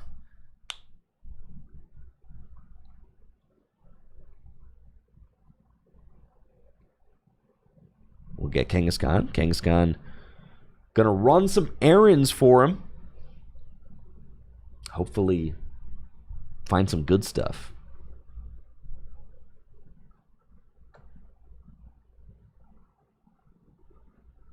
Yeah, I don't love the idea of replacing the prize mechanic with a point thing from Pocket, Pokemon TCG Pocket. Yeah, those are 20 card decks. Like that's why they have that. Exactly. A 20 card deck, it makes sense. Yeah. I like the idea of them being a tangible thing and not just like life points. I like that too. I just want to pick out what I said in there. Yeah. Or maybe even just know without having to back into it. Permanent town map. Yeah. Town map emblem. Yeah. Looks like Jesse picked up a Pokepad off of the run errand, so he will get another Pokemon with no rule box from his deck. I think probably another Slowpoke here, or could also just get an attacker if you've got the rest of the pieces in your hand already. And it looks like he's taking an attacker. Yeah, just making sure that he's got everything he needs. The dreaded Kyurem is in hand. Gabe Smart knows. Yeah. And Gabe knows that this is not the turn 1 going first game that dreams are made of. That's that you need in order to like beat Slowking here. You really want to have like turn 1 Buddy Puffin. I've got 3 or so Dreepy out. Maybe 4. Maybe 4. You want one to survive the Trifrost. Turn 2, I'm going Cloak, Lily, and then like I find a rare candy Dragapult off the Lily, put myself in a phenomenal position. Like that's the kind of stuff you got to have going on, which is possible. Like, and not just possible, but like happens. Sure. We've seen it today. At like a pretty decent frequency. Gabe does have like the Badoo route. That is certainly a thing that we're looking at. Could retreat into it.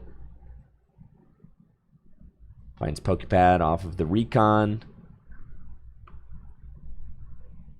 It's tough to want to bench something with Pokepad when you know that Trifrost is coming, but I don't know. What else can you do?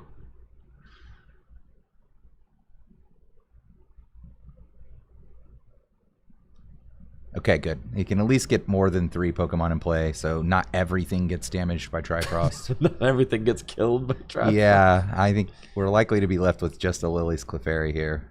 Oh, come on. We got to have more than that. An Ultra Ball, all right. Ultra Ball, another Pokemon. An additional Pokemon. And this is where I sideboard my Shaman. That's right. I mean, that would be, Pokemon can just never have side. I see that come up every once in a while. It's like, guys, no. Oh, no. It's not possible. It's not possible. It's too swingy. I mean, there's too much access to the deck. Oh, yeah. And too many ace in the hole cards get printed. Yeah. All the time. I mean, that's like the Pokemon's design philosophy is that they print these ace in the hole cards, but the drawback is you got to freaking main deck them. Yeah. Like, remember the in the first Players' Cup, Natalie Miller with the Bronzong that couldn't be damaged by Centiskorch? Oh, my gosh. Yeah. Yeah, insane. Right? If you can sideboard that, like, what are we doing? Yeah. All right, so Gabe gets second Torchic, 2 Torchic. Dreepy, Dracloak,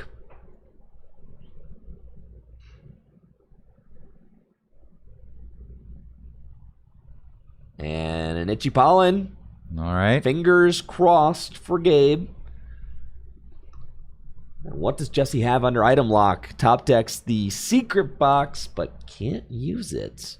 Well, he already went and got the Kyurem beforehand, which was shrewd. But we're going to need some more pieces. And needs to, I mean, if you find an energy and a Cypher Maniac, that's it. Just wreak havoc on Gabe's board. Yep. We still can run Errand for 2 more. And Cypher Maniac is here. So the okay, question Cypher is, Maniac, but then I guess no run Errand?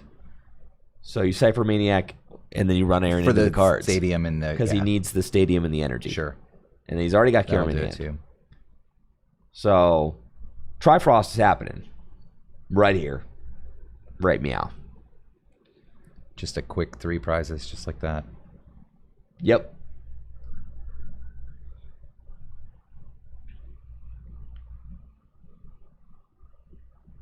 Yeah, Cypher, he stacked the 2 cards.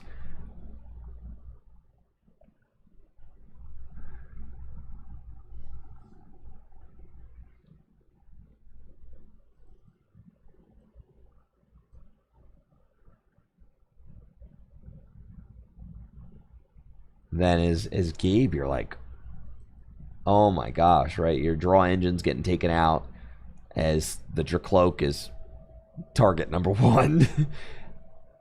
Then your other Dreepy, yeah, that guy's going too. And you know what? You might even be a Torchic. Or, Jesse could very easily just put 110 on the Clefairy too. And say like, well, I'll take Dracloak Dreepy, 110 to Clefairy. Then, if you bench more Dreepies, I'll knock out Clefairy and knock out your other 2 Dreepies. And just get like so close to the win there. All right, there's the Trifrost. Discard the energy. Not the Boomerang. It comes back. Let's see what targets Jesse will choose from the bounty. Ooh, okay. Actually goes Torchic gone down. double Torchic. So no energy acceleration available. Leaves the Dreepy. Now, I'm interested. How many Crispin are in Gabe's list? Gabe is playing 2 copies of Crispin today. All right. So, is keeping... And there's one there. And there's one. So, like, Didn't need the Torchic. I think, like, Jesse is looking at this and saying, like, okay, with my board, because Jesse does not have a Slowpoke down. No. So, Jesse is saying, like, okay, the most difficult response for you to get would be with Pulp, I guess. But Clefairy can take this knockout. So I think Gabe like actually can clear this Slow King with Lily's Clefairy with the Crispin in hand. Which is what he's got going on here. Yep.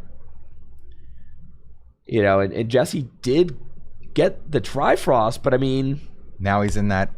The stop and go. He's in the stop part. He's in the stop part. It is a stop and go deck for sure. Just 1 prize in response for Gabe, although it was an important one. Still kind of losing the trade, you feel. And didn't get to capitalize on Jesse leaving a Dreepy behind by evolving it up into a Dracloak. I think Gabe would have really liked to have seen that. Sure. The item lock now is, of course, broken. Gabe, with nothing else really going on in hand, wasn't able to disrupt. And Jesse will be able to completely recover. Yeah. He's got Kangaskhan in the active. There's the telepathic. The secret box is in his hand. Yeah. He's happy to take that turn off. No problem. He took 3 prizes the turn previous. Like, it's okay. We're ahead of rate. Yep.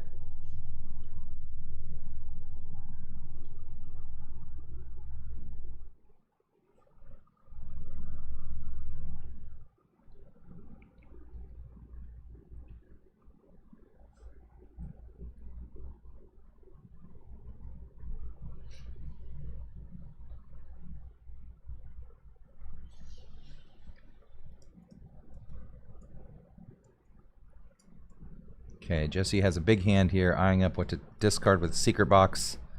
He's made some selections. And now he'll get to search his deck for one of each type of trainer card. Find all the pieces that he needs. The stadium is already still in play. Just get a backup stadium for later.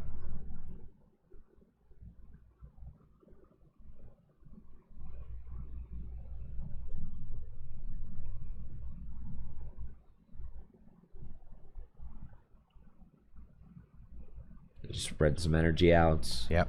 Get to keep everything, not taking a knockout this turn, so unfair stamp won't be activated. No judge for Gabe. Hard to fit a judge with all of these stage 2 lines. Oh, yeah. I mean, there's a lot going on there. A lot of Pokemon in the deck.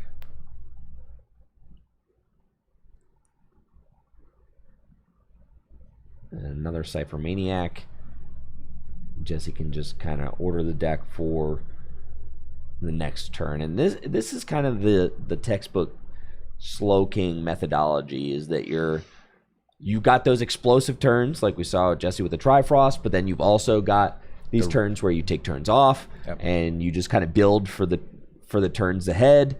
And the thing about the Slowking deck is that it gets to play this pretty robust consistency package, because you're playing the Kangaskhan EX, which draws cards. You're playing Lily's Determination, which is obviously one of the best draw supporters ever printed. And then you've also got the Cypher Maniac's Code Breaking, which is just consistently stacking the deck over and over. And it really contributes to that stop and go style strategy. Is some turns you're using Cypher aggressively to like stack the top of the deck for your Slowking attack. But sometimes you're just stacking it and saying like, okay, next turn, I get these cards. And it's going to help pave my way forward. And that's what Jesse is doing here.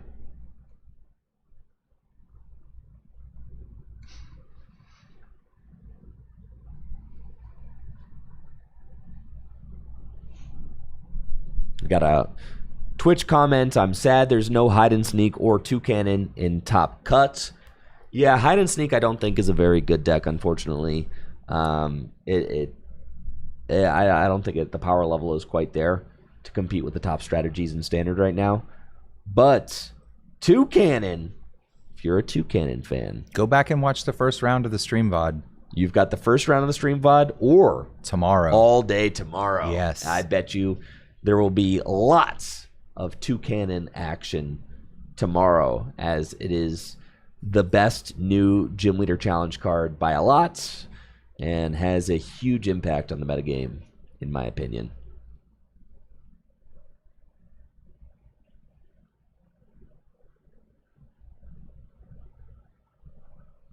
Lily's Determination. Energy to Dreepy, and thank goodness Tony, or Gabe, actually has something to do here. Play a Lily's like, finally, we're gonna draw some cards. Wow, I can't Maybe believe it. two of them will be Rare Candy and Dragapult EX. Yes, hopefully if you're Gabe. Yeah. We don't know what Jesse's already stacked the deck. Maybe he has an attacker in mind, or maybe, still got the Academy at Night. Can definitely switch gears depending on what happens here on Gabe's turn. A second Kyurem attack would be a lot worse if this Dreepy were to spring into a Dragapult. Okay, it was Rare Candy. I don't know that I saw the Pulse. I was looking at maybe a Night Stretcher targets, yeah. Mm-hmm. Can get the Dracloak.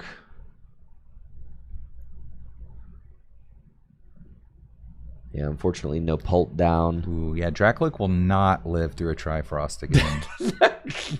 No. Classically does not live through Trifrost. No. Yeah. So then, once again, you're saying, what do I do in the face of another Trifrost? I mean, it's game. If Trifrost happens, it's game. It's game, yep. So, that's really bad. Because not just game, that's game 2. Yes, that is game, set, and match, as they say in tennis.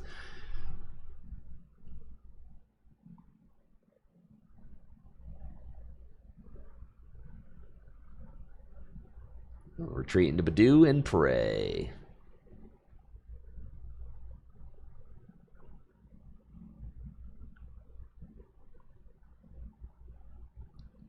All right. And can Jesse punch his ticket to top 4? He's moving like somebody who has game in hand. Academy at Night, Cypher Maniac, Kangaskhan in the active. It's just this easy, folks. When your opponents aren't playing Shaman, I mean, it just really is. It's a cheat code. If nobody's playing Shaman, and that's the thing, is like, Slowking was low-key kind of hyped going into NAIC, so I think there were a healthy amount of Shaman out there in the field, but like... They pulled them all out? Dude, nobody I've been looking at deck lists all day. I think I've seen exactly one Shaman. Yeah. And that's it. All right. We've got a winner, folks. Top Jesse 4 Parker.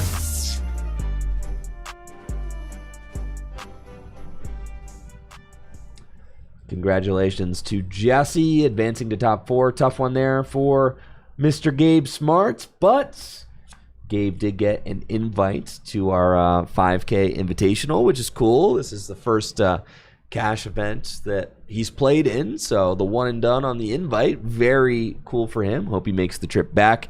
It will be the week before the World Championship, so obviously we'll have to kind of consider his plans for August, whether or not the 5K invite fits into them, but would love to have Gabe back at the shop to compete in the 5K Invitational if he'd like to make that trip. He does have a free invite now. And Gabe will also be playing in the Gym Leader Challenge tournament tomorrow. I know because he's got my fighting deck on loaner. So, all yes, right, we'll be competing tomorrow. Jesse Parker advancing to top 4. No stranger to success here at Full Grip Games. Won a League Cup this year, so already has an invite to the 5K Invitational in August, and has finished second place at one of our GLC 3Ks, the Mega Evolution GLC 3K. I'm moving Austin and Caleb's game to stream for you. They're in game 3. They're about to start. That is so sweet. Thank you. Here comes the content. I was waiting for a moment to say that Natalie had texted us and said we got a game 3 situation elsewhere in the bracket with Austin and Caleb there. We'll be moving to the feature match table, so we get to see another game of Pokemon here in the top 8. I made you your favorite, open wide. We just saw Austin in the last round of Swiss with his Hydrapple deck. Caleb Florian will be playing the straight Dragapult here in game 3 of that set.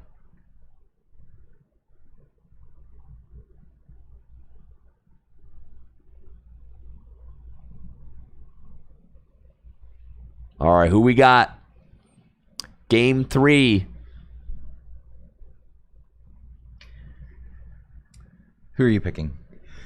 Well, what's you said Straight Pult versus Hydrapple. So you got Austin Charles on the left with Hydrapple. I got my cash money on Austin. You know I do. I thought you might. Yep. And on the right is Caleb Florian on Dragapult EX. No frills.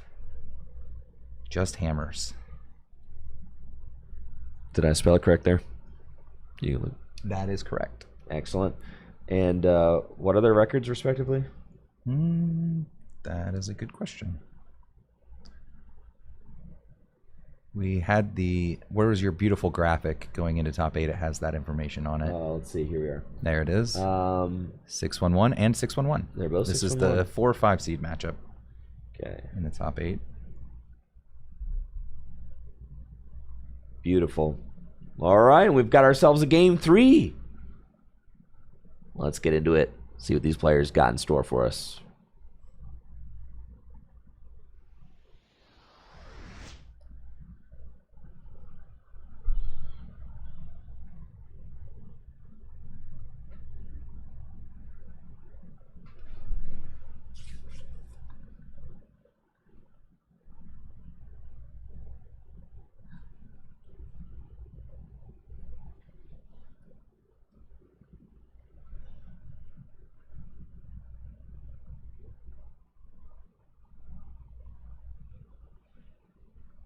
Austin going first. Got a teal dance, getting going. Bug catching sets. Looking like a lot of gray there. It does find a grass and a teal mask. Those white teal masks are hard to spot on stream. They kind of blend in with other stuff. They don't stand tell out me as about grass it. Pokemon. Tell you about it. You yes. may remember in That round you are one colorblind, of right? the Journey Together 3K. Jesse Lynch had multiple different Ogerpon, all of the white ones. And I am colorblind. And rather than just say, give me the teal mask Ogerpon when I played my boss's orders, I reached my boss's orders across the stream table and tapped it on his cornerstone mask Ogerpon, and then attempted to swing into it with our Chaladon. And Oh my Riley Holbert God. was very kind in giving me the benefit of the doubt, but it looked pretty bad. I assure you, I am not that bad at Pokemon cards. I just am colorblind. I think those white, shiny Ogerpons are kind of cheaty. They all look really similar to one another. They're kind of cheaty. They look good. Yeah, dude, that's crazy. That's crazy. If you're up against someone playing the white teal masks and the white cornerstones, oh man. Yeah. And that stream table is pretty wide. You're looking a good distance across it at the other bench. It looks like Caleb here is our fifth place finisher at the Houston Regionals this year in the seniors division, and also finished 20th at last year's World Championships. So Wow. An accomplished young player. Very cool. I actually was going to list check if you wouldn't. So I did. I'm always, curious to see how the juniors and senior players coming up in the age divisions are doing. It's not something that it looks like there was a misunderstanding there that Caleb thought Austin had passed. And drew the card. It doesn't matter. Sure, it's the same card he's going to draw. And there's absolutely nothing that Caleb could do to change anything. So there's nothing he can do with that information yet. I suspect it's probably just a warning. And Sure. There's just a miscommunication at the table. Yep, game on. She. Double See. buddy pop. So you're failing the first one then, huh? And that is The Danny Altavilla. Is that? Oh my goodness! Rule shark there, little rule shark. Yeah, someone famously said that to Danny at Worlds when he tried to play two nest balls at the same time. They said, "Oh, so you're failing the first one?" And he said, "No, we do that here," because I guess the other player was from some other region and said, "Oh, and where I'm from, that means you failed the first one." And Danny said, "Well, here we can do that." That's crazy. That's crazy lore drop there from Brandon. No, that's compliments of Natalie, where all of my old school Pokemon lore comes from. She has some great stories. She does. Yeah, but you got a memory I don't like shortcutting like that, though. I cringe a little bit when my opponent does that. It's it's not even in your own interest. No. What if you find that you only have two good Buddy Poffin targets and you've prized the other ones? Well, now you've just wasted another Buddy Maybe Poffin. you had an Ultra Ball in hand. You're Yeah, wait a minute. Maybe I wanna never know. mind. I don't want to play that second one after all. Well, then why did you? Yep.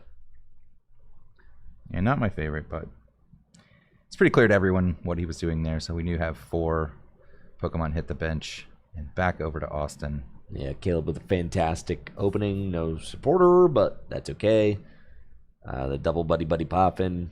It's got the board looking mighty fine. All right, Brandon, what do you notice about this board? Oh, no. Is the Diplin going to get in there?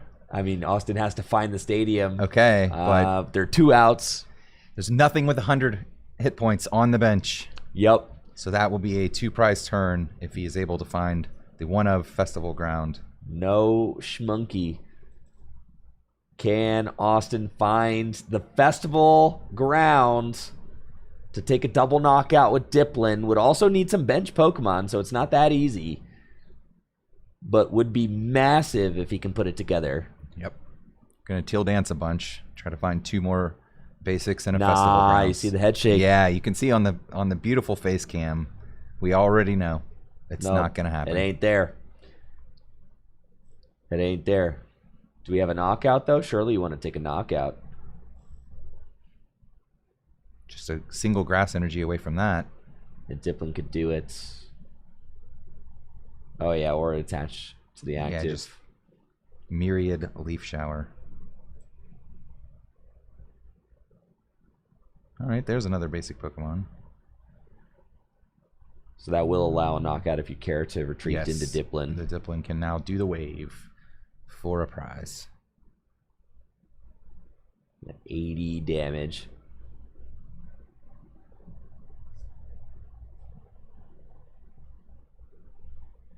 Chikorita. It's a good piece to get established there on the bench. Oh, yeah. And Austin has drawn real well in this game 3. This is the kind of go first game. You're like, oh, yeah, 5 energy in play. Yeah. Turn 2, going first. I've got my stage 2s cooking in the oven. Oh, wow. We could still find the festival grounds here. He still has the Chikorita, so we would have the 5 benched. Now, do you Doesn't think, look like that Teal Dance was a festival grounds. Yeah, this is going to be a knockout with Diplin for sure. Yep. You just do it. Like, what are they threatening you? Just, you going to unfair stamp me? You're always going to unfair stamp me. Just, like, whatever. Just do it. Just freaking do it. And Rip I'll it see if I off. draw or if I don't, you know? Like, it's one or the other. Doing the wave like a Wigglytuff. Yeah, shout out Wigglytuff. That's The real. original Do the Waiver.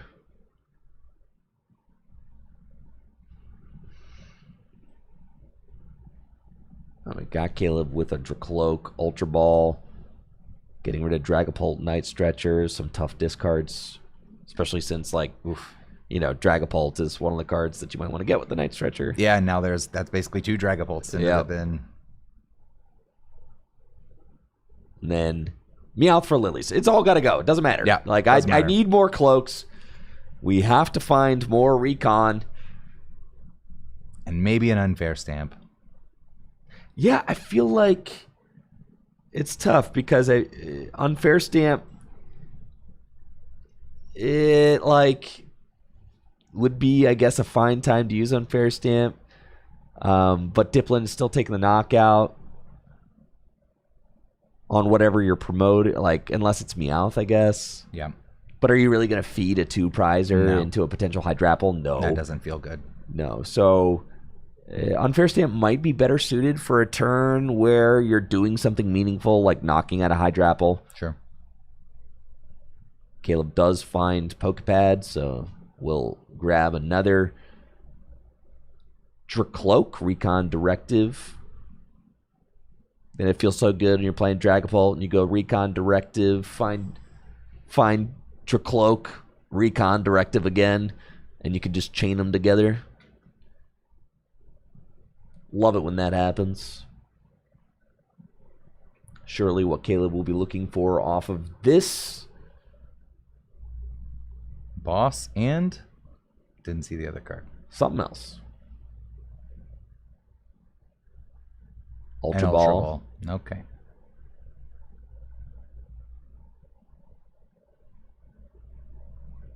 Getting rid of a Darkness and a Buddy Buddy.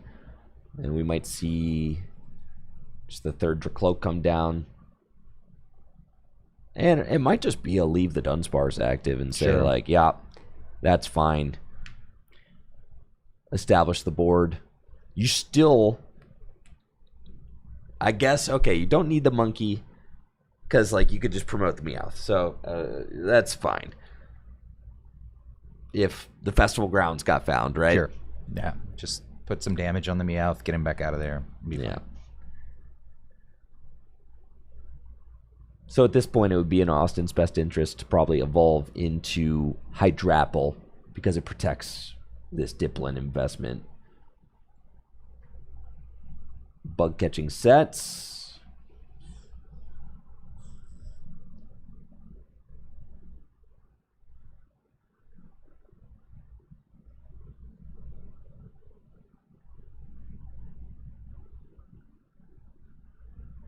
This could be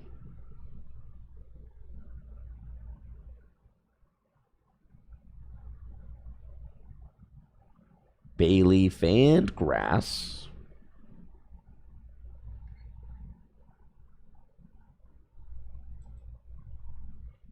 Got the Bayleaf for Chikorita there. Still haven't seen a Forest yet from Austin. No, haven't seen any stadium card.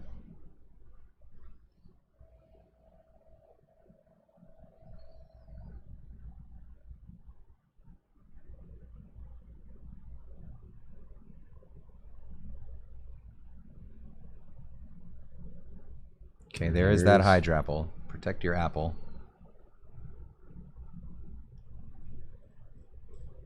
And these freaking full arts, dude.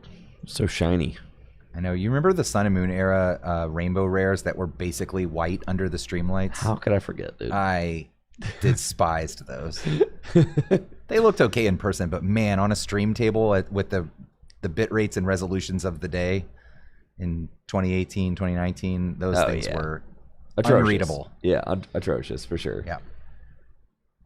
Yeah, not great design-wise for a game that wants to be perceived from the top down. No. Under lights. Yeah.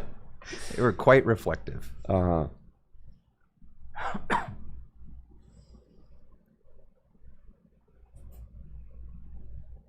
There we go. Syrup Storm. Getting sticky out here. All that syrup. Plenty of damage on the Dunsparce there. Yeah, that thing is toast. Very, very knocked out. Yes. All right, we're promoting the energy. It's time to attack. It's attacking time. Recon directive first. Maybe some crushing hammers. If you're Austin, I mean, it feels late in the game for Crushing Hammer, I think. dude, you'd have to hit all of them. Yeah. I mean, I need 4. Even if you do, I don't know. Yeah, even if you plenty do. of energy left. Yeah, with a Bay Leaf in play, especially. There's 8 energy on Austin's side of the board right now. 8. Almost 16. All right, let's see the first hammer. That was right off the a table. wild throw. That's a heads. You take him off the active. Yeah. As there is not actually a Meganium in play yet. No. Right? And could whiff it. Hydrapple's attack does take 2 energy. So if you double hammer the active, stamp, Dragapult, that's the line, right? Sure. Man, and it happens more than you would think. The double hammer stamp, like, oh my gosh, there's almost nothing more annoying. Like, everything was fine until the freaking double hammer stamp. So unlucky. You're so unlucky. All right, so Caleb still got 8 cards to draw. Hasn't used Pheasantipity, Flip the Script, but has cloaked out. So the cloak's no longer an option for draw. Gonna have to just stone cold rip some of it right here. We're talking stamp. We're talking hammer. Gotta be both. Can't let Austin sit on that big old hand. We get to draw a big old hand of our own over here, though. There's There's the stamp. There's the hammer.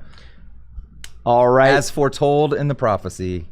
The pieces are here. All right. Can we get another heads? We can. Yes. So and you can see he's like, I can't believe this is my life. It. Oh. I can't believe this is my life. Yeah, and he's the Austin's LeBron like, dude, meme. Yeah, he's the LeBron meme for sure. And the stamp, yeah, Austin, yeah, ain't this just the way it goes? Yep. Oh, sure, of course you hit stamp off that Lily to 8. Gonna need to just boss up and top deck out of this. Look at Caleb's face. Man, I know. I love being able to see their reactions. I know. The reaction to the hammer hit was priceless there. It's like, I am him. I am him. I'm the main character. Starting to think maybe I wasn't the main character, but dang.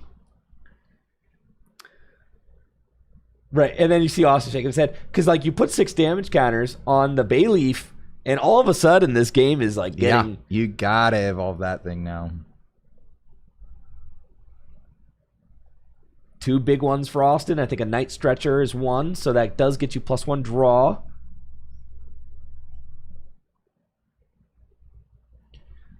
It's a classic 1 on all the 210 guys.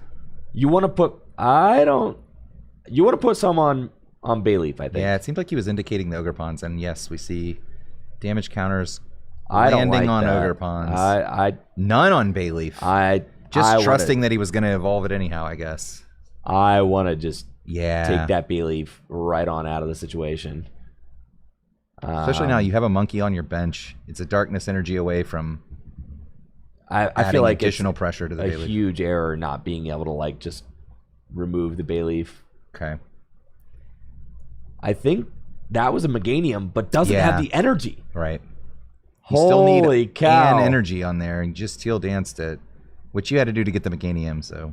And a pass. Yeah. Oof. And you can see Austin. Just, No that is apple on the bench. The double hammer stamp. I mean, They always have it. dude, the double hammer stamp is crazy. Yeah, the script is going bananas on this one. Shout out to our tournament organizer, Natalie, for getting this game 3 pivoted over to the stream table. I This has know, been what a good one. Yeah.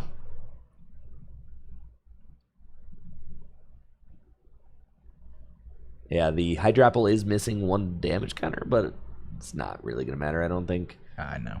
If it does, I'll call down, but like the less I have to call down, the better. It's probably going to be taking on another 200 here, I feel like. I think so. So As the only Apple named Pokemon in play, feels like a good target.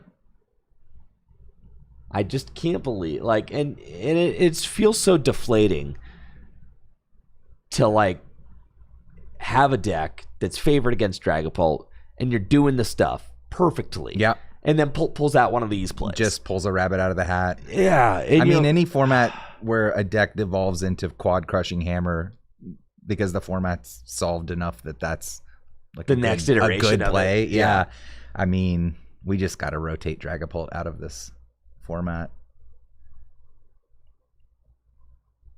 Dude, 2 prizes taken, but many damage counters set up. All apples on gone. The Meowth. Well, let's see. This Meganium is making the Myriad Leaf Shower do quite a bit of damage here. So that's... It's 270. 6 and... Okay, yep. 7, 8, 9, 270. Yep. But we could Teal Dance another one on and attach one. You can see how quickly the game is starting to spiral, though. Like, Austin found 1 grass here. Right. That is a knockout. So he's going to have 3, Teal 6, Dance into the 9, active. 12, 15, 18, 21, 24, 27, 300, 330. So it is going to be 330, right? So he's got that. And really, with the Meganium and the Teal Masks, like, it's close. But the Meowth...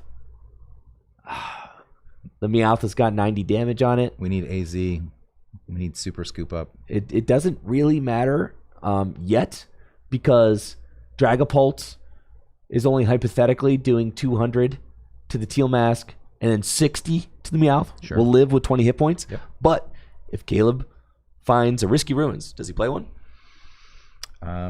He does play 2. All right. So if he finds a Risky Ruins with Dragapult, that's game.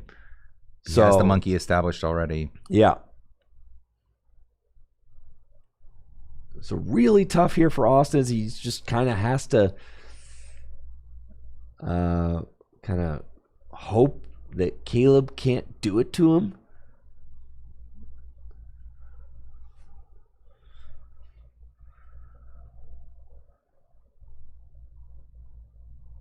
And we see Austin trying to decide. Could just spring another Hydrapple into play here. He's got like 3 cards in hand, so like Yeah. I don't think so. Well, why play the forest? Maybe he has 2 pieces. Yes. Then you can So even if the stadium is bumped next turn, but you should find a Hydrapple, you can evolve it.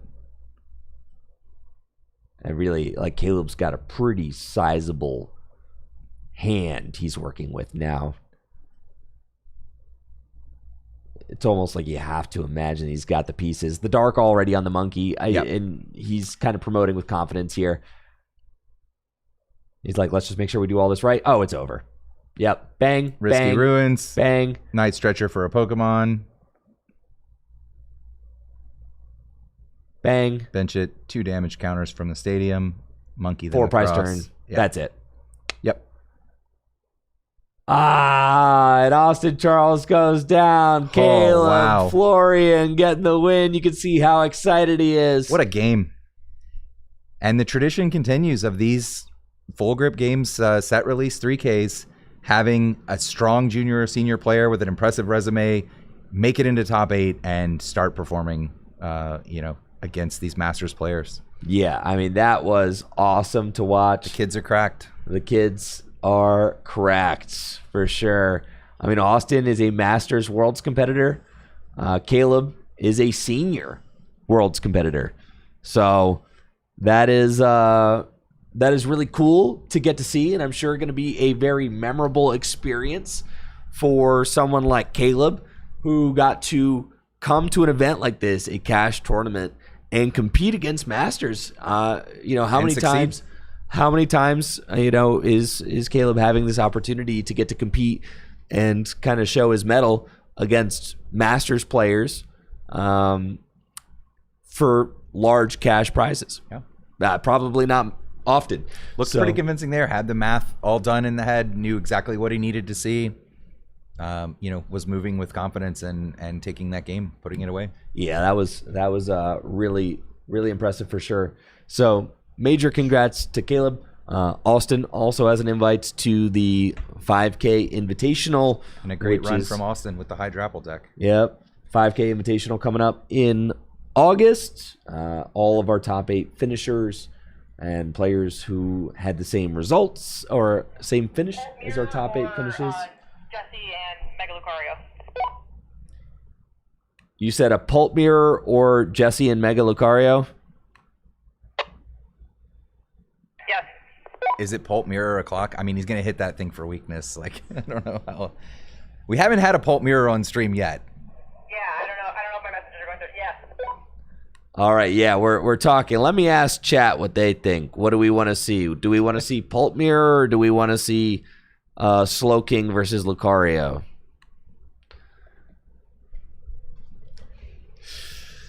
I mean, chat's not going to vote for a Pulp Mirror, but it's going to be a more interesting set. Well, it's we're fine. in the Pulp Mirror format, guys. It's fine. We haven't shown one all day, and how long? Listen, streaming? we'll show Jesse, and then when that series ends in 20 minutes, we'll just pivot on over. All right, start with Jesse and Lucario, and then if that series ends quick, we'll port the games over. Yeah, because that just makes sense, right? That way we could see a little bit of both. That was kind of fun in top 8, getting to see that. We did catch a great game 3 there, so that's what I'm saying. So like that's cool. That way you can see if there's a huge upset with Jesse and the Lucario player. We'll catch it. We will want to see that. We will want to see it somehow. Yeah. Yes, but if it goes exactly how we think it's going to go. Yeah. Well, then, we'll shuttle in the Pulp Mirror to fill time until the finals.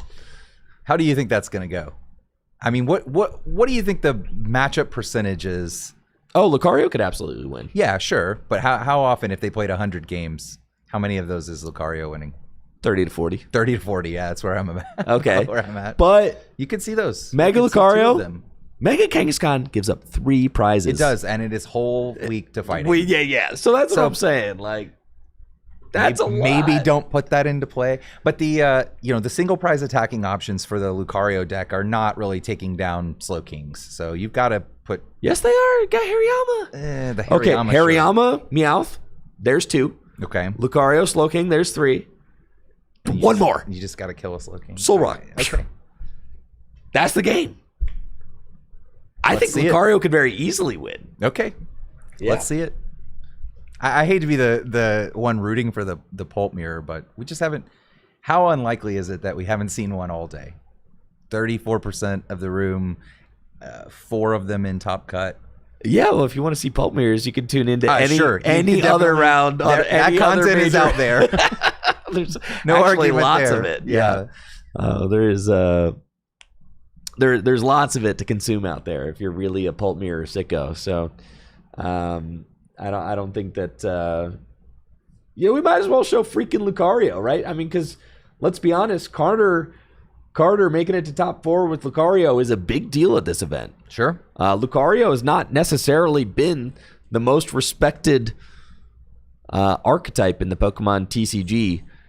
You know, you got all these freaking content creators bad mouthing Mega Lucario. I've heard some of those guys. None of these guys have any respect. It's me. I'm those guys. I don't And- think you're the only one of those guys. No, I'm certainly not. But I definitely am one of them. Sure. But here we go. Carter doing it. And I know Jesse loved the Lucario deck for a long time. And I think what's inspiring about Carter's list is that it's really not crazy. It's just the Lucario deck kind of doing the Lucario thing. It is a secret box list. It does have one really cool card in it, the accompanying flute. I am curious if that card has made any difference today. Would love to know. We'll have to see.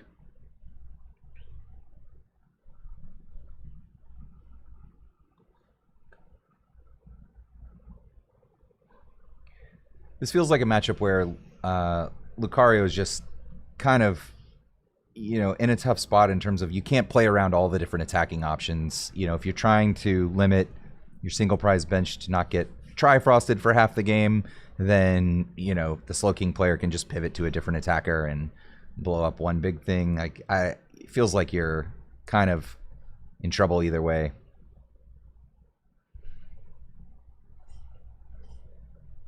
But we'll see. The players now reviewing each other's deck lists. They'll know exactly what they're up against. With this open deck list top 8, we're in the top 4 round now.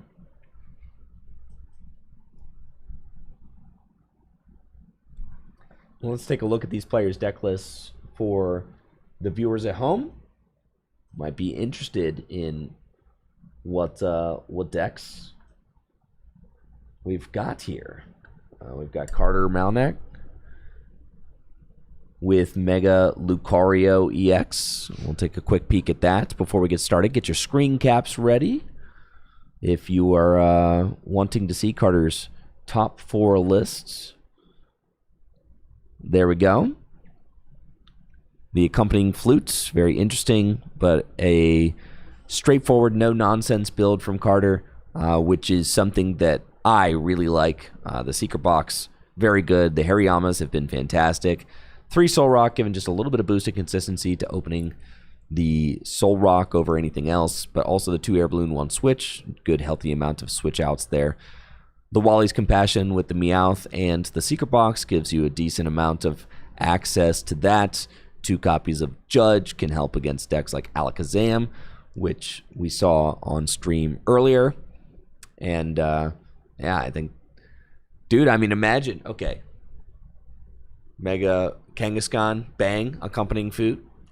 Mega Kangaskhan, bang, game. That's there. true. Like that, dude. You might help Jesse pick out what Pokemon he has in play. Like that, dude. And you've got a lot of gusting. You've got 2 boss's orders, but also some heave-ho catching. So yeah. What if it's just freaking like that? And we already showed off Jesse's list before top 8, so it's the same list. Anybody in the VOD wants, if anybody in the chat wants to see Jesse's Slow King list, you can scroll back in the VOD. Right before Jesse's top 8 game, we did show that one off. It looks like these players are getting set up now. Let's get down to the table. Carter cheer seems these to have a players mulligan. on.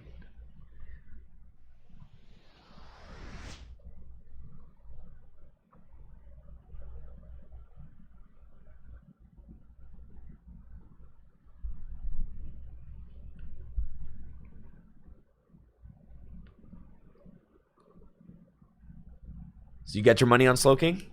I think so, yeah. I mean, that Mega Lucario is still weak to Psychic. And yeah, the Mega Kangaskhan is weak to Fighting, but I think you have a better time operating with no Mega Kangaskhan on the Slow King side than no I think I have Mega my money on Lucario. Dude. Really? All right, then. We've got a wager here. I think so. I think I've got my money on Mega Lucario. It just punches the Kangaskhan in the mouth so hard. Like You got to flute it. I just think it's so easy to just, and then like you're forcing with Judge and stuff, you're forcing the Slow King deck to operate without Kangaskhan. I think that could just be really tough. Nah, this is a Jesse Parker's finals day. And see, I mean, you got Soul Rock opening against Slowpoke. If Jesse can get a Latias and move the Slowpoke, that's really good. Yep. But if the Slowpoke gets knocked out turn 1 by a Soul Rock, that's tough. There's Latias right there. Yeah, we got the Telepathic. That card's so good. The card is obscenely Ridiculous. good. They love to make good purple cards. Yeah, they do. They just love it.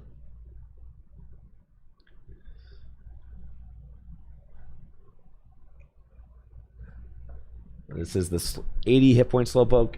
What's interesting is that there's a new 70 hit point Slowpoke, so you could play Buddy Buddy Poffin, but nobody does. It's like, why not? What's this Slowpoke do that's so good? it's just got 80 hit points, which I guess is like slightly better versus Dragapult. Sure.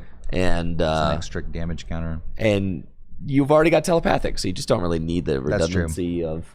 Yeah, I don't think even if you had the 7, you're gonna run Buddy Buddy Poffin with telepathic energy. No, you're really not. Nah, you're And right. nobody does. Might as well take an extra HP. Exactly. You never know when that's gonna come in handy. Gym Leader Challenge has taught me that the difference between like a 50 HP basic and a 60 HP basic is massive. Yeah, it is.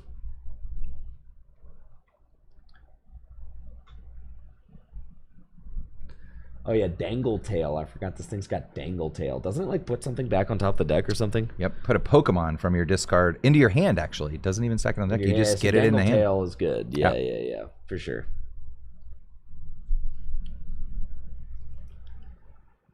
And here's Kangaskhan now.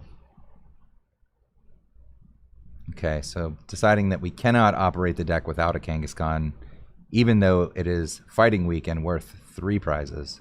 Gotta have it. Gotta have it. Turns Yeah, out.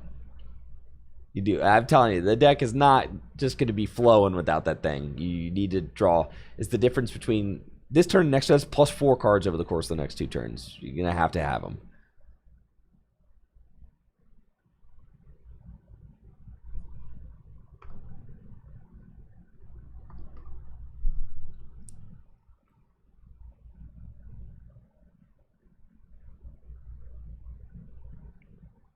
The Lucky Helmet.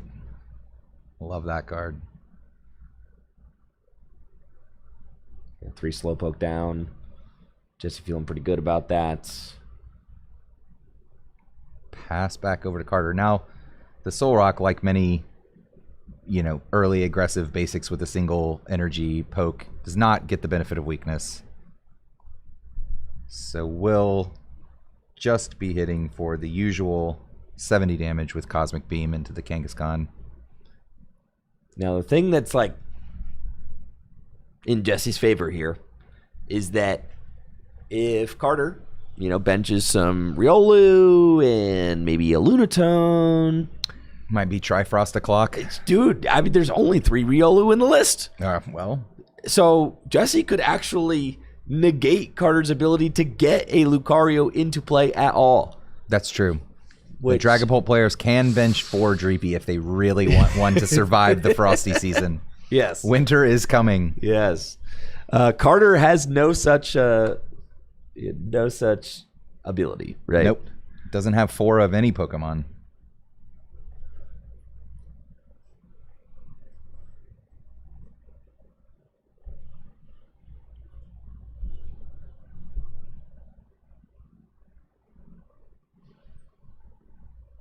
And as is being pointed out in the chat, it is open deck list, and Jesse knows that Carter does not have 4 Riolu and does not play a Night Stretcher either.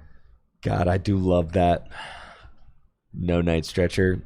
Just Beast. Yeah, Beast. Yeah. No. You know what Night Stretcher is? Dead card you can open in the opening hand. Yep. That's not a card that Lucario wants to see. You want to see good old basic fighting energy in the opening hand. That's what you want to see. Okay, we've got some pads getting in there. Get some Trifrost victims down onto the bench. I do feel like the Lucario deck. I mean, this matchup does seem like one that is so swingy based on who's going first. Mm-hmm. Because if the Slowking deck is getting a turn 2 Trifrost going first, it just wins. But if Carter is going turn 2 Hariyama or a Jab to knock out a Kangaskhan, Yep. then just surely the fighting deck is winning there. So pretty bad. You still like your pick? Yes, Okay. because you just have to say like, okay, well, yeah, Jesse wins this one, obviously. And then Carter wins the one, he goes first, obviously. Then Jesse gets to pick in the last game. And then Jesse picks in the last game, and then you're just saying, is the Slowking deck or the Lucario deck more consistent? Will the Slowking deck just brick one? Got a fully established Slowking. I think winter is coming. We got the Boomerang Energy, the Lucky Helmet.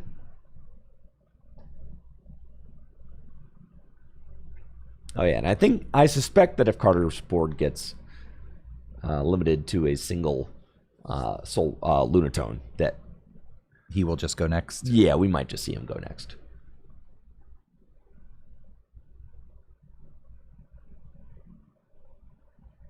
It's one of the reasons that we wanted this match on stream, because it's going to be bombastic. Things are going to go down. All right. There's a Cypher Maniac. Oh yeah, So it's Trifrost time. we've already got Latias and yeah, we've got all the bits. Yeah, and we could just see how Jesse has just cruised through this event with no shamans. Yeah. I don't think that Jesse sat across from a single shaman all day. Yeah, it'll be interesting to see one of those, meta shifty cards that has its ups and downs as players expect or respect the deck. We've seen lots of these.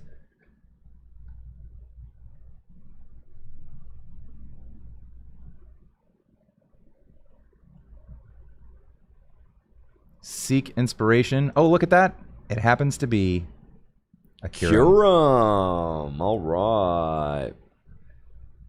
Big Trifrosts with the Boomerang Energy. Oh, he left him the Makuhita, not the Lunatone.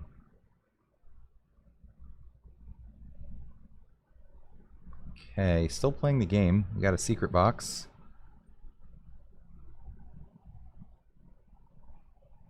And there's no recovery. Well, I think, okay, that's smart by Jesse, because he's saying, like, well, if I knock out 2 Lunatones, you can't draw anymore. Yeah, he knows the list. Because he knows the list. They know there's no Night Stretcher.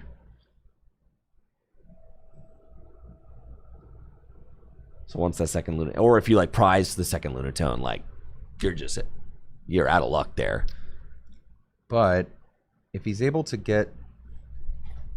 well, no. I don't think... Is there any route for him to wild press this turn? There's not. No, but he could take a knockout on the Slowking. Yeah. It is possible. So, Soul Rock, base 70, 2 premium power pros, Yep. not affected by resistance. So, that's probably the angle we're going for. As Carter does have Secret Box, Switch, Soul Rock getting the push. 2 premium power pro would push it over the edge. Would get the KO. It's a lot to ask, but not impossible. There's Lunatone, okay. And a premium power pro and a fighting. So, got a Lunar Cycle this one. So, going to have to find a premium power pro and another fighting. There's another fighting. Doesn't find the premium power No, pro, so that's a just whiff. one of those. I think. Unless that last card in Does he hand have is to? one. Yes, there's another. Is one a full art? Oh, no. He hasn't played the one yet. Yes, so it just has one, and he will scoop it up. Scoop it up. Yeah. Yeah, pretty much have to hit that knockout there in order to want to continue playing the games. Jesse will get a quick win in game number 1. Not even 10 minutes on the clock. Yeah, just like that. Jesse, you can see why he likes these decks. He likes these kinds of decks that just like bully the opponent off the board. They don't really get to play too much. Yep, Iron Hands, Trifrost. Yep, I'm just bum rushing and doing my thing. He has a type. He does. Yeah, this is definitely a Jesse Parker deck. At first, I didn't really get it. I was like, "What? Really? You in the Slowking deck?" But now that I'm like watching him play it, I'm like, "Oh yeah, look how fast that game was." Of course, he likes it. Get a quick one. Yeah, of course he likes the Slowking deck. You see how fast that was? That's his dream, is to win very quickly. Now, obviously, Slowking and Miraidon operate very differently, but they do both end games quickly.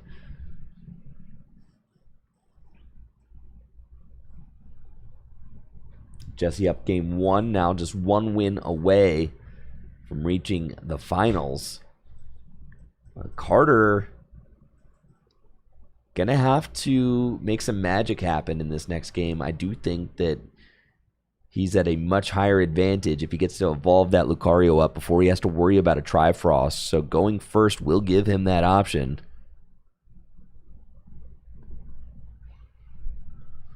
Or Jab making quick work of Mega Kangaskhan 2 should just set Carter on a path to win a convincing game. If he can accelerate some energy onto a benched Makuhita and then be threatening maybe like a Meowth or something like that.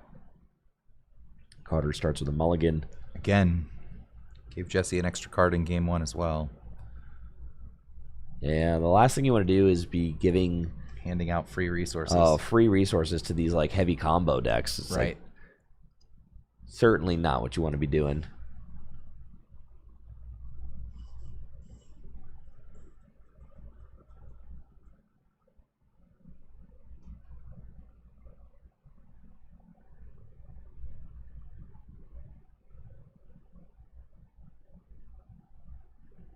New hand for Carter. What has he got? It's a strong one. Yeah, Secret Box, Riolu, Mega Lucario, all in hands. Energy, got it all. Yeah, the Secret Box. The hand is so good that the Secret Box looks hard to play. And here we are. Game number 2. Mr. Parker up game 1. Carter, of course, choosing first. Gonna have a tough decision to make. All right. Looks like a Do you actually? Yeah, I guess so. Bye-bye, Riolu. And Jesse opening the Kyurem, not the strongest. No, probably not what you want to open. He does have a second copy of Kyurem, so can still try Frost even if that one gets stranded on the bench. So Carter gonna get Pokepad, and I think Pokepad just goes for Makuhita. Or Lunatone. Okay, I was going to say Makuhita would be pretty good because then you're saying like, okay, turn 2 I can like Aura Jab with accuracy. Like whatever I want to target with the Aura Jab, I can.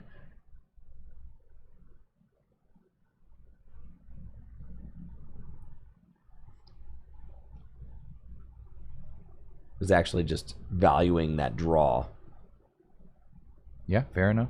Does find an Ultra Ball, so could still go for a Makuhita if he wants to.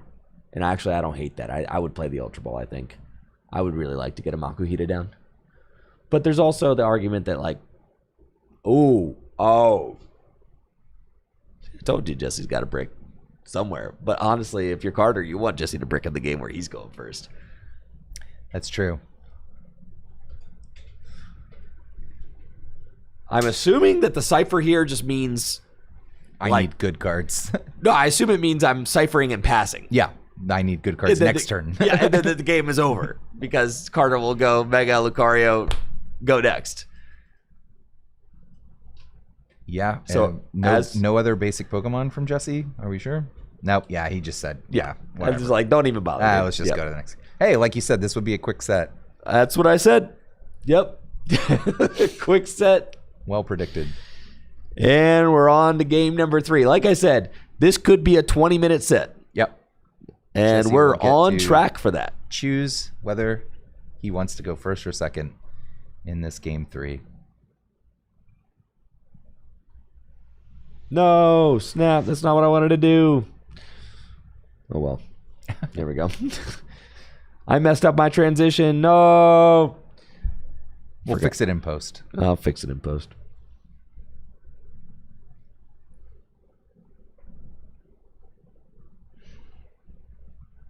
I'm still getting the hang of it. I've done it really good a few times, though. I'm really proud of myself. Oh yeah, there's a couple clean ones in there. Yeah, it's been looking slick. You would think this guy knows what he's doing. It's cool. It's gonna look freaking sick when we go back down to the table. Game 3. I wonder how's the other side going? How are these guys looking?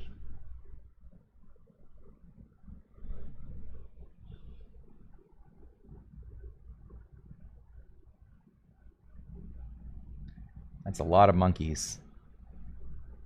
That's a lot of damage on board. Dang. Yeah. Yeah, these guys are in the middle of like a real freaking gamer game over here.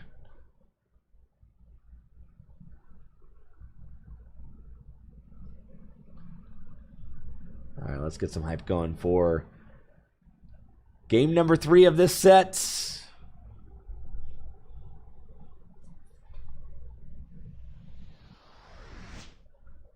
Clean. Nailed it. All right, no mulligans this time.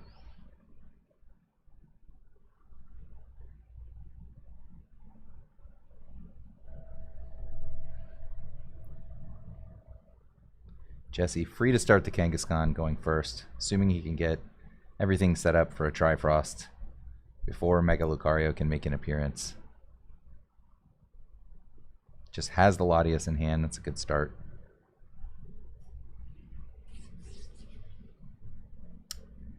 Does he have a Slowpoke, though? No Slowpoke, I don't see. And no Telepathic. In a pinch, you could attach to Mega Latias. So this is Oh, like that's a Carter pass. going first. It's very similar to that, but now there's a Mega Kangaskhan in play. And did I not tell you that this is how Lucario would win? You might have said that. I'd have to check the VOD to This be is sure. exactly how I said it. Oh, an accompanying flute play. Oh my gosh. Double Latias on the bench. Holy crap. If you're Carter, you're like praying for a second Kangaskhan, Kangaskhan, Kangaskhan. I decided Yo. not to put the Lily on the bench, it looks like. Yeah, because Lily's Clefairy, why would you want that? That thing yeah. knocks out Lucario very easily. Sure. Lucario could win this thing, dude. It's starting to look that way. Because then you get Lucario versus Paul in the finals, and then you're like, whoa, how did we get here? There will be a Dragapult in the finals, no matter what happens. There will be exactly one Dragapult in the finals. Yeah, there will be a Dragapult in the finals for sure. And now this is like as if Carter went first because there's no Slowpoke down. I mean, really, the Slowpoke being down and the threat of the turn 2 Trifrost, that is what makes the Slowking deck so devastating for Lucario. As we saw in game 1, Carter couldn't even get a freaking Lucario into play because the Riolus just all got smacked by a Trifrost before he had a chance to play. But now, Carter is just chilling. Can set up to his content. We see Jesse starting to drift off. Daydream a little bit. Courtesy of our face cams. And there are 7 juicy prizes for Lucario to take over on the other side of the board. Yep. No Slowking knockouts necessary to win. Another Riolu. And things are looking promising. So you have to imagine, like, okay, best case scenario for Jesse, multiple Slowpoke down this next turn. Energy on 1. Go ahead. Got to retreat the Kangaskhan into a Latias to try and be a meat shield. Right? Something like that. And then, I mean, Carter doesn't even particularly care. He can go knock out Latias for 2. Sure. That's fine, so long as he's juicing up like a Makuhita on the bench. And then if Jesse brings up a Slowking, knocks out Mega Lucario after Carter takes 2 on a Latias, then Jesse goes to 3 prizes remaining. Carter goes Makuhita, bring up Kangaskhan, knock it out. Jesse does have a Cypher Maniac for this turn, so with the run errand, he will get to stack a Slowpoke and a Telepathic Psychic, I imagine. And like you said, get some Slowpoke down and energy on 1, best case scenario. Would have liked to have done that last turn, of course. It's kind of a turn too late now, but a lot of game left to play. There is, and we can just see, I mean, with this matchup, I mean, there's such a discrepancy between first and second. But we see, I mean, Jesse just unable to capitalize on the going first in game 3. Whereas Carter's deck, it's got less to do, right? It's got less stuff to have to try and make happen, less magic to have to try and make happen. He does not have a Makuhita down, so there will be no heave-ho catch on this turn. No. So Jesse still has some time to get going here. Depends. What if there's a boss's orders? Well,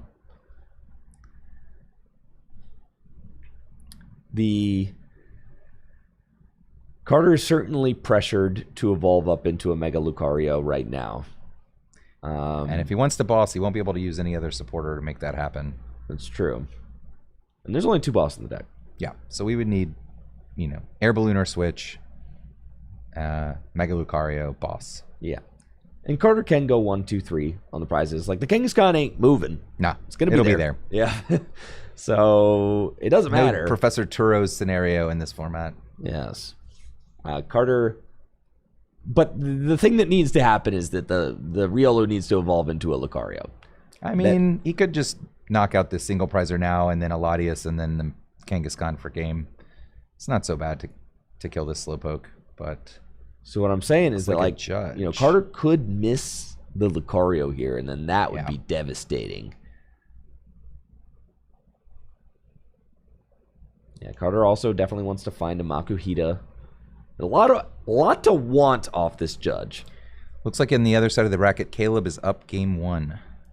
All right. In the Dragapult Mirror. So that was game 1 we were looking at. Yep. And we're on game 3 over here. Moving a little quicker over on this table. That's fine. I'll be able to use my spy cam to see game 2 over there before we get to game 3 of that side. And this is exactly how I said it would go. So, it's actually perfect for content because we're gonna get the 3rd long game of the Pulp Mirror. And we got the quick, lightning-fast series of this matchup. Best of both worlds. Draw 4. Let's see if there's a Mega Lucario EX in the 4. I think I already saw it. Yep. Yep. And a fighting to draw some And we more. get to draw 3 more cards.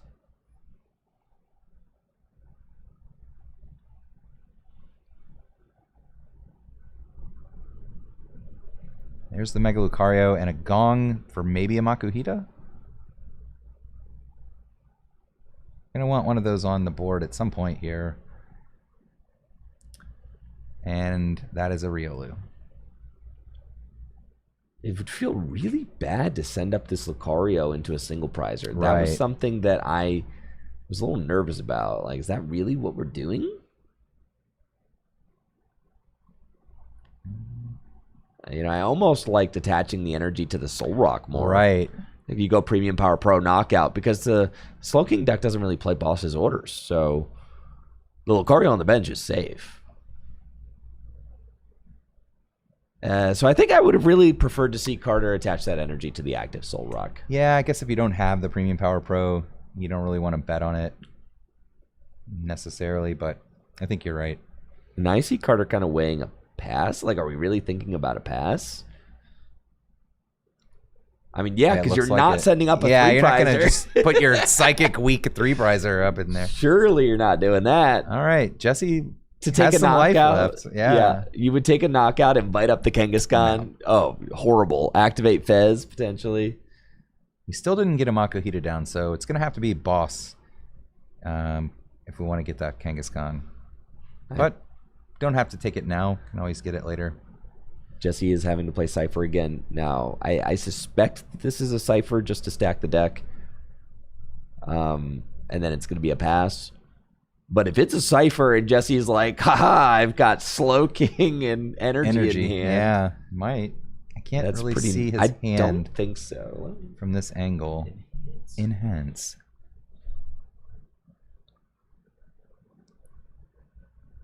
Hand cams would be nice, but I wouldn't be willing to give up the face cams for them. Do it like this. Okay. Sometimes. it's hard. Yeah, that's tough. We're chasing him. I'm chasing. Keep your hand still. I know. Keep your hand. Show me hand. I mean, like, in order to get the hand cams consistently, I would have to have an operator down there. Yeah. Yeah, you can't trust the players to just hold their searches in the same place. I would have to have an operator with a wireless connection. Yeah. Yeah. So You can do that right after you cut holes in the table for prize cams. yeah, it's on the Just right after that. it's on the to-do list.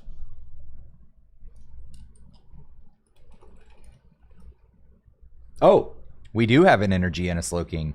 dang, Jesse. And an Academy at Night.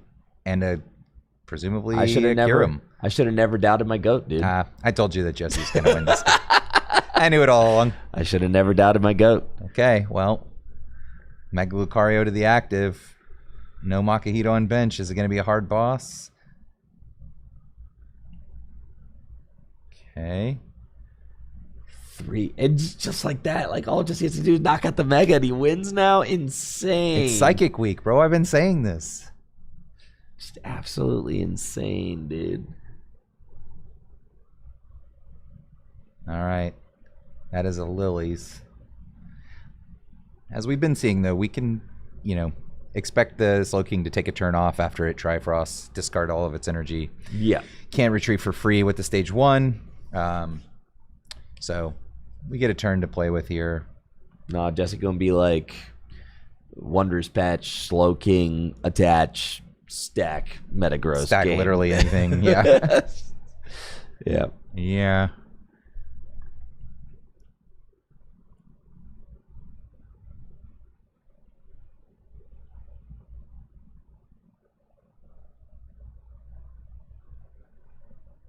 Eight fresh new cards. There's a boss's orders for next turn, maybe. Pokepad, some energy. Did Carter prize both of his Makuhita? I'm starting to wonder that because I think so. we're just not getting one out. Or maybe prize both of the... No, even if you prize the Hariyama, you would still bench Maki. It must have prized both Makuhita. Because he's got a Hariyama in hand right now. I think he must have prized both Makuhita, or else like you get Makuhita like turn 1. Yeah, for sure. Because then you're taking the Lucario knockout on Kangaskhan turn 2. And that's like, obviously that's what Carter wants to be doing. I think if he didn't prize Makuhita, I just have no idea what. No, there was a search for a basic Pokemon where he took a second Riolu. I think that would have been a Makuhita if one was available. Yeah, I agree.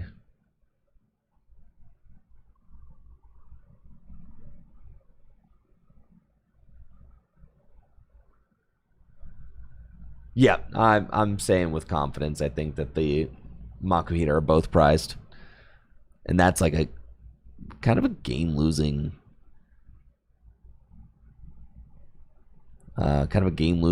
prospect there. We do have the double Premium Power Pro. Okay, like knockout with Soul Rock, that's not nothing. It's a piece of the puzzle. Okay, I mean, Jesse does have 3 prizes remaining. Knocking out a Soul Rock wouldn't do anything. Trifrost wouldn't win either. So what's your play here if you're Jesse? Trifrost. If you're building up, just trying to build up to inevitability, you could just put some damage in play. You could put some damage in play. Okay, if you're not actually attacking this turn. Yeah. If you're Jesse, what you want to do is get like, I think you want to get multiple energy on Slowpokes. Because you're asking like if Carter goes Soul Rock to take another single prize, that doesn't really help with the mat. Right. Eventually, he has to push that Mega up. Yes. And that's when you strike. So you're just trying to build up as much psychic energy on board as possible. Yeah.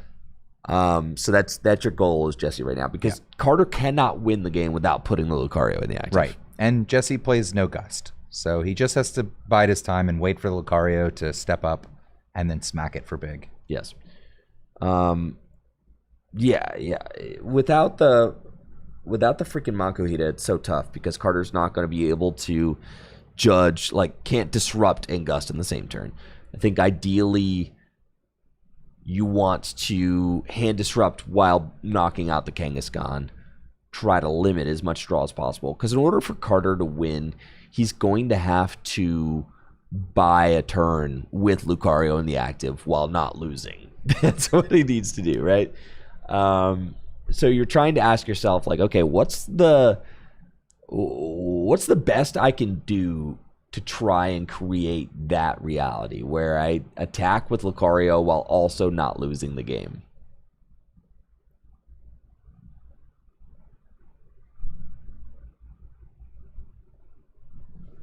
Carter has got the play now. Jesse got an energy to Slowpoke and pass. Academy Knight is in play. If you're Carter, even just knocking out the Kangaskhan here would be big. Carter does have boss in hand, but still, without being able to bench a Makuhita is so terrible. But you are also saying, like, all right, I know the Slowking deck does not play, like, hand disruption either, so it doesn't really matter. If I can just draw into Boss, then I don't even need my Makuhitas, and I just win with Boss. There are 2 boss available. There are. So that is a possible route. And draw 3 more cards.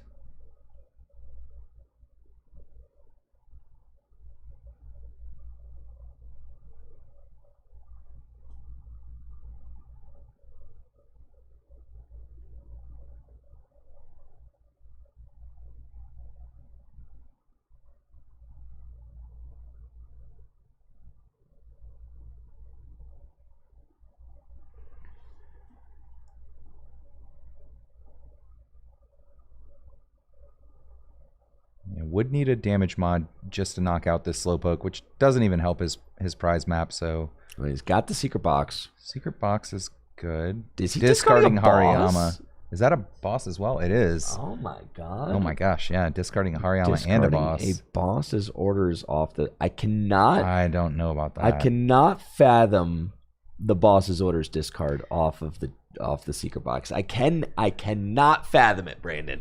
Well, I mean, you use the one boss that's left to knock something out and just draw a Makuhita off of your prizes, but you've just discarded a Hariyama as well. I mean, we're getting down to thin margins on resources here. The deck looking pretty small as well. Yeah. Oh, there we do have okay. A so now I can fathom it. Okay. He really slow rolled that Makuhita though. Yep. I wonder if he found it off the prize. I mean, must have, right? I have to imagine that he did. Yep.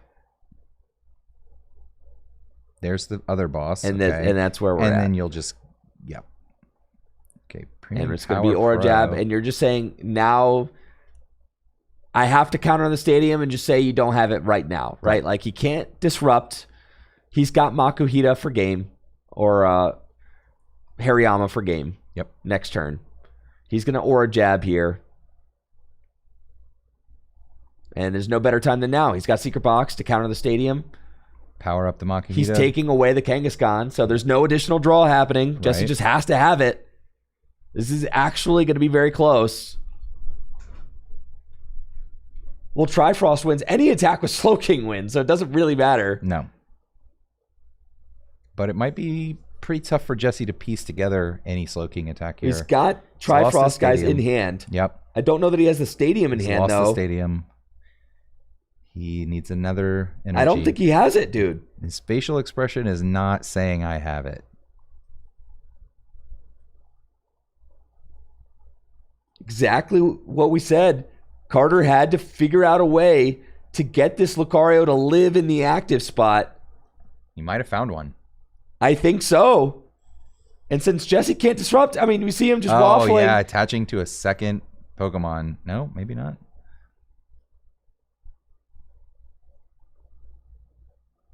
Oh, man. Jesse's like, if I had an energy on Lily's Clefairy, I win. Yeah. And would it have been better for Jesse to attach an energy to Lily's Clefairy last turn? I think so.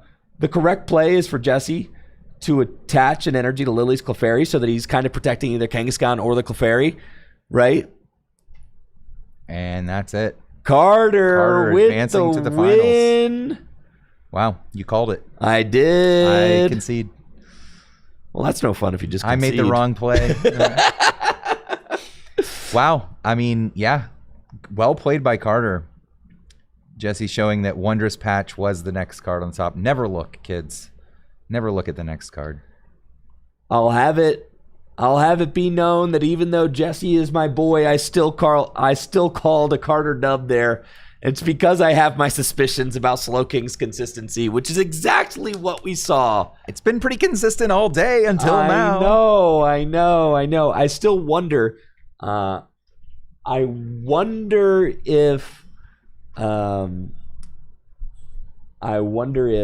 there was a route that Jesse could have made differently. I wonder if he had that Clefairy in hand. I wonder if he puts the energy on the Clefairy and kind of is like hedging, right? Saying like, okay, well, if you take the Clefairy, I have the Kangaskhan to draw more.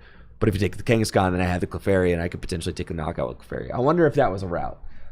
Because I think obviously he's putting the energy on Slowpoke, but then, you know, when the Slowpoke when the Kangaskhan just gets bodied, you're like, whoa, I don't have any draw.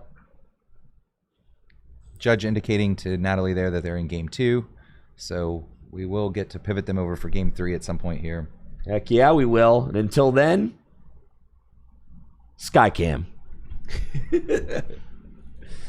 These two in the middle of game 2.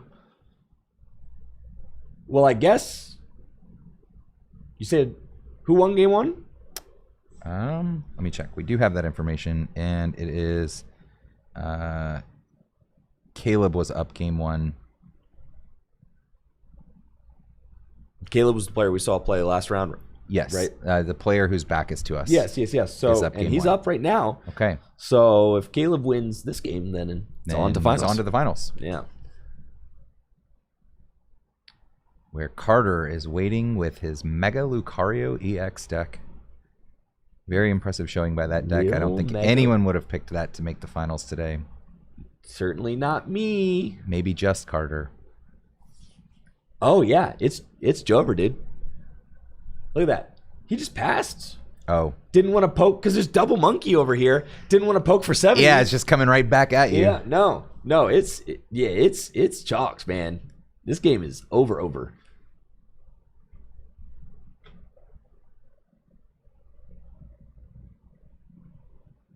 Yeah, we see Caleb is just routing this. He's got an extremely dominant board. Double Dracloak. Dragapult's in the active, fully loaded. Hammer on the opposing monkey. Double monkey in the mirror. Freaking dude. Yeah, making your opponent not want to deal damage seems like a good thing to do in the Pokemon trading card game. It's really good. I'm so ready for that monkey card. I was going to say, how does chat feel about monkey? I like Badoo way more than this monkey card. Yeah, what are people saying about monkey these days? Are people ready for monkey to be gone? Do people actually like playing with Monkey Dory in format? I think Monkey Dory was a cool card. If its legality could have been cut short by 1 year, I would have been okay with that. I also think it should have had a useless attack. It's kind of got the Radiant Greninja effect of like, it's this single prize Pokemon with a really good ability and a pretty good attack, and you know, it's just getting overused. Oh yeah. Attaching that energy for just the ability, and now getting to do like 4 of them per turn is also silly. I don't know. I just don't like that card. Yeah, shouldn't have been able to monkey multiple times. Yeah, I think that's a reasonable Or take. it can only move 1 damage counter or 2 damage counters. It certainly feels you can move like 12 per turn. It certainly feels like monkey is doing a lot more than it ought to be. Yes. I still remember when I first read Monkey Dory, and I was like, "Oh, you're gonna put a dark on this thing? Like, are you serious?" Yeah, we're doing that. Oh yeah, we are. The card is way too good for a basic Pokemon's ability. Yep. It's also, I mean, if you've ever played a set where both players have multiple monkey in play and you're just passing the damage counters back and forth, the upkeep of that on the tabletop game is just irritating. It is. Right? Yeah, it's like a lot of load on the game state maintenance to just be constantly shipping those things back and forth, telling your opponent where to put them. And well, especially like if you could monkey once per turn, yeah, that would be so much less. Yeah. But the monkeying multiple times a turn is like kind of insane. You've talked about before how some of the formats that people like to revisit, you do less per turn but take more turns. And then you've got this format where there's a million actions in a turn, and the monkey is just exacerbating that by quite a wide margin, I feel. Some people really do like the very combo heavy versions of the Pokemon TCG though, and it's like, and I respect it. That's valid, but yeah, I just don't want to sit through my opponent taking 100 game actions. And that's kind of like the drag, right? Is that that's what I didn't like about Gardevoir. Well, I actually think that there's like this point, that's kind of the critique of Expanded, but I think that there's this point in Expanded where things are actually all so broken, and here's boss for game, where things are actually just so broken that that the game actually slows down a lot. So, and there we go. GG's, and all Caleb right. will be joining Carter on the finals stage. We once again, he's a senior player, right? Yes. We once again have a senior player. Well, he was a senior during last year's World Championship. So it might be a senior player. Oh no, he was a senior player during Houston Regionals this season as well. So yes, is a senior player. Yep. Yeah, great run by Lucas, another senior player, to reach top 4. Yeah, the seniors, like, the kids are cracked. I'm saying the kids are cracked. The kids are cracked. They're really freaking good, man. They're very good. They're really good. They got a lot of free time. Okay, they practice a lot. They know what it means to practice. The Pokemon trading card game. They know all about practice, folks. They're practicing. They're grinding. Yeah, adults out there working jobs. Nah, no wasting time for time. You're wasting time. Yep. You should be practicing. Look at these kids. We got Carter versus Caleb coming up for your finals. The straight Dragapult up against the Mega Lucario EX in the finals here for $1,000 at the Pitch Black set release weekend here at Full Grip Games. Yeah, just really exciting prospect. If you're again, Caleb is 13 years old. Yeah, Caleb is 13. Wow. Well, again, dude, Caleb's guaranteed $700 today. Pretty good pickup. Would not have known what to do with $700 as a 13-year-old. At 13, no. No, and then like these kids are out there in the Pokemon regionals, like, if you're like Luke Giffen, for instance, 20 G's on his resume. Already, just the Limitless page looking as a junior. Pristine immediately. Yeah, as a junior. That's insane. But even so, like, I'm just thinking about the different, like, man, dude, when I was 13, like, I had no way to bring money in. He couldn't cut enough lawns. I could not cut to make enough $700. Grass. I could not cut enough grass. No. I did mow some lawns, Yeah, same. $20 a pop. Yeah, I did. And then and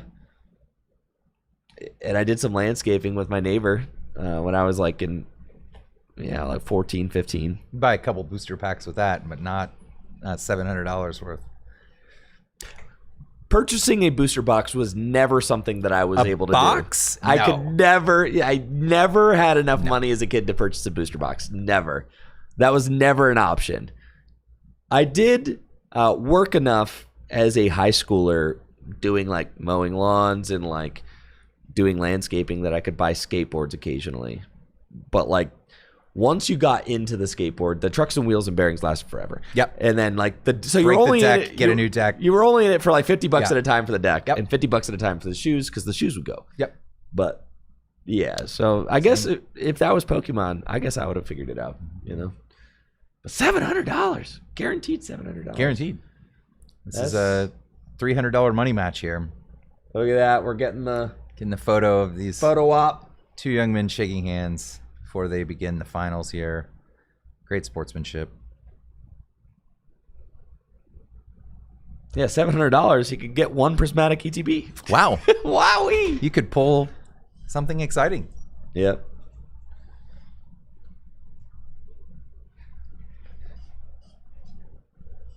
All right, so now what are we predicting, man?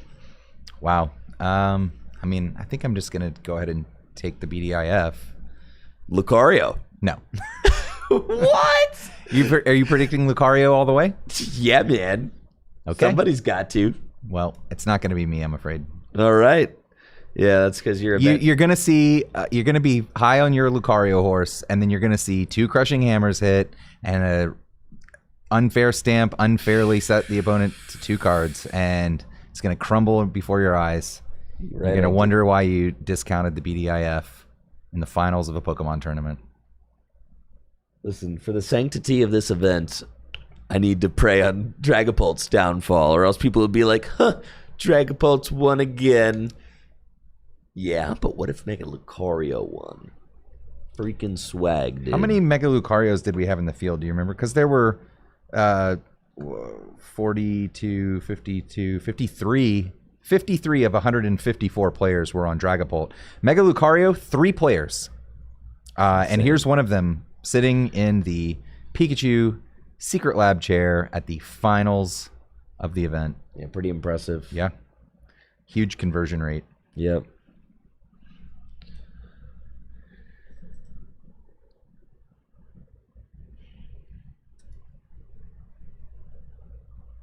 These players are taking a look at deck lists now. We already showed off the deck list from Carter before the top 4 round, but I don't know that I've gotten a chance to show off Caleb's list, so let's take a look at that here on stream.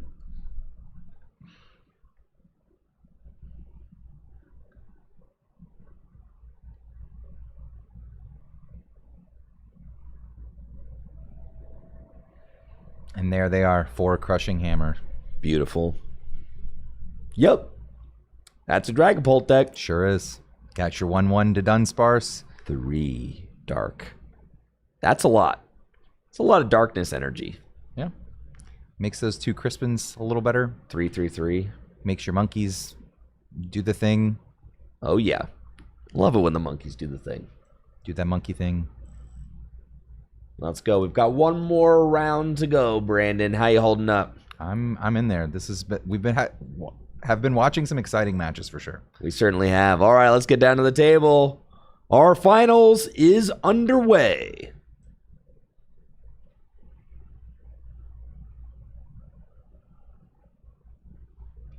Right away, Carter with a turn 1 Ultra Ball. First deck search.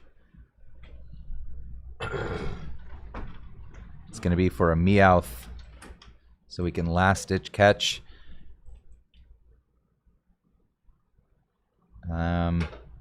Did Caleb just pass, or I guess we're just getting the Meowth maybe for next turn?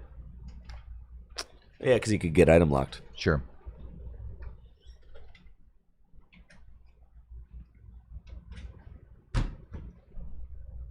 All right, and yeah, just going to keep that in the hand. Pass it back over to Caleb. Immediately, a Darkness Energy is on a Monkey Dory.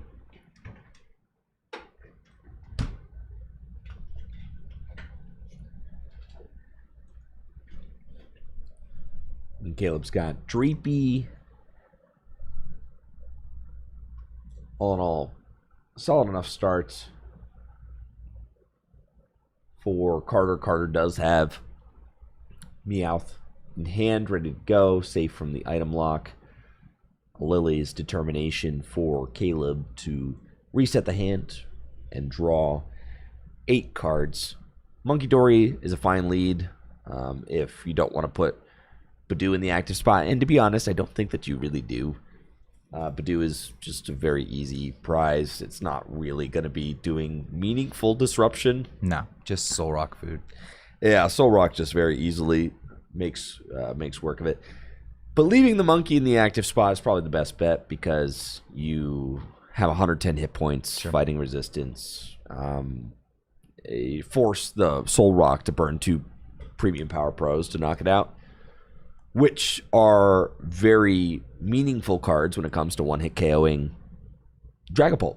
And we're already getting value out of the Adrenabrain just immediately. But now you could go. I guess you can't go Meowth for boss. No, you need to Meowth for a draw card. Because this hand is a stinker. There's one Premium Power Pro. Lilies for 8. And with Premium Power Pro, that is going to make it so that Lucario's Aura Jab could take the knockout on this. And that's something he's going to want to do. You're going to want to just pivot. That's why the Solrock's got the air balloon. You're going to want to move to the Mega Lucario. Take this knockout Premium Power Pro. Also getting tossed 1 Premium Power Pro. Take the knockout with Aura Jab. Much better than 2 to take the knockout with Solrock. Accelerate some energy. Yep. And you just want to get like 2 Lucario going. There's the Accompanying flute. What do we got? Show me the money. Go Fish. Nothing. That card is... I have to know if Carter's gotten any value out of that thing today. It looks a little troll, doesn't it? Well, I mean, he did stick Jesse with 2 Latias, but that didn't end up mattering, I don't think.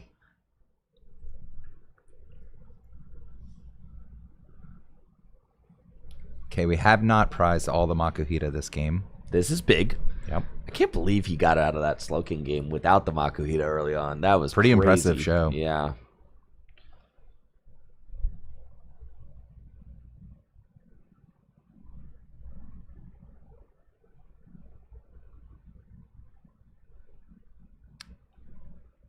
Yeah, Carter coming off of top 64 at Indianapolis Regionals with Cressel and top 32 at NAIC with Cressel. Very impressive resume behind that as well. Like, obviously a strong player. Finding that route against the Slowking deck, was quite the performance, of course. Yo, what's up, everybody from Azul's channel over on Twitch? Welcome to the Pitch Black 3K. We are in the middle of our finals where we have Caleb Florian, a senior player who is a World Championship qualifier in the seniors age division, playing straight Dragapults against Carter Malnack. We just saw Carter take down Jesse Parker in top 4, and now this is a Mega Lucario versus Dragapult finals. Winner of today's events will get $1,000, and the finals has just gotten underway.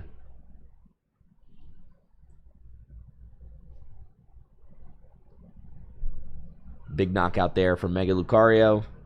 Premium Power Pro assisted, taking out the Monkey Dory. And Caleb certainly got his work cut out for him. Looking at a pretty scary board. With a pretty anemic board of his own. Yes. Okay, Pokepad or Pokepad? We'll take the Pokepad.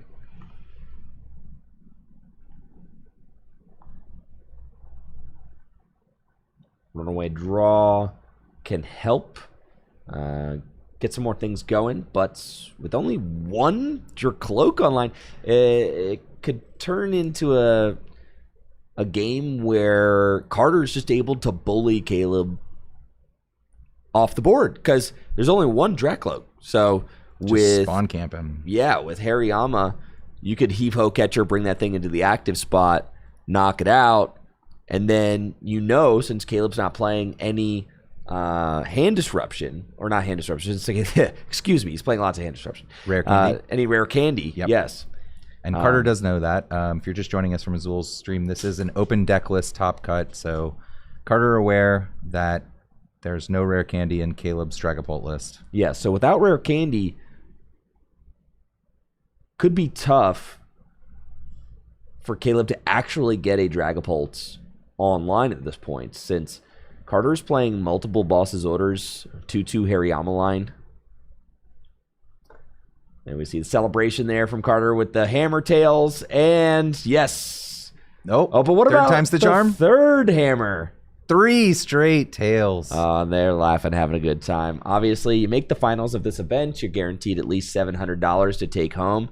154 players in the room this morning. And it all comes down to these two getting to compete for the grand prize of $1,000 and the title of Pitch Black Full Grip Games 3K champion. They're having a good time. It's been a long day of Pokemon TCG action. These players have been playing for almost 12 hours at this point. That is a long day's work.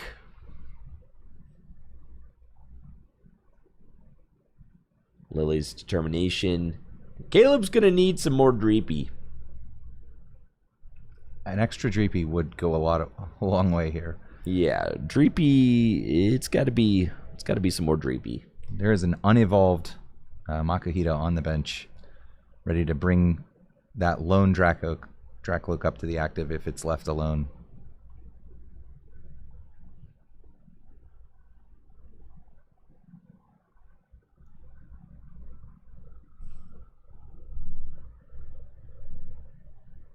Can Caleb find a Buddy Poffin? Or a Dreepy? Maybe a hammer fourth number hammer. 4? Oh. It's a wild toss. 4 consecutive crushing hammer tails on a single turn. Achievement unlocked. There you go. Yeah, dude. I mean, that is quite the achievement. You don't always see 4 hammer tails in the same turn. All right, there's a Buddy Poffin. I'll have to flip the script we've got there.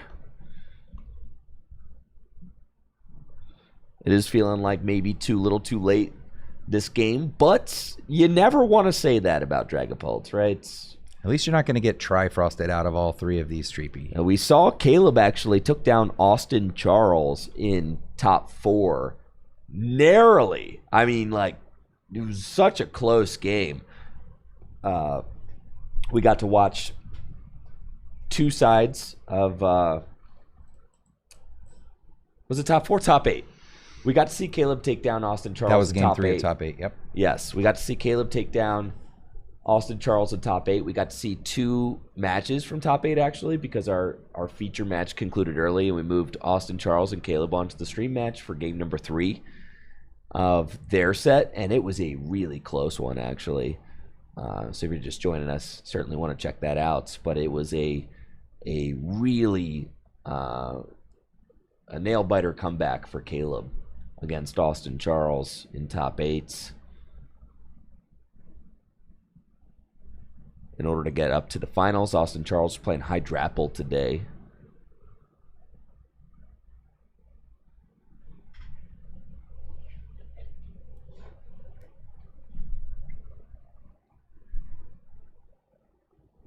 Double Dreepy there does feel good. But Judge. Ooh, and Hariyama to bring up the Pheasantipity, yeah. Oof. Thing is looking like a whole snack right now for Mega Lucario. Easy money for this Aura Jab. Can accelerate more energy onto Hariyama potentially. Just make sure that there's another guy on the bench who could do a lot of damage. Leave Carter with just 3 prizes to go. And funny at this point, that's like you don't even care about that Dracloak. Sure, let the thing evolve into a Dragapult. I'll knock that out too. Like at a certain point, you just don't even care. I think we might be at that point. Yes.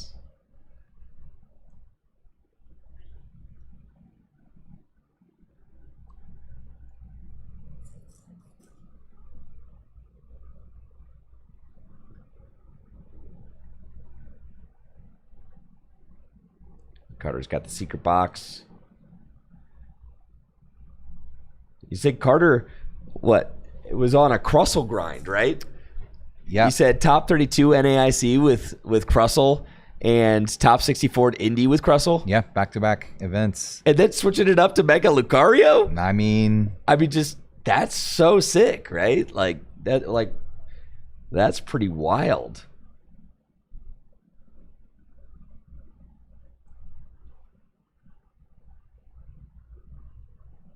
Yeah, I wouldn't have been able to predict the Crustle to Lucario pipeline. But I guess, Rahul also likes Crustle and Lucario, so, maybe there's some similarities there that I'm not aware of. Seems like those guys that say they only listen to rap and country. There's a lot of those guys for some reason. Like, what do those things have to do with one another? Nothing.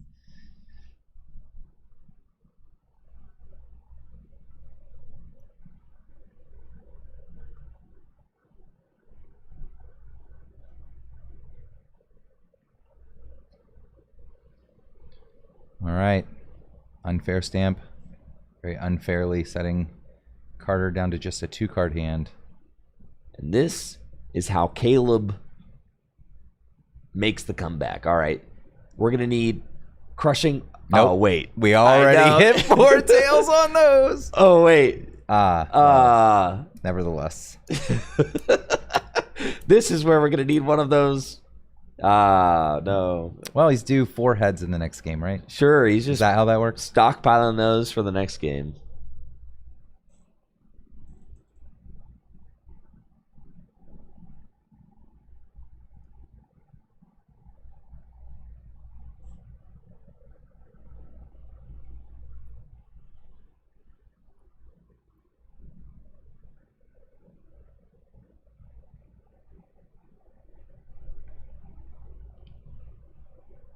And Carter certainly beat a lot of really good players to get here. Undefeated on the day, 8-0-2. Beat Jesse Parker with Slow King, a matchup that many of you, dear viewers, said was unfavorable. And dear co-caster. I might have said that as well. Yes. Caleb just chaining Dracloaks now. Reconning one of them into the next. Like to find a Dragapult. There's a Night Stretcher. I think there's a Dragapult in the discard pile. Nope, there's one in the hand as well.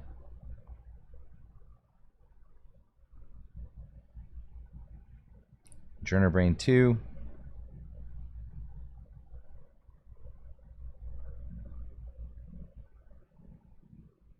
And Phantom Dive, 200 to the active. And 6 damage counters getting placed on the bench. And you can see Caleb just trying to take the path of least resistance through both Mega Lucario. That is 6 prizes there. If I can just knock both these suckers out, then I win. Just got to knock out 2 Pikarom. Yep. 2 Pikarom with 100 more hit points each than Pikarom had. Switch into the Soul Rock with Air Balloon attached, so it's got free retreat. There's 1 Premium Power Pro and a Lilies. Carter obviously playing the 4 Premium Power Pro in the list, also playing Gravity Mountain. We'll need 2 buffs. Gravity Mountain counting as 1. I guess so it's technically a debuff. We'll need see one of them in the discard pile there. Yes. We'll need either a second Premium Power Pro or the second Gravity Mountain in order to win this game. Not win, but okay, get 1 step closer. I mean, 1 prize. I mean, come on, we're basically feels like a win. There's a buff. And there it is. Okay. You have to imagine that kind of seals this, as Caleb will be forced to, in order to attack meaningfully with Dragapult, would have to pull out another Crispin play. I mean, I guess you always can send Monkey active, but no, you can't actually, because then that's just retreat knockout. So it does feel like GG's with the double Premium Power Pro knockouts. I think you just go in with the more heavily damaged one, right? Sure. Yeah, you don't want to. Seems right. Counters and monkey pings and yeah. But yeah, having 2 of them powered up, I mean, there's a lot of damage in play, and taking those both out would be a route to 6 prizes, but just getting to attack with whichever one doesn't go down is going to all but seal this. Yeah, Caleb, I mean, I guess Rosa is also an option, but more or less Yep, you go in with the more heavily damaged one because obviously the way the shenanigans happen is if you send up the less damaged one. Now, notably, we saw a lot of Dark Bells being played in Dragapult lists today. Caleb Not in this playing one. it. No, Yeah. that's true. Caleb is not playing the Dark Bell. Caleb is playing a 3-3-3 energy split, though. So he's playing 3 Darkness Energy, 3 Fire, 3 Psychic. But we did see like almost everybody else's Dragapult list had a Dark Bell in it. Caleb does play 1 Rose's Encouragement, which is active now. His opponent only has 1 prize card remaining. He can attach 2 basic energy from the discard pile to a stage 2 Pokemon. So able to get another Dragapult online, but still needs to take 6 prizes.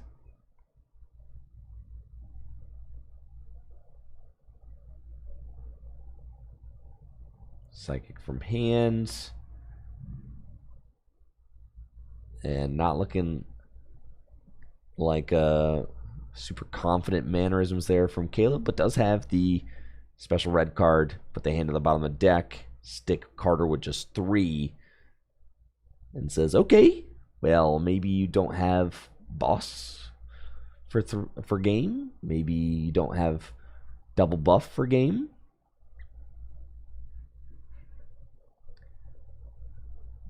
It's not going to be any sort of energy acceleration this turn, so just a poke from Dragapult incoming. The Jet Headbutt for 70. This active Lucario has got 220 damage on it. Plus 70, I'll take it to 290. That's still 50 short of a knockout. It is, but next turn, if Caleb lives this turn, then it's a boss, monkey, 6 prize. That's true. So, like, you can't count Dragapult out. It's there. Does need to live the turn. Also, Carter does play a Wally. So, that could undo all of this. That would be devastating to Caleb's game plan here. Yes. A Wally does just stop all that.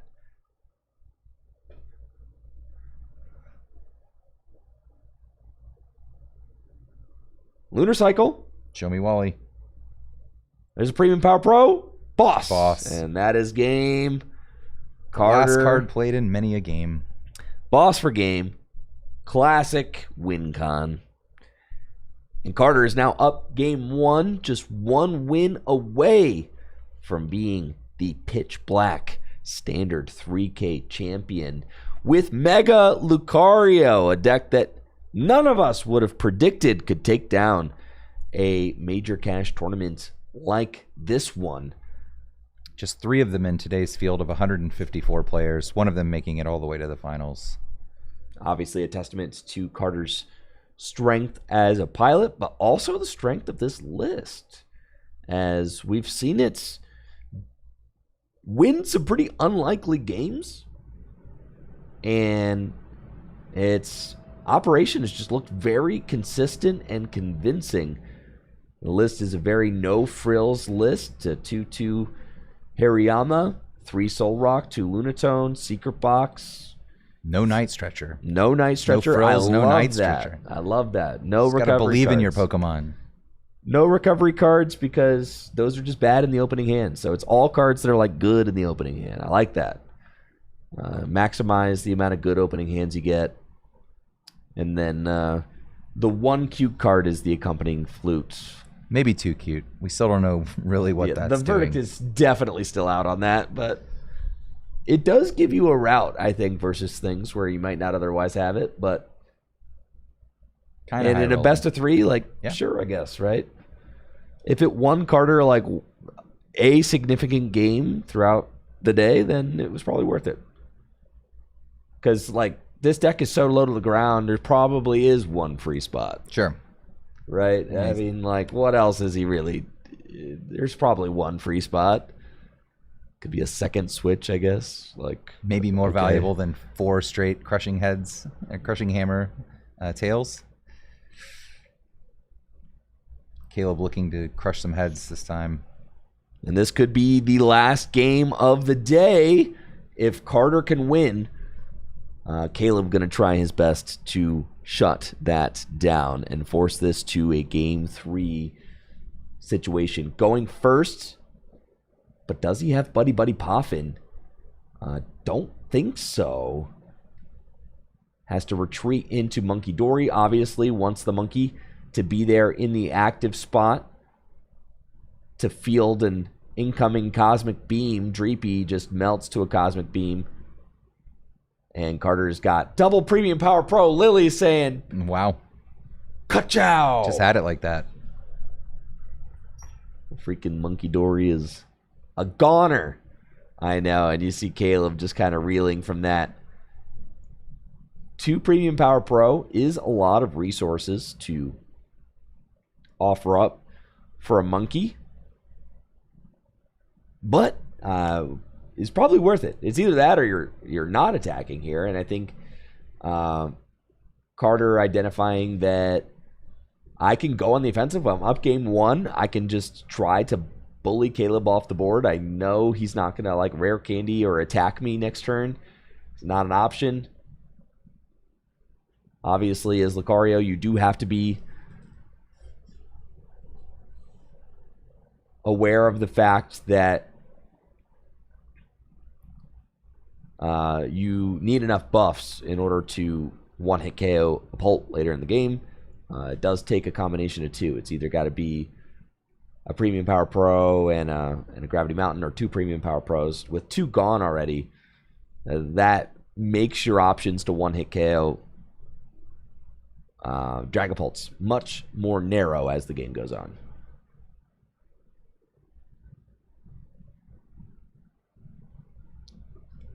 And there's a Gravity Mountain. There's one right away. Okay, so that's 3 buffs. Gone. Unavailable.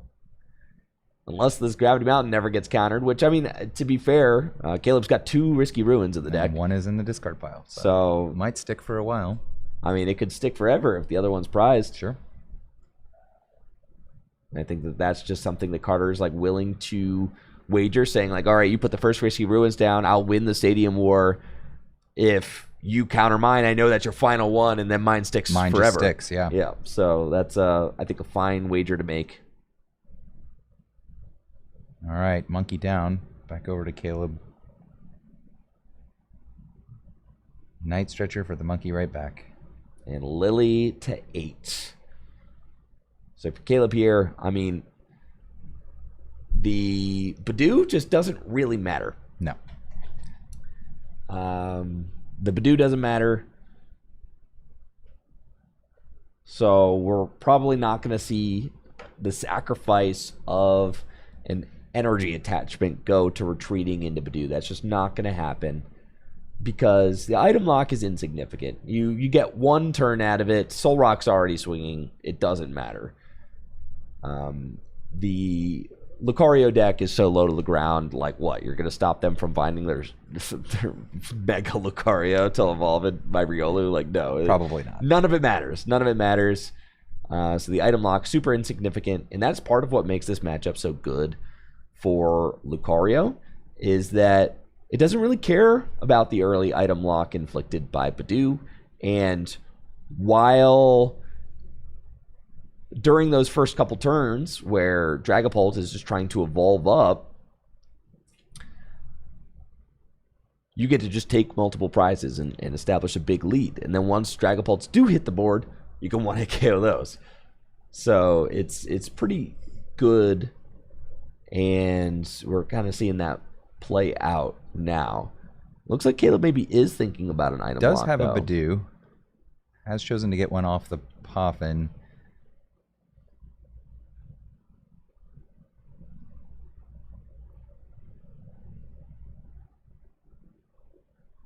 Recon, Crushing Hammer. All right, he's due some heads, and there is one. It's going to be the 4 heads game. 4 heads would be kind of schnasty. All right, he is going to pay another energy. That's 2 darkness down to retreat into the Badoo. Bench the Pheasantipity in anticipation of this Badoo going down, and Unfair Stamp. Ooh. So, no Fighting Gong. to get the energy for Soul Rock to knock out the Badoo in response. It's true. We'll have to just draw it. The Badoo with Unfair Stamp and Hammer makes a lot of It's sense. a lot stronger than just Badoo. The Badoo with energy on the active, no hand Not as disruption, good. that just doesn't really matter. But this, like, could hypothetically matter, I guess.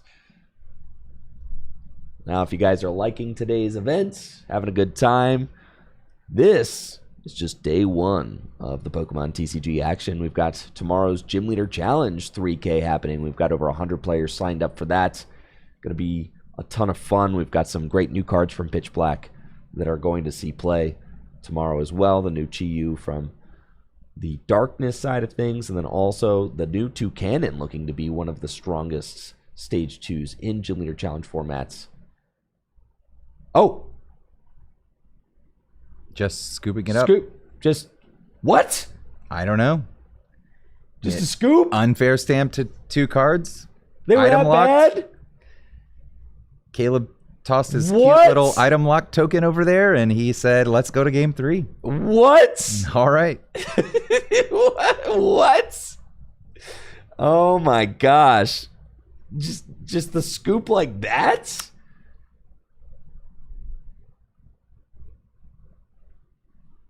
No It didn't energy. seem that bad, but I mean, I'm sure that those 3 cards weren't very good. I saw a fighting gong off the top. Yeah, I can't play that. What? Yeah, All right. a little bit of a head scratcher there, but on to I game get 3. It. I get it. Yeah, Say, screw this. I'm going first. don't let him wallow in it. Yep. Screw this. I'm going first. That unfair stamp sucked. You know, keep the momentum going.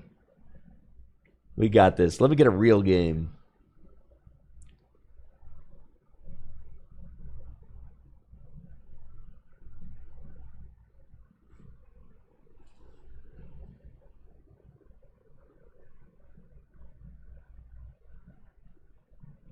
Yeah, let me get a real game 3. That one wasn't it. Yeah, no sense in losing slowly and just allowing your opponent to kind of, relish that. Just break their momentum. Go next. Yeah, I kind of get it. Yep. I get it. It feels inevitable at a certain point. I like this from Carter. I think it's cool. You're min-maxing your time. Yeah, plenty of time. Almost a whole 50 minutes. Been at to it do for one been game. at it for 12 hours, Yeah. There's a certain amount of like mental that's going into this too. You're just like, I'm confident that my deck is going to pummel this going first. Right. Right. I know my deck is very consistent. And I would like to go eat dinner. And I would like to go eat dinner. I understand that human side of this very much. Yes. You got to keep in mind, this is not, this is an event, a one-day event, right? So, like, these players have been at it since 10 a.m. this morning.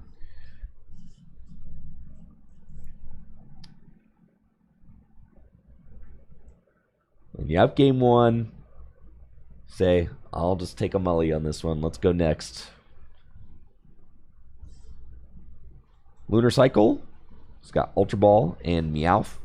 You would like to get a Riolu down, of course. Can Fighting Gong for it if we need to. But you kind of like the energy off the gong. Sure. But I guess if you put the energy down, it might get removed via hammer, so that's kind of weird too. But you definitely need to get a Riolu down.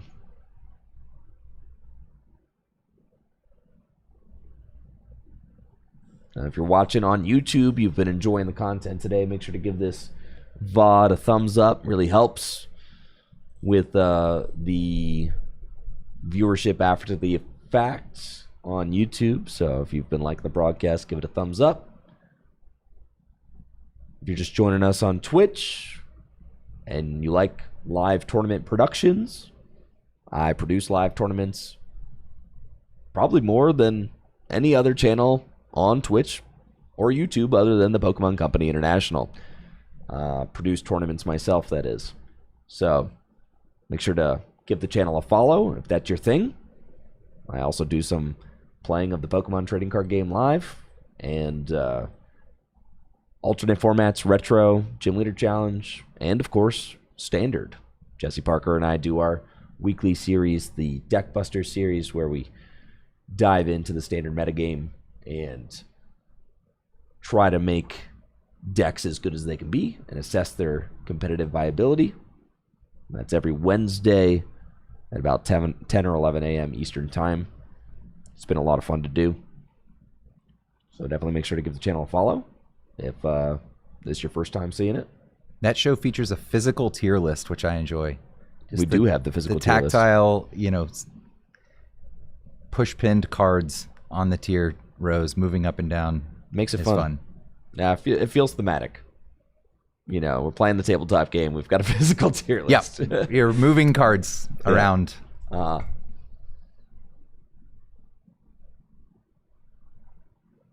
Carter's a little scared to commit an energy to the board before being able to attack. Oh, gonna do it anyway, but will it get hammered off? Maybe. All right, what does Caleb got for us? Drapey double pad. Gonna get some fellas. Fill up the bench. Double pad going for probably double Drapey.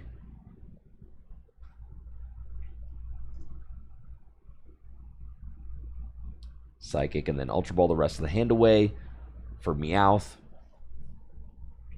And we'll see a Lily to 8. Strong start from Caleb. Opening the monkey is ideal. That is very good. I mean, the monkey is the meat shield that you want in the active spot. Tank that solar beam. Exactly. Start this game off.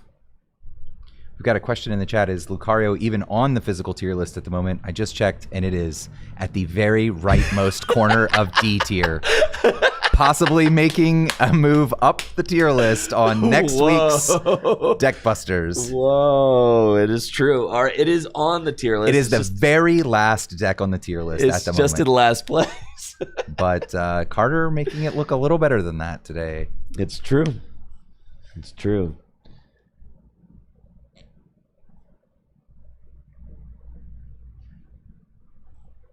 I mean, to be fair, this is the best I've seen Lucario perform in a competitive setting. Maybe so. In like everything I've seen. I'm limitless checking Lucario EX right now. Hasn't top 8'd anything. I don't remember that happening, no. And it doesn't really gain anything with Pitch Black, so why is it doing so well today? We don't know. Maybe just a Carter skill diff.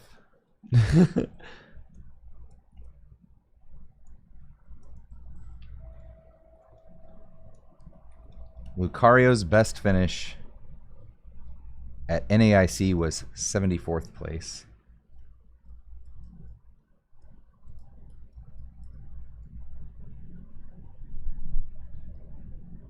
And before that, oh yeah, Lucario won Indy Seniors. okay. Yep. That's something. There it is. A lot of 3-digit placements outside of that one.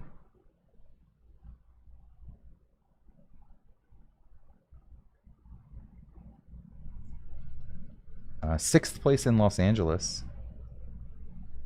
But yeah, hasn't had many strong showings to now, but here in the finals, bullying a Dragapult deck.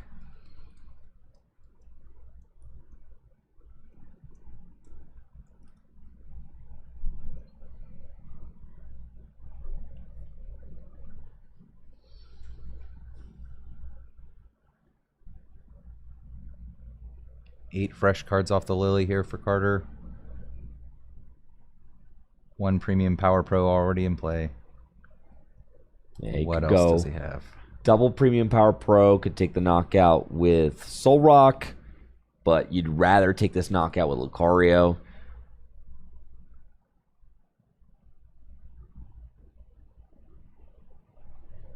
Okay, does have another Riolu, which he could Aura jab some energy onto you.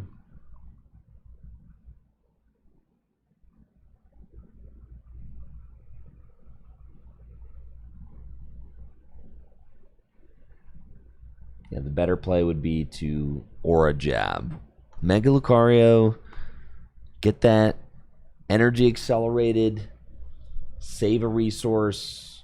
It might not be available. I mean, there's only 3 switch cards in the deck. Air Balloon and Switch. 2 Air Balloon and a Switch. You have to find one of those. I guess you could retreat. Okay, you could retreat. But here's the Air Balloon. All right, an Aura jab it is. And that is a solid turn 2 from Carter. That's what you want. Meowth over there too. Looking nice. Get those energy accelerated to a benched Riolu. Yeah, 2 to the Riolu, sure. Yep, just get this thing set up. Makuhita on the bench. Feels good. Crispin. This could be maybe a confusion play with the monkey. Okay. Soften it up. 120 damage. 120 damage. It's not nothing. Very real. Okay, we do have 1 energy on the monkey. And 2. Oh, yeah. It's monkey time. Caleb just, knowing exactly what he's doing, going for these lines. And if you're Carter, you're like, please don't stamp me, right? Yeah. Please don't hammer my energy and stamp me. And then stamp me. I know I took a knockout last turn. I'm sorry about that. Yeah, I really am. Don't do this. It would be unfair.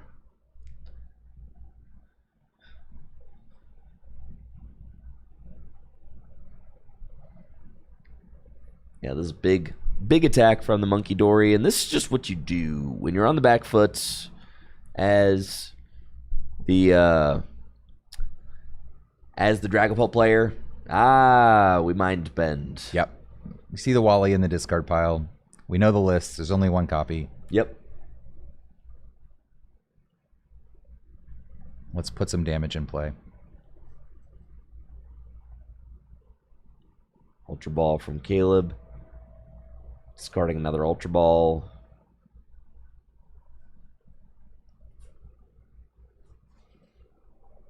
And a Fire Energy. Probably just going to force out another Dracloak. Oh, yeah. There it is. More recon.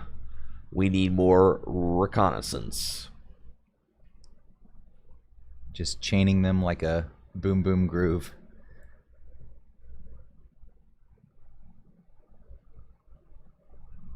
And hitting this Mega Lucario for weakness with the Monkey Dory, that's big. 120 damage sets up the Mega Lucario so that it can be finished off by a Dragapult plus Adrenabrain. Mm-hmm. So that is good. It's those kinds of plays that are going to help Caleb to map out his 6 prizes. The 2-hit KO on Lucario is very good. Just getting yourself a little closer to that. And there's the stamp showing like, oh yeah, I'm just that guy. I'm that guy. There we are. The last draw available. He's doing Dragapult things.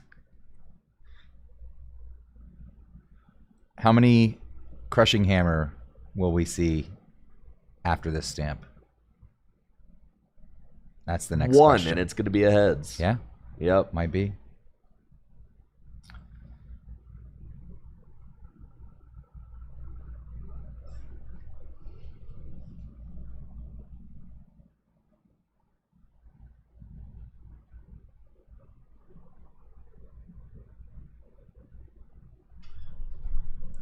And we got somebody with the name Lucario Lover in the Twitch chat. They must be having a field day right now.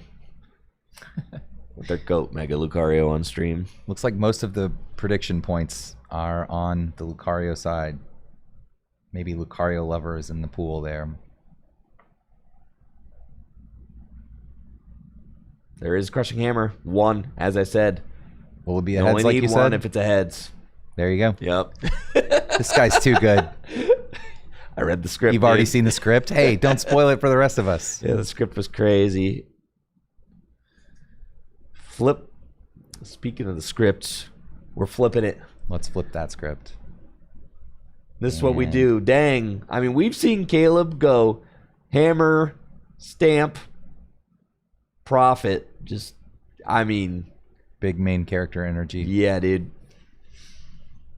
And then you're stuck with this 2 retreat Lucario in the active. You can't aura jab for not a knockout. That's horrible. Through the confusion flip?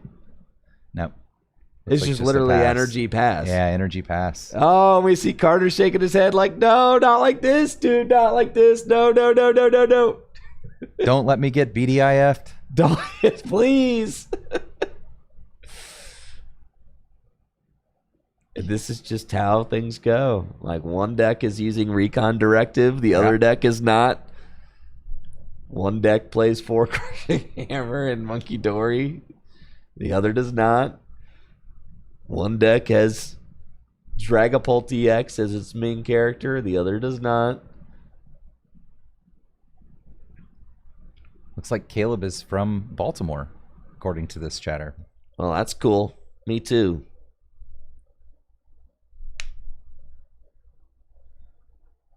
Awesome to see Caleb make the trip up here to beautiful Akron, Ohio to play in our 3K.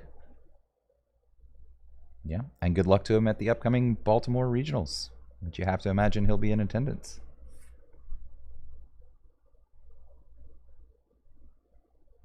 All right, there's a fully built Dragapult moving into the active, making its way up. Oh, yeah. This damaged, senseless Lucario.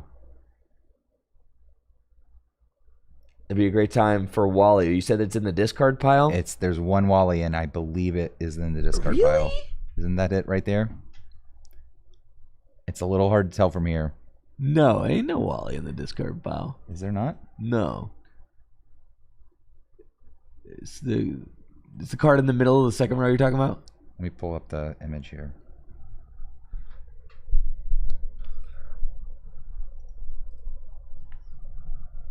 Oh, well, now it's covered up. No. Middle of the second row? No, that card starts with the C.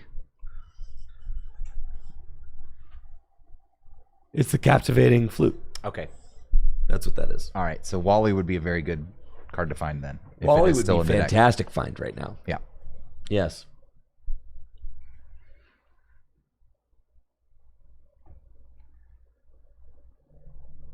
Carter knows he's in the tank.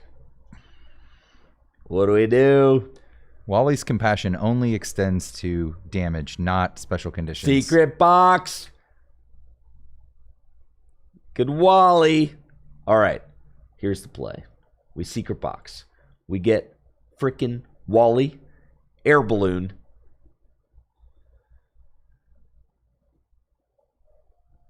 No Wally. I was trying to tell you that.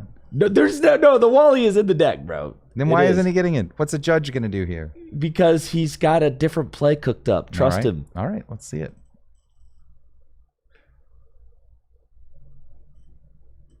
And judge. Oh, man. That's fine. That's fine. Listen, you can give up 3 prizes. That's why it's not using Wally. Who cares about giving up 3 prizes? Here's the gravity. Here's this. We're going Lily. And we're saying, find the backup Lucario. Take the 1-tap. Whiff the backup Lucario. Flipping for it. With the active. And if I flip tails, I give my opponent $300.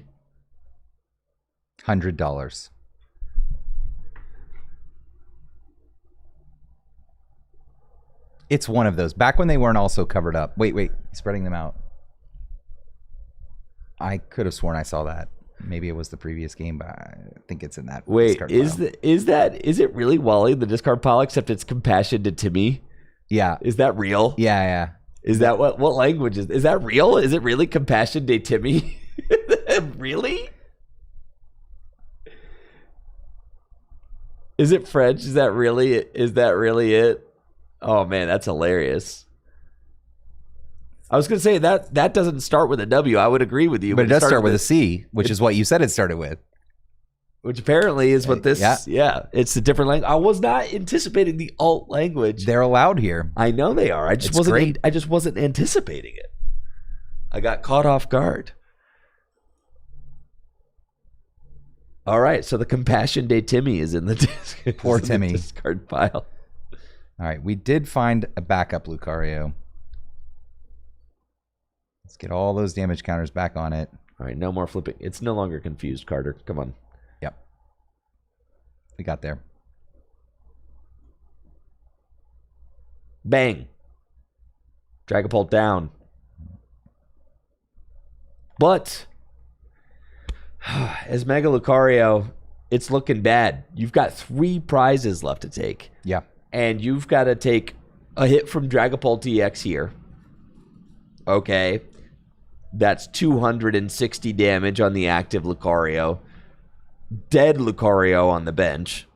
Essentially dead. There's a Risky Ruins. I think that one's going to stick.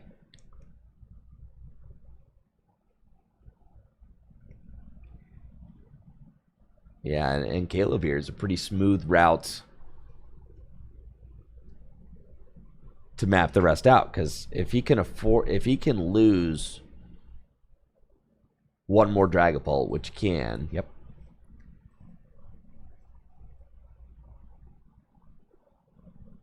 It's all because of that lost tempo turn on the unfair stamp. The unfair stamp's just been hitting. It's unfair. Yeah, it is quite unfair. That's why they call it that. Yep.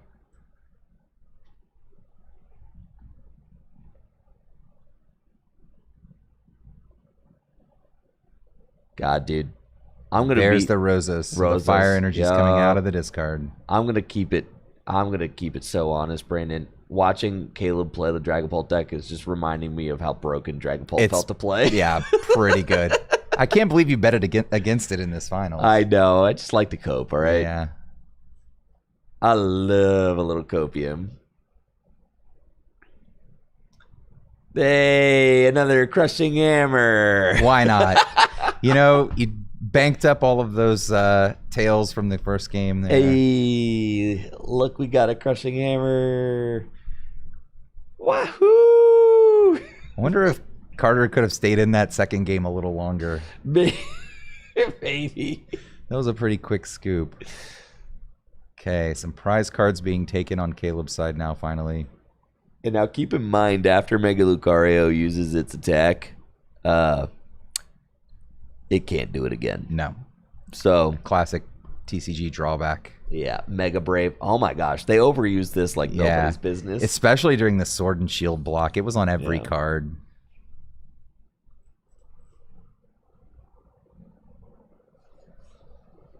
All right, so we're going to need to Aura Jab into Hariyama to one-hit KO a Meowth. But then we still lose.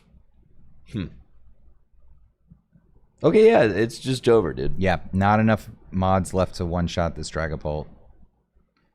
You're going to have to take the knockout on a single prizer with Soul Rock. Okay. And then try to win the following turn with Lucario. All right. Well, there's the switch into Soul Rock. There's a Dunsparce on the deck, on the bench, rather. Yeah. There's the Judge. Okay, we need a Hariyama. And you need the Hariyama here. And then you got to figure out what... I mean, like, there's a route. Yeah. It's just not good. Now it's game 3 of the finals. Play it out and see. Oh, yeah. I mean, you got to go for it here.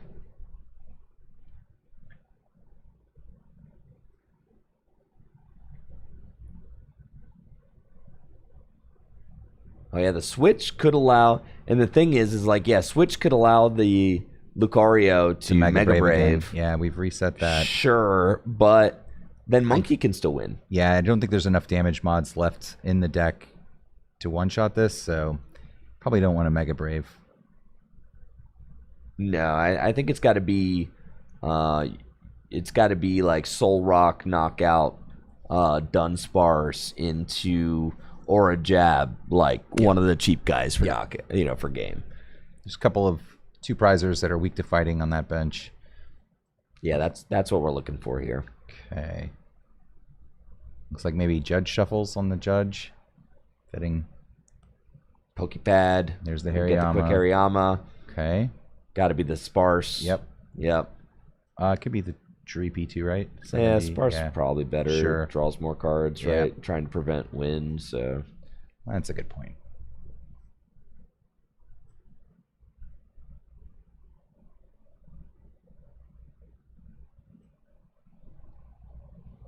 all right, it's gonna be Droopy, sure. I mean, a prize is a prize, probably. It doesn't really matter.